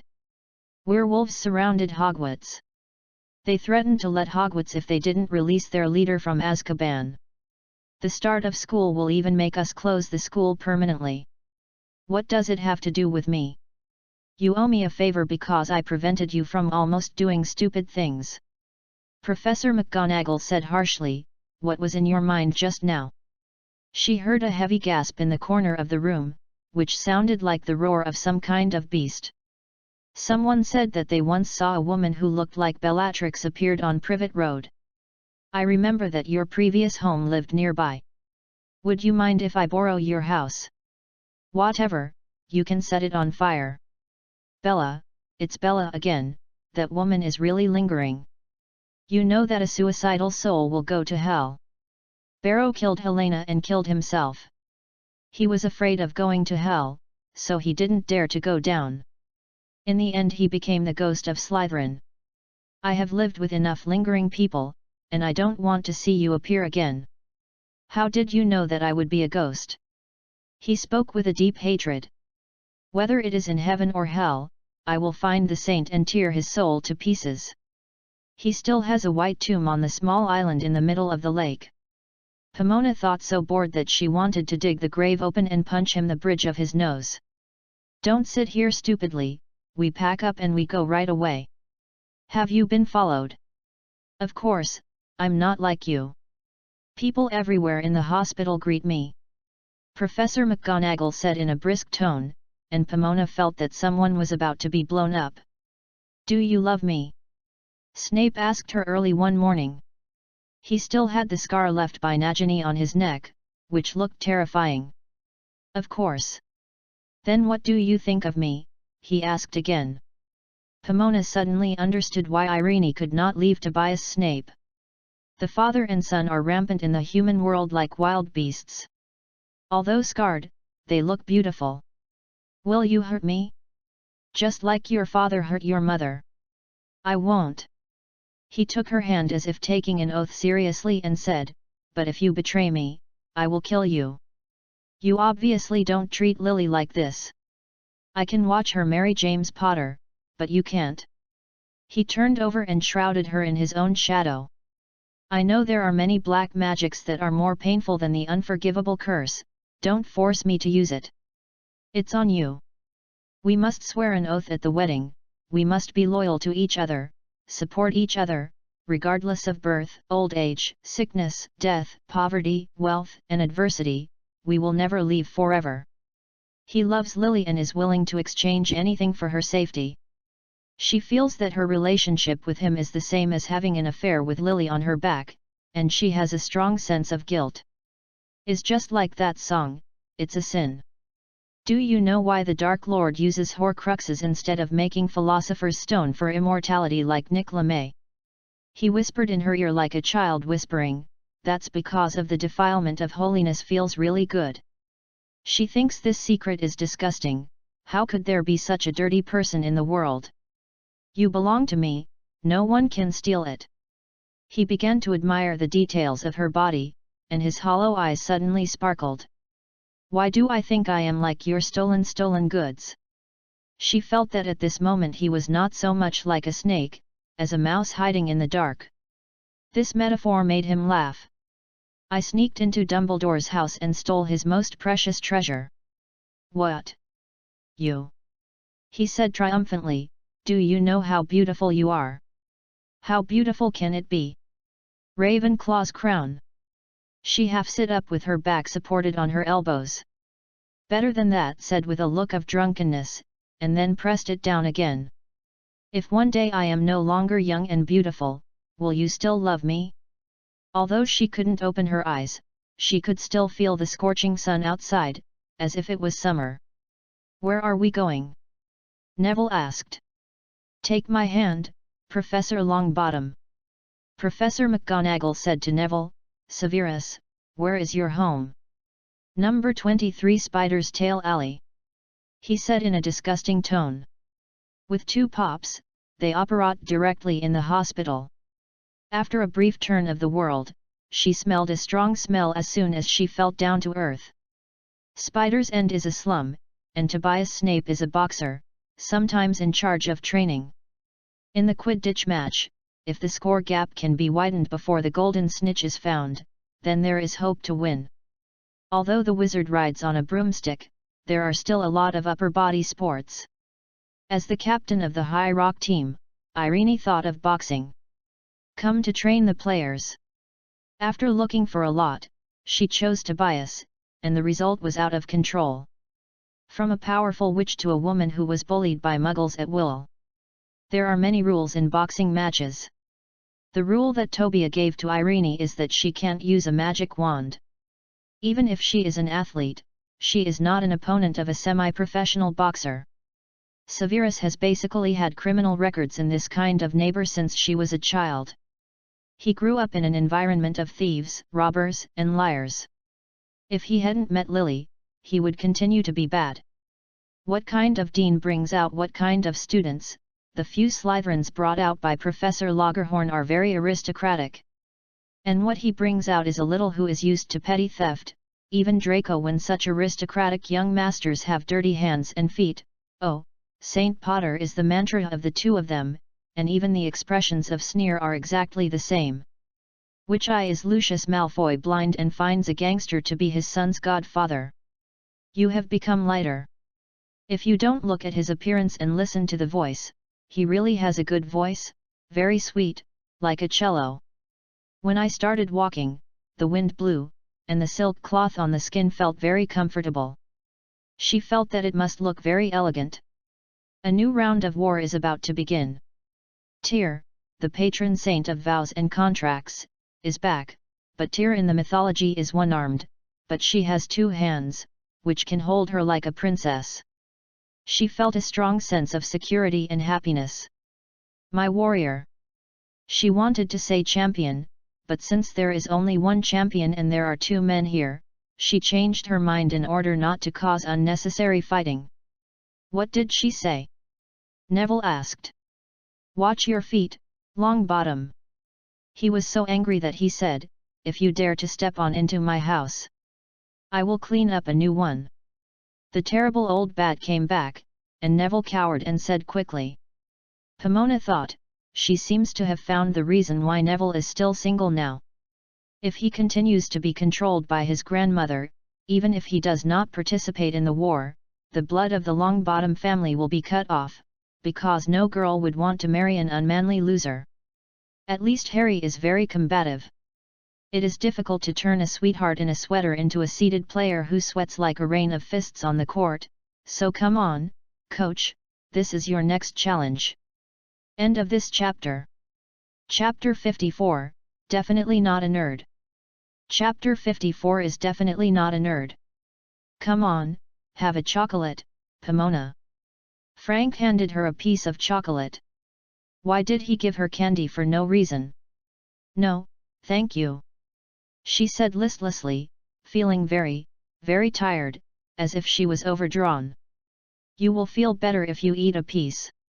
Frank insisted, so she reached out and took the piece of candy that had been pushed aside, and put it in her mouth. The warm and sweet feeling from the tip of the tongue eased her emotions, but carefully tasted it was not the sweetness of chocolate, it was more like hellebore syrup. Is a moderator, she drinks a potion, but if it is matched by Neville, will she not wake up? Don't worry, I deserved it. A gentle baritone said, so she drank it boldly, and the restless mood where the potion flowed through disappeared. In addition to the hellebore syrup, the ingredients of the demulcent are also moonstone. She looked up at the moon in the sky. It looked big and round, but was it a full moon? Don't worry, he will understand. Frank comforted her, but the comfort was not very honest. Why do I need him to understand? Her voice was extremely cold, this is who I am. You have a younger sister in France. Frank seemed to have discovered her conscience and revealed her life experience. Don't worry, we will not force her like you. She will grow up like an ordinary human girl. Then why are you forcing me? She can't understand. You are the chosen one. Frank sighed. Hagrid also has a younger brother, but he is a giant and cannot go to Hogwarts. Dumbledore allowed Hagrid to take him to the Forbidden Forest. If you want to see him, what about your sister? Why should I see her? She wrapped the thin woolen blanket on her back tightly. Apart from blood, she doesn't know me at all. I just think you will be lonely. Frank whispered softly, there is someone you can rely on in the future. I have found it. She stroked the black dog, which was much larger than the normal dog. He will protect me in the future. That's how you and Sirius Black met. A sarcasm sounded from behind her, and when she turned her head, she found that the middle-aged Snape, who was slightly fattened, was behind her. Why did you stop exercising? She yelled at him, and Snape's face was full of consternation. Then the moon and the screaming house disappeared, and she returned to the house where Irene had stayed during the last period of time. Professor Snape? Neville asked cautiously, what spell did you cast on Professor Sprout? It's none of your business. Snape put away his wand, his expression uncertain. There was a sound of pumping water from the bathroom, and it didn't take long for a Muggle woman who didn't know to walk out of it. I think it would look strange to see an old woman in a long gown and a pointed hat in this area. What do you think of me now? Professor McGonagall is still wearing a green skirt, only showing his calf, with a beautiful brooch on his shoulder. You look too rich. Snape said coldly, you might as well wear the one you were just wearing. Others thought you were a lunatic. Navi and Professor McGonagall looked at each other awkwardly, and seemed very at a loss. The atmosphere in the small living room suddenly became dull. Besides your family, has anyone else been here before? Professor McGonagall held his chest, but looked at Pomona. Narcissa Malfoy and Bellatrix. Snape put a blanket on the expressionless woman, acting strangely gentle. What are they doing here? Let me take care of Draco, the year I killed Dumbledore. We all know that you are to protect Harry. Neville said. Snape curled up a dimple at the corner of his mouth, put his hands in his jacket pockets, dressed in a black robe without wind, he looked like a devil. Do you know how many times I have heard people mention that Harry Potter has double lily eyes? A man with two women's eyes on his face looks very disgusting. He might as well look good with eyebrows and rat eyes. Professor McGonagall originally planned to stop Snape from swearing. It seems that he thought that Neville was not an adult, but only when she found out that Neville was taller than herself. I see, I'd better change my clothes. She said as she walked back to the bathroom, and when the door was closed, there were only two people standing in the living room, Snape and Neville. Tisk. Before he could speak, Snape chuckled. What's wrong? Neville looked around at himself. I never thought you had the courage to kill the Dark Lord's pet Nagini.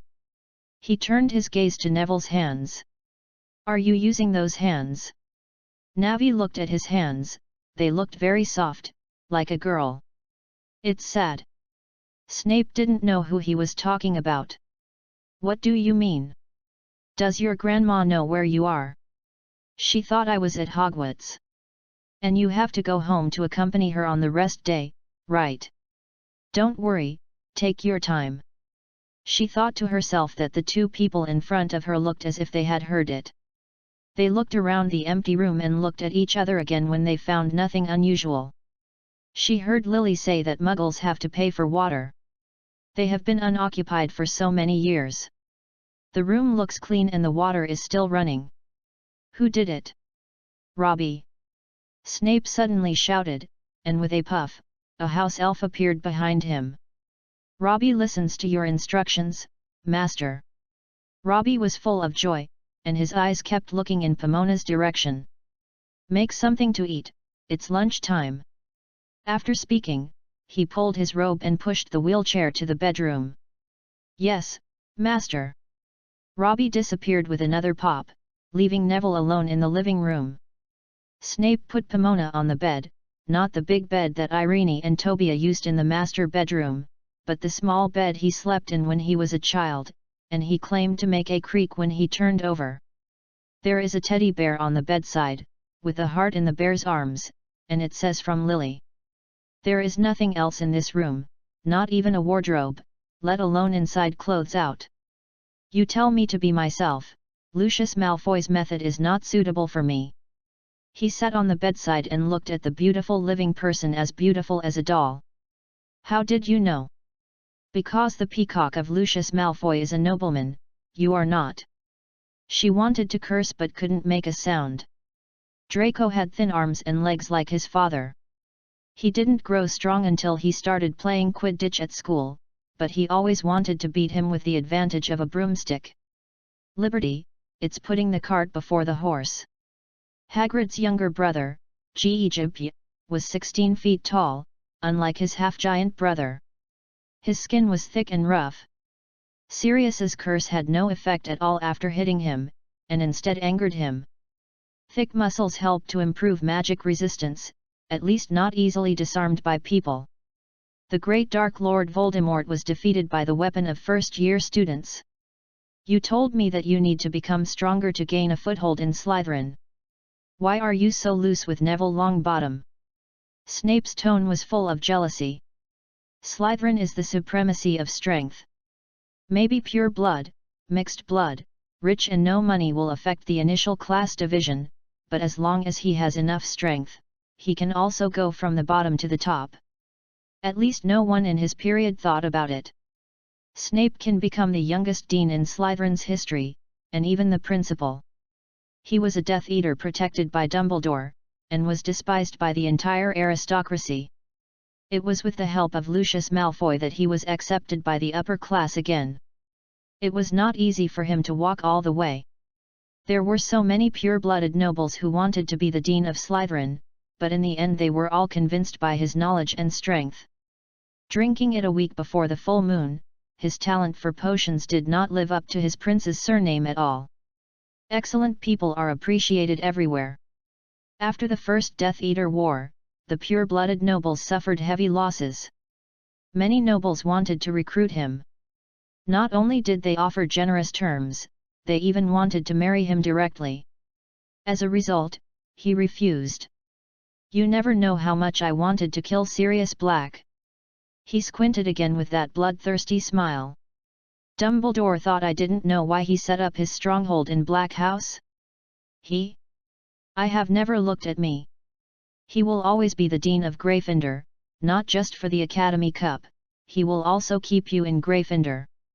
He leaned over, touching her forehead, and the breath of the two intertwined. Do you think Sirius is very handsome? I never think so. She was a little scared to think about it, and subconsciously used a clemency. Pomona, he wants Sirius to rejuvenate the Black family. He was rejuvenated by Sirius, who was born in Gryffindor. The Black family has been married throughout the entire magic world. At that time, even if he is not the Minister of Magic, he can give orders. Let me think, who is the new Minister of Magic? By the way, Shacklebolt, he is also a member of the Order of the Phoenix. After the Battle of Hogwarts, he became famous. Gryffindor was honored and honored. The Slytherin family was either demoted or expelled. Ministry of Magic, Dumbledore is a politician, not a saint. That's why I never wear that hat. Sirius also knows why you are so stupid and you are at his mercy. She squatted down, closed her eyes, and covered her ears without hearing anything. Pete, why are there so many bad guys in the world? I want to go home.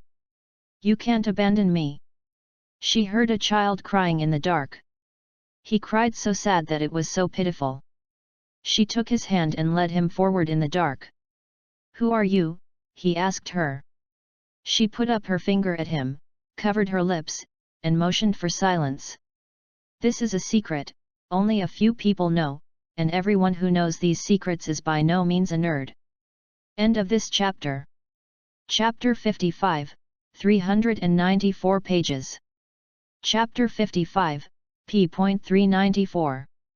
He applied for this position, Defense Against the Dark Arts class. Dumbledore leaned back in a soft rocking chair and placed Severus Snape's job application on the desk in front of her. The person in the black and white photo above had a pair of gloomy eyes and looked terrible. Even the sunlight shining through the open window could not drive away the darkness from him. No, he is prince, and potions are the best for him. Same as I thought, but we don't need 2 potions teachers. If Severus becomes a potion professor, what should Slughorn do? Pomona looked at Dumbledore's expectant eyes behind his half-moon glasses, feeling a little in her heart. Many of the Death Eaters in this war came from his academy, and he should resign due to the responsibility of poor management. Pomona whispered. However, given his years of teaching experience at Hogwarts, I think it was due to his negligence caused by his age and lack of energy. People his age should retire. Dumbledore wrote Snape's application. He took it again, pouting and thinking. Why did you let a Death Eater into school? A chill from the solace of her feet made her feel cold, and she couldn't help holding her shoulders like Lily, as if giving herself a hug. You'll know one day, dear. Dumbledore smiled at her, his eyes narrowed behind his half-moon glasses. Don't you think we should set up a position in the Muggle Studies class and hire a teacher? Dumbledore dropped the application on the table, folded his hands on his chest, and shook the wooden rocking chair with his toes to make it crunch. Pomona wanted him to stop, because the voice sounded terribly uncomfortable and very nasty. In the moonlight, a bare-chested man turned his back to her, exposing a well-knotted spine. It began to bend around the 4th to 5th joints. It looked like a tired person or a person who was changing. Werewolf in the body. If Lupin is alive, he can convince the werewolves who were brainwashed by Fenrir, but unfortunately he died on the battlefield of Hogwarts, together with Tonks, and left their children, one less than 1 year old. The baby should be 6 or 7 years old now. Is that child normal or a born little werewolf? Comes with you wrong, Magus? In 6 years, 3 eagle-headed horses and winged beasts, a damned person who lived so much longer, did he make a profit or lose it? With 2 pops, she originally thought that someone had apparitioned, but sparks appeared in the dark, and then a burning smell dissipated.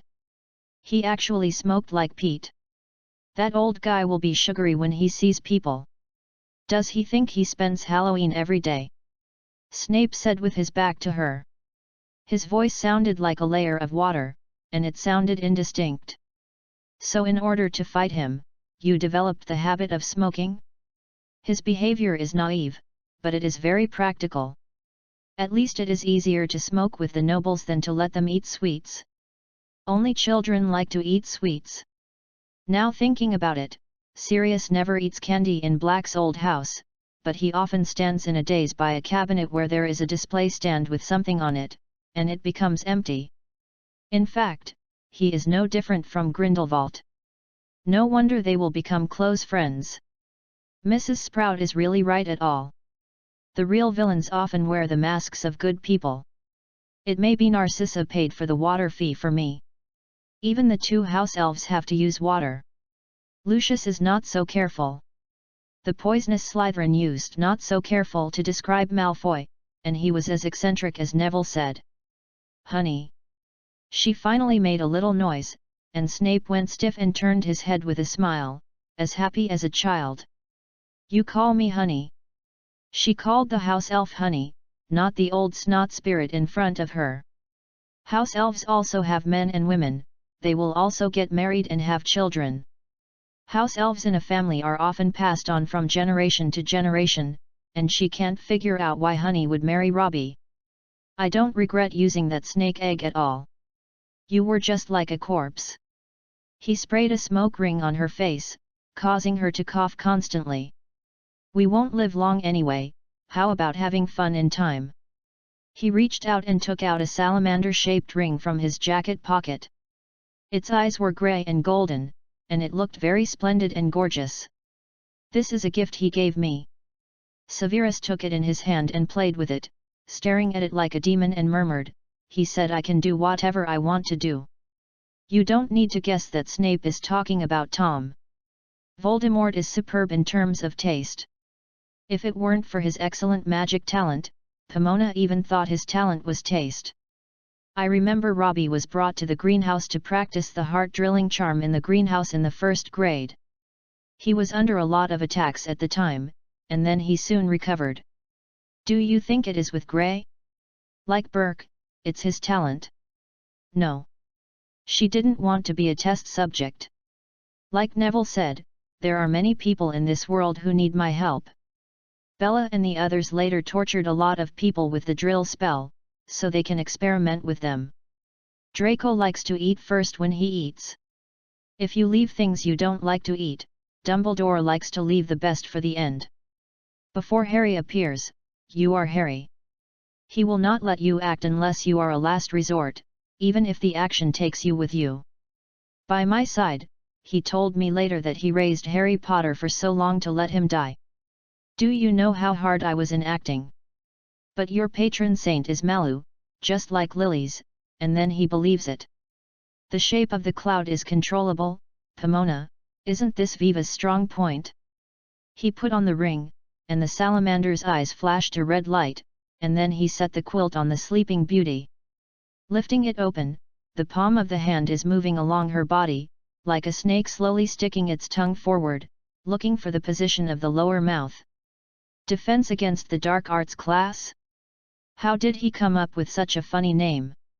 Art is always art, I will never understand. Stop. You can save your energy and wait for a while. I don't want to live forever.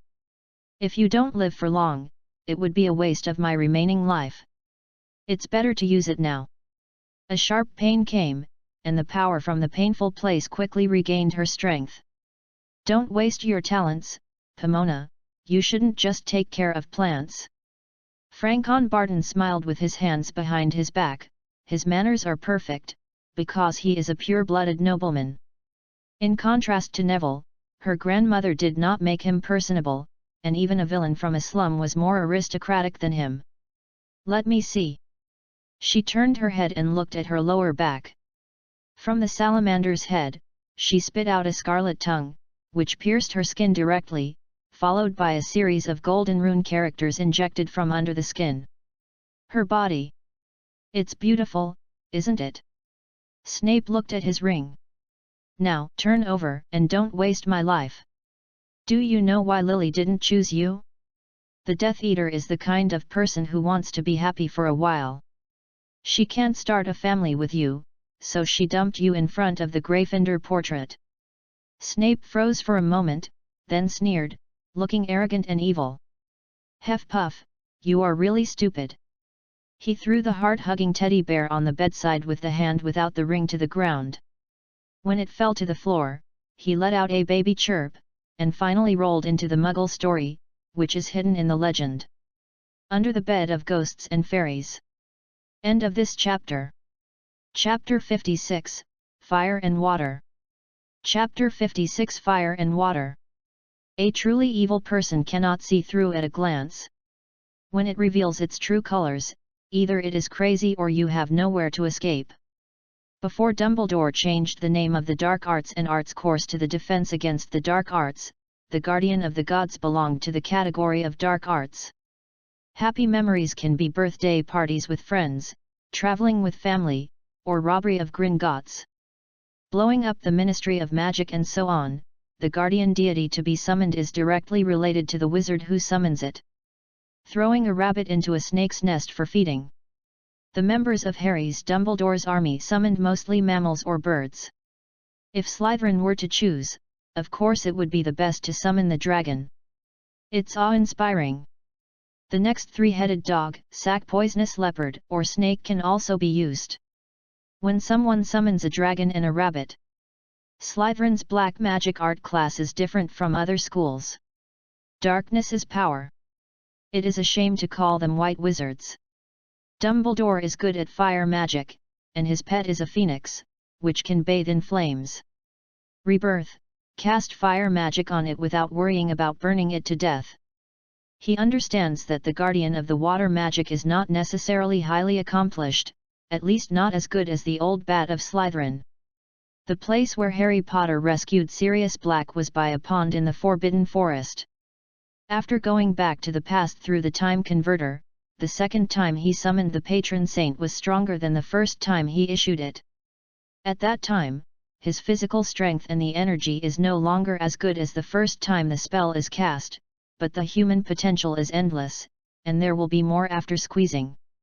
After squeezing it dry, he fainted, waiting for Hermione to drag him and Sirius onto Buckbeak's back. After leaving, the other members of the Order of the Phoenix took action from the dark and drove away the Dementors who were still wandering in the forest. Hermione Granger, a frail 14-year-old girl, wants to move a boy of the same age and an adult man. Although Sirius Black was so thin in Azkaban, he is also an adult male. The Fender girl is really hard. Not only must she study well and have a good mind, but also have the strength to clean up the mess. It makes people wonder what else Gryffindor men can rely on besides getting into trouble. Most people can be happy for a long time for a lollipop or a toy when they are young. When they grow up, their desires gradually increase, and what they want is not as simple as a doll. It's best to keep a hand when dealing with Dumbledore. If you let him master all his secrets and weaknesses, he will use the exchange method to gain his own interests. Although the young Snape loved Lily Evans, but not to the point of losing her mind for her, Slytherin's blood-man Barrel Love Ravenclaw Lady Grey loved her so much that she killed her because she couldn't get her, so she was always in handcuffs even in her soul state. Of course, this was not given to him by God, but given to Loina Ravenclaw, who lost his beloved daughter, but his handcuffs are unlocked once every midsummer, and that day will be very lively. To draw a circle, there must be a starting point and an end point. During the process of drawing a circle, the rest of the points are continuous and uninterrupted. Only when the start point and the end point meet, there will be a flaw. Maybe it is too overlapping, or it is almost connected. In the summer, all students at Hogwarts are not allowed to stay at school. Wherever they go back, that little Draco relied on his godfather to support him in the summer and went to an unmanned school to play in the summer, wanting to experience it. The sense of accomplishment of the castle owner happened to be the liberation day of Barrow the Blood, so he was hunted down by the ghost everywhere in the school. From then on, he was afraid of Barrow the Blood like Peppy Ghost. I almost killed you before. After the carnival, Snape still did not remove the needle. A steady stream of life force poured into her body, and Pomona felt that he was about to be sucked up by herself. Stop thinking about the Philosopher's Stone. She touched his skin, which began to lose its luster quickly. That forbidden technique can't be touched. I would rather die than die. Do you know how many Muggles give everything for immortality? Snape smiled contemptuously. It was nothing new for Death Eaters to play with Muggles, and torture was not necessarily tortured with an unforgivable curse. They are them, I am me. I don't want you to enter Azkaban, the cemetery of the living. I will go to hell, Pomona, but I thought it was after death. He grabbed her hand. When you fall asleep, I will live in again. I hope you can stay sane and don't be as crazy as Tom. She pressed her face to his chest and listened to the sound of the heart beating inside. The weak person who loses his mind and only knows to cry is not my lover. She also hated Irene's feeling of being restrained because of the rules, and in the end she was obviously powerful but was forced to bully by the weak, but the current situation does not allow Slytherin to continue to do the same arbitrarily as before. Severus, you promised Narcissa to take good care of Draco. You were cursed by Bella because you did not fulfill your godfather's responsibilities and violated the unbreakable curse. Oh, that again. His face was full of chagrin, and he seemed to have figured it out now. You are so stupid, how did you choose her as a witness? At that time, there were only 3 of us. Narcissa and I made an oath. Who will do if she will not be a witness? Has Tom ever experimented on her? Just like Dumbledore. He recalled carefully, I remember Regulus seemed to take his house elf to meet the Dark Lord. Is it Creaker? The old elf full of foul language gave Hermione a bucket of maggots at Christmas. It looks very old, and there are white hairs in its ears. It may be it. You have been to Black House so many times and have never seen Creaker. A good elf is an invisible elf, who is the same as that Dobby. Pomona sighed. Hermione Granger was kind and felt that giving clothes was to give these house elves freedom, so she knits sweaters for the elves in the Hogwarts kitchen, but she didn't know to put them in Hogwarts and accept them. The sheltered elf leaving the castle is actually a kind of exile. They are confused and do not know what to do, just like those housewives who are suddenly driven out of the house by their husbands. They have no other ability to earn a living except for housework. It would be worse if they were pregnant like Tom's mother. Maybe after this time, I won't be able to get pregnant, Severus, I'm not young anymore. She touched her belly. I'm a few years older than you. What do you want to do so much? Even if I don't have children, I have a godson. I don't care if I keep my blood. He squeezed into the little bed he slept in when he was young, curled up into a ball, looking very cramped. It was after you made me fall. Get up and cheer up. After James Potter humiliated me in the restaurant, the other Slytherin hybrids came to humiliate me. Do you remember how you told me at the time? Patience is for revenge. He laughed with satisfaction, his eyes narrowed, and he looked smug. Except for you and the black magic, nothing is sweeter than revenge. Pomona has a feeling of shooting herself in the foot. It turns out that she has cultivated such a vengeful personality. I'm glad Sirius died, not because of the old grudge, but because he wanted to seduce you. His hollow eyes flashed with a terrible cold. Albus Dumbledore's plan, a Gridlefindo's black? The Sorting Hat was definitely manipulated by him. She recalled the big dog who loyally protected her. He was in school, but he became embarrassed when he wandered outside. Fortunately, Huffpuff's lounge was a tropical rainforest and there was enough space for him. Hiding. Don't think about Sirius. Don't think about him. He pulled out the needle in a hurry, then grabbed her shoulders with both hands and shook it vigorously. You can only look at me, you can only look at me. He is like a dovetail dog. The fat monk pointed to Snape, who was practicing in the secret path, and said, only loyal to the wizard. Snape did not show the extreme hatred of Muggles that other Death Eaters did, so much so that Dumbledore thought he was a good man, but he just disdains the kind of just like Remus Lupin, it's just a mad dog behavior. He also killed Muggles, and this person was his father Tobias, because he wanted to kick Irene out of number 23 Spider's tail. This one has never returned since he entered Hogwarts. Home, and his summer vacation did not play like other people. He spent his intensive training. Choice is more important than hard work, but only choice, without hard work, is nothing. There is no success without sweat. He remembered not using a magic wand when he killed Tobias, because he remembered the law. Once the little wizard used magic outside the school, he would be spotted immediately. He stabbed Tobias to death with his hand and dagger. Is the mudblood, he said to Lily, sincere or accidental? If even Lily can't control this beast, who else can control him? End of this chapter. Chapter 57, Rejoice. Chapter 57, Rejoicing. Do you dare to follow us to the Screaming House, Snot? As long as you dare to follow me, I will tell you where she lives.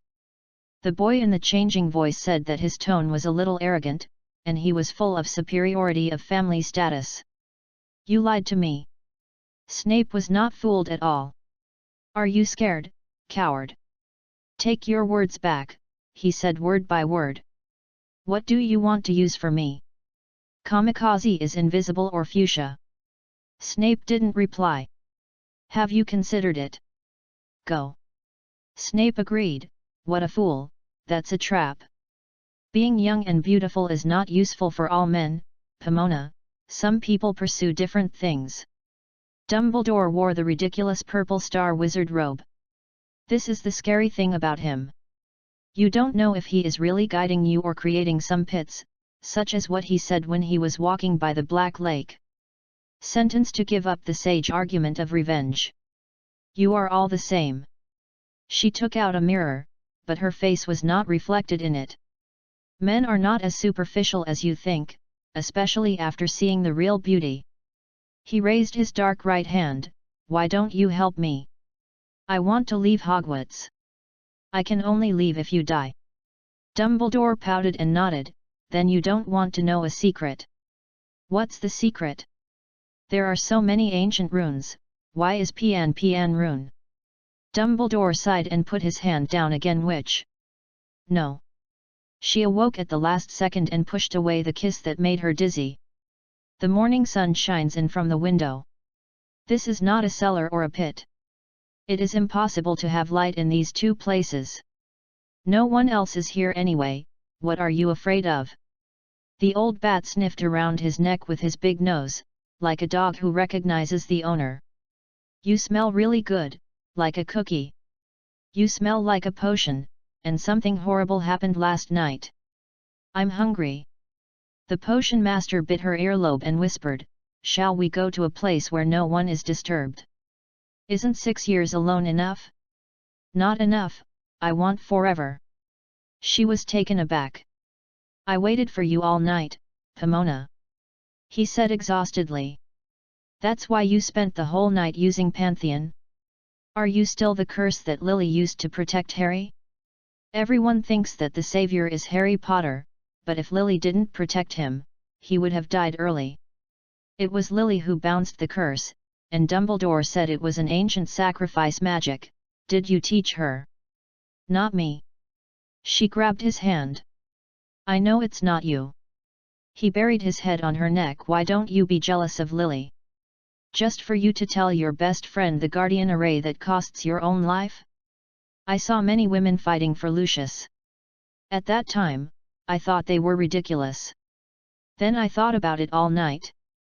Slughorn discovered Lily's talent. She became a regular visitor to the Slug Club. It never occurred to me that she was Dumbledore's spy, who had been inserted to monitor our activities. Pomona thinks he is worrying too much. Dumbledore will also look for Ravenclaw and Hufflepuff if he wants to insert eyeliner. The girls in Gryffindor are too conspicuous. Hermione Granger, the only girl in the Savior's trio. She always raises her hand in class, trying to get my attention, just like Lily did in front of Slughorn. She still pretends to be in other classes. He also raised his hands to cover up his intentions. Later Slughorn told Harry Potter the secret of the Horcrux because he had Lily's eyes. Are his eyes the basilisk's eyes? See him, everyone's brains are petrified and lose the ability to think. Pomona wanted to laugh, but couldn't laugh out loud. Lily will not encourage me to take revenge. Her character is like this. She is too kind, so she is easy to be used. The same is true of Remus Lupin, and so are you. Dumbledore always uses innocent and kind people to work for him. In my case, I would never let Draco do such a dangerous thing. I thought the school would be over when it was over. Now it seems that the unbreakable curse of Narcissa and I will give the kid the rest of his life together. I include it, or I will be cursed by that Bella, and I don't know what's going on until I die. How did you think about it? You are not an old bitch, even though you want to come to Bella now is really bitch. I can't let you stay in Spider's End all the time. Even if you use the Muggle deportation curse, it is very risky. How about I send you to Lucius to live? It seems that she has no way to refuse, because she is indeed a useless person now. After Dobby is gone, Malfoy Manor is also short of house elves. Bring Robbie and Honey, and you will go together. Are you going to fight with Professor McGonagall?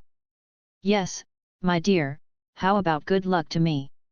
He suddenly sat upright after he finished speaking, opened the test tube with a pop, and took a big sip of the potion. When he approached, she smelled the scent of peppermint. Is a euphoria potion, created by the Half-Blood Prince. He said that it is a potion that is useless except for being happy. She remembered that the medicine was golden yellow. After he lied to her to drink it, she kept singing, and then he twisted her nose to help her prevent the side effects of the potion. You are so beautiful, you should belong to heaven. The prince whispered after the good day kiss mixed with euphoria, but it was a pity that his kiss did not awaken the princess. I'm not going to hunt down Pete. It's not worth wasting time for him, but I think you know, if I meet him, I will cast an unforgivable curse on him. Just think of him rolling in pain on the ground and begging to die. I will be very happy. Bella's mood when torturing Frank is estimated to be like this. This is me. I will never become the kind of phoenix who sacrifices myself for the greater good. I will always be a Death Eater and a disciple of Voldemort. If he wasn't crazy back then, I thought I would follow him, but after he split his soul, the whole person went crazy. Following this kind of madman would not end well, so I went to Dumbledore and told him to hide Lily. In fact, I wanted him to accept me. In order to survive, I could tell any lies. Dumbledore always thought I was disgusting. He put his forehead on her head. But you are different, if not forever as long as we are now, every day is like the last day until death separates us. Is this a proposal? Yes, I am proposing. Okay. Although the pronunciation was not accurate, she did her best to say it. Now he jumped up like a side effect and cheered loudly without the aid of any potion. Have you seen, Tobias Snape, you are the loser. At this time, he still didn't forget to be competitive and eager to show off to his father. Robbie, honey, you take Mrs. Prince to Malfoy Manor. Yes, master. The two house elves said together. I'm leaving, dear. Kissed her on the forehead again, and Severus, who had successfully proposed to marry him, pulled the black cloak, strode, and slammed the door with a bang, like burning black flame left his childhood room. End of this chapter. Chapter 58, Malfoy Manor. Chapter 58, Malfoy Manor. Why did you invent the useless potion of the euphoria? Pomona actually heard herself say that. I want to make her happy. Snape replied, who had changed his voice. Who is she? Eileen, my mother. He asked in confusion, what was your tone just now? Nothing. She said sourly, because she thought that she was Lily at the time. Damn it. A curse came from outside the locked door, and then she heard someone outside the door chant a string of characters she hadn't heard before, and then the door lock bounced open. Many students from the Muggle world think wizards are ridiculous. To open a simple door, you have to use the Araco cave to open the door curse, especially the Hogwarts door lock, which seems to be a simple jack lock in the Middle Ages, even if it's not. Professional thieves are also easy to pry open. This Muggle thinking mode is difficult to change all at once. If you don't have the magic resistance of giants, don't just touch the unknown things. There are many things in the magical world that will be cursed when you touch them. Necklaces, earrings, rings and even glasses are all possible. Curse on the door knocker to prevent anyone from entering. It is common sense, and the difficulty and effect of spelling vary from person to person. Pomona is sure that it is definitely not what he learned at school and her, but half of the Death Eater trick he learned from Voldemort. Sure enough, after the office door was pushed open, an old bat with an angry face came in. When he came in, two students passed by the door. He slammed the door in front of them, and he slammed the table. The ornaments jumped in shock. What are you thinking? He rushed over like a cloud of black smoke, put his hand on the table, and looked down at her across the desk. Did you receive my invitation? Severus. Pomona was still holding the Muggle woman's face at the moment. Do you call that invitation letter? He said incredulously. You're here, haven't you? She smiled triumphantly. Is the compound decoction antidote I want here? He looked at her for a long time, not knowing what he was thinking, and finally silently put a bunch of test tubes on her table. So, you will be equipped with this thing. She took a tube and played with it in her hand. Then why did Dumbledore say no when he asked you? He made you do this. He asked me to test, but how to test is what I think. She opened the lid of the test tube and drank the potion inside. Aren't you afraid of me being poisoned? He looked at her and drank. I'm dead. Do you think Dumbledore and the people from the Order of the Phoenix will let you go? She put down the empty test tube and waited comfortably for it to take effect. Do you like the gift I gave? A pair of white underwear with lace edges and a small bow. He is obviously lost. In addition to interests, desires can also drive people to do things they don't like. The smell of compound decoction on Mad Eye Armstamudi's body accumulates more and more as the days go by. It's getting stronger and stronger, even if he sweats harder, he can't cover it up. There are also members who will prepare a compound decoction as an antidote. The problem is that Dumbledore hopes Severus Snape can leave the office for a while and give them time to check whether the pumpkin juice of Moody is from Snape. Come out of PU's crucible, and then there is the current drama. You don't need to set up the venue. The main work is over, and now the students are finishing it. She felt a strong vomiting sensation. The normal compound decoction antidote has this effect? Where is the greenhouse? He sneered at her painful transformation, as if watching Harry Potter drink a potion he deliberately made to make it harder to drink. After a while, she became the beautiful mixed-blood Viva again. The dirty witch robe was too big on her, and it hung loosely on her shoulders. Only half of the badger yard was in the basement. After all, plants are to be planted in the lounge, and the sun shines on her skin, which is a bit like pearly white. He watched intently, his apple rolled, and then looked into her eyes. Neville is looking after me. She took off her shoes and rubbed his trousers with her feet. I have no class in the afternoon. How about you? He gave a weird smile, and after a moment he took out the wooden box wrapped in black velvet from his jacket pocket. I'm here for the appointment, he said, and then put his hand on the table again, as if he wanted to see what she was going to do. Come with me. She stood up from behind her desk barefoot. The wizard's robe worn by the chunky witch did not grow much. They are a set. You can show it to me here. He didn't seem to want to go to her secret room. Strict aristocratic etiquette can not only maintain the superficial demeanor, but also avoid looking, listening, and touching, and avoid the ancient spells in the pile of unknown old papers. The erudite Tom Riddle never thought that Lily Potter, a housewife from the Muggle world who had only been in Hogwarts for 7 years, and her husband was not the old pure-blooded Potter's housewife, would actually make a rebound. The curse, a big idea, failed, and died under his own magic wand. You broke the door. She grabbed his hand and said with a smile, it's not good to be hit by someone. He didn't resist so much, he obediently followed. This time, unlike last time, his eyes were good. He was not temporarily blinded because of being kicked by a unicorn, but he still obeyed her like a blindfolded donkey. Command line thing. Wait. She motioned him to look at the flannel box on the table.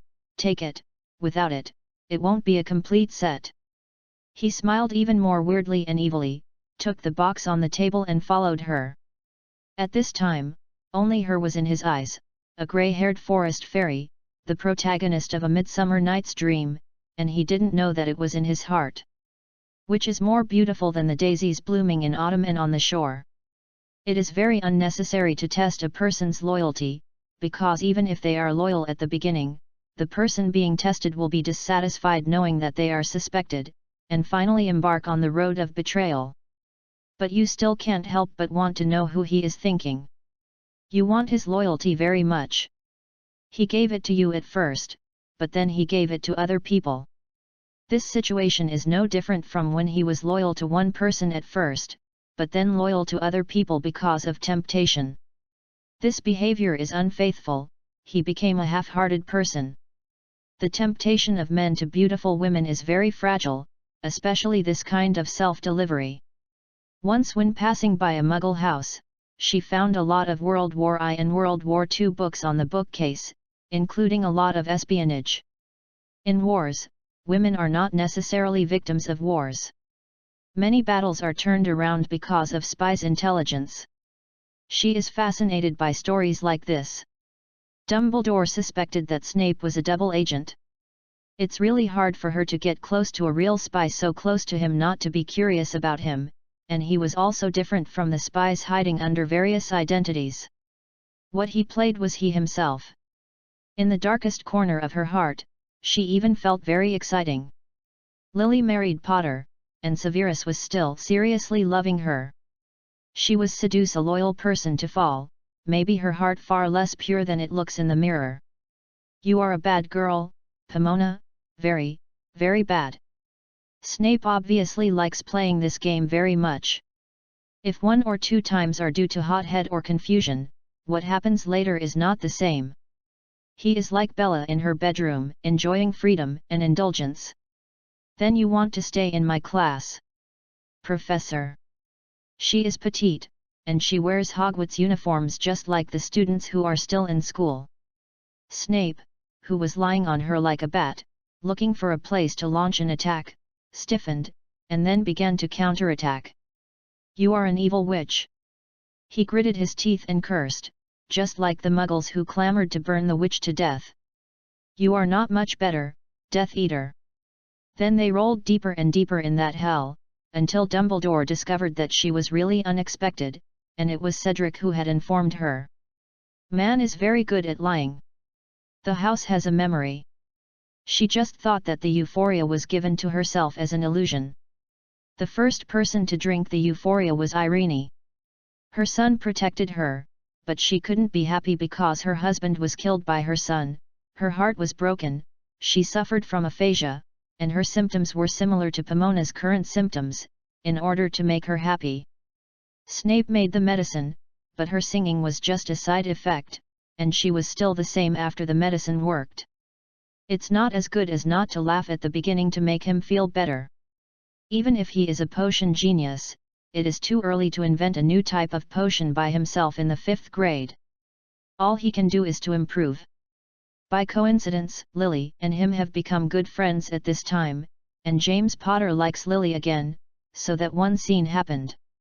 Neither the Kamikaze nor the Fuchsia had reached the power he wanted, so he had no hesitation in getting involved with the Slytherin Death Eaters. She seems to have forgotten a lot of things. Maybe people's heads will become dull after staying in a house for a long time, and she actually almost became a housewife. With 2 pops, the house elves operated her with her, and the place where she appeared again was the Malfoy Manor that had been checked by the Ministry of Magic countless times and was full of peacocks and flowers in the past.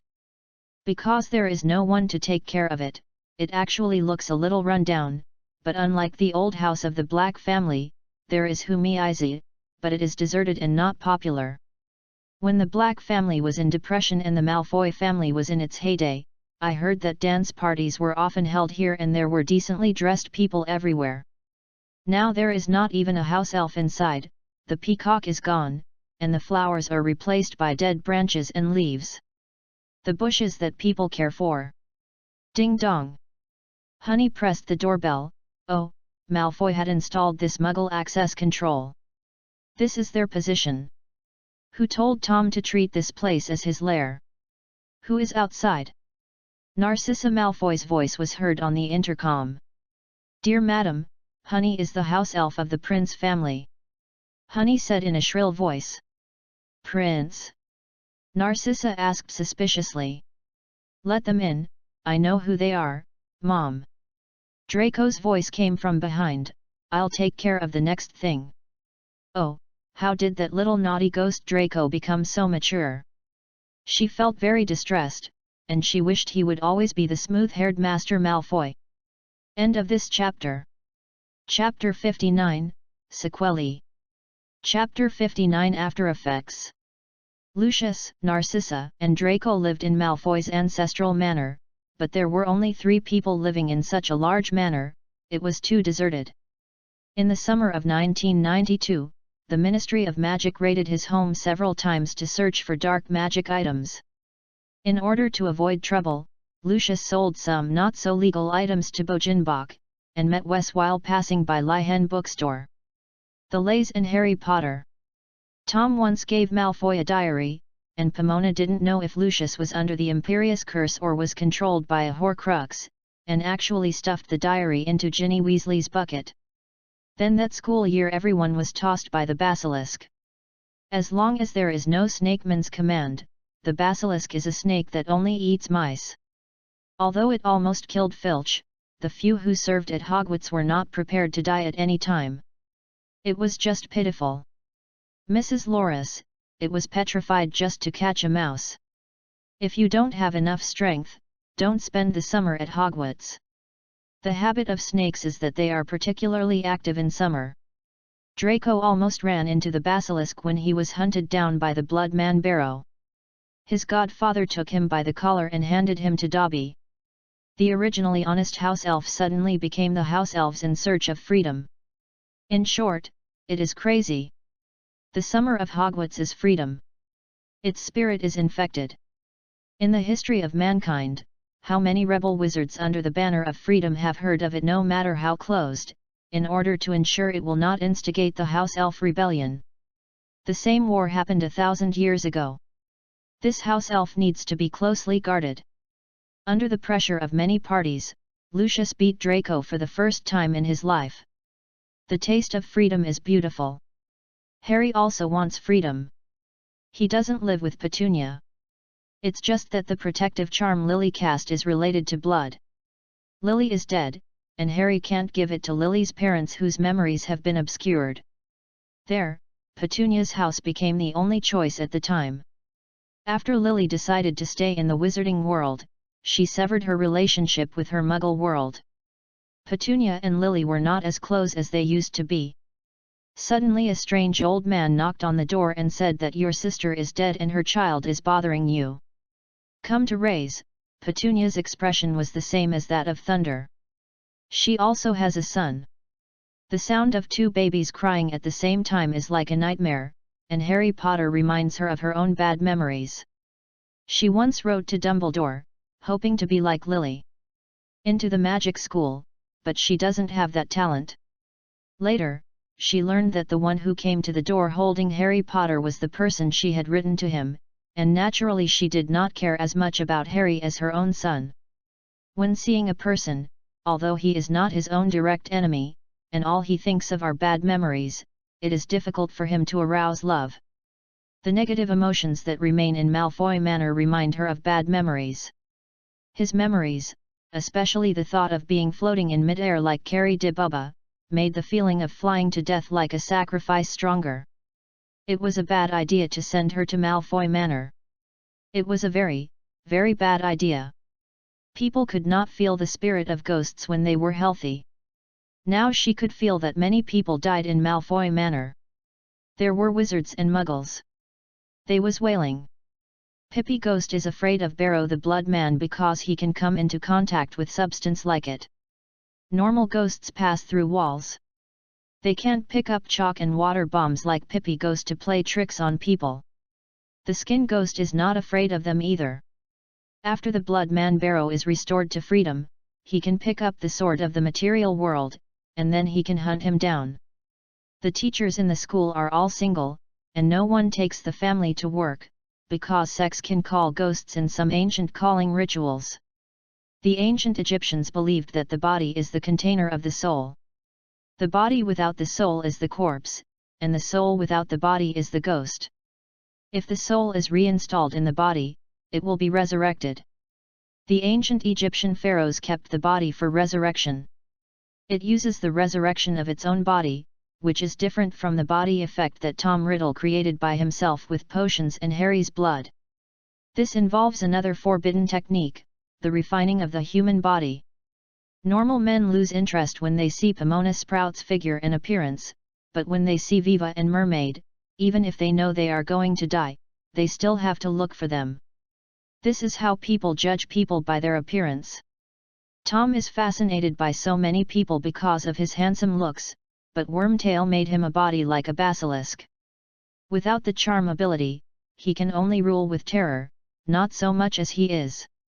A beautiful snake is not as good as an eight-eyed spider. His suspicion is very serious, and he is suffering from gains and losses.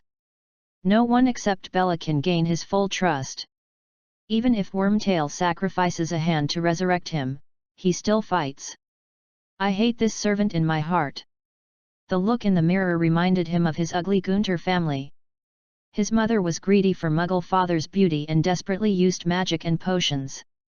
He killed his uncle, his body became like this and he couldn't continue his offspring. The Gunter family became extinct in his generation. This is the most terrifying thing for a pure-blood family. It is extinct, so Tom can do it at the dinner table. Let Najani eat Kiriti Bubaji. He has no scruples, there is nothing he can't do. I am afraid that no one will have an appetite at the eating table, but it has not been taken away. The original form is placed there, but the chief seat is Lucius, who looks haggard. He has long lost the appearance of a platinum nobleman. His face was full of scum, sitting alone in a daze, but Draco looked handsome, but there was no such arrogant smile on his face. Put her down, on the sofa over there, Draco said. The two elves Yin did it, and when Pomona felt the soft cloth again, she was relieved, and did not call out the phrase Severus, save me like Carrie de Beaubage did. Just now. She experienced the desperate situation of Nancy Poitier being locked up in the girls' washing room, asking for help but no one answered, she almost suffocated. Narcissa's high-heeled shoes were harsh on the marble floor. She seemed to have waited until Pomona was put down. She still smelled of perfume on her body. Pomona sighed. Fortunately, they weren't overwhelmed. Rely on the point where the cellar produces. She is Prince Severus's relatives. Narcissa said coldly and alienatedly, still bearing the aristocratic attitude. No, it's his wife. Draco whispered. He seemed to be bullied so badly that he no longer had the arrogance he had when he was studying. Dad, I put her in the guest room. Lucius said nothing from beginning to end, as if everything around him had nothing to do with him. What's wrong with her? Narcissa clutched her heart, her tone of voice became more concerned.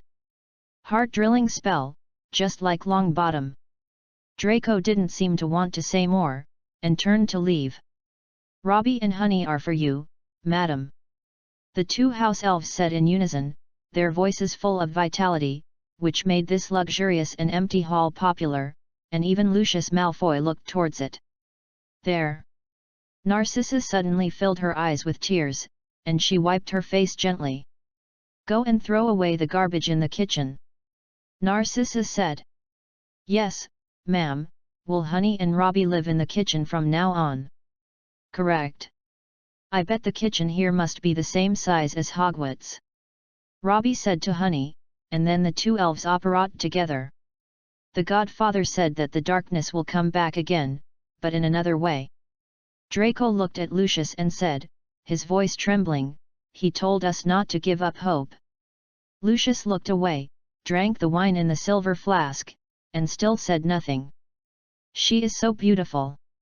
Narcissa carefully looked at the sleeping beauty lying on the sofa, like a descending angel. She is Dumbledore's treasure, and the Godfather stole her. Draco said here, and suddenly smiled with that kind of triumph. That old fool missed a trick, and we still have hope of a comeback. End of this chapter. Chapter 60, Predators. Chapter 60 Predators. You are the main person in charge of the labyrinth. All the earth and plant magic are arranged by you. Have you mentioned the structure of the defensive formation inside to Severus Snape? Dumbledore's eyes even had it. The occlusion of the half-moon glasses is still sharp. He was put up by someone. During this period of time, he had been looking for the reason. I don't know how to ask her today. I do not have. When you are awake, yes, when you are sleeping, you can never use occlumency while sleeping. There was something in Dumbledore's words, and she felt like a bucket of water was dripping down all over her body. What are you thinking, Pomona? Dumbledore was walking around in the principal's office with excitement. I asked you to approach him for the information in his mind.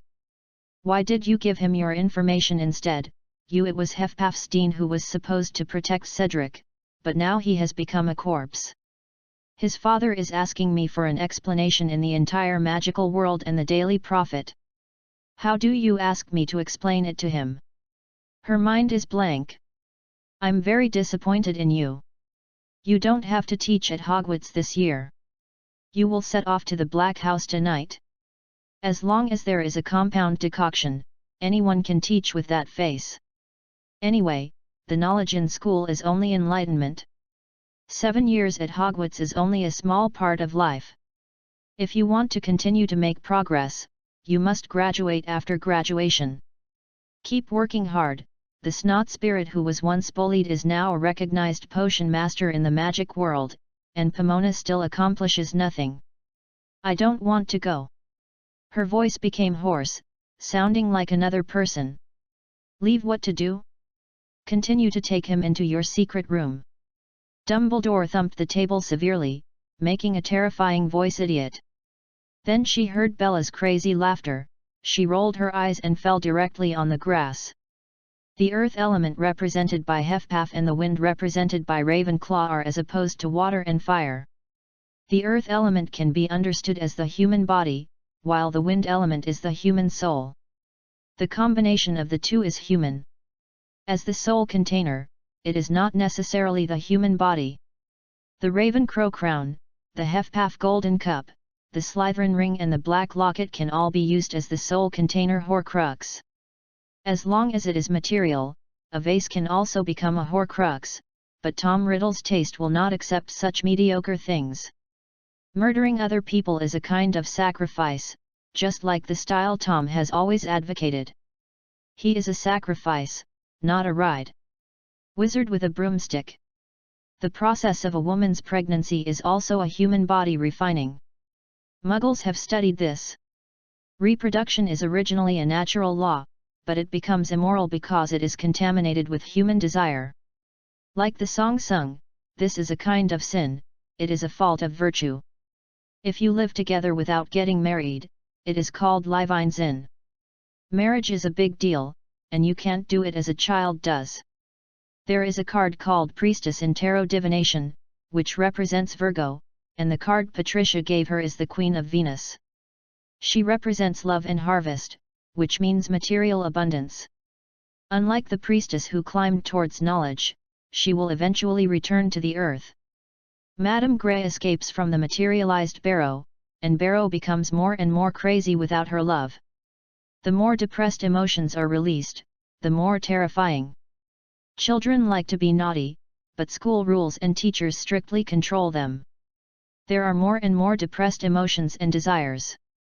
So many people think together, wait a moment. How to tease people finally gave this kind of mischievous idea a concrete image, and there was also a nasty peppy ghost. I want to go home, Pete, take me home. She wanted to go back to the hut in the wilderness, live in a secluded place with Mrs. Sprout, and never come out again.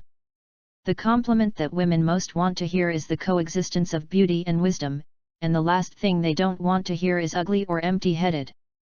She was scolded as an idiot just now, and she was asked again and again, what are you thinking, what is she? She didn't even think, she just acted on her own heart, what's wrong?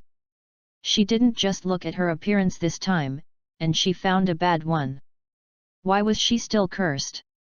Bella, you really are a bitch. You are a man with a husband, why are you still obsessed with mysterious people? You put the Black family to shame. He wants that locket. Sirius stared at the empty display stand and the entire Black family. I will be inherited by Regulus if I am removed. Bella has been provoking my relationship with my mother, hoping can erase me from the family tree.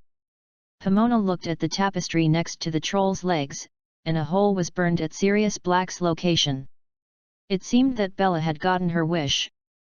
Don't worry, you will revitalize the family. She patted Sirius' arm. After more than a year, his arm has become stronger and he doesn't look as thin as before. Also, you have to get Regulus back, and after a while, Dumbledore will rectify your name, and you will be able to return to public. Sirius turned his head and looked at her. He was indeed very handsome. His long curly hair softened his thin facial features. The years gave him a melancholy temperament. His looks combined with his wealth and dignity. In his family background, he would definitely find a woman who was equally prominent to marry, but it was a pity that Malfoy had only one son, otherwise he could get married. Do you really think that? Yes, it is. Then after I return to the social world, would you like to be my first dance partner? Sirius looked at her expectantly. You can ask other people. She put her hand back. I'm asking you now. Sirius continued, are you dating someone? Professor Snape.